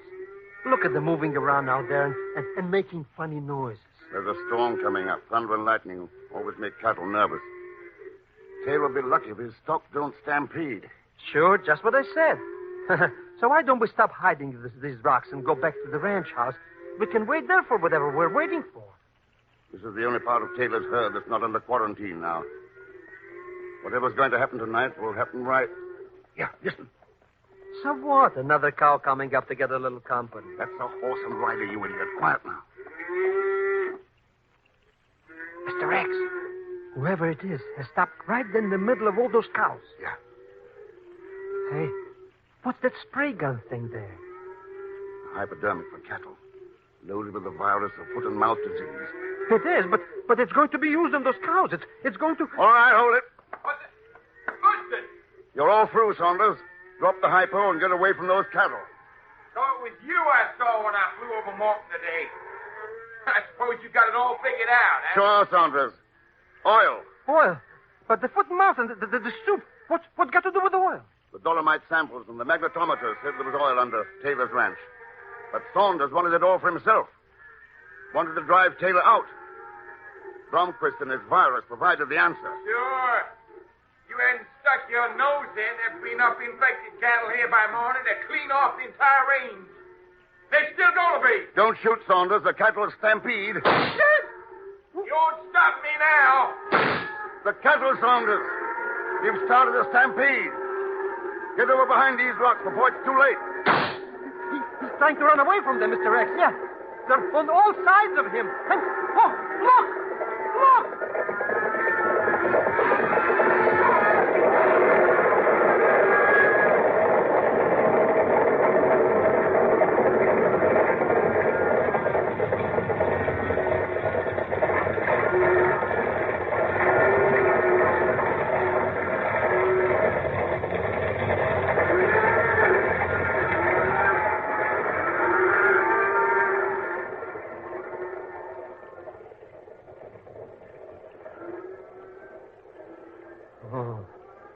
Oh, Mr. X, he did make it. Yeah. He learned his lesson, Pegon. He learned that there's a deadlier virus than foot and mouth disease. A thing called greed.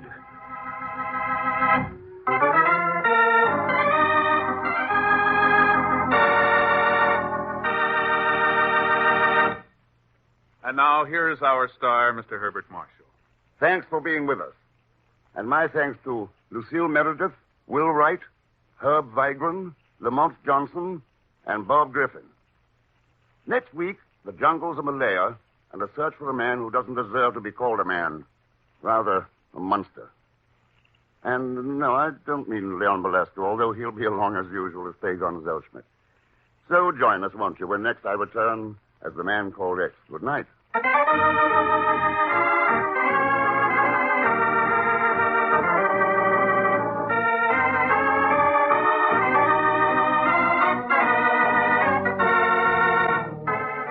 The Man Called X, starring Herbert Marshall, is a J. Richard Kennedy production with music by Milton Charles.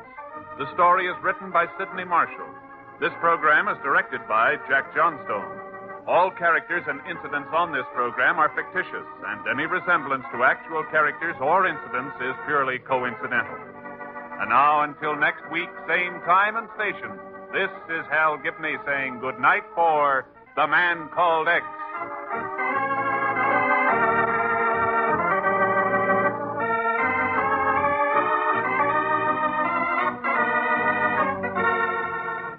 This is NBC, the national broadcasting company.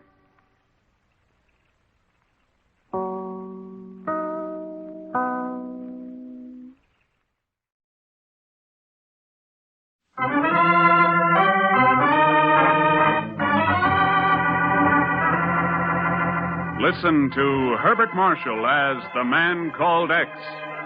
Wherever there is mystery, adventure, intrigue, in all the strange and dangerous places of the world, there you will find The Man Called X.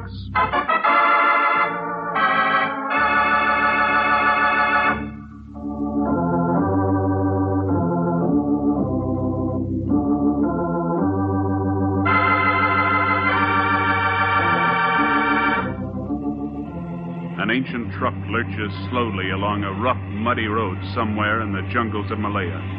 The driver keeps glancing warily at the masses of steaming vegetation on either side. And perhaps that is why he doesn't notice the rounded bit of brass buried in the road ahead.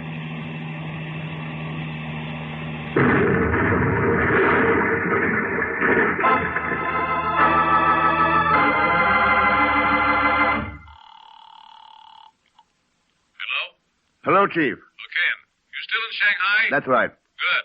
Better catch the next plane out of there for the Philippines. We're all ready to crack down on that black market ring. Sorry, Chief. I'm going to Kuala Lumpur. Kuala Lumpur? Oh, for heaven's sake, why, Ken? Padang Nipa is dead. How did it happen? The cholera epidemic? No, landmine. Murder? Sure. And I suppose they got two birds with one stone. Blow up a truckload of medical supplies at the same time. That's right. Oh, Ken, there hasn't been enough medicine getting through to the villages in the cholera belt to handle 10% of the cases. And Padang was the only man who could get that through. You'd think those guerrillas would want to help their people instead of blowing up and hijacking their medicines. Not when they need that epidemic for propaganda purposes. Not when they can accuse the British and the Americans of using biological warfare against them. Yeah. Well, what are you going to do about it? Try to stop them. Alone? Got any other ideas, Chief? Let me know how you come out.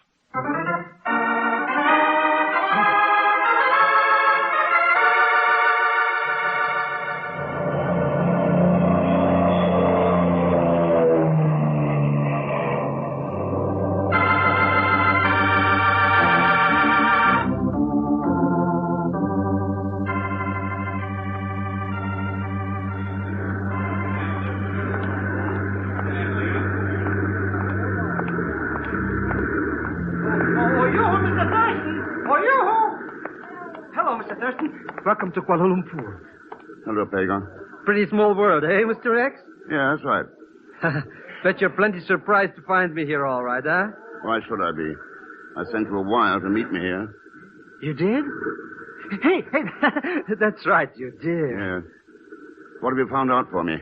Well, don't look now, Mr. X. But look over there and you'll see a taxi cab. Tell the driver Pegon sent you. Then what? He'll take you to a joker who can give you all the information you want about who is stealing medicine and how and stuff. For a slight consideration, of course. Okay, I'll try it. Meet me at the Baru Hotel in 2 hours. You bet, Mr. Thurston. I'll be there, Jiminy, on the spot. Yeah. You wish a number one taxi, Mr. Yes? That depends on whether you know where to take me. Oh, Chen Yong, no, all Kuala Lumpur. He take on about Mr. Anywhere. Where you wish to go? Suppose I leave that up to you. To Chen Yong? That's Pegon's suggestion. So. Honorable Mr. Zellschmidt. Yes.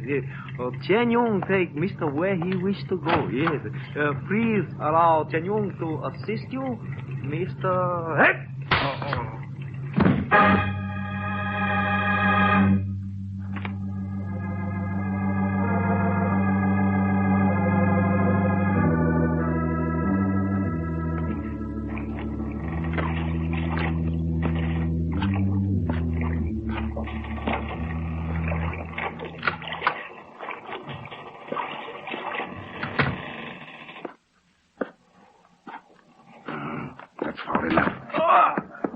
One loud sound, it'll be your last, understand? Okay. Now, who are you? I am John Nipper, Mr. Thurston. John Nipper. Padang's son? Yes, that is right. What are you doing aboard this sampan? Your friend, Zellschmidt. He saw Chang Yong strike you down. He followed you here, then told me about it. But I did not expect to find you free. I just got rid of the ropes before you came in. Now, let's get out of here before Chen Yung comes back.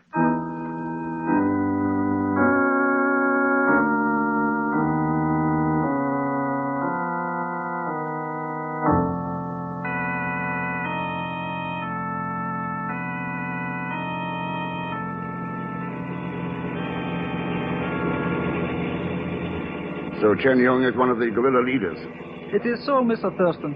He controls the territory to the north of Sai Wing. My father's village. Pretty dangerous for him to visit Kuala Lumpur, unless the stakes were large enough. Eventual control of Malaya, it's quite a large stake, Mr. Thurston. And the cholera epidemic is made to order for those like Chang Yong. Yeah, that biological warfare gag is pretty strong propaganda. The villagers swallowing it? My honorable father could prevent that as long as he was alive. But no. Yeah. Where have you been getting your medicines? We have been buying them from Mr. Stanley Thompson. Thompson? An importer of medical supplies. A wonderful friend of our people. Even if we have no money to purchase, we still receive the medicines. Good. Take me to Stanley Thompson. What are you going to do, Mr. Thurston? Deliver a supply of medicine to the hospital at Sai Wing. By yourself? Why not? But that will only give the guerrillas another opportunity to destroy a shipment. And to kill you, as they did my father. You know something, John? You may be right.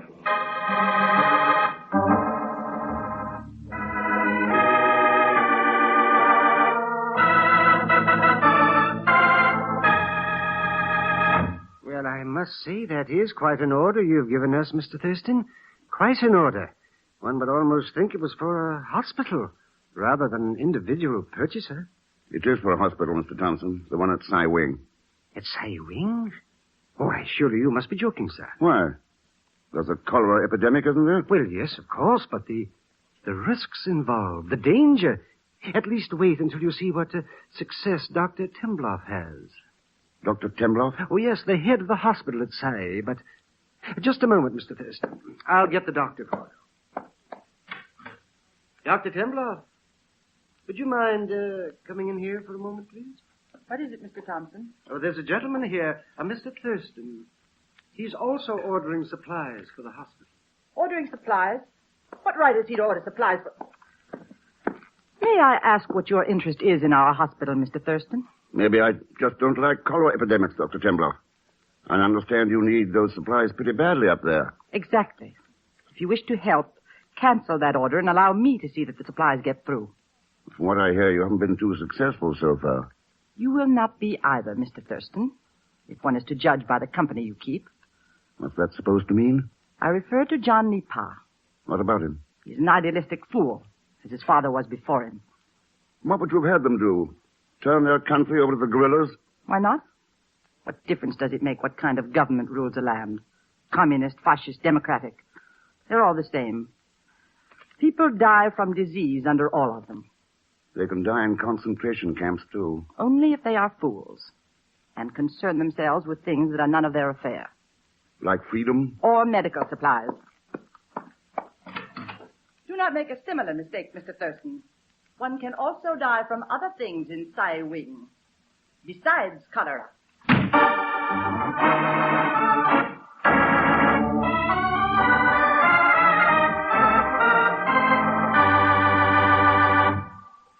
We'll return to the man called X in just a moment. Friends, unless we start preparing now, in a few years our public schools will be as behind the times as the Little Red Schoolhouse. Because of the huge increase in our birth rate during and after the last war, it's estimated that by 1956 there will be some 7 million more children in elementary schools than there are now. We must start preparing at once. More equipment will be needed, textbooks, playgrounds, and above all, more elementary school teachers. To help assure your child a proper education, join and work with local groups and school boards. And for free information about how people in other communities are improving their schools, write to this address: National Citizens Commission for the Public Schools, 2 West 45th Street, New York 19, New York. And now, Act 2 of The Man Called X, starring Herbert Marshall, with Leon Belasco as Pegon Zellschmidt.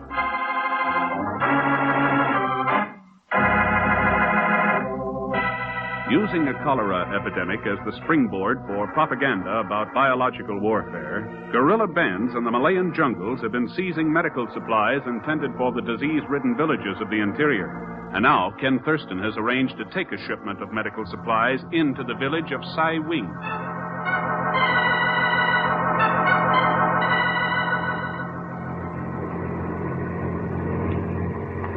Oh, why don't we go back to Kuala Lumpur? After all, once you've seen one hunk of a jungle, you've seen it all. And once you've seen a man dying of cholera, Pegon, you'll never want to see it again. Yeah, but I don't want to see myself dying neither, Mr. X. We can't get nothing if that Chang Yang knocks us off with boobies and traps and things. And I'll give you 8 to 5. He's waiting for us somewhere in this jungle right now. I'll let you in on a little secret, Pegon. That's one bet I think you'll win. Ooh.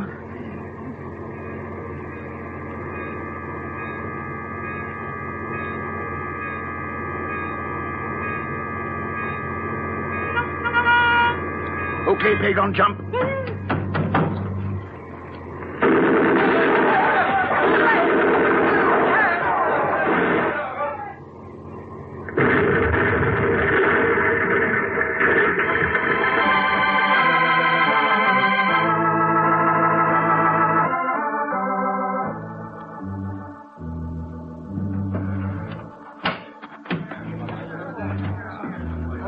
The truck is a little damaged, Chenyong.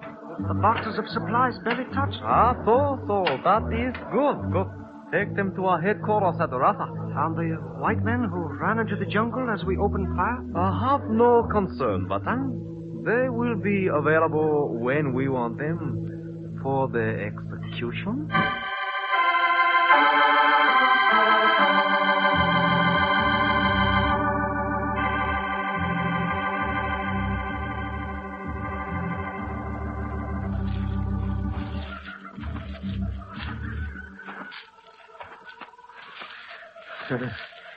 What a life.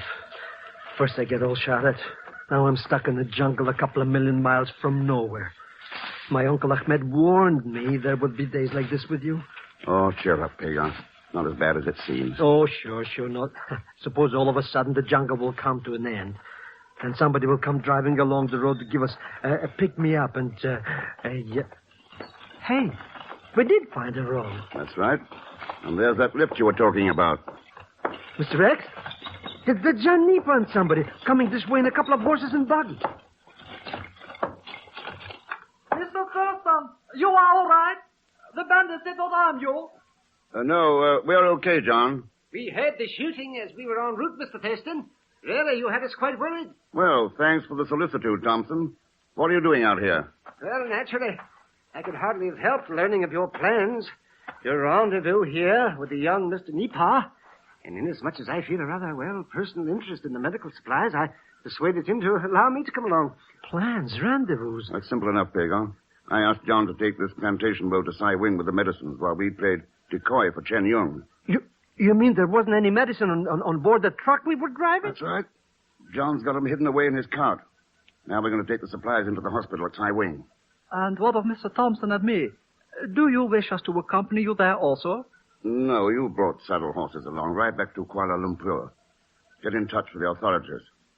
Tell them the guerrilla headquarters are in the village of Rasa. They'll know what to do. But Rasa?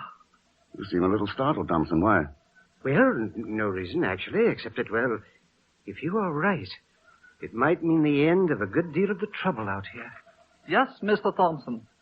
Thanks to Mr. Thurston, it would seem the end is at hand.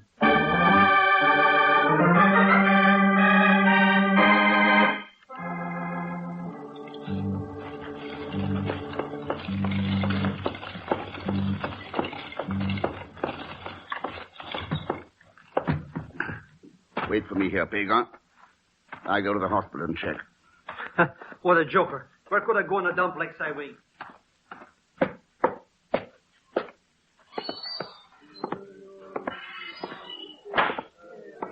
May I ask what you are doing in Sai Wing, Mr. Thurston? I'm afraid I didn't take your advice very seriously back in Kuala Lumpur, Doctor.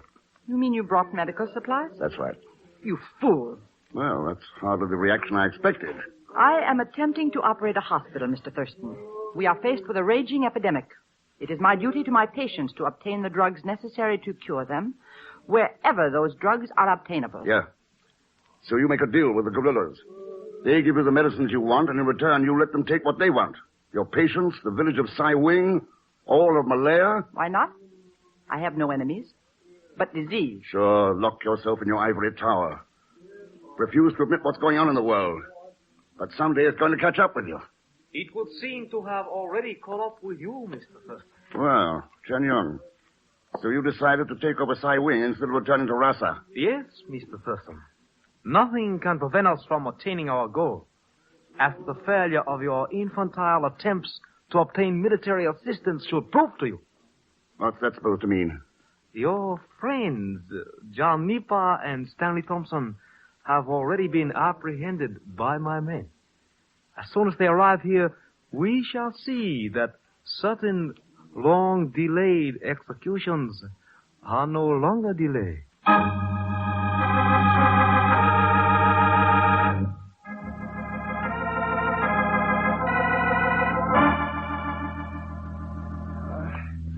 I cannot tell you how sorry I am, Mr. Thurston. I feel as though I've let you down somehow. As though If you would remain still and quiet, Mr. Thompson, I could treat this leg of yours with less pain. She's right, Thompson. Take it easy. You've got nothing to reproach yourself for. Yes, but I feel that I have, sir. I couldn't do much during the last war. Home Guard, you know. I lost a son in the RAF. Oh. Just without here, but I thought I might help a bit. My medicines, delivering your message to the military and all, and... Oh, well, I guess I've just... I've just flubbed it. No, Thompson. You haven't flubbed anything. Sure, that's right, Mr. Thompson. So maybe me and Mr. Thurston are all tied up here in Kling. That Chang Yang can't do anything to us, but shoot us. That's all I can do now, Mr. Thompson. There is a bare possibility that I can save your leg, but it will require a good deal of treatment. You'll have... I regret the interruption, Doctor, but it's time for one of the prisoners to stand trial on charges of treason. Not wasting any time, are you, Chen Yong? Oh, do not be alarmed, Mr. Thurston. It is Mr. Thompson we are after now. Thompson? There's nothing too low for your kind, is there? But that is impossible. The man is sick. He is in no condition to stand trial now. Unfortunately, my dear doctor, we have already convened the court. Our time is too valuable to waste. Take him along. Stop! I forbid it! This man is a patient of mine. I will not allow you to remove him from here in his present condition. I give the orders, Doctor. Please, I don't mind, Doctor. Let them do what they want. There's nothing to fear, really. Not as long as you can stand up and face the enemy. Recognize him for what he is. That sounds a bit mixed up and foolish, I guess, but... goodbye, Mr. Thurston. Mr. Zellschmidt. Doctor. Goodbye, Mr. Thompson. Take him away.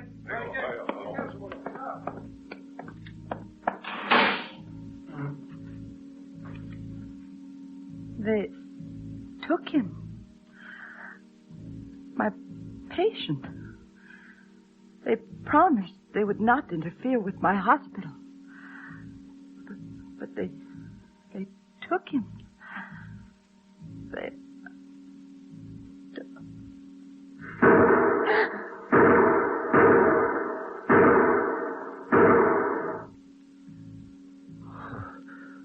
Oh, Mr. Thurston. What price ivory towers now, Doctor? This cannot make amends, Mr. Thurston. But perhaps in some small way it may help. If you will hold out your hands, I will cut the ropes.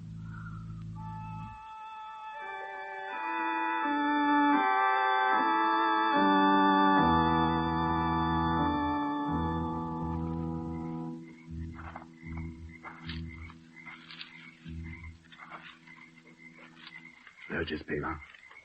The armored jeep the doctor told us about. So what? There's a guard alongside. We can't get to it. Nothing like trying. Come on.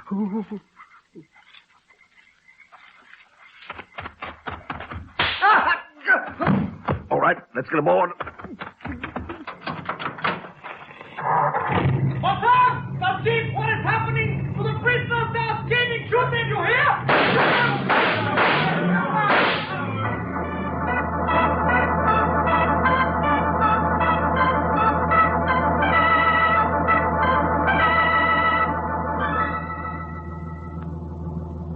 Boy, some crisis stuff, eh, Mr. Hex? Nothing like riding back to Kuala Lumpur in comfort, I always say. We haven't reached Kuala yet. Oh, sure. But from now on, there is nothing but easy sailing. You have been far enough, Mr. Thurston. This is the end of the road. You seem pretty sure about that, John. John? This machine gun says I have a right to be. Mr. Rex, it's John Nipa. But why is he standing in the bushes pointing that gun at us? Because he's one of Chen Yong's finest assistants and dirtiest spies. Assistants? Spies? But... I will prefer putting it another way, Mr. Thurston. Let us say that I am a loyal, patriotic citizen of the People's Republic of Malaya. There we go again. But it don't make no sense, Mr. Rex. He was helping us, and his father, Padang Nipa... What's a little thing like murdering a father, Pegon? When it might be of benefit to the state. My father was a traitor to his people. Oh, sure. He sold them out by devoting his life to their welfare, betrayed them by trying to bring them food, medicine, peace. To earth me nothing. We do not need a sentimental theory, only a reality. Yes, like that gun you're holding. All those planes flying overhead. Planes? That's right, John. British planes. Contacted by this jeep's radio. They're carrying twin cargoes to Sai Wing. Soldiers to take care of Chen Yong and his men. and medicines for the cholera. If you want realities, John, take a good look at them. All right, Mr. Thurston. I have looked at them. Now it is your turn to face reality. At my gun. Chad, he's going to shoot. He's going to shoot. Keep your head down, Pegon.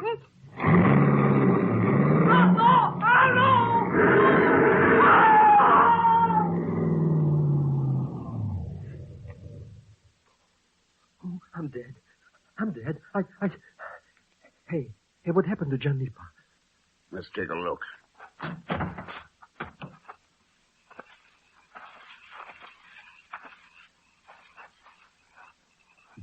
Mr. X. No. He's unconscious. He'll live to face trial in Kuala. Oh. Well, I guess that winds things up, hey, Mr. X? It doesn't wind anything up, Pegon. Why not? We took care of him and Cheng Yang. There'll be no more cholera inside Wing. It's not the cholera I'm talking about. It's another disease. The disease that infected John Nipa, Chen Yung, a lot of others. We've got to find a cure for it, Pegon. Before it destroys the world.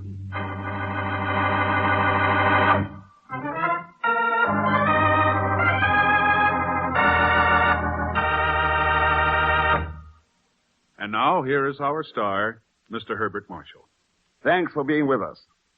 And my thanks to Gene Tatum, Will Wright, Howard McNair, Robert Boone, and Tony Barrett.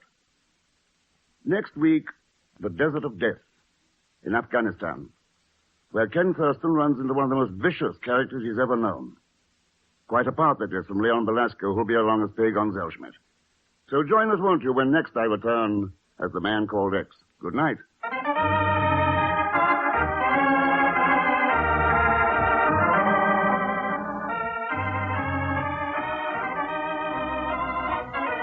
The Man Called X, starring Herbert Marshall, is a J. Richard Kennedy production with music by Milton Charles. The story is written by Sidney Marshall. This program is directed by Jack Johnstone. All characters and incidents on this program are fictitious, and any resemblance to actual characters or incidents is purely coincidental. And now, until next week, same time and station, this is Hal Gibney saying good night for The Man Called X.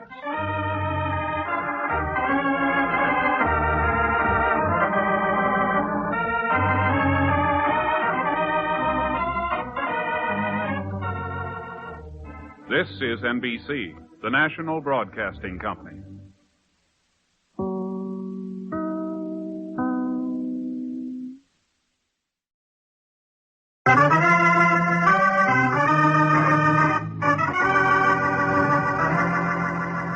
Listen to Herbert Marshall as The Man Called X.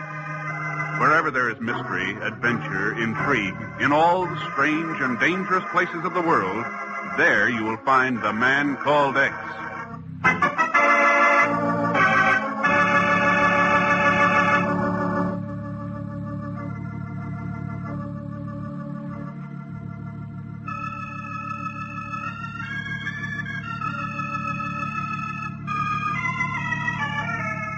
A wailing wind sweeps the length of the Dasht-e Margot, the desert of death in Afghanistan, and hurls itself against the camel-skin walls of a sheepherder's tent.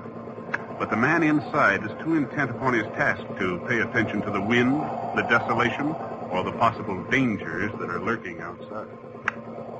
This is 3-7, calling 5-2 in Kabul. 3-7, calling 5-2 in Kabul. Can you hear me? Over.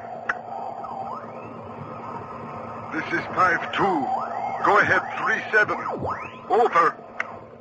You must make a report to the Bureau in New York at once. Tell them the rumors of great danger to the entire world are true. The only hope of preventing disaster...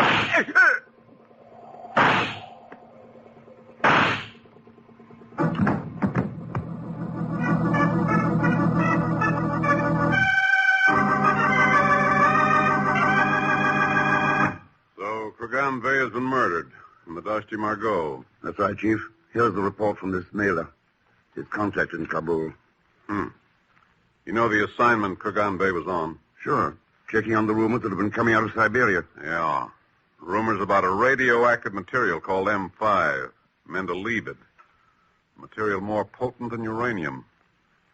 Ken, if those rumors are right, the Russians could stumble on the answer to the H-bomb. That's right. And suppose Russia got on the track of deposits of Mendeleev's ore in Afghanistan. Well, that could be an armed invasion. World War III. Yep. Then your guess is that Kurgan Bey trailed Russian agents into the desert and learned they were after deposits of M5 ore? This is one time we can't afford to guess, Chief. We've got to know.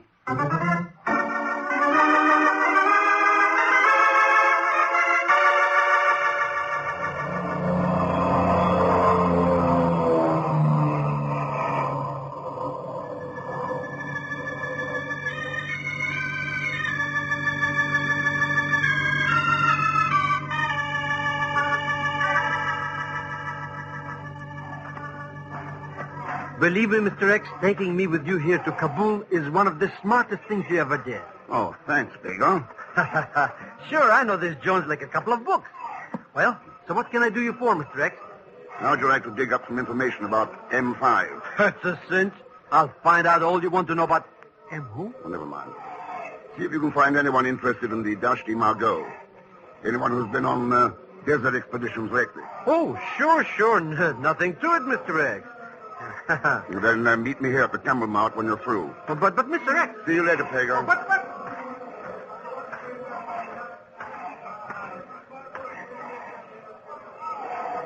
Sabaul here, Effendi. You're interested in some of these noble beasts of burden? I'm interested in a man by the name of Ismaila. Ismaila? I was told I could find him right here at the Camel Mount. And who was the low-born one who so informed the Effendi? It could have been a certain Kurgan Bey. This way, Effendi, if you please. Sure.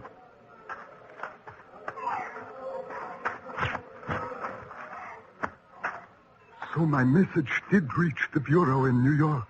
That's right, Ismaila. Now, what can you tell me about Kurgan Bey and what happened to him in the Dashti Margot? No more than what's written in the message to you, Effendi. He didn't mention something called M5 or the names of any strangers from the north? No, Effendi, nothing. How soon can you get me out to the Dashti Margot? Ismaila has 3 desert trucks ready. Over there at the far side of the marketplace is where they will be. In 2 hours' time. Good. I'll meet you there. It will be so. By a day, Effendi. Yeah, till later, Ismaila. Well, hello there, Mac. Greetings and salutations from a fellow American. And, brother, am I glad to see you. Well, hello. I've been hanging around this lousy home for aged and infirm camels for 2 days now, waiting for you. I'm Brad Nelson. My name's Ken Thurston. What's this about waiting for me, Nelson? Why, you stymied me, Thurston, grabbing off all the available half-tracks. It sounds like you were figuring on a trip to the desert. Well, that's where the Afghanistan government expects me to go. I'm an irrigation engineer. Gonna be pretty tough on me, though, if I gotta make the trip on camelback. Brother. Too bad Ismaila was a couple of steps ahead of you. Oh, Ismaila's all right. It's this other character that's got my boiler busting. What character's that? The one you were talking to just now. The Russian's fair-haired boy in Afghanistan. What? Abdul Khan. Abdul Khan? Hey, you didn't know who he is. And you were going out to the desert with him? That's right. Well, there's only one thing I could say about that, Thurston. Brother.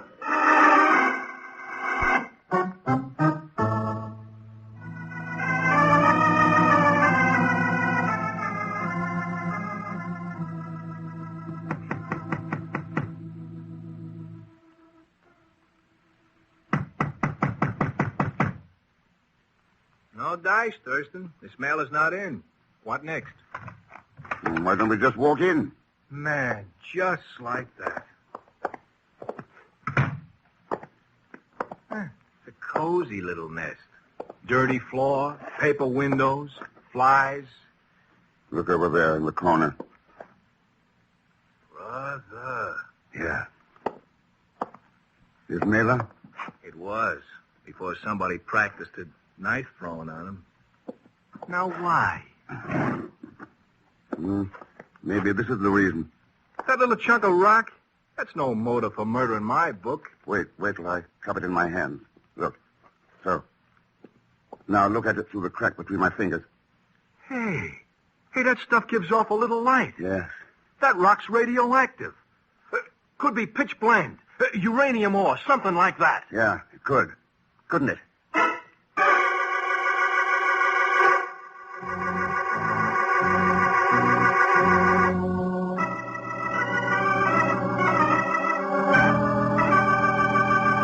Yes, Effendi. That is quite right. I am Abdul Khan. But Ismail was my brother. And it is my wish to carry out the mission upon which he was engaged when his soul was taken by Mohammed. Then why didn't you tell me that in the first place? I feared that if the Effendi knew the true circumstances, he would object to this unworthy one accompanying him into the desert. You expect me to believe that story? It would be best if the Effendi does believe. Why? It is I who possess the only half-tracks now present in Kabul. To obtain their services, one must also accept mine. Does the Effendi still desire to visit the desert? Okay, Abdul, we'll go.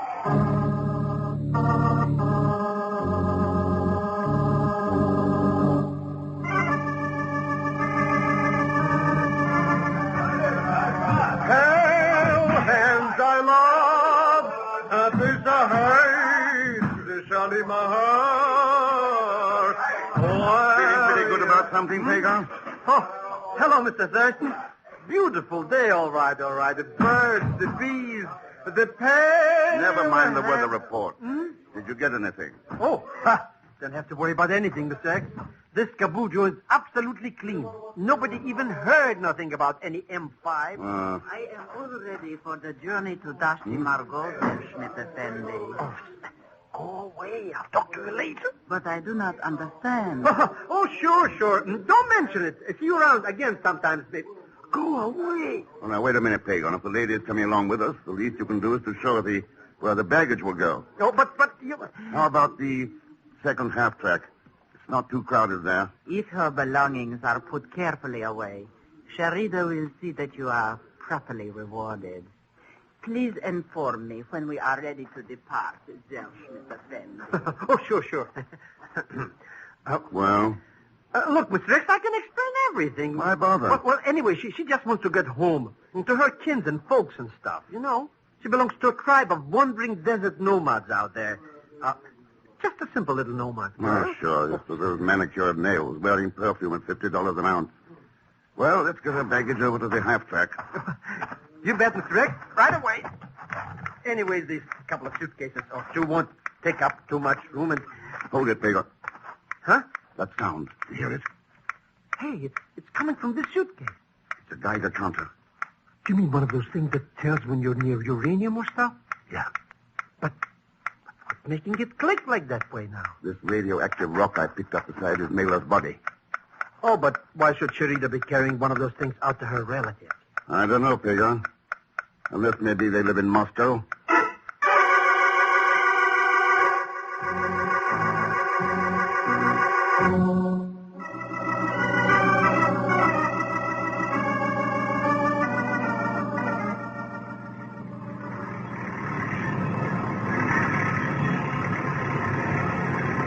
All I could say, Thurston, is you sure got plenty of that there intestinal fortitude. Brother. Why say that, Nelson? Using Abdul Khan, a maybe Russian agent, for a guide into the desert, taking along a double-talking doll who carries Geiger counters around like mad. Oh, man. Why kick, Nelson? I'm taking you along, too. Oh, now don't tell me you dug up something for my dull, dark, and dirty past. I checked with the Afghanistan government. They're not conducting irrigation surveys in the Dashti Margot, and they never heard of you. Man, that sure thickens the mystery, don't it? You know something, Thurston? What? With all of us suspicious characters along, I got a hunch this trip's going to be mighty interesting. Yeah, mighty interesting. Brother.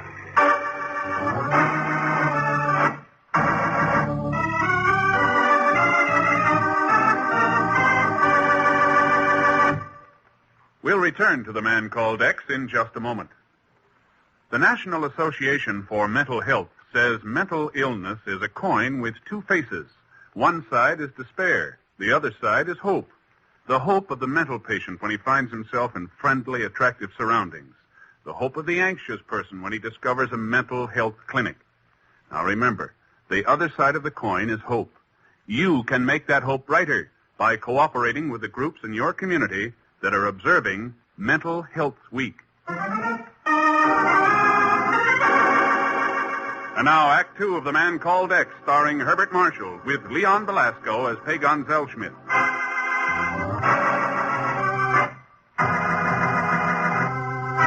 Rumors out of Siberia. Rumors about M5, a radioactive material that could be a trigger for the H-bomb. And the bureau agent assigned to the case is murdered in the desert of death in Afghanistan. And now it's up to Ken Thurston to find out why.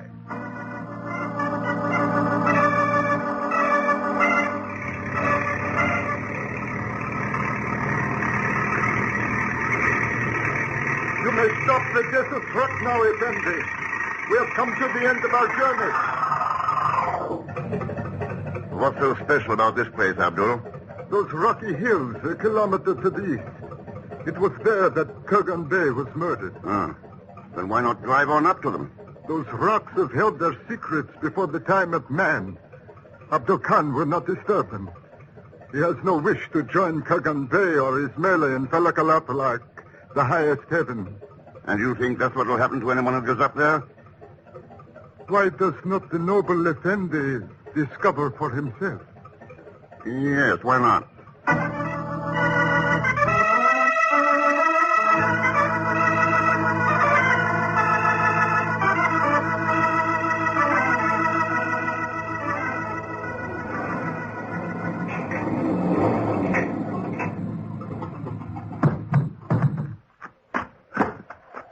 Okay, Pegon. You stay here and watch the half-track. Nelson and I'll go up into the hills. How do you like that? Drags me all the way out here just to sit. But why do you want me to do this for, anyway? So you can report back in case Nelson and I don't return. Oh, that's different. You don't return? Oh, no.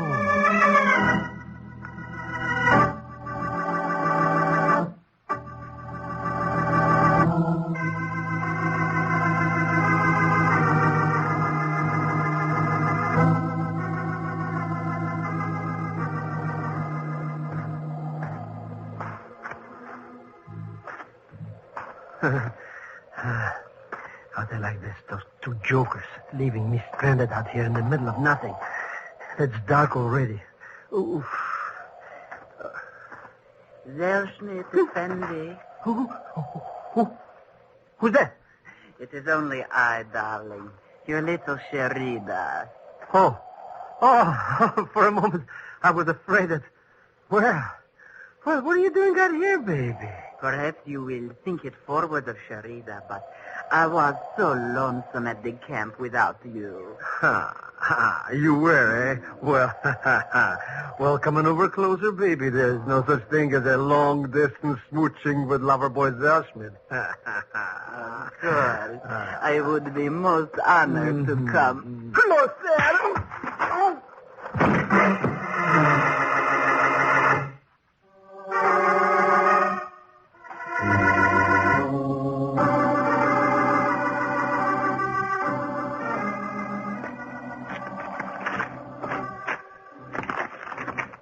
Man, we sure came up with huge gobs of nothing this trip, Thurston. Rocks, sand, and a couple of hunks of this old beat-up pottery. Careful, Nelson. Some of that pottery could be older than history. That don't make no never mind to me. I'm looking for the future, not the ancient past.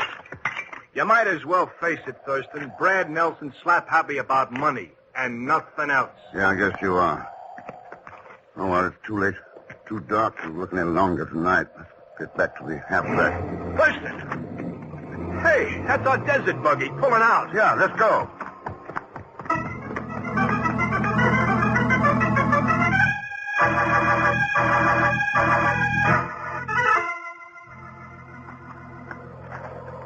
Oh, my head. Oh, come off it, Pegon.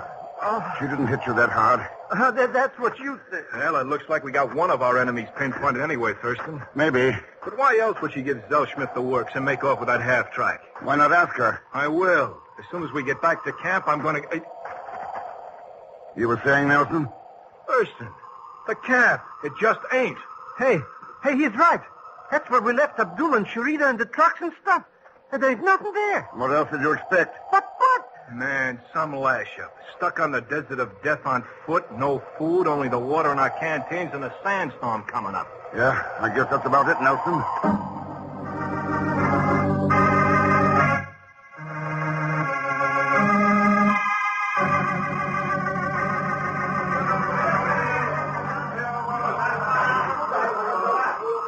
So, Sharida, it has been done. Allah has blessed our endeavors, and the prize has become ours. You are a fool, Abdul, if you think it is all as simple as that. No other answer can be written, Sharida. We have been waiting in this roadside tea house for over 8 hours. By now, the sandstorm has blasted the desert clean. Perhaps. You're going somewhere? To my room. I have been paid. My work here is over. Masa ulher.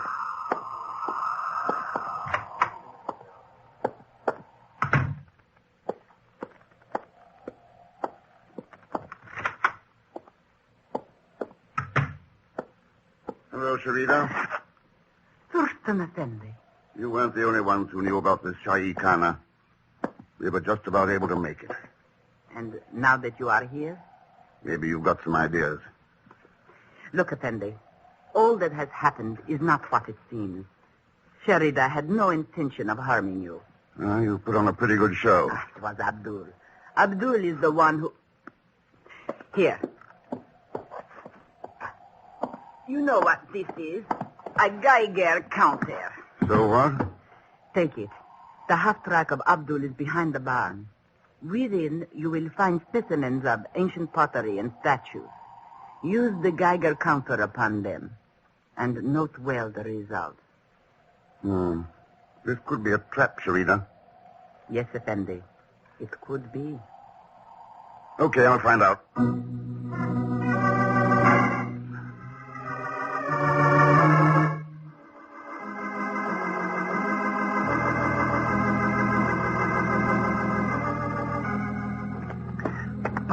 Why are we hanging around this coffee joint anyway, Mr. Rex? Those jokers in there would cut your throat for a rice bowl without meat. Oh, shut up. Hey, that's one of our half tracks. Yes. The one Abdul was driving. What are you climbing around up there for? Some interesting pottery specimens here, Pegon. I want to check them. Mr. Rex, the Geiger is counting. Yes. But why should that stuff get all hotted up? Because there's some radioactive material hidden inside. Maybe uranium. Maybe M5.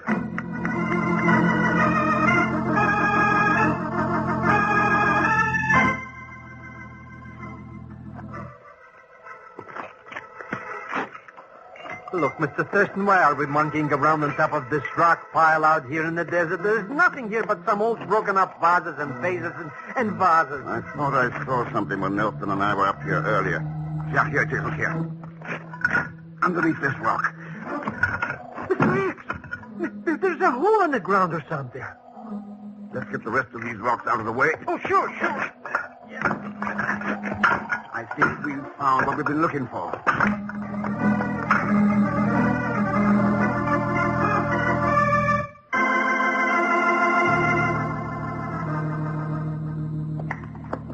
How do you like that? There's a regular mine tunnel underneath this desert. What's for anyway? Gold? Something a good deal more valuable. Look here. On this tunnel wall. So what's there to see? Nothing but a 6-foot strip of black mud or something? Look a little closer. You'll see lights in it. Green and blue. Hey, that's right. What is it anyways? The counter may give us the answer. Mr. X? Yes. Then we found the M5 stuff. If it isn't, it's uranium or radium or... You ain't just whooping, Thurston. Hello, Nelson. Been working pretty fast, haven't you? Man, I had to. Keeping up with you is worse than hanging on the tail of a cyclone. You sure make it tough on a guy. Brother. Boy, am I ever glad to see you. Oh, for a minute I thought maybe you were one of those foreign agents or something. You were right, Pegon. He is. Oh, sure. I knew it all the time, but he is. What happened, Nelson? Abdul double-crossed you? He wasn't playing footsies when he left us holding that sandstorm out in the desert. Looks like he wanted all the glory for getting those ore samples across the Siberian border. That's right. I found this stuff here, bumped off his mail in Kurgan Bay, and that joker wants to ride the gravy train by himself. Oh, Man, you just can't trust the local talent. You should have thought of that sooner, Nelson. Why? You still haven't got any M5 samples to Siberia. They don't know if there's any ore in this desert or not. Oh, what's the diff? They'll know inside a week. You won't make it. Why not? Sharida. You're kidding. She's nothing but a cheap little stool pigeon who's out for whatever she can get. You ever hear of counter-espionage? Even a country like Afghanistan has it.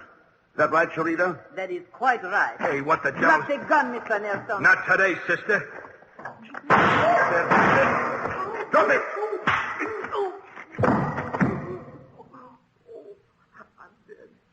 I'm dead. Oh, relax, you idiot. It's all over. It is? Hey, it is. Well. I know that words are quite inadequate, Mr. Thurston, particularly after what I did to you in my ignorance. But please know of my gratitude, and that gratitude of my countrymen. It's the people like you who deserve the gratitude, Sharida. People we never hear of, working for their countries and for freedom all over the world. It's because of you that the Nelsons and the others can't win. You'd think they'd have learned that by now. Well, someday, and pretty soon, they'd better.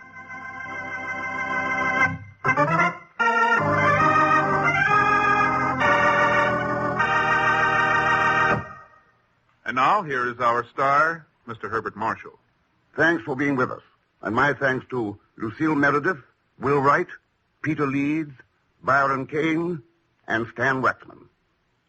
Next week, the seemingly innocent mineral bears in Carlsbad lead Ken straight to the horrors of a slave labor camp in Czechoslovakia. And speaking of horrors, Pegon Zellschmidt has to take a bath. Leon Belasco, that is. So join us, won't you, when next I return, I hope without a cold, as the man called X. Good night.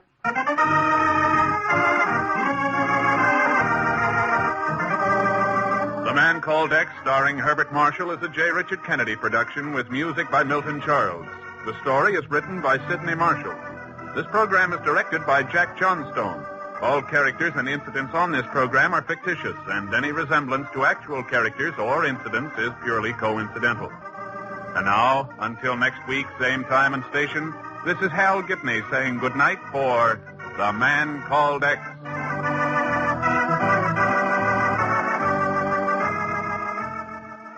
This is NBC, the national broadcasting company.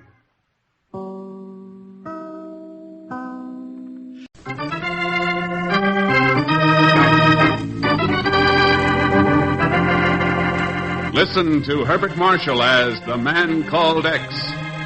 Wherever there is mystery, adventure, intrigue, in all the strange and dangerous places of the world, there you will find The Man Called X.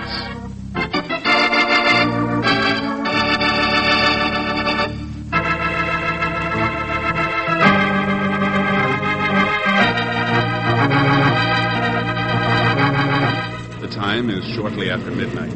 Somewhere in the U.S. zone of Germany, an Army transport plane has taken off from a secret air base and with throttles wide open is roaring through the moonless night, roaring toward the east, toward Czechoslovakia and the Iron Curtain. Ken, you can't do it. You're signing your own death warrant. Maybe.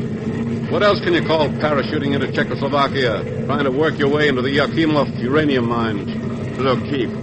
Johann Werner is an old friend. The reports from Prague say he's been sentenced to slave labor in those mines. I ain't going to try and get him out.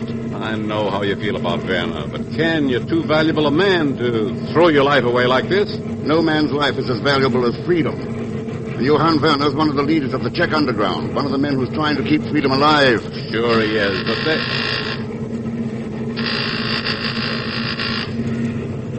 Pilot's warning signal? Yeah. Yes, we're over the forest outside of Carlsbad. You won't reconsider? Sorry. Be seeing you, Chief. So long. Good luck, Ken.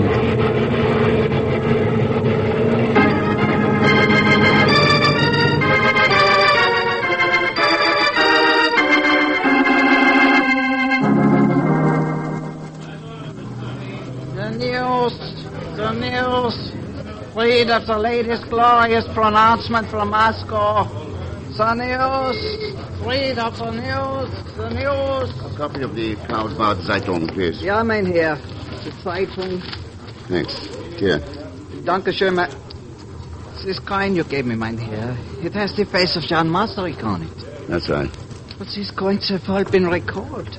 They are verboten by our government since Masaryk was... since our former president died. Yes, but I understand there's still a demand for them, for private circulation. Well? The Grunwald Pottery Mills, 79 Zillenstrasse. Purchase from 1980 in Moravian, China. Offers a coin in payment. Thanks. Thanks very much. The news. The news. Read of the latest great message from Moscow.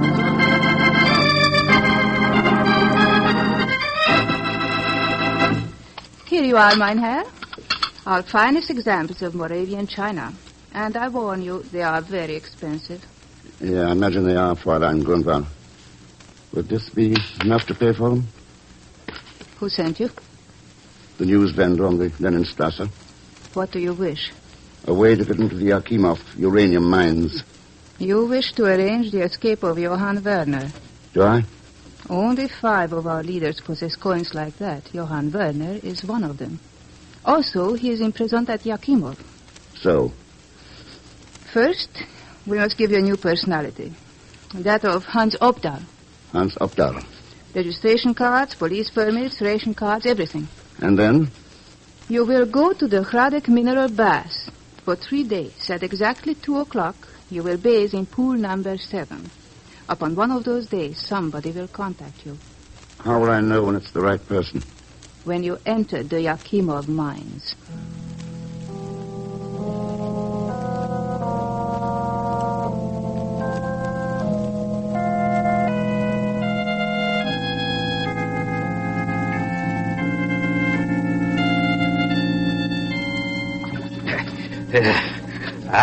It is pleasant in the mineral baths. Do you not find it so, mein Herr? Yeah, very pleasant. Yeah. One rests here, relaxes. Hey, Herr Obdal. You know me? No, we have never been introduced.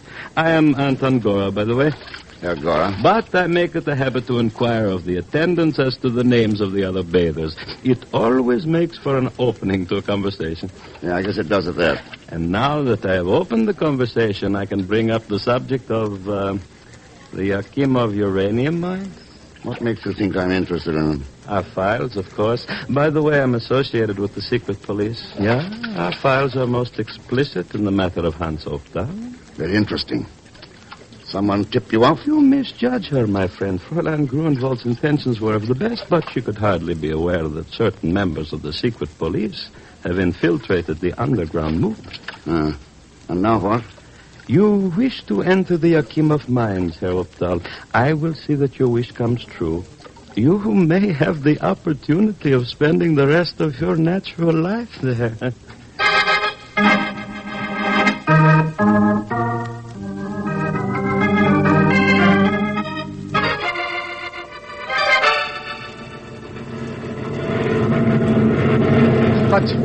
But I don't want to go behind no iron curtains, Mr. Chief. Honest, I don't. Zellschmidt, you're going into Czechoslovakia. But, Mr. Chief... Ken Thurston's been missing for 4 weeks. All our regular sources of information have drawn blanks. Now it's going to be up to you. But I can't find out nothing about what's going on in Czechoslovakia. Don't give me that. You've got cousins mixed up in every dirty racket in the world. You'll find plenty of them in Carlsbad. Oops. What was that? The pilot's warning signal. Hey, what did you open the door for? Because you're going to jump. Jump? Oh, no. You've got a parachute. Whoops. There's your signal. Jump. But, Mr. Chief! Zellschmidt! It's Uranium!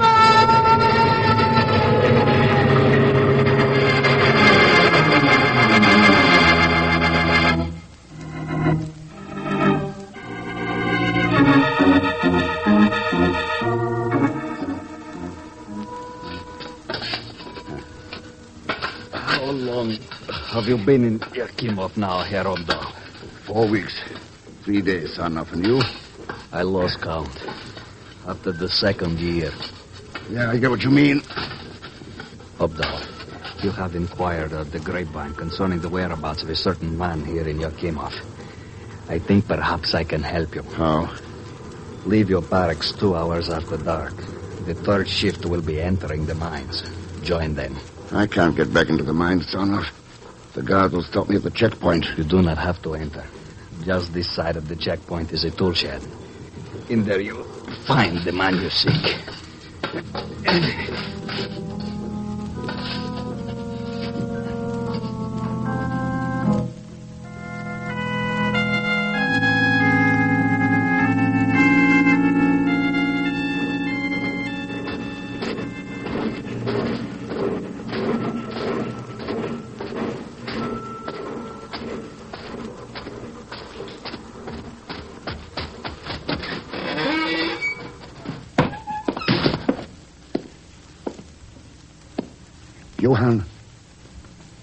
Johann Werner. Who is there? It's Ken. Ken Thurston. Ken Thurston? Oh, Ken, my good friend. Oh, how glad I am to see you. What are you doing here in Yakimov? I came to get you out. Oh, no, this is sheer madness, Ken. You have given up your own life for the sake of mine. There is no possible way to escape. I spent 4 weeks and 3 days here trying to prove otherwise, Johann. I think maybe I've succeeded. What do you mean? You have found a way? Could be. But we'll need somebody to help us. Sarnoff will do anything I ask. Good.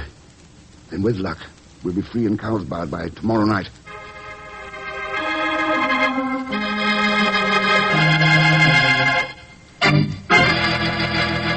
So, Comrade Sarnoff, they expect to be free in Carlsbad by tomorrow night. That is right, Comrade Gora. That is why this man, Obdal, wished to contact Berna to assist him in his escape. Very interesting, very interesting. It proves my wisdom in giving Obdal enough rope to hang himself.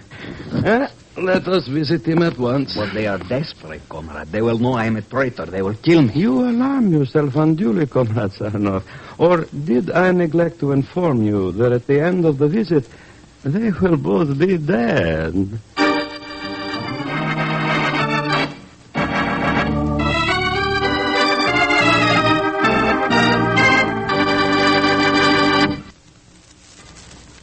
We'll return to the man called X in just a moment. The United States needs the best qualified young women in our nation to do an exciting, interesting job. If you're a high school graduate between the ages of 18 and 34 with no dependents under the age of 18, you may be able to qualify for a career in the armed forces. If you can meet the qualifications, if you're above the average in intelligence and ability, learn the advantages of joining the armed forces now. And now Act 2 of The Man Called X, starring Herbert Marshall, with Leon Belasco as Pegon Zellschmidt.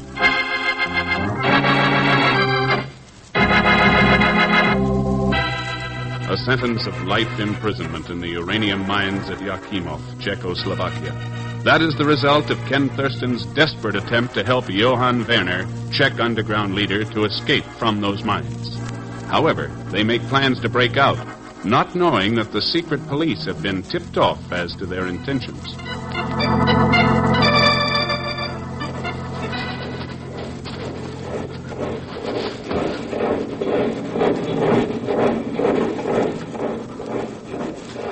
Did you see that, Ken? Guards heading for the tool shed? Yeah. Somebody's tipped them off. But who could it have been? Our friend Sarnoff was the only one. Ken. Yeah, who else? Lucky we got out of that shed in time. Lucky? What difference does it make now that they know there is no longer any hope for escape? Is there any way we can get into the mine without being stopped at the checkpoint?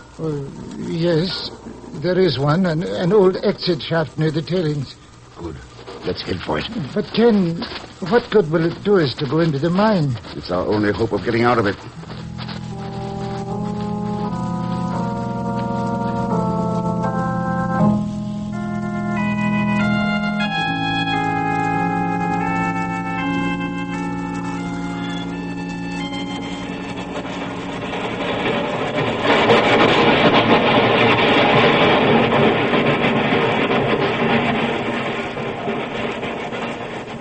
There's our answer, Johann.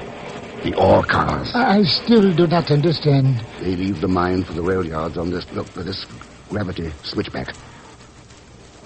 Then they made up into freight trains and hauled into Casablanca. Oh, no, it is no good, Ken. They search every square inch of those trains before they leave the yards. They don't empty the ore cars to search them. You mean we should bury ourselves beneath the ore? That's right. But we could be crushed to death, perhaps suffocate. What do you think will happen if Anton Gora gets his hands on us?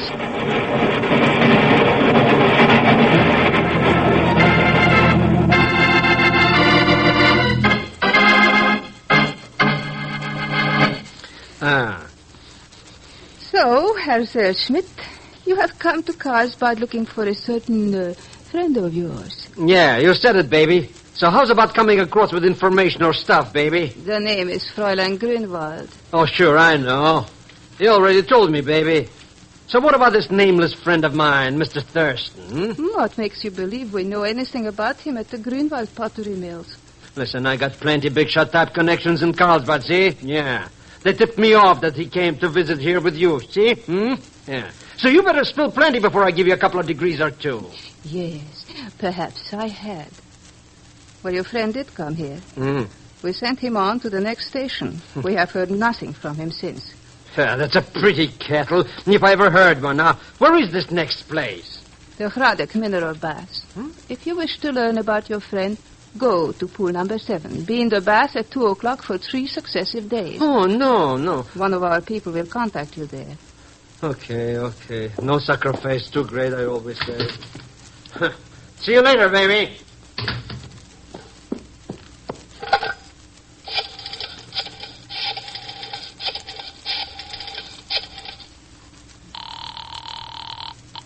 Anton Gora here. Anton, this is Ilsa. So? I have just sent a visitor to the baths. His name is Zellschmidt. He's looking for the other one. And listen, Anton, the other one's true name is Thurston. Thurston? The one we suspect of being the man called X? Exactly. It has paid us well to play our little waiting game, Anton. Has it? Of course. If we had turned him over to the NKVD 4 weeks ago, they would have got all the credit. Now, we turned the man called X over to Moscow. I'm certain the rewards will be most generous. I do not like to disillusion you, Ilsa, but Thurston has already made his move. Both he and Werner are missing. Missing? You fool! How could you have allowed that to happen? Why be so alarmed, Ilsa? If they do succeed in escaping from Yakimov, they must head for Carlsbad. Ah, yes, of course. And as I said, Anton, I'm certain the rewards from Moscow will be most generous.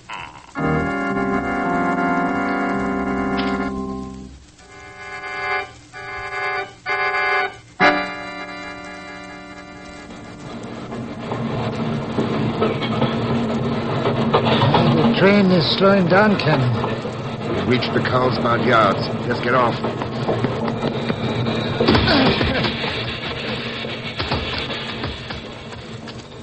Carlsbad.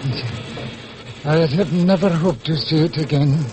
We're not out of the woods yet. We've got to find a safe place to hide out. Then there is but one place for us to go, one person whom we can trust. You mean Ilsa Grunwald? Yes.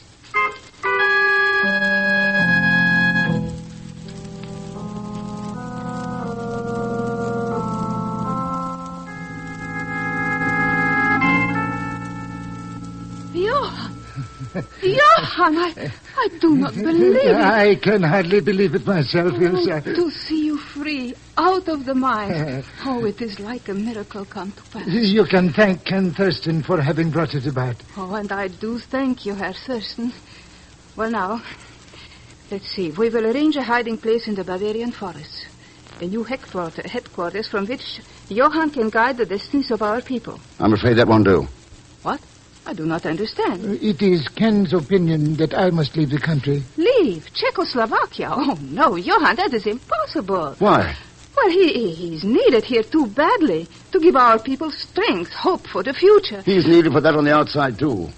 Where he won't be stymied by the secret police, where he can tell the whole world about the situation here. But we would have to get you safely across the border. How could it be done? Where would you go? The U.S. zone of Germany, just across the border from the town of Cheb. Cheb? There are military installations there. It is the worst possible place to attempt a cross. Not for military men, Ilsa. Get us Army officer uniforms, official credentials. We take the train for Cheb, midnight tonight.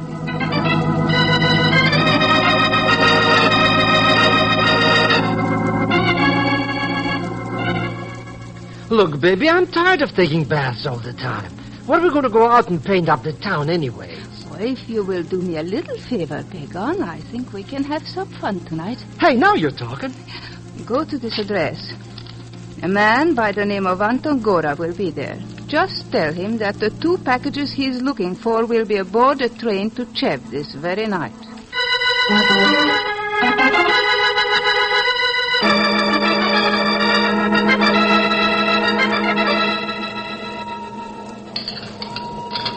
So far, so good, Ken. In 1 hour, we will be in Cheb and make good our escape across the border. It looks like it, Johann. Oh, you sound a bit doubtful, my friend. Why? I'm wondering about Ilsa Grunwald. How far we can trust her. Ilsa? Well, surely you are not serious. Well, she sent me to the mineral baths, and Anton Gora showed up to arrest me. But she did not know that the secret police had killed our contact there, that Gora had taken his place. She explained all that. Can she explain what Gora's doing aboard this train? What? Yeah. Good evening, my friends. Do you mind if I share your table with you? No, come right ahead. Thank you. Well, gentlemen, I trust you find the accommodations of our military train satisfactory. I would not wish you to be uncomfortable on your journey to Cheb. Mr. X? Mr. X. It was the babbling tongue of a charmingly obnoxious aide of yours. Pegon Zellschmidt. Yes, we found him most amusing. I'll bet. By the way, he has flown to Cheb with the lovely Ilsa in the mistaken belief that he will help you to escape from Czechoslovakia tonight. I am afraid the wait at the airport will be a long one for him. Yeah. So what goes now? Oh, it is quite simple, Herr Thurston. I shall see to it personally that the 2 of you make your way safely to the German border. You mean you will help us escape from Cheb? Oh, sure. That's where his guards will shoot us down. You realize my plan then, Mr. Thurston. It's pretty obvious. The man called X is killed wearing a Czechoslovakian army uniform while helping a traitor cross the border into the United States zone. Mm-hmm. Oh, what a beautiful yarn for your propaganda machine. Exactly. You will be a cause célèbre. Proof to the entire world that your country is fostering war, spreading internal dissension and conflict within the borders of our peaceful nation. Yes. There's only one thing wrong with it, Gordon. Huh? It's not going to work. All right, Johann. To the platform of the car. Yes, I'm with you, Ken. This way. And now what? We jump. Oh, it is no use. The whole countryside will be alerted. We will never get through the forest now. But you can't go through a wall. You've got to go over it. Come on, jump.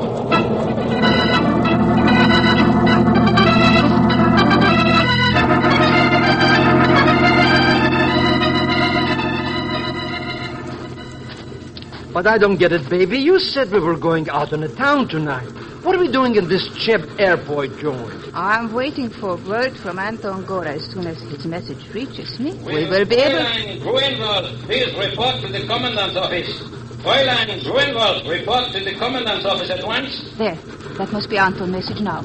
Wait for me here. I'll be right back. But, baby... Wait for me. Okay. How do you like that? Leaves me out here in the cold hanging on a couple of bags. Boy, what a time I've been having. No Mr. Thurston, no smooching, no money. Believe me, I'll be plenty glad to get back to the good old USA States. Okay, Pegon, let's go. Mr. X. Yeah, come on. But where are we going? Back to the United States. But how? Keep walking over to that plane. We're flying out of here. Plane? That's an army job. They got guards for those things and stuff. That's keeping off a couple of headaches in the hangar. You found him, Ken. Yeah. Get aboard, Pegon. But that cute cookie Ilsa, we got to wait. She'll be right back. Oh, you bet she will. The minute she runs, we're the ones who had her page, not Gora. Huh? Get aboard. It's okay. Hurry, Ken. They will be on us any moment. I have already had a call from the control tower regarding our intentions. You there, in that plane. What are you doing there? It is Gora. Yep. Close the canopy. Stop that, you hear? Stop that. Hold on to your hats.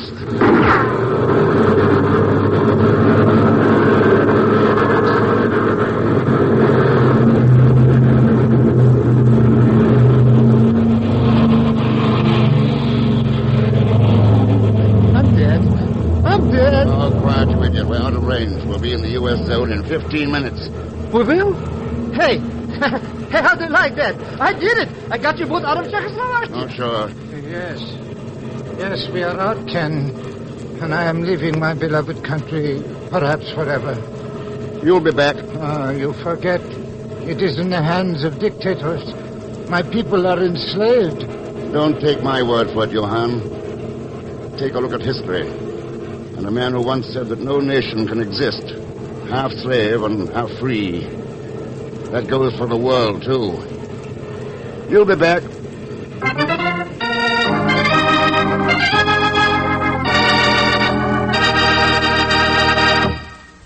And now, here is our star, Mr. Herbert Marshall. Thanks for being with us. And my thanks to Veronica Pataki, Will Wright, Lou Merrill, Harry Bartell, and Bob Griffin. Next week, an ancient Byzantine Bible and $10 million forced Ken to make a dangerous voyage that parallels the one made by Noah and his ark. Fortunately, there was only one, Pegon Zellschmidt aboard, played, of course, by Leon Belasco. So join us, won't you, when next I return as the man called X. Good night.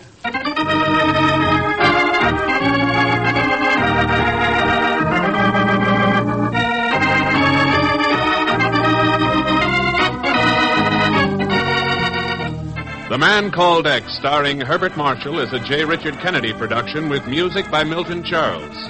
The story is written by Sidney Marshall. This program is directed by Jack Johnstone.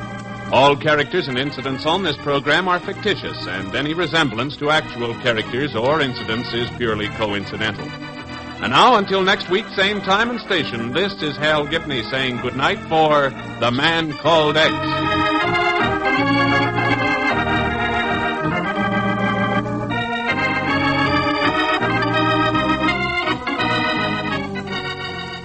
This is NBC, the national broadcasting company.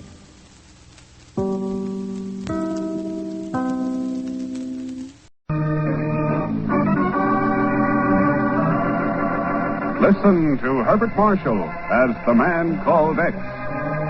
Wherever there's mystery, adventure, intrigue, in all the strange and dangerous places of the world, there you will find The Man Called X. Tonight, The Man Called X visits Athens, Greece.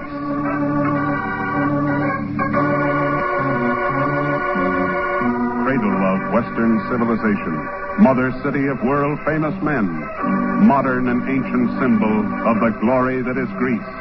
This is the city of Athens.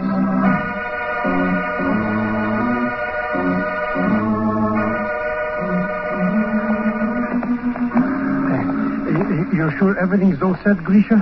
There's no chance for a slip-out, eh? Believe me, my darling cousin Pegon, you got absolutely nothing to worry about. I swear it by the father of my father of my father. Huh? I knew it.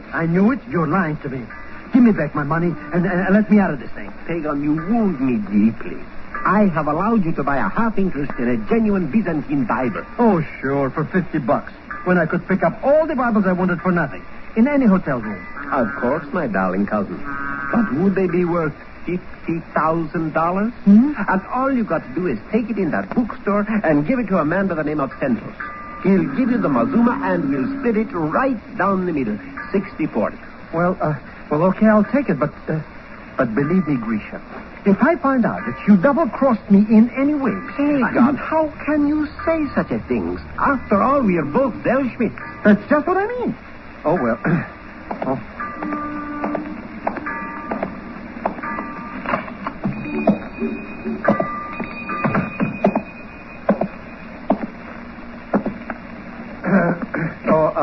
How do you do, I'm sure. I'm looking for a Mr. Santos. Would you by any chance be him at... like I was saying, I got here a beautiful deluxe edition of a Bible that's worth maybe $50,000. Hey, why do you sit there looking at me like that, huh? Why do you... Oh, you're dead. You're dead. Let me out of here. Let me...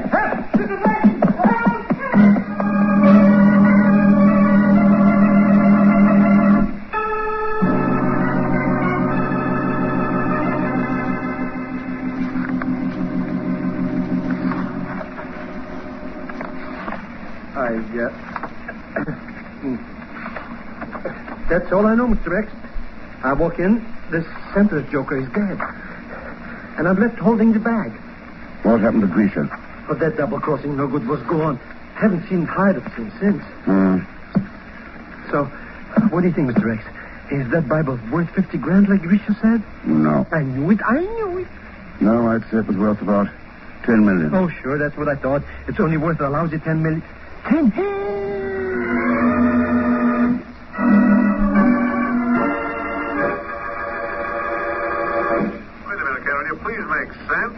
What's all this about a fake Bible being worth $10 million? Chief, does the name Aurelius Tomaros mean anything to you? Tomaros? For sure. He was a wealthy Greek philanthropist some 10, 15 years ago. That's right. He was going to establish a foundation for underprivileged Greek children when the Axis moved in and took over Greece. Tomaros escaped to Turkey and died there, penniless. And the foundation was never established. Yeah, but what's it got to do with that Bible you have, Ken? The inscription on the flyleaf says it belongs to the Tomaros family. Sorry.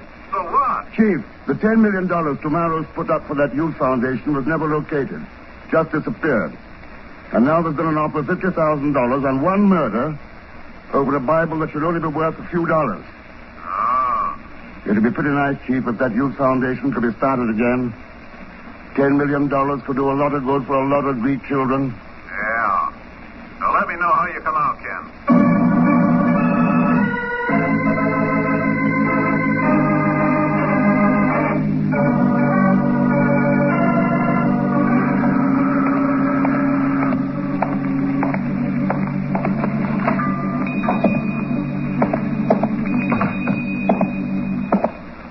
Good afternoon, sir.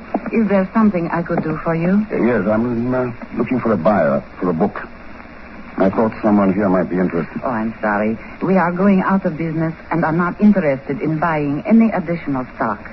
Not even a Byzantine Bible? You have such a Bible?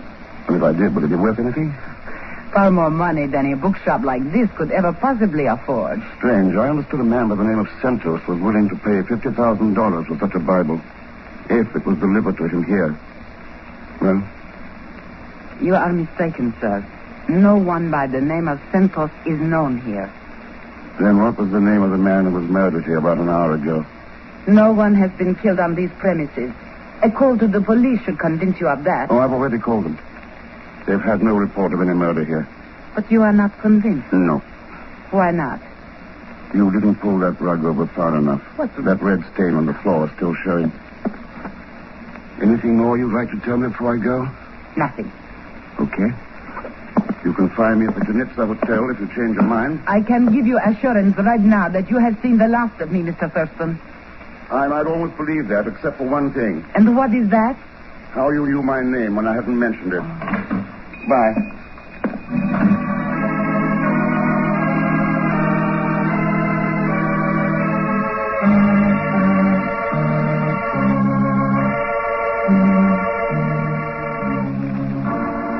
Believe me, Mr. X, I've talked to practically every crook in... every friend I got in Athens. Nobody knows nothing about any $10 million from any Tomaros Foundation for kids. What about that dead man, Santos? Nothing. Nobody ever heard of such a character in the book business. I was afraid of that.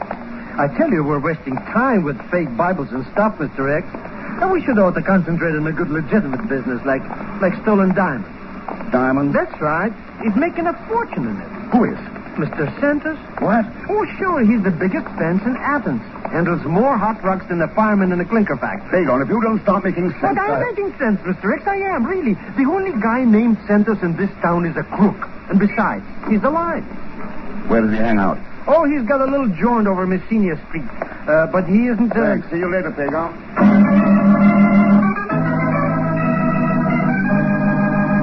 So you wish to sell me a Byzantine Bible, Mr. Thurston? I understand you're in the market for one, Santos. It would be more exact to say that I was in the market for one. What made you change your mind? I'm very fond of money, Mr. Thurston, and $10 million American is a good deal of money. However, there is one thing I value more. My life. That $10 million you mentioned, that's the money that was going to support the Cholera Foundation. It is. Then it's still in existence.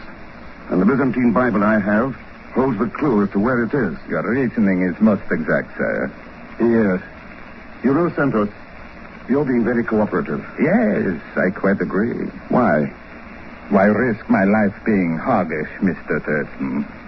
Even half of $10 million is a considerable sum of money. That's the cut you want for disclosing the secret of this Bible I have? It is, sir. Well? No deal. As you wish. I'm certain I can find someone else who will enter into such an agreement with me. That'll be pretty tough. One of you would have to get the Bible away from me first. Yes, that is quite correct, Mr. Thurston. One of us would.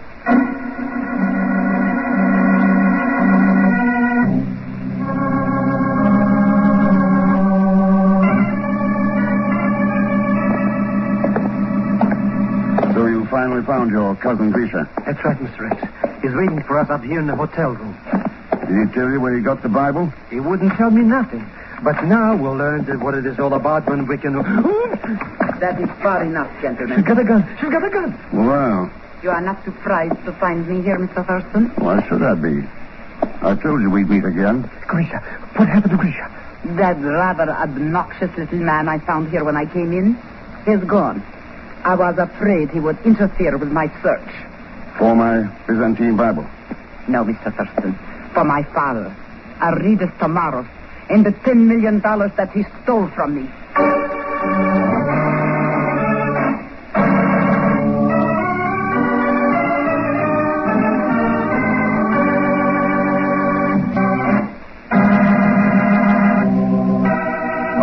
Copy of an ancient Byzantine Bible apparently holds the clue to $10 million, donated by the wealthy philanthropist Aridas Tomaros to establish a youth foundation for Greek orphans.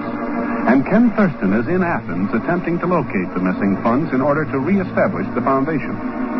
And now, in his hotel room, he and Pegon are faced by a strange young girl who holds them at gunpoint.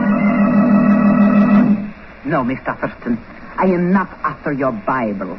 I am looking for my father, Aridas Tomaros, and the $10 million that he stole from me. So you're Aridas' daughter? Yes, Zerta Tomaros. As though you did not know. As a matter of fact, I didn't. And I didn't know your father was still alive. Or that he'd stolen $10 million from... Let's have that gun.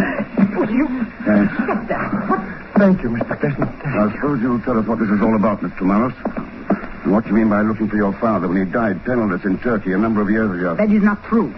He left my mother and me here to starve under the occupation, while he lived on the fat of the land in Turkey, with the $10 million he had stolen from us, from the foundation. Who told you all this? Santos? Yes, and the man who called this morning verified it. What man? Well, he didn't give his name. He only said that my father was here in town, and that he had our family Bible with him, and that I could have it to remember him by, if I was willing to pay 50,000 American dollars for it. Yeah. Where did I come in? How did you know about me? Well, when I refused his offer, that man told me I could reach him at this hotel, in your room, in the event I changed my mind. What a pack of lies, eh, Mr. Thurston? Let's take her down to the poke and lock her up for assault with a battery. No, Pegon. I have a hunch that the story is true. But how can it be? You know this Aridas Tomaros is dead. Yeah, but somebody could be playing a pretty cruel trick on her in order to cash in on that Bible. Let's take a good look at it and find out for ourselves.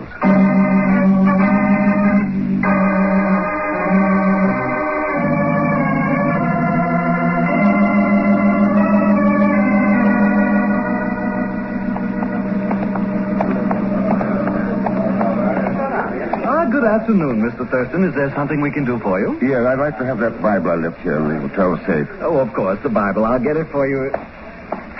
Did you say the Bible, Mr. Thurston? Yeah, that's right. But I've already returned it to you. Returned it? But of course, not half an hour ago. You didn't give it to me. Not personally, no, but your friend brought your note. Here it is with your signature on it. You can see for yourself that it is your signature. It's a perfect forgery, all right. Forgery? You can't be serious. Did this friend of mine give you his name? Oh, yes, I believe he did. I can't remember exactly, but Yes. Now I remember. What was it? Tomorrow's. Your friend's name was Aridus Tomorrow's.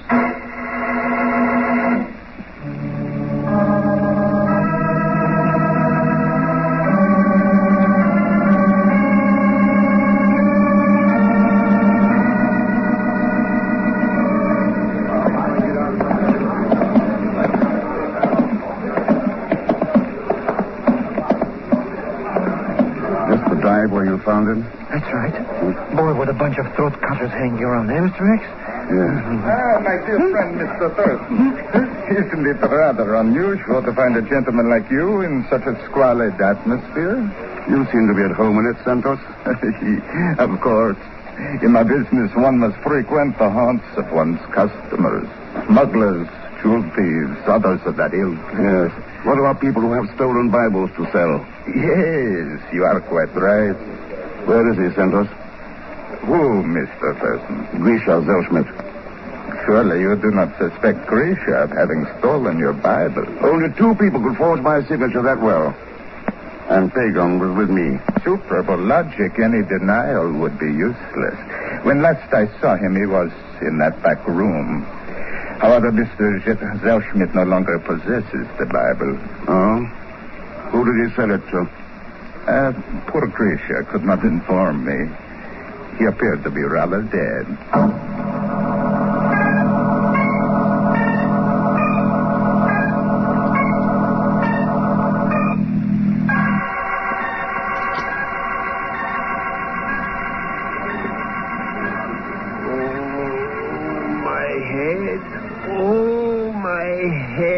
Come on, Grisha. You're all right. Now start talking about that Bible. And I want the whole story. Or so help me. Okay, I'll tell you everything I know. Everything. Where did you get it in the first place? Well, it was kind of given to me by some Turkish sailor. What? I swear it by the father of my... But it was. He owed me a couple bucks or two from a crap... from a business deal, you understand, and gave me the Bible in part payment. He'd picked it up in Turkey someplace and said it was worth a lot of money to somebody in Athens. Here. Look. Here's the paper that came with it. The paper? Let me see that. What is it, Mr. X? Listen. In the event of my death, anyone returning this Bible to the below-mentioned people in Athens will be most suitably rewarded. Well, it's signed... Aridus Tomorrow's. Mr. Thurston? Yes. And the people he named are Zerta Tomorrow's, Andrea Santos, and Georgi Pandelli. Pandelli? Who is he? Oh, he's captain of some steamship or something, a very low-class type of cheapskater. So you came to Athens and got in touch with these people? That's right. Pandelli and the Zerta cookie wouldn't have nothing to do with me. But Santos was different. First crack out of the bag, he offered me $50,000 for that faked old Bible. Well, what happened then? Well, after Pandelli knocked off Santos' pal in the bookstore, he called me. He said he was ready to do business. But you already had the Bible in the safe, so I took it and brought it here to Pandelli. Only that dirty crook knocked me subconscious and didn't pay me nothing, and that's all I know. Boy, not even in my best lying days did I ever come up with such a wallapazooza like that. Well, it could make sense, Pegon. It could? Sure. And we're going to pay a visit to Pandelli's ship to prove it.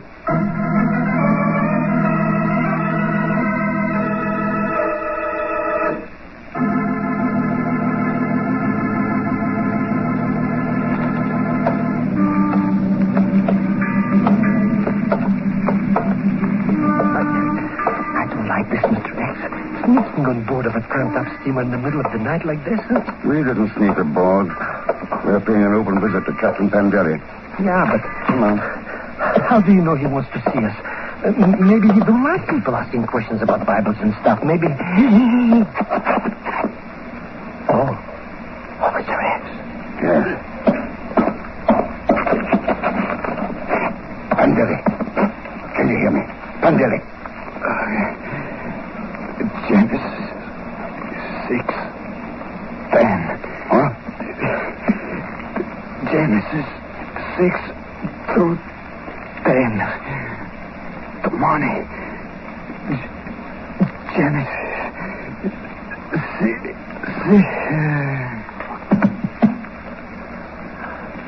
Mr. Thurston. Yes. So we got here too late. He's dead. Baba's gone. Now we'll never get the dough for Mr. Tamaro's Youth Foundation. Why give up so easily, Pegon? We've only worked on this about 40 hours. It took Noah 40 days and 40 nights. Oh, that's right. It only took Noah 40 days and...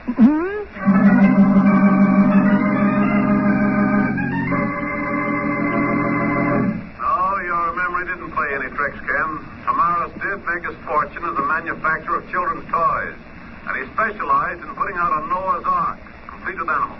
Thanks, Chief. That's all I wanted to know. Now, wait a minute. What's all that got to do with finding the $10 million, getting his youth foundation operating again? The answer is in your Bible, Chief. Genesis, chapters 6 through 10.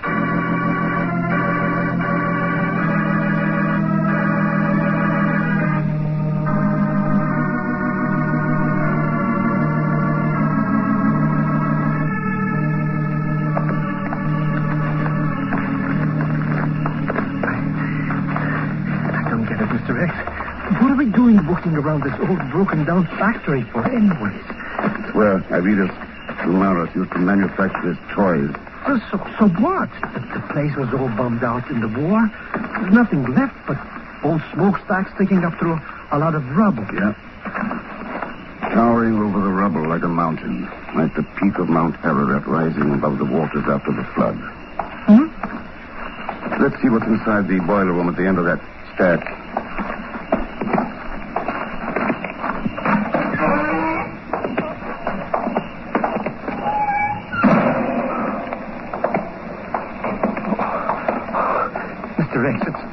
So dark in here.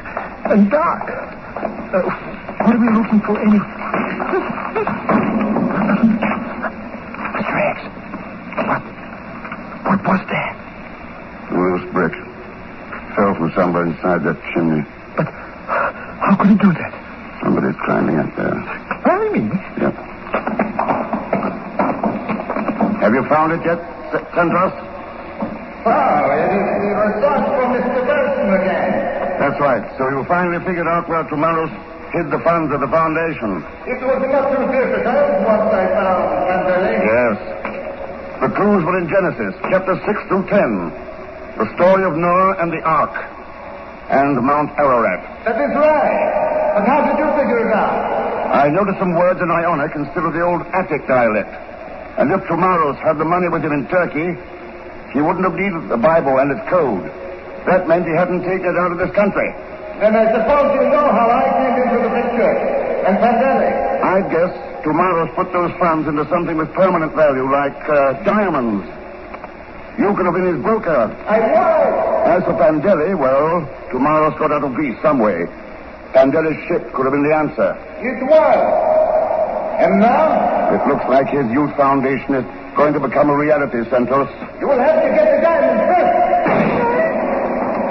I'm coming down, sir. Don't stand in my way.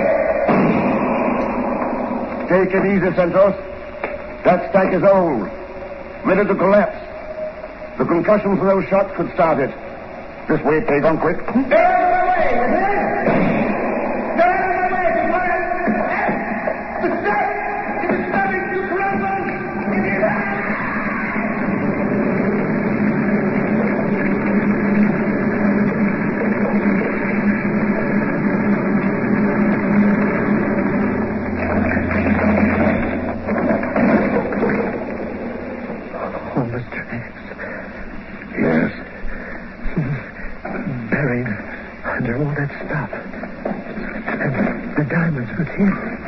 Are they? Well, sure, they... Mr. X, look. Sticking out of all those bricks and stuff. Yeah. A man's hand. Holding on to a steel string box. Looks like there'll still be a new world for thousands of Greek children rising out of the ruins of the old.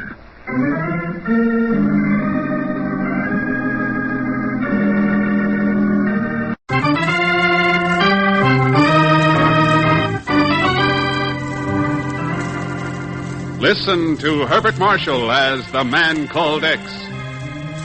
Wherever there is mystery, adventure, intrigue, in all the strange and dangerous places of the world, there you will find the man called X.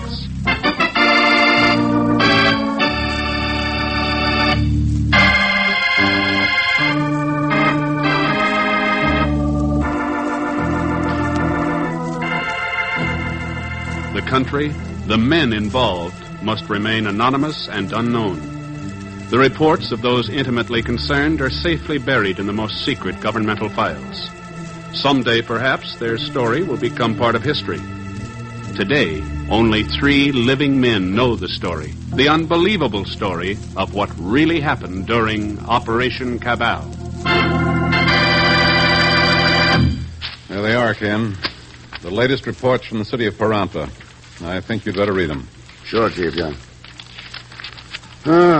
Looks like a familiar pattern, all right. Rioting in the streets, impending national emergency, unscheduled military maneuvers.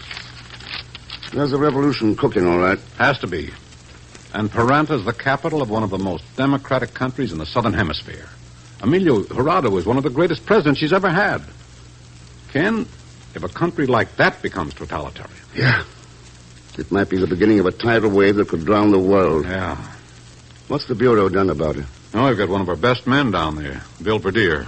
Oh. What's Bill come up with? Not too much. General Jose Lopez seems to be the leader of the opposition. Lopez? Oh, chief of their general staff, the man who wanted them to side with Hitler during the last war. That's right. What's President Jurado doing about it? He hasn't been seen in public for over a month. He may be sick, dead, held incommunicado. It's anybody's guess. Huh. So what are we going to do about it? Nothing we can do, Chief. What? Until I get to Peranta.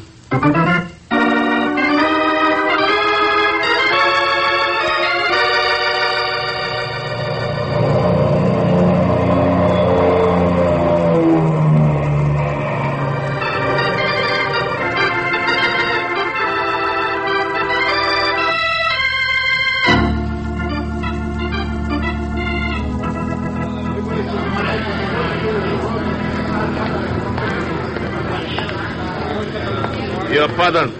You are Senor Ken Thurston. That's right. Who are you? My name does not matter. This way I have transportation available. Suppose I'd rather take a cab. The choice is not up to you, senor. Uh-huh. I noticed your pal is closing in on us. Well? Let's go.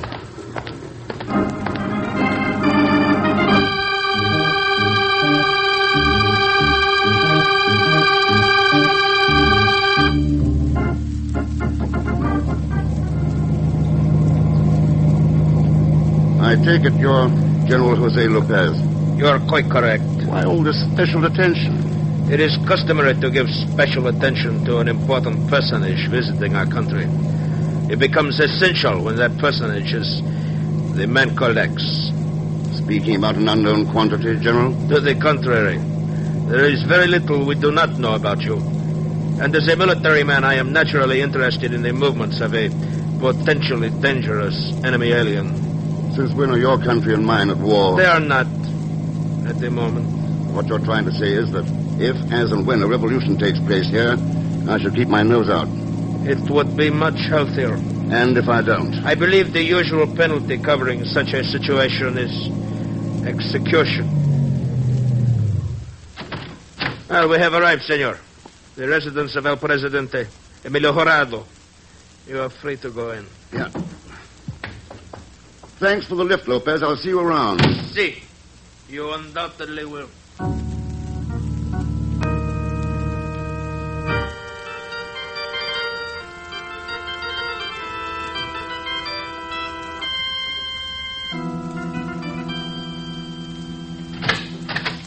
You are Herr Thurston? That's right. I am President Jurado's personal physician, Dr. Hans Tiller. Just what did you wish to see him about? That's my business, isn't it? President Jurado is not here. Then where is he? He's on a secret vacation for his health. What's wrong with him? A physician's relationship with his patient is a confidential matter, Herr Thurston. Yes. Yeah. Now, you will excuse me. I'm quite busy. The guards will show... Yeah? Good. Dankeschön. So, you came here to discuss a possible revolt against the government, Herr Thurston. Did I?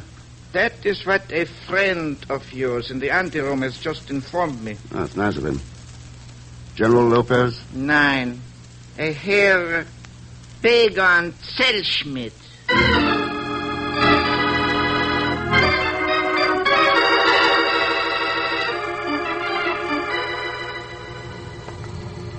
But I didn't tell the Dr. Tiller nothing, Mr. X. It was the president's guards who called him. Oh, I swear it by the father of my father, Nori. Then what the devil are you doing there in the first place? Well, where else would I go when the chief told me you wanted my invaluable services here in Paranta? You could have gone to the Rio Hotel where he told you to go and waited for me there. What for? So I could have used you as an undercover man. Now, get in touch with our agent here, Bill Vadere. He's at a flower shop on the Calle Venta. Tell him I want to talk to him tonight, after I see President Jurado. President Jurado? But I thought you didn't know where he is. I have a hunch Dr. Tiller was lying. But Jurado was right there in the presidential mansion. But they got guards all around the place. Some years ago, he showed me a passageway in the walls leading from his apartment to a gardener's cottage. But maybe the guards know about it, too. You could get all shut up or something. Oh, yeah, could be.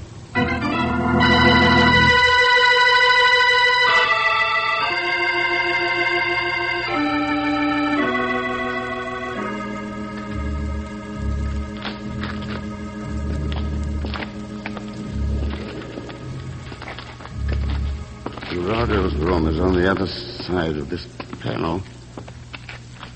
Now, if I can find that... Yeah.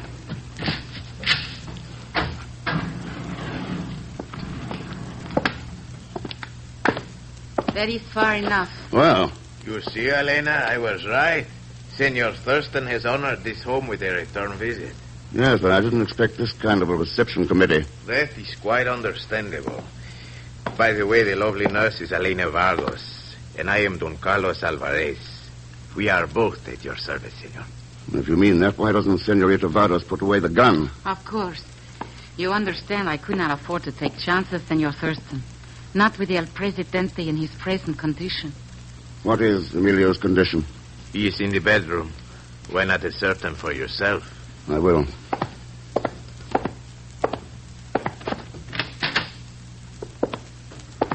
Oh, good Lord.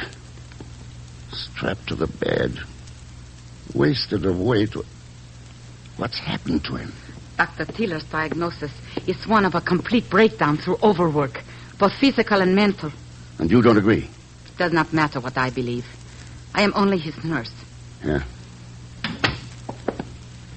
Who are you, Don Carlos? An artist, Senor Thurston, appointed by Dr. Tiller to furnish El Presidente with some form of vocational therapy. I see. President Jurado has spoken quite often of his good friend Ken Thurston, and I would deem it an honor to work toward the preservation of my country with the man called X. What about you, Senorita Vargas? I will do anything to prevent this land from being destroyed by totalitarian ideology. All right, we've got less than 48 hours to do it. 48 hours? The 27th of May, the logical day for the revolution to take place. Of course. This country's Independence Day.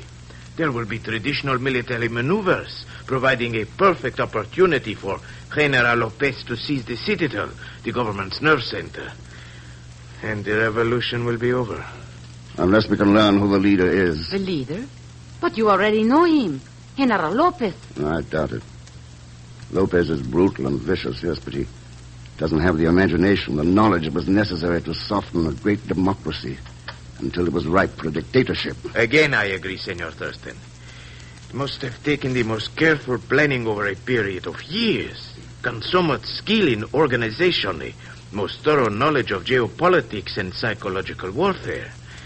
No, whoever is behind this, man or woman, is quite likely a genius.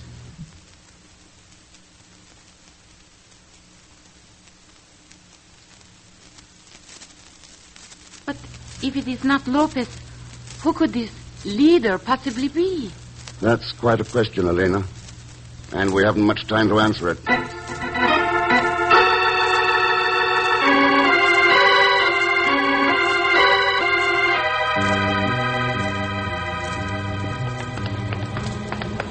Believe me, Mr. X, your worries are all over. Once a Zellschmidt puts his nose to the grindstone, he really sinks his teeth into it. So you got in touch with Bill Verdeer? You bet. And he knows all about who's the leader in the back of this revolution and stuff. Here's the flower shop now. He said if he wasn't here, he should make ourselves a... The back room. Mr. X, it's Bill Verdeer. Bill, can you hear me? Who was it? Bill. Leader. Recording. The leader. Who is it, Bill? Who is the leader? He... Recording. It...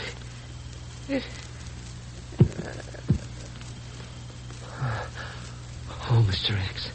Yes. Oh. Bill Verdeer. One of the best men I've ever... Hey, what are you doing with this phonograph? There's a recording on it. It may give us a clue to the leader. Bill wanted us to play it.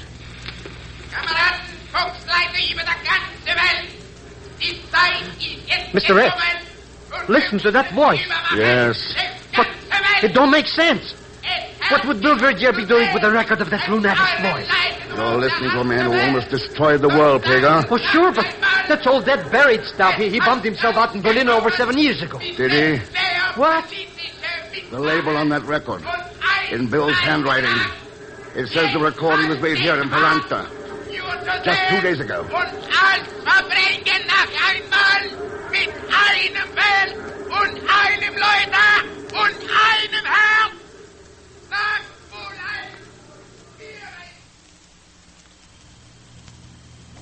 We'll return to the man called X in just a moment. Friends, as we celebrate Memorial Day this weekend, millions of cars will crowd our streets and highways. In every car will lurk an unwelcome passenger, a grim menace who will turn pleasure into tragedy if he can. The menace is death or injury in a traffic accident. So keep on the alert every instant, not only for yourself, but for the other fellow. Be extra careful, won't you? Drive as if your life depends on it, because it does. Now, Act 2 of The Man Called X, starring Herbert Marshall, with Leon Belasco as Pegon Zellschmidt.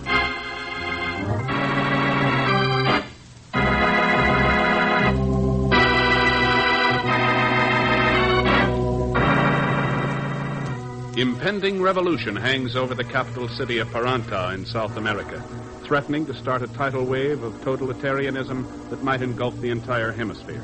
And the only clue to the possible identity of the unknown leader of the revolutionary movement is a recording made in Peranta only 2 days before. A recording of the voice of Adolf Hitler.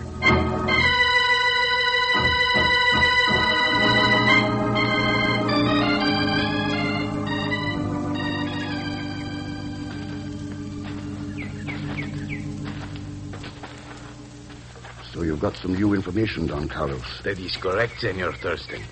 The plan is brutal, cold-blooded perfection itself. The military maneuvers will be held upon the open fields outside the city tomorrow. All prominent government officials loyal to President Jurado will view them from the headquarters in the citadel. And I suppose the Air Force is going to put on an exhibition of bombing. But instead of using mock targets on the fields, they'll bomb the citadel. Exactly, Senor. The Air Force holds the balance of power. Who's at the head of it? Of course. Colonel Luis Montalvo. How does he stand? Well, apparently he has been playing along with the revolutionists. But I believe that secretly he is in sympathy with President Jurado. I think we better find out.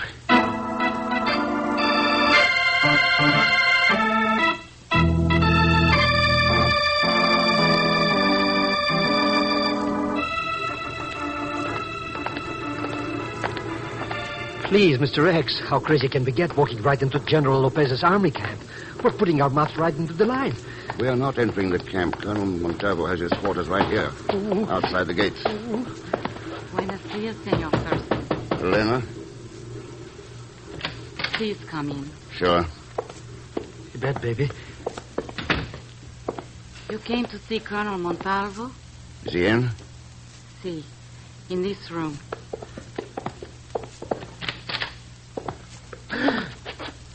Thurston. Yes. Who killed him, Elena? You?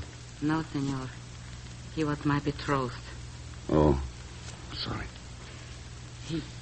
He asked me to come here this afternoon. He said he had a most important decision to make. I walked in and found him there. What was the decision about, Elena? He did not say. Only that it concerned an important speech to be made in the officers' wardroom at 3 o'clock. We were going to listen to it here, on the intercommunication system. I see. It's a little after 3 right now. Do you mind if we turn the speech on? No. No, I do not mind. Kameraden, Freundinnen über die ganze Welt. Mr. Thurston. Yeah? Seid angeschrieben in Festland, als wir müssen übermachen. In Größe Basin.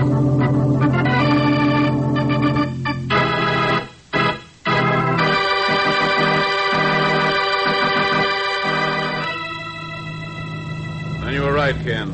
He is the leader. Looks like it, Chief. Now that Montalvo's dead, we can't even get the Air Force on our side. Looks like I came down here just in time for the funeral. I wouldn't be too sure of that, Chief. Don't forget President Jurado.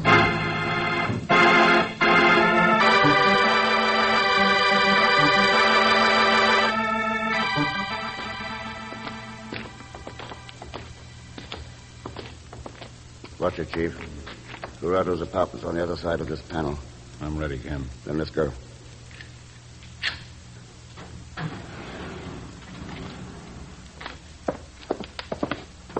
No one here. There's Jurado's bedroom. Come on. Huh? What is los? Ken, that needle. Let's have it, Doctor. Let's have it. Ah, you fools! What are you doing here? Get out, you hear? Get out! Sorry, here. Doctor. Oh. How about it? Did we get here in time? I'm afraid not. The hypo is empty. Then killers already use it on Jurado, and we don't know what it is. There's an empty ampule on this table. What is it, Ken? Morphine. Then they have been keeping him doped. Keeping him on ice until they were sure they didn't need him anymore. Yes, but they finally made up their minds. This last shot was strong enough to kill him. Then there's nothing more we can do to stop that madman from coming back into power.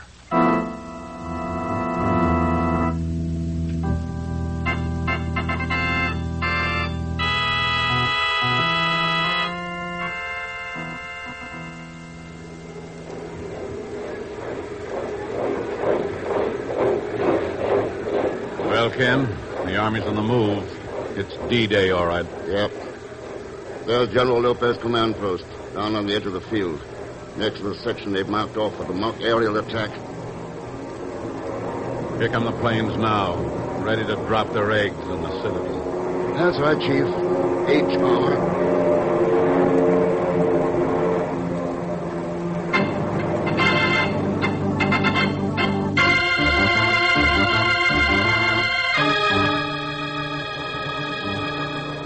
Close to the target. East made over to the right. Fighting a trip to the right there. Be careful now.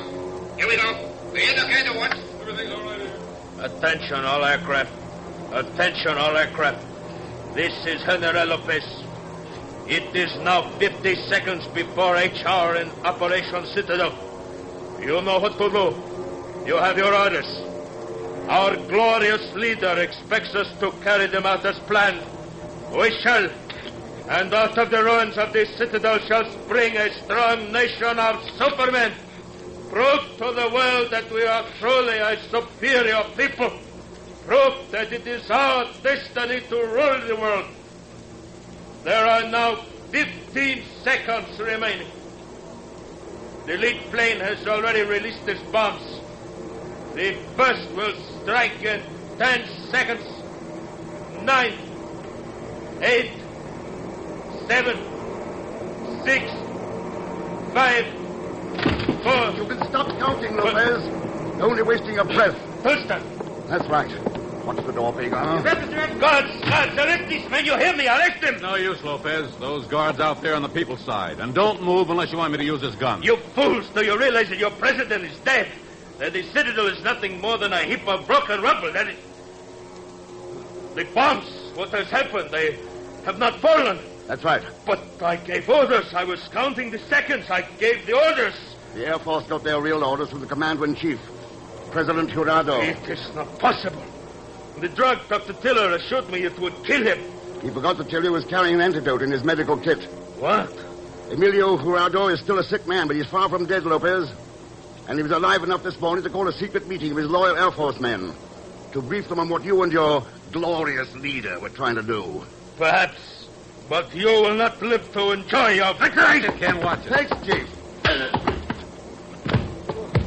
Well, I guess that does it all right, Mr. X, huh? All finished except for the shouting. Not quite, Pegon. There's still the leader to take care of. Hey, what about that crazy man? He's in the next room waiting to speak to his troops after their splendid victory. He is? Then you know who he is, Sure. Calls himself Don Carlos Alvarez. Don Carlos? But he couldn't be. He didn't even look like him or talk like him. Oh, the physical disguise was good enough, but he didn't change the man. The egomania. The big lion boasting technique that was used in Mein Kampf. It came through in everything he said and did. But... Ken. Yeah. He's out on the target field. He must have heard.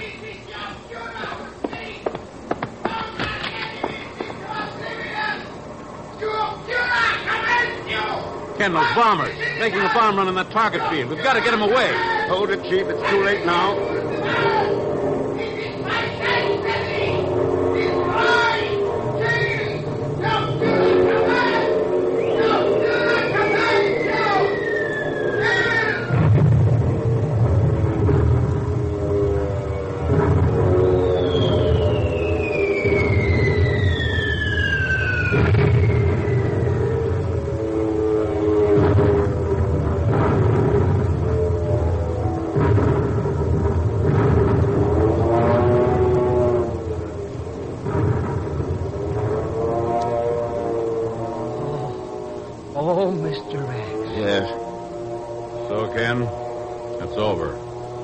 This time he's buried for good. Is he? You saw for yourself. Those bombs were your answer. Oh, we'll never have to worry about him again. I'd like to believe that, Chief. But bombs and wars have been tried before, and the ghosts of men like that still haunt us. No, there's a different answer. It was given to us 2,000 years ago. Do unto others as you would have them do unto you.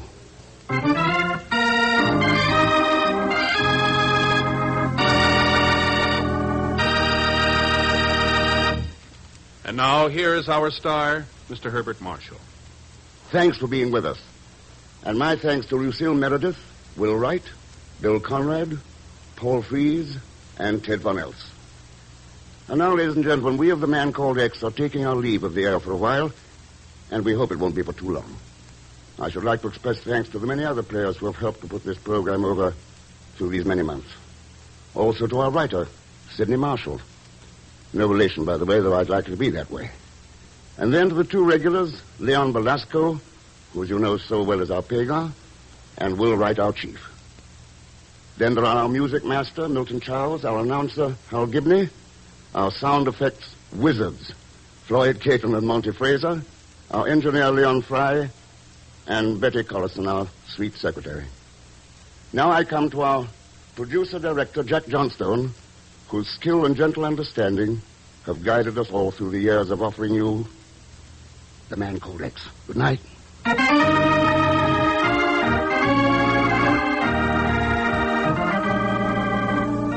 Man Called X, starring Herbert Marshall, is a J. Richard Kennedy production. All characters and incidents on tonight's program were fictitious, and any resemblance to actual characters or incidents is purely coincidental. Hal Gibney speaking.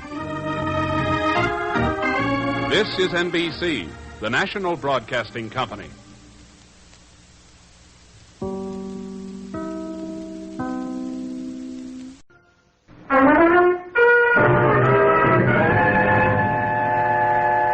It happened on a moonless night near a peaceful oasis on the vast South Arabian desert. One moment, the small, well-piloted plane was coming in for a quiet, uneventful landing. And the next...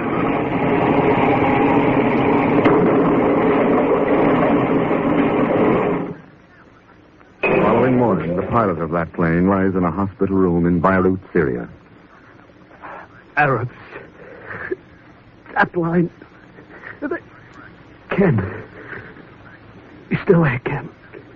I'm here, Jack. Go on here. Guns. Somebody's smuggling guns. Explosives. Can't let him, Ken. Can't let him destroy tap line. Who's behind it, Jack? Who's smuggling these guns into the Arabs? Who's after the tap line? Mud. Red mud. What about red mud? Red mud. Stop me, Ken. Stop. Jack. Okay, Jack. I'll see what I can do. Oh. Looking for someone? Oh, why, yes. I was looking for the room of Mr. Jack Buckley. You might find that easier by looking for the room numbers above the doors, not by leaning against them. Oh, yes, I see. What did you want with Jack, Miss... Antia. Marilise Antia. I'm Jack's fiancée. I've just heard of his accident tonight. But you have just been in his room. Tell me, how is he? I'm sorry, Miss Anzia. So he is dead. Jack is dead. So young, so much to live for. And now he has been killed by the hand of fate. That's one way of putting it, Miss Anzia. What do you mean? Somebody pumped 2 bullets into his back.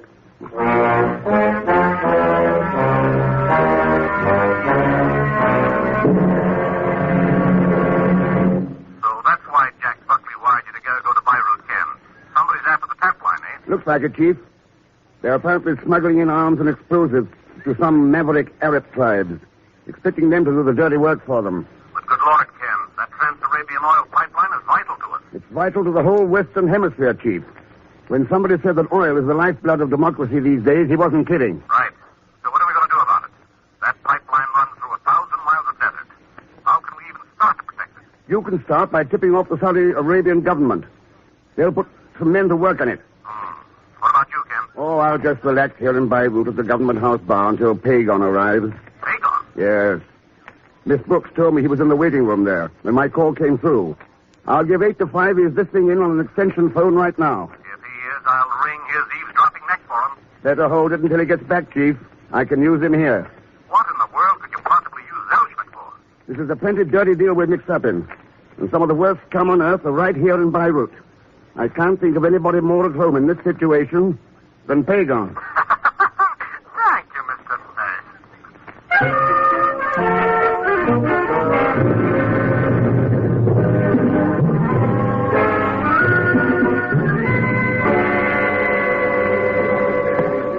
Here you are, Thurston, Effendi. A martini with onion. Thank you. Keep the change. 1,000 thanks, Effendi. 1,000 thanks. Well, it's very funny. Waiter. Oh, waiter. Yes, Edwards, Effendi. Scotch and soda for the young lady and myself. Your best Scotch, you understand? Yes, Effendi. A burra peg for you, Hassan. A burra peg, Stephen, if you please. It's not what I please, Hassan. You're the one who has to drink this filthy stuff. That right, Marilise? Stephen, darling, on such a wonderful evening as this, I could not disagree with anyone about anything. Not with Hassan over his burra peg, nor with Mr. Thurston over the onion in his martini. I was wondering if you remembered me, Miss Anzia. How could I forget, considering the circumstances under which we met? I should like to have you meet 2 friends of mine, Stephen Edwards and Hassan Al-Kar. Gentlemen, this is Mr. Ken Thurston. How do you do? How are you? American, eh, Thurston? That's right, Edwards. I suppose you're in the oil business. In a way, yes. And your recommendations are complete. You're in oil, you're a friend of the delectable Marilise. And I'm sure you'll be delighted to attend a house party I'm giving at Merzwa. Merzwa? Yes. A large oasis in the Saudi Arabian desert, Mr. Thurston. Stephen has a home there. It has become a mecca for those interested in oil. Oh. Yes, a quite democratic one, too. Stephen has entertained all classes, from King Ibn Saud down to lowly construction engineers such as Jack Buckley. I see. Well, will you join us at Merzwa? That will depend on how some business turns out for me here. Suit yourself, Thurston. Your drinks are ready, Edwards, Effendi. Good. We'll have him at that table in the corner. Come on, Marilise, Hassan. This place gets more depressing by the minute. Of course, Stephen, darling. I do hope you will be able to make it to Merzwa, Ken. I think you will find it most interesting. Yeah? And I should like to express my hope to see you there, Mr. Thurston. Also, to add a slight note of warning. Warning? Yes. One must beware of mirages on the desert. Please do not disregard them as did Jack Buckley. You see, he was flying to Mizwa when the accident occurred.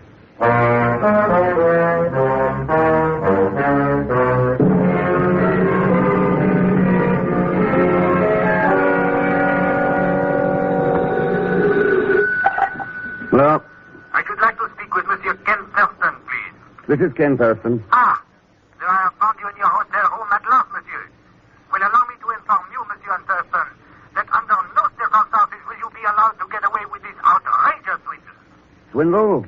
What else would you call this bare-faced attempt to bring 500 empty brass watch cases into my hood? Brass watch case. Just who are you, anyway? My name is Norbert. Lucien Norbert. French Customs Office. Oh, that explains it. It does not explain anything to me, monsieur. Are you in your office, Norbert? That is correct. Good. Then just hang on to Pegon Zellschmidt until I get there.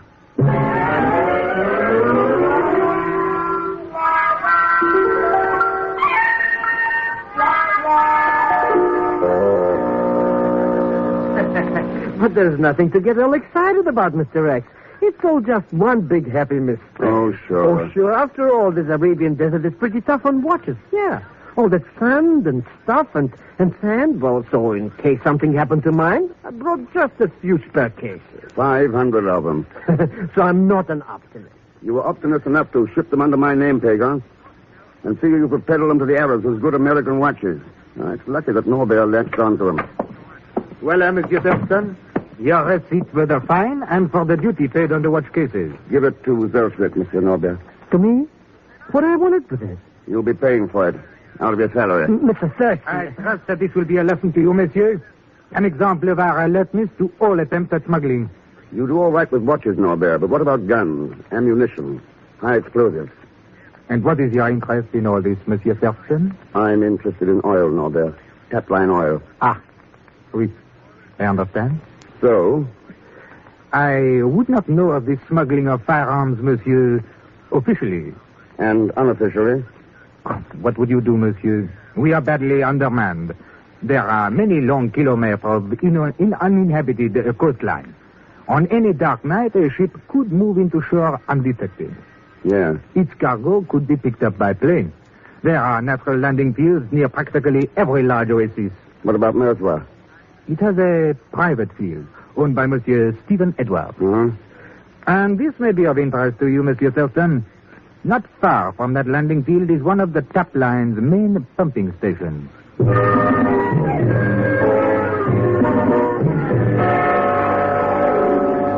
Makes it a bit awkward, Thurston, this late decision of yours to come to my party at Mizwa.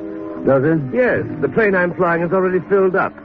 But I have another one here in Beirut. You can fly out yourself if you want to tackle it. Why not? Good. There's radio to clear the field when you're set to come in, and we'll welcome you with open arms and a raised glass.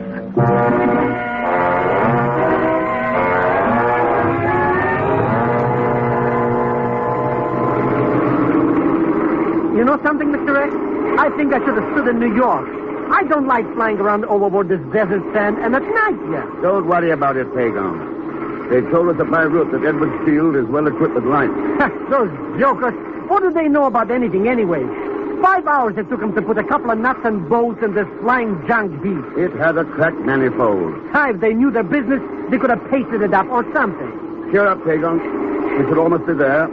I'll see if I can raise them. This is Thurston calling Edwards at Mizwa. Thurston to Mizwa. Can you read me? Over. We read you loud and clear, Thurston. We can hear your engine, too. You must be close enough to start setting down.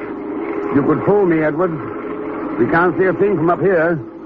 I'll have the landing lights turned on. There's no wind and plenty of runway, so you shouldn't have any trouble. Happy landings. Over and out. We're falling. Oh, relax, you idiot. We're only going in for a landing. Landing on what? Who can see anything down there in all that blackness? There are the lights now. And the runway's right between them.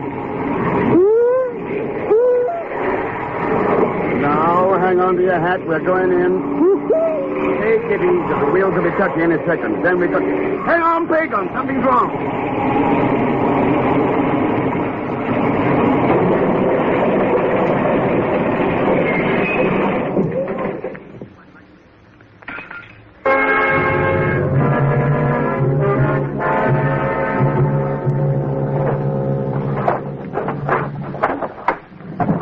Pegon? You okay? Pegon. Go away, don't bother me. Huh? I just found an angel who's a sucker for empty brass watch cases. I'm sorry, Pegon. You're not dead yet. I'm not? But after that crash, I gotta be. That's what somebody else thought. Come on. Let's get out of here. What happened anyway? Somebody threw us a curve. Huh? Hey, what kind of a runway is this? Nothing but sand. That's right. But the custom guy that Lucien Norbert said there was a good landing field in Merzois. Well, there probably is, but this isn't Merzois. Please, Mr. Ellis, don't be playing 64 questions with me. I told you someone threw a curve at us, Pegon. By stringing portable landing lights out in the middle of the desert. But what kind of a joker would do a thing like that? Don't you know he could kill somebody that way? He knew it, Pegon. Then why did he... Oh, Mr. X. Let's start walking. I think we'll find the rest of the answers at Merzois.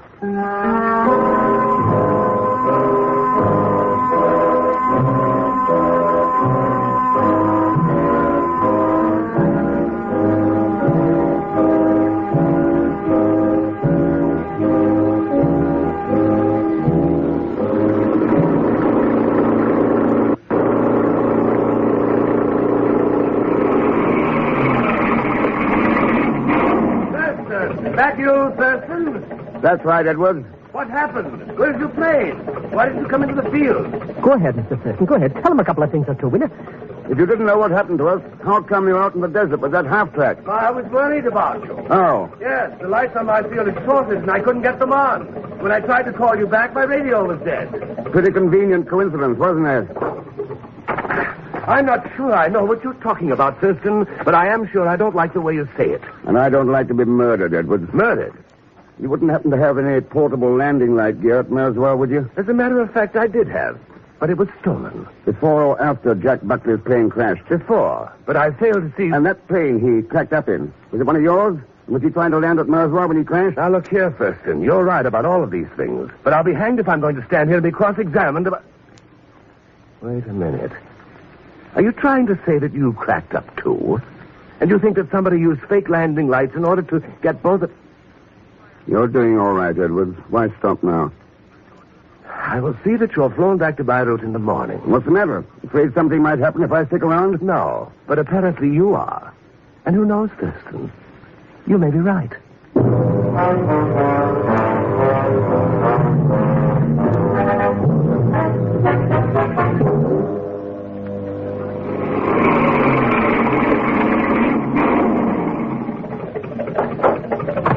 I did promise you a drink when you arrived at Merzois, Thurston. If you care to join me, I'll be in the bar. Make mine a triple scotch, Mr. Edwards. Sorry, Pegon. You've got work to do. Work? I want you to snoop around here, talk to the servants, learn whatever you can about smuggling, particularly arms and ammunition. But, Mr. Get started, Pegon. But...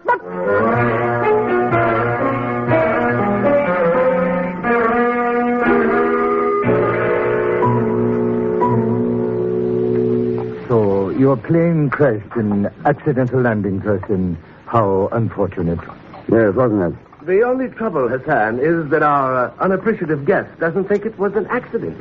But what else could it have been, Stephen? Ask Thurston. He's the one with a suspicious mind. Let's skip it, Meredith. Maybe that crash shook me up a little too much. Maybe I'm seeing things around there. A change of heart, Thurston, or a cover-up? They're your questions, Edwards. What do you think? Here's your drink. That discharges my duties as a host.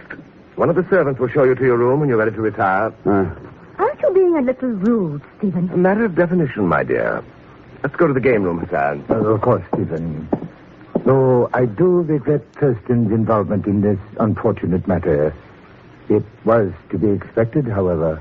Was it, Hassan? It is only natural that Western strangers run into difficulties when they attempt to pry into Middle East affairs. See you later, Thurston. Yes. Coming, Meredith? Stephen, I I feel badly about... Are you coming, Mary? Yes, Stephen, of course. Good night, Thurston. Ken, there is a fountain at the rear of the garden. Meet me there in 10 minutes. Huh? Because you are right, Ken. Someone to try to murder you. They murdered Jack Buckley. And I can tell you who that someone is.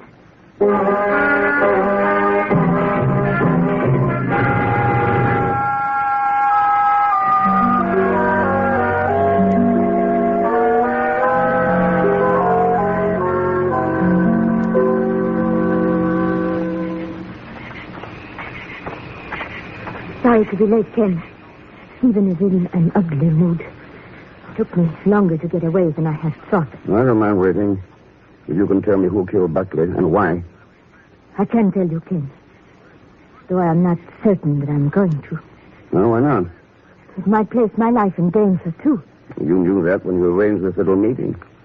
I think it only fair that I be paid for the risk I take. Oh, so that's it. What else did you think it could be, darling? How much, Meredith? $10,000. Oh, you don't come cheap, do you? Building the tap line wasn't cheap either. Where's the cake? No dice, Meredith.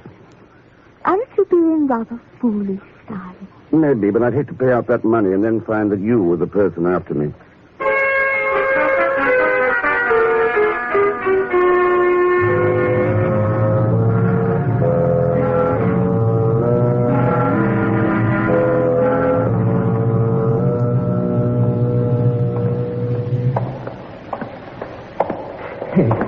Why are we wandering around in this airplane garage anyways, Mr. Thurston? Well, I wanted to see what kind of plane he said was flying out here.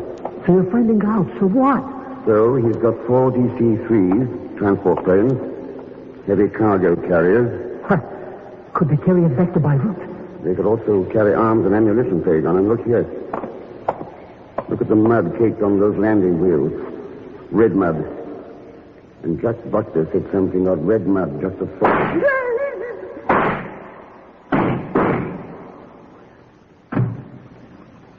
All right, now. Come on, Pegon.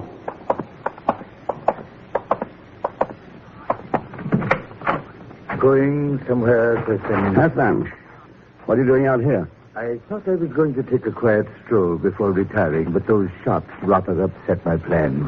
I don't suppose you know who fired them. It was not I, Thurston, if that's what you are thinking. But I did see some shadowy figures slip away in the darkness. Ah. You have had your share of difficulties out here, haven't you?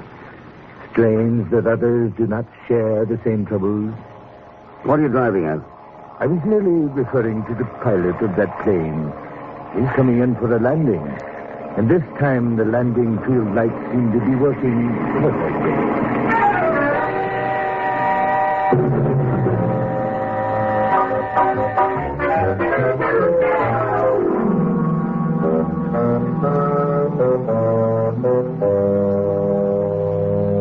So you've got good news for me, Norbert? Oui, Monsieur Thurston. That is so. Those who were smuggling arms into the Arabs have been apprehended. A small group of illegal operators in Beirut. So you need have no further concern. Your troubles are over. Very considerate of you to fly to Merthyr with the news, Norbert. You could have radioed me. Ah, but I did not come here merely for that, monsieur. I am on duty for the Customs Department. Huh? Oui, the captured men revealed that they have a cache of arms and ammunition at Le Lac Rouge. Le Lac Rouge? Mm-hmm. A small oasis some 15 miles from here. It supplies water to one of the tap line pumping stations. How come it's called the Red Lake, Norbert? Oh, the color of the water, monsieur, is caused by some chemical in the soil. The entire shore is of red mud.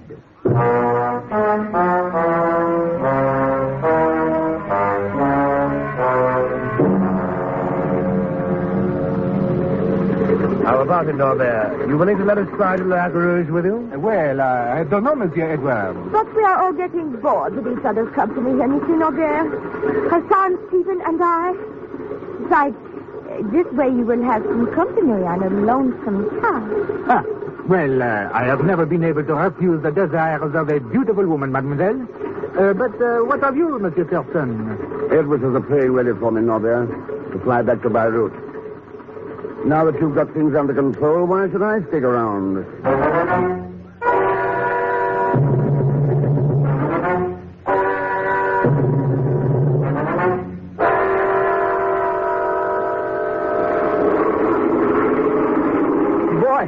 am I glad to be going back to Beirut. We are not heading for Beirut, Pegon. Huh? What do you mean we're not? Mr. X, it's ganging up on us. We're going to cross again. We're going to cross. Not this time. We're just going in for a dead stick landing. Landing? Landing where? On a natural landing field near the shores of the Lac Rouge.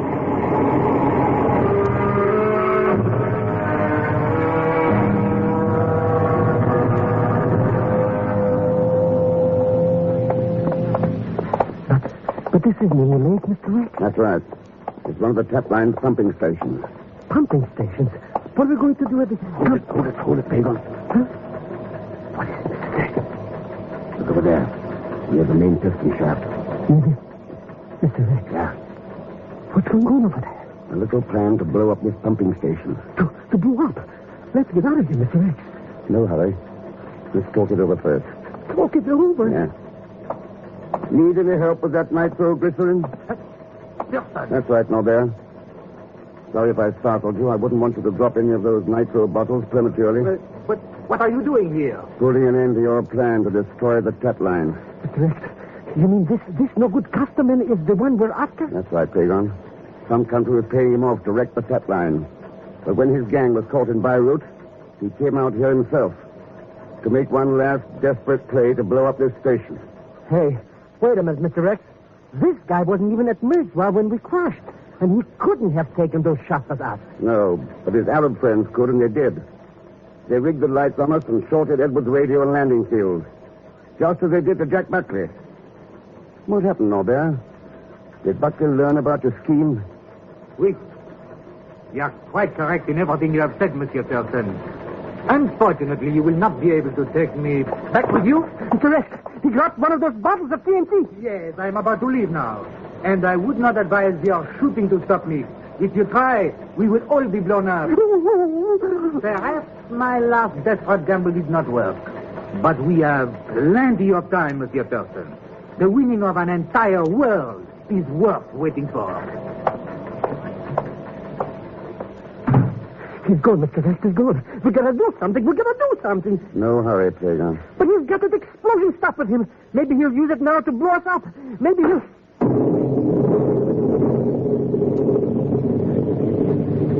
Mr. Rex. What was that? I told you there was no hurry. Hassan's bullet took care of that nitro. And Norbert. Hassan's bullet? But what did Hassan have to do with this? That's what the French and the Arabian governments pay him to do, Pegon. You mean he's a desert G-man? That's right.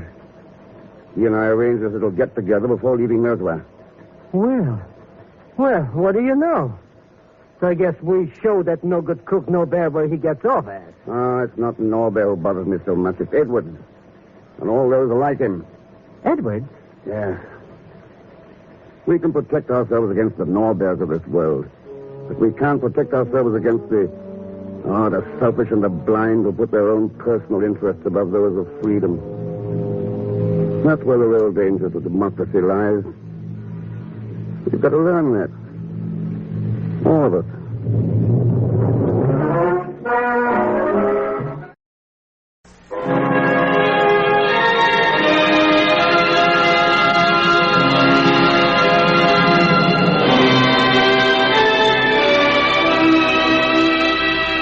Hello there, welcome to the golden age of radio theater. Join us now as we turn back the clock to relive the golden moments of radio's yesteryear. I'm your host, Victor Ives, and this time we have A Man Called X starring Herbert Marshall from December 16th, 1950, which will take us to Strausberg, Austria, and then The Great Gildersleeve from 1945 as Gildy insists on obedience from Leroy and Marjorie, his nephew and niece.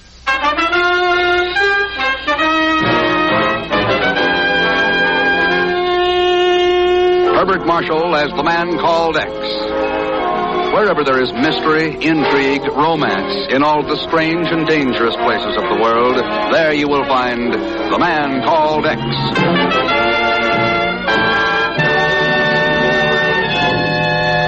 It's nothing at all unusual for Ken Thurston to come hurrying into the office of the Bureau in New York City. But what is most unusual is the receptionist he finds there this morning. Hello. Well, hello. What happened to Miss Brooks? She had to step out to powder her nose. Oh, I see. Shall I announce you? I know all about these thingamajigs. Good. Just tell the man on the other end of that thingamajig. Oh, I know who you are. Really? Sure. You're the man who's always going somewhere. Who told you that? Daddy. He says you're the only man in the world who could answer all my questions about places and people. Daddy never has time to answer any of them. Oh? He's always working in his laboratory. Oh, wait a minute. Now I remember you. Honest? Of course, your father is Dr. Simon Markov. The eminent physicist. And I'm Marilyn. You came to Mommy's funeral that time. Yes. Marilyn, since you're so interested in places and people, how would it be if I sent you a souvenir for my next stop? Oh, would you? I love even just hearing from faraway places. It's a promise, then. We live in Schenectady. That's in New York. I'll write down the street address. Oh, no, you don't bother. After all, I'm the man who's supposed to know all those things. Now, how about announcing me? Oh, sure. Yes, Miss Brooks? Mr. Thurston to see you, Chief. Huh? Miss. Who's out there, anyway? I can explain everything, Chief. Oh, Ken. Glad you're here. Dr. Markov, good to see you again. Mr. Thurston, I cannot tell you how grateful I am to you and the Chief. You make it sound pretty serious. No, it is worse than that. Worse than anything that I could ever have imagined. Security leak, Ken. Oh? Anything to do with the doctor's experiments on a new type of atomic reactor? Oh, you know about that? Guess I'm not the only one. Mr. Thurston. Ken, yesterday in Strausberg, a man was shot down while resisting arrest. Turned out to be a red messenger, a courier. Yes, and I still cannot believe he should have had on him information about my experiment. It is impossible. Doctor, it's about time we in the West learned that the red espionage system specializes in the impossible. But every precaution was taken. Now, what can they do but suspect me? Especially with my old-world birth and background. This is a lot more important than just you, Dr. Markov. Oh, believe me, Mr. Thurston, I did not come seeking your help because I know, Doctor, I know. Tell Marilyn I'll be sending her that souvenir from Strasbourg.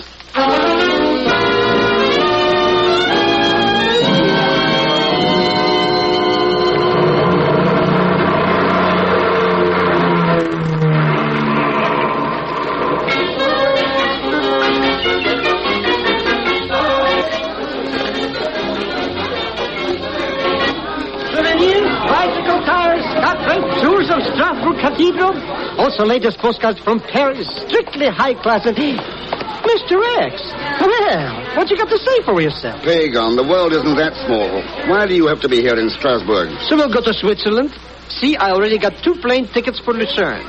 What about Lucerne? The plane leaves in an hour. Why, I was almost beginning to think you wouldn't make it. Pegon, what about Lucerne? Well, I was in Paris working on a big deal. Yeah, of course, the postcards. And you understand how it is with me, always with my nose under the groundstone. So when I hear about this red courier business, right away I say to myself, how much is there in it for me? Well, I'm only fooling about the money. You certainly are. Except for expenses, of course. And don't forget the 500 francs. What, 500 francs? That I had to give to my bosomy friend, the Chisler, for telling me that the red messenger fellow came to Strasbourg from Lucerne. Hey, where are you going? Inside. To see if you got your money's worth.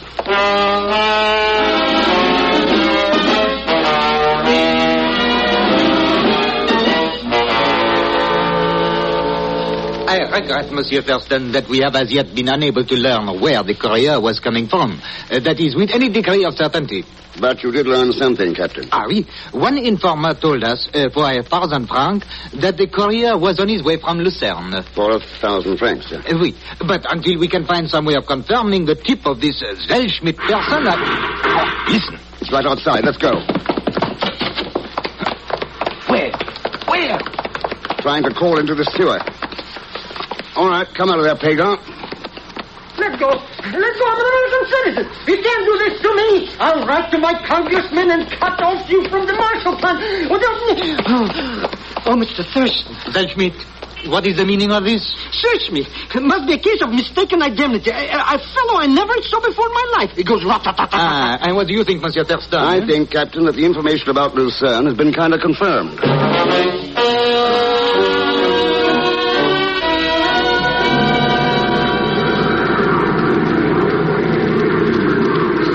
So you wouldn't believe me, Mr. Thurston. All right, so I proved it to you. At the risk of my life. Absolutely, the red agent came to Strasbourg from Lucerne. Pegon, don't you usually charge for your information? Huh? That man right across the aisle from you, pretending to be asleep. He hasn't missed a word of your broadcast. Yeah? Well, I'll tell him a thing or two. Say, I know that joker. That takes care of his reputation. Sure, I know him. Zellschmidt never forgets a face. How about a name? All right, I'll tell you. Well? Just a minute. Hey, you, wake up. What? Good to see you again. Good to see you. Hey, what's your name? I have never seen you in my life. Now, why do you want to know my name, please? I am Pegon. Pegon Zellschmidt. Now you remember. Pegon Zellschmidt. No. Look, enough is too much. I never forget a face. Or a name.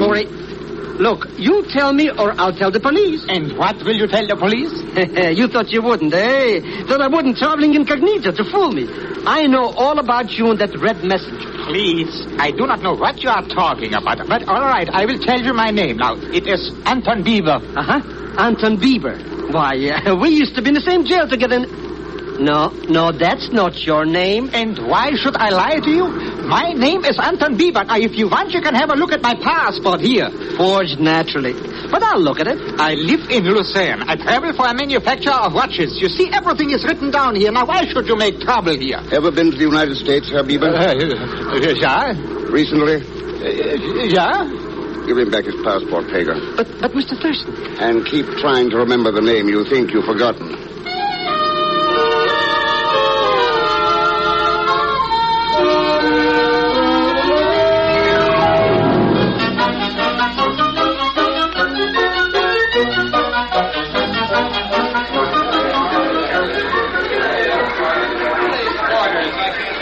Look at him, Mr. Thurston. Can't wait to get away from the airport. And him trying to tell me his name is Anton Bieber. When I knew it's Mr. Thurston. Well, Pegon? I thought of it. I mean, almost. Oh, come on, or I'll leave it behind, and I don't mean almost. But now it's right on the tip of my tongue. Mr. Thurston, may I have a word with you? Oh, I wish you would. I'm a newspaper woman, Vanya Sabine. Your name was on the flight list from Strausberg, and I wanted... Pleased to meet you, Vanya. I am Pegon Zellschmidt. Anything you want to know, just ask me, huh? I will. Suppose we get out of this crowd. What newspaper are you with, Miss Sabine? Oh, none in particular. I'm what you call freelance. Huh? I thought there might be a story in your mission. Oh, sure. What makes you think I'm here on a mission? Lucerne is a good place for the health. Not always. May I quote you on that? That should have been my question. Well, maybe you've still got others. One in particular. What about the Red Courier who was killed in Strasbourg? Yes. What about him? Maybe I'll have better luck interviewing you next time. If there is a next time, Mr. Thurston. Hey, you know something, Mr. Thurston? She's got the classiest front page. Yeah, what? What's this? Piece of paper stuck on your coat pocket, so what? It wasn't there when we got off the plane. Probably that luscious lily or somebody that pushed up against you in the crowd. Oh, it might mean nothing. Then again, it might mean we're near the other end of the Schenectady line. 10,000 in American dollars. Number 60, Holbeinstrasse. Midnight.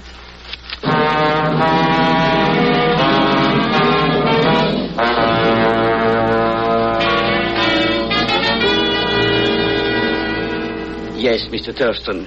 We have now definitely established the fact the Red Courier was here in Lucerne the night before he went to Strasbourg. We are sparing no effort in pressing our investigation. Inspector, what about the girl? Vanya Sabine? Oh, on her we have complete dossier. Yeah, I thought you would. At various times she has been suspected of espionage activities. Only suspected. What about Anton Bieber?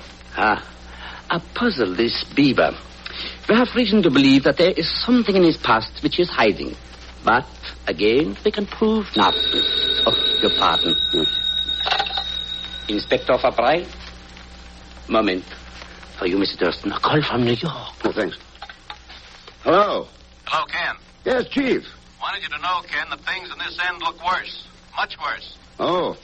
Everyone who came into the slightest contact with Markov during his experiments has been given a clean bill. And from the nature of the information found on the Red Courier, the opinion here is that it could only have come from Markov himself. That does look bad. One thing, though, he still maintains his complete innocence. Tell him something from me, Chief. There is such a thing as being too innocent.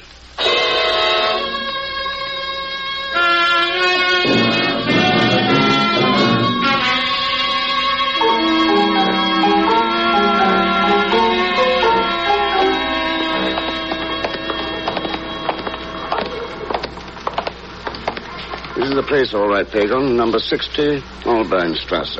But it's an apartment house, Mr. Thurston. How are we going to find out who we're supposed to meet? Only one light burning on the lower floor. But that's where the concierge lives. Coming?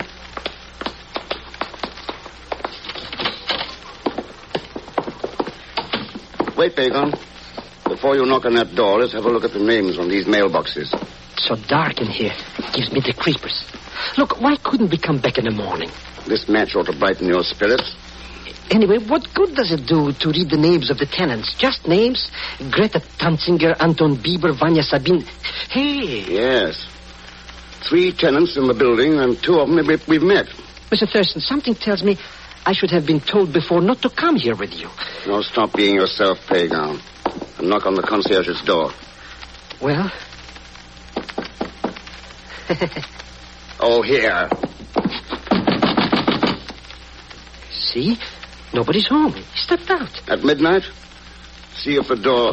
Yeah. But maybe he wouldn't like us for 2. So that's why the concierge didn't answer. His head. Oh, did he get bumped? Can't have been dead very long. Oh, something clenched in his fist. Mr. Thurston, why don't we just call the police? Get down, Pegon. My age, to die so young. Crawl out from under that rug and look at this. Just a tiny scrap of paper. Yes, a tiny scrap of paper. But it happens to be the postmark from a letter. A postmark that reads, Schenectady, New York. We'll return to The Man Called X in Strausberg, Austria. Now the conclusion of The Man Called X.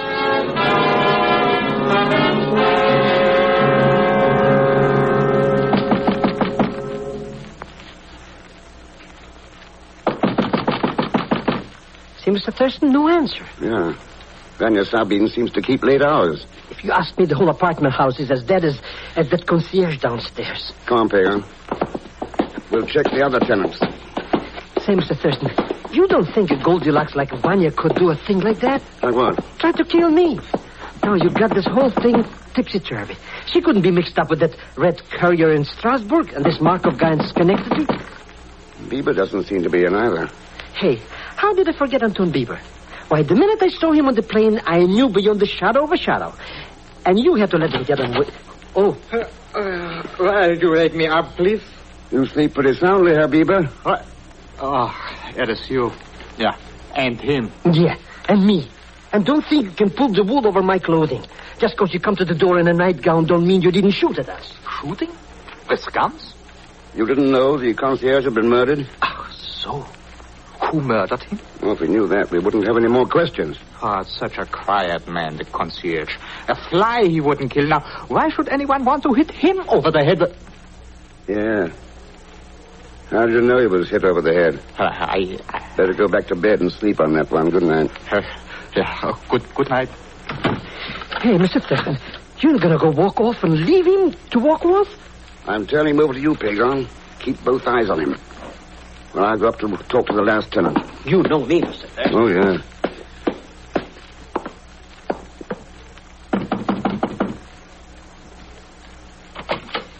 Fräulein Totziger? You are with the police? You heard the shooting, then? I have been afraid even to look out of my door. But forgive me, My name's Ken Thurston. Oh, and you are an American? Yeah. Yes. You see, for most of my life, I have been a teacher in the Lucerne schools. Languages? You lived in this apartment house long? Almost, yes, 10 years. The same concierge all that time? Oh, yes. Herr Weisser has been concierge here from the very beginning. The gunfire. It was Herr Weisser. Yeah. He's dead. No. Can you think of any motive? Why, no. Yes. Lately he has acted different, furtive almost. But that it should have come to this. The other tenants, Fräulein, what can you tell me about them? Oh, we say hello in passing, but that is all. Herr Bieber moved in about 1 year ago. That girl has only been here 3 months. You don't approve of Vanya Sabine? In my time, a girl had different standards. But I would not dream of accusing her. Uh-huh. Thanks, Fräulein. Please, Mr. Thurston, may I ask a favor? Sure. Could you come to speak to my class? My pupils are so interested in America. I try to do everything I can to make them pals with this great nation of yours.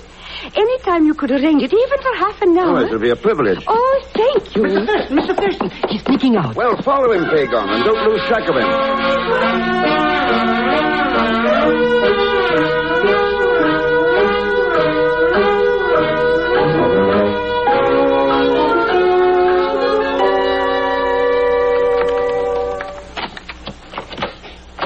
Morning. Well, Mr. Thurston, it isn't often that news sources force their way into my apartment. No, I don't imagine so.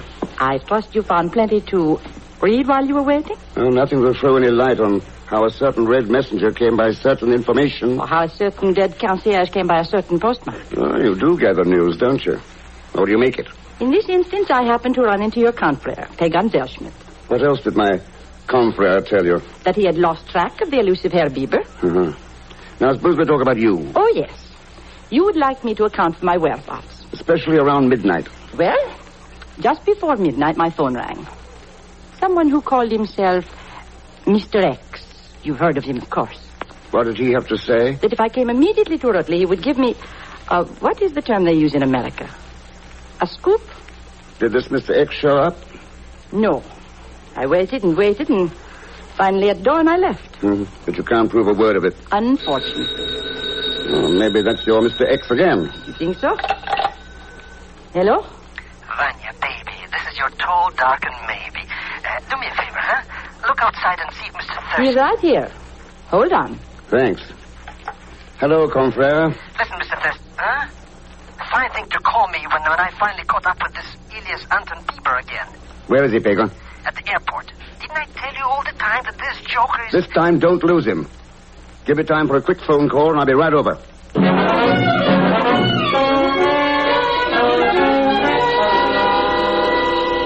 But why did you persecute me? Is it a crime to buy a ticket to Berlin? I suppose, Herr Bieber, you were rushing to Berlin to sell watches. And what else? Listen to that subversive. Well, this time we got the goods on you, and I don't mean watches. Mr. Thurston. Inspector. 1,000 pardons, Mr. Thurston, but I could not help the delay. Well, if you'll take over now, I'll be going. Where will you be if I should have to get in touch? The post office. Huh? What's with the post office? Letters, Pegon. At least one in particular. About the post office, Mr. Thurston. A curious thing. Yeah? The reason for my delay. There has been a mysterious attack upon a postman. The postman assigned to number 60 Holbeinstrasse. How did you know? Tell me, Inspector. Is he... Yeah, at the point of death. When they took him to the Vierwaldstätter Hospital, he was unconscious. Hey, Mr. Thurston, wait for me!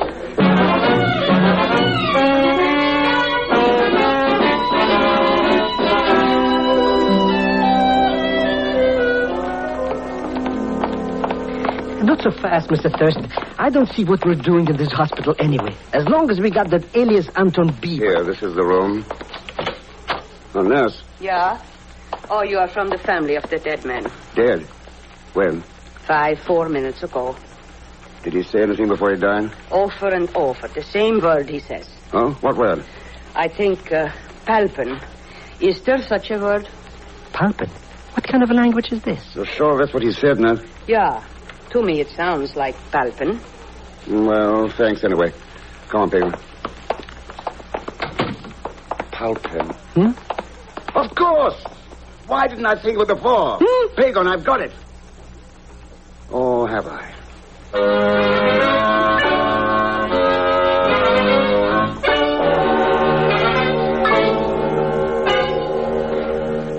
Yes, operator, I'm still waiting for that call to be put through. Well, I suppose you three are wondering what this is all about. Just so there's a story in it. Oh, I think I can promise you that, Vanya. As for me, Mr. Thurston, I only wish that my pupils could be here with me. Oh, how excited they would be to listen in on a transatlantic telephone call. Maybe some other time, Fräulein. Look at it, alias Anton Bieber, Mr. Thurston. Got nothing to say for a change. That's just as well. Okay. Go ahead with Schenectady, New York. This, as you Americans say, had better be good. No, Vanya. Hello, Dr. Markov. Ken Thurston. Oh, Mr. Thurston, you have learned something? I'm always trying to learn. You're calling from Lucerne, Switzerland. Yes. Happen to know anyone in Lucerne? No. Sure? Positive. Thought you'd say that. But, Dr. why do Markov. you ask? Is your daughter awake? She's right here at the telephone. When she heard that you... Put her on, please. Hello, Marilyn. Hello? Is that really you, Mr. Thurston? Talking to you from Lucerne, Switzerland. Oh. Tell me, Marilyn, you know anyone there? Here? Oh, sure. Living at number 60 Holbeinstrasse? Uh-huh. One of my pen pals. And did you play a little game with this pen pal, a game in which you copied down things from the papers in your daddy's study? Why, Mr. Thurston, how did you know? That was our big secret. You had better hang up now, Mr. X. Huh? What did you say, Mr. Thurston? I didn't hear. Sorry, Marilyn. Got to hang up now. Your pen pal is pointing a Luger at me. The nurse told me you were at the hospital, Mr. X. You were very clever to have realized that the postman was not saying pal pen, but pen pal. Too bad I wasn't clever enough to get you before you got him and the concierge. That is because I am even more clever than you are. So clever, in fact, that I will live on to have other innocent pen pals, from whom I will coax other secrets, which will bring top prices in the espionage market. Try to follow me, and I shoot. Auf Wiedersehen. Mr. Thurston, quick, before she gets away. Don't bother, Pegon.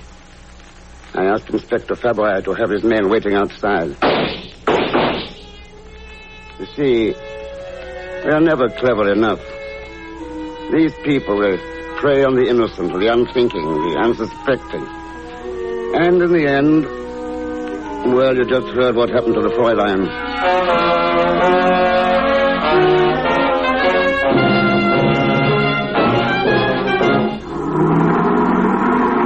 Hold your head, Pegon. I think we'll just about make that plane. If you ask me, we're almost flying now. But, Mr. X, I still don't like letting that alias Anton Bieber off the hook. Not much choice. Can't prove anything on him. But he's a crook. The way he lied about who he is and the way he tried to run away. Oh, what I wouldn't give if I could remember why I remember him. Oh, maybe it'll come to you. Hey, wait, I got it. I know why that lowlife wouldn't admit who he was. Yes, I know now. Well, come on, who is he? He's one of my cousins. Oh no.